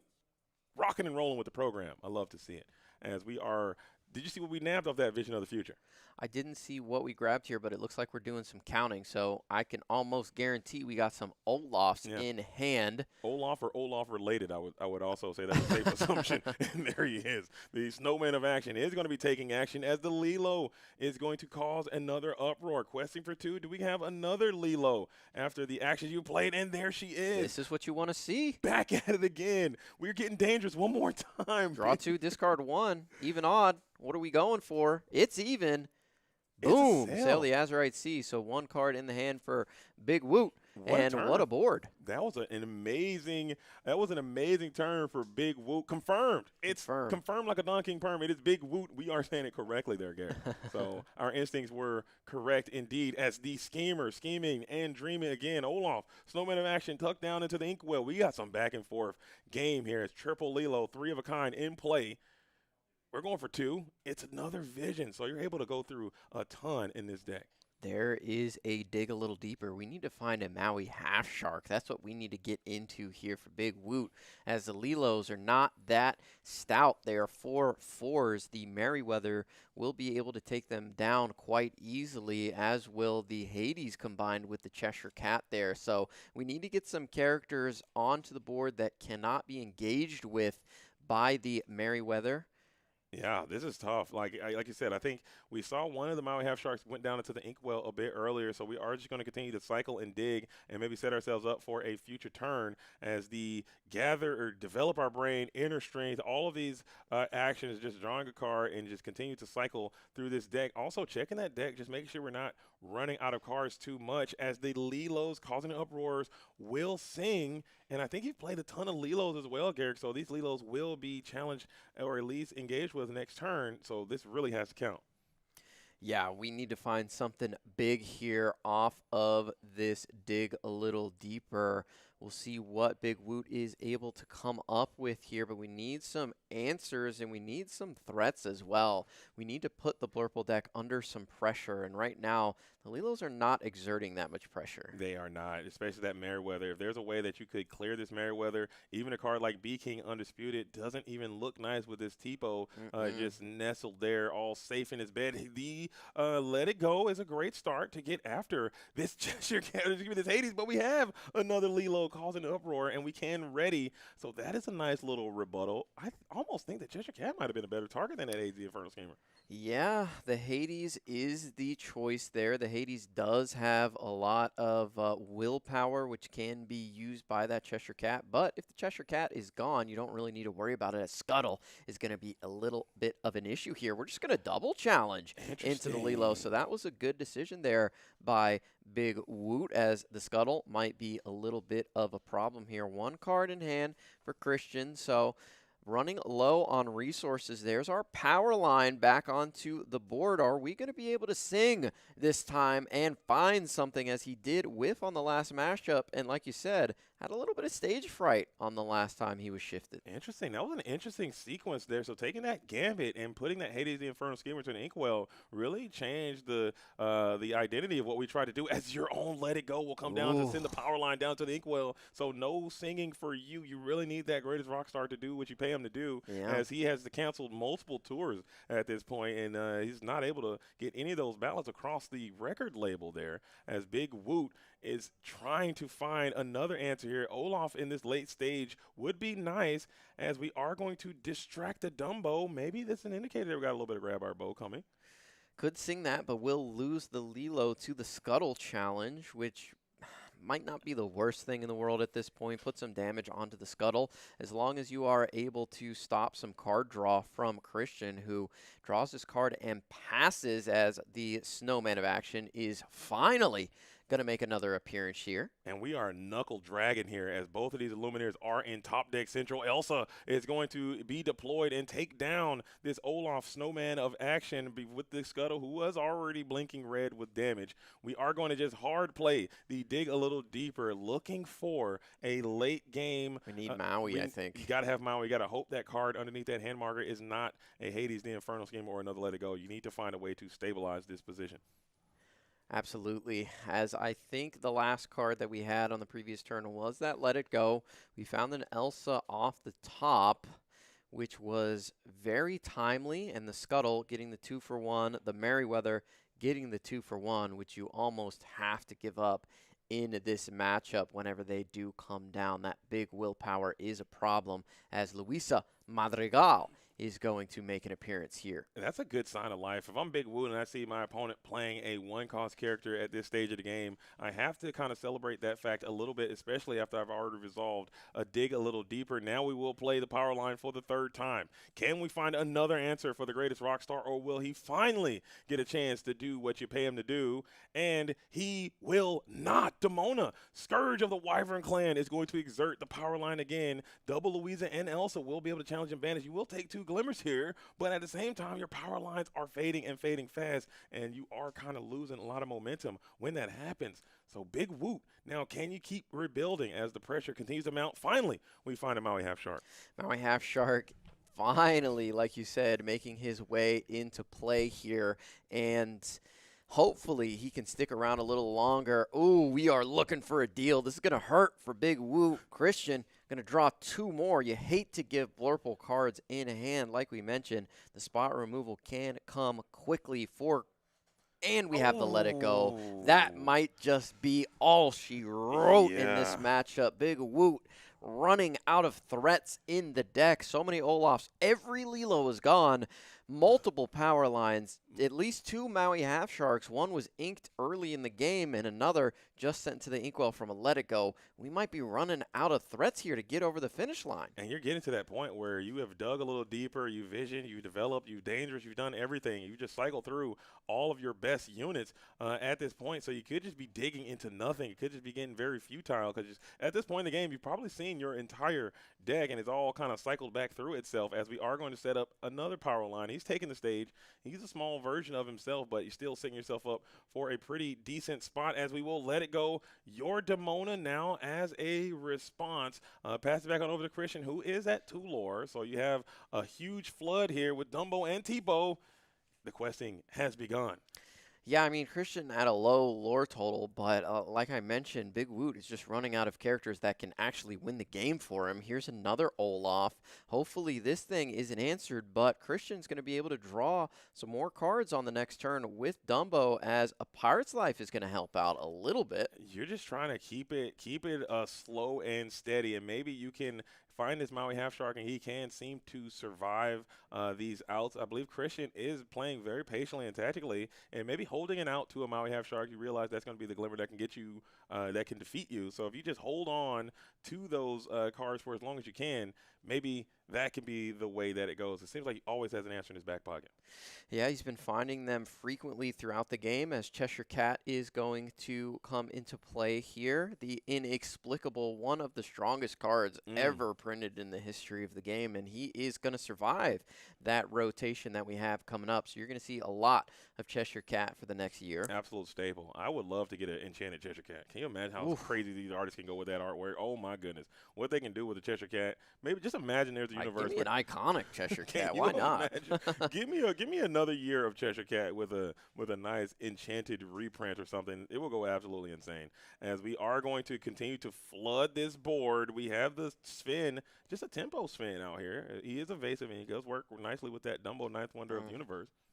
And does answer Maui Half Sharks, as another Olaf Snowman of Action will come into play. Here is the dig a little deeper. Finally, we're able to sing a song, and look at that. The discard pile way bigger than the deck at this point. Let's take a look at 7 cards here, as I do believe there is another dig a little deeper, but we're not going to be able to ready this Olaf, at least not with Lilo causing an uproar. Maybe there's a world you have the Brother Bear tune that you could potentially play. That is a card that they tech in, the Nothing We Won't Do, but that works nicely with a Maui Half Shark. So it still needs to, if I'm seeing Maui Half Shark on any of these dig a little deepers, I'm grabbing it immediately as a snap pick, and it's going to get added right to my hand from this dig.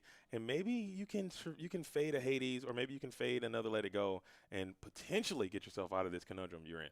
Yeah, it's a really tough position going super wide against the Ruby Sapphire deck. That's not what they want to see, but Christian is at 0 thanks to the Pirate's Life and the Olafs. There is Maui, the Half Shark. We need this one to stick around as long as possible. And now, if Christian doesn't find an answer to the Maui Half Shark, you cannot leave that Sven exerted. That's your answer. Yeah, this is a very interesting position, as it looks like we are going to be gearing up to have this power line go on a quest and or challenge, and you really don't have a nice, formidable, challenging target there. We're just going to quest this guy, getting that one lore, and possibly put yourself in a position to win this game. You just need to miss a Demona. You need to miss these Dumbos need to miss. You got a lot of things you need to avoid, but Christian has to be expressly careful as well, as now you have an exerted character for this Maui to feast upon.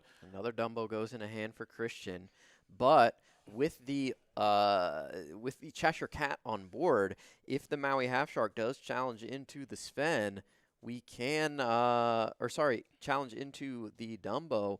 We can challenge into the Power Line or the Olaf, and then move damage onto that Maui Half Shark and keep our Sven around, as we're going to allow Christian to draw 2 more cards. Finds an Elsa the Fifth Spirit. That could spell trouble. We need to make the most of this Maui on the next turn. Absolutely need to pop off here. Find some multiple Pirates' Lives. We just have to play as many actions as we can and get over this finish line. And we are popping off indeed with our Sven. So using that Sven kind of cost you a bit, because you'd have loved to be able to use that Elsa instead, but the Hades is what you had to use your ink for to get it. Now you have a line here. If you do indeed have that Nothing We Won't Do, Garrett, you can get you can get a full board clear if Christian plays into it. Christian is showing some tactical patience here and not exerting all these glimmers. I think everybody that you can exert has been exerted, but if you have Nothing We Won't Do in your hand right now, this Maui Half Shark can go insano mode and clear all of these characters off the board. I'd love to see it. Gain if you got so much lore. Let's see it, Big Woot. Do you have a Big Woot? Are you bold enough to put a Nothing We Won't Do in the deck? And do you have – these are the scenarios that you dream about. You have a dry 9-cost Singer set up. You have Maui Half Shark in play. Can you find a Nothing We Won't Do, or you're probably not even playing it? You hate to see it. Yeah, he's thinking about this turn here. Could be doing some high-level calculations right now. There are so many different actions in the discard pile right now. There is a lot to consider, as we are going to do a little bit of mental math here. This is an important turn, likely the most important turn of this game, of this match. What does Big Woot have? And can he get over the finish line with this Maui Half Shark and 1 Olaf Snowman of Action? As it looks like we're going to sail, we'll gain a lore, we'll draw a card. All right, maybe we're going to try to storm off plan, as I think you now don't have enough ink in your inkwell to manually play the Nothing We Won't Do, so you have to find it in the next few turns. Olaf still can sing it. Ready, everyone, and now you can continue to just chain that with Maui, sing it, and just keep it going and continue to ready your characters, and that would result in a board wipe scenario. Looking at Big Woot's facial expression, I just don't know if they have access to that card in the deck, as it may be. But man, maybe even there's a world we can continue to chain these actions together and get there. We've seen that happen before. Definitely have seen that happen. We've seen it happen today. Yeah. The Maui Half Shark just winning a game from almost an unwinnable position. You need things to come together. I think we also need to keep in mind that Big Woot throughout this game has played so many of those improvised type cards where you pay 1 and draw 1. A lot of those are out of the deck.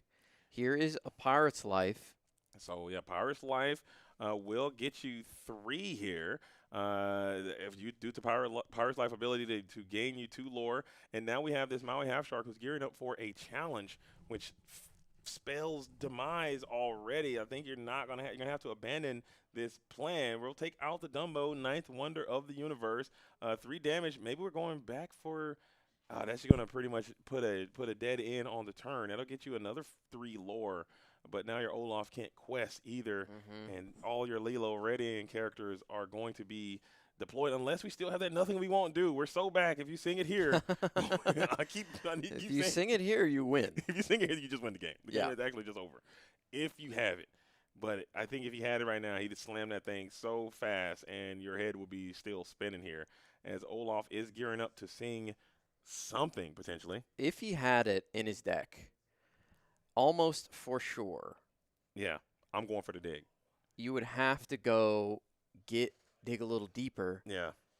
But you'd have to do that at the start of At your the beginning, turn. it would have already had to have happened. Yeah, you would have to So I have to think that it's just not in the deck. Yeah, or even Next Stop Olympus could be a card that you could have.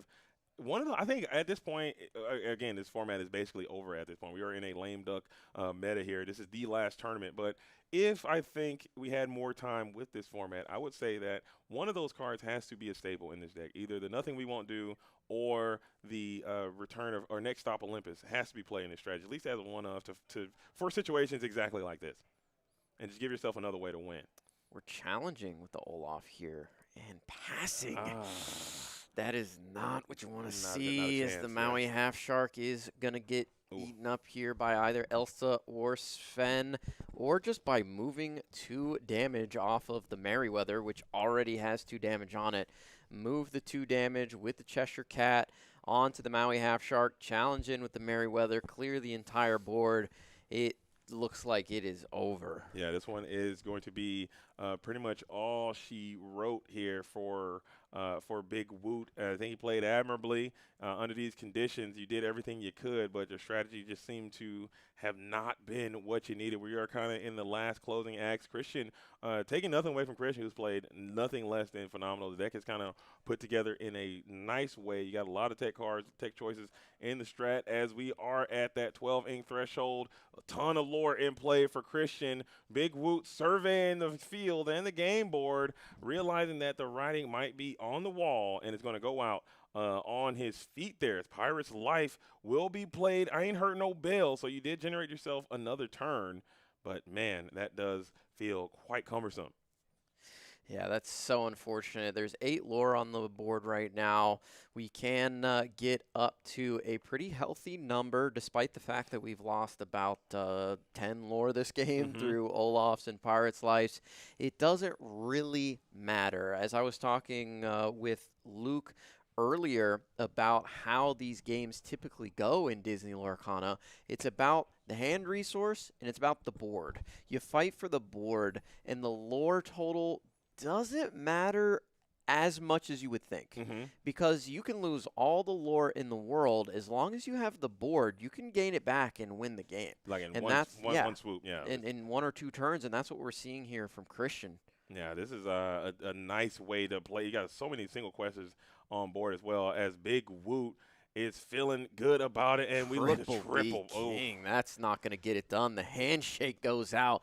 Big Woot. Sorry, Mrs. Woot, it didn't happen for you, but he played really, really well this entire weekend, took out some great players on the way, but Christian able to take the victory there. Yeah, Christian, again, he has been on an absolute campaign trying to get his ticket to the North American Championships, and Mrs. Christian's mom is in the chat, probably cheering on her son for doing so well and performing so consistently in these tournaments, and now you are virtually, I think you're pretty much a shoe-in to make it to that top 16, and a few more victories, 4 more wins, you will be in the North American Championship. So we'll have that information for you guys as soon as tomorrow. So let's get loose, let's get busy, and let's get active. As wow, what a day. It's a long day. It's 8 o'clock here.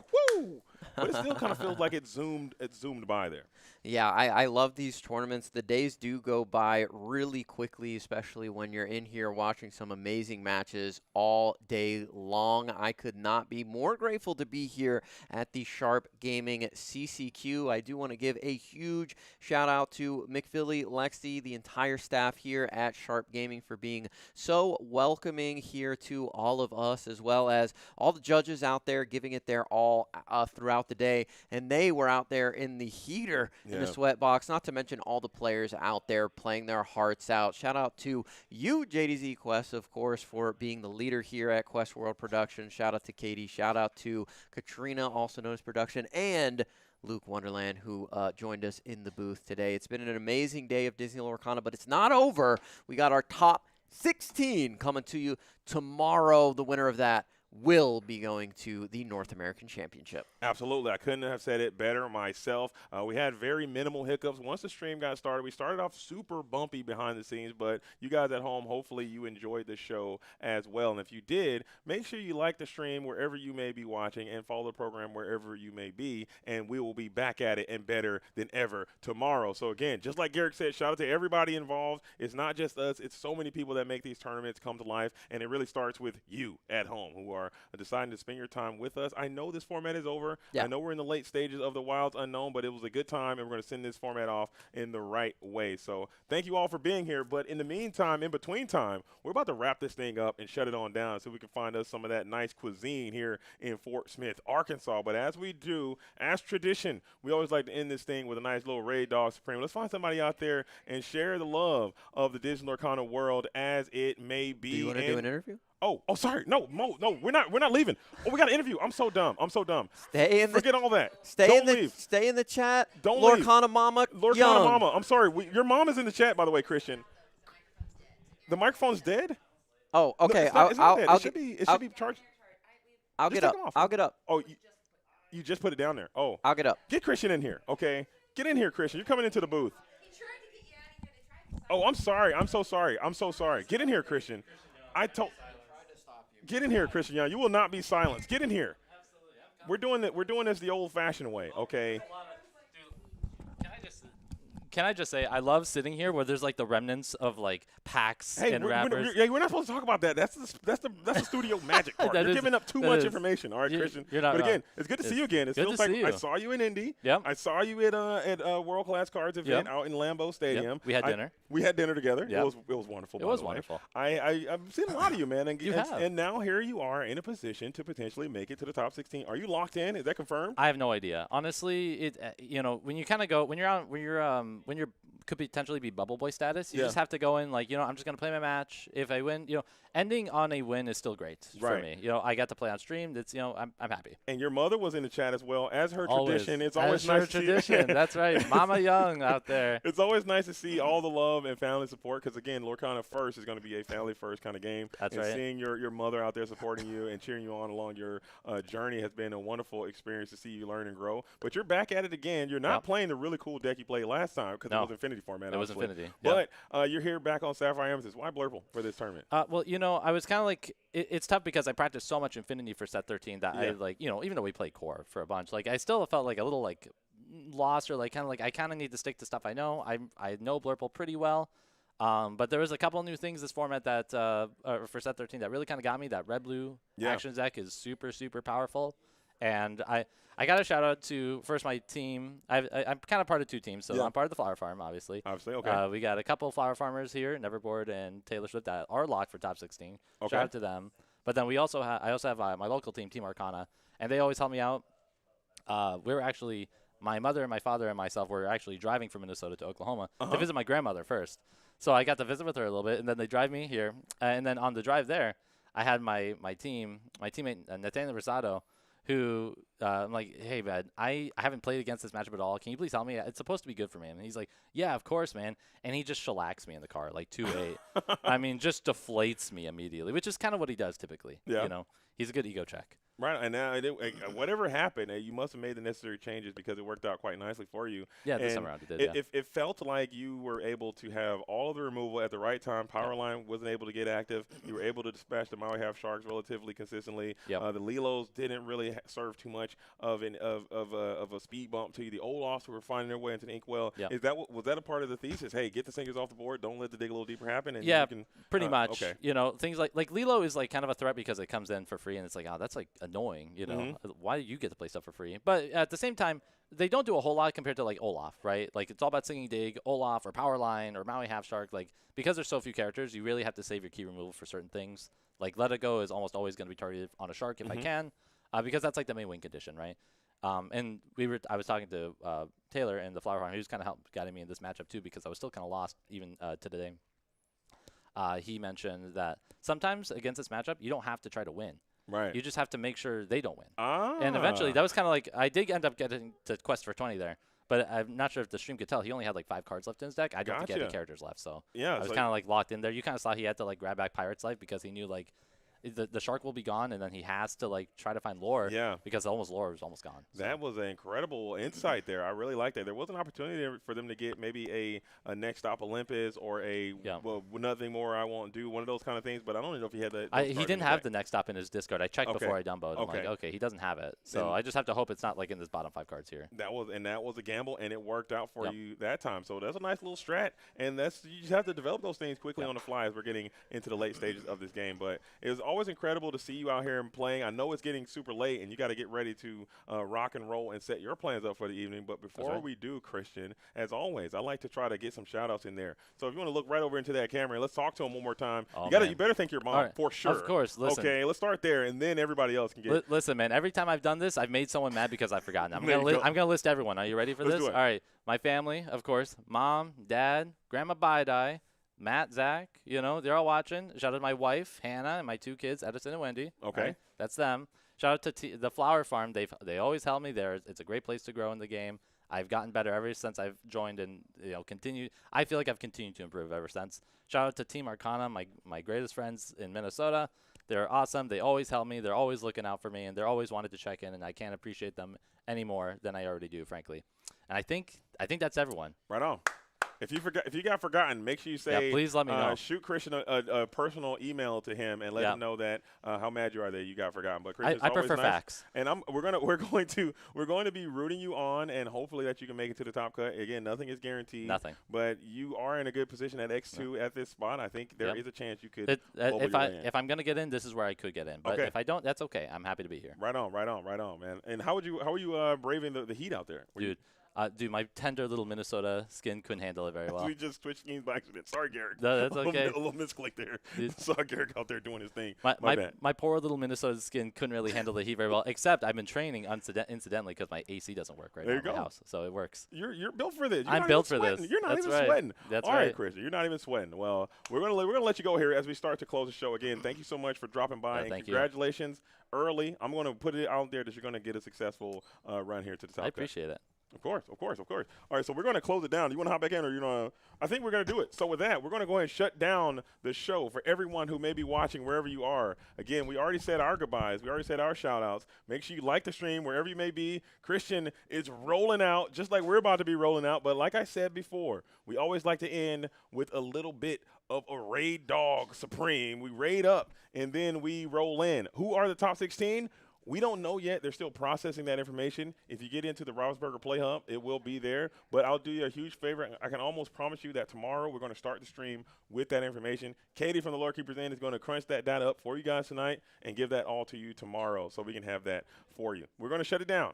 We're going to get, I promise you, if you tune in tomorrow, cliffhanger, okay? A little cliffhanger. And then we'll bring it back, and you guys can have all that information tomorrow, bright and early. We're starting to stream with it. We're going to come back at you guys live here at 9:30, I believe the stream will start, and we'll have that there for you guys. So thank you again for a wonderful day of Disney Lorcana. I cannot wait for tomorrow, as we will have more for you guys as it may be. But with that, we're going to send the Raid Dog Supreme. We're going over to live with Lorcana for Faza. Let's get active and send the raid. Let them know where you've been. Let them know where you came from. And let's lock in, huh? Let's lock in. Make some noise over there with this Lumineer as they are raiding. YouTube, you guys are done. Please like and subscribe on YouTube. Big things are coming to the Quest World. Procutions, man, as it may be. Thank you guys all for being here. Until tomorrow. Peace.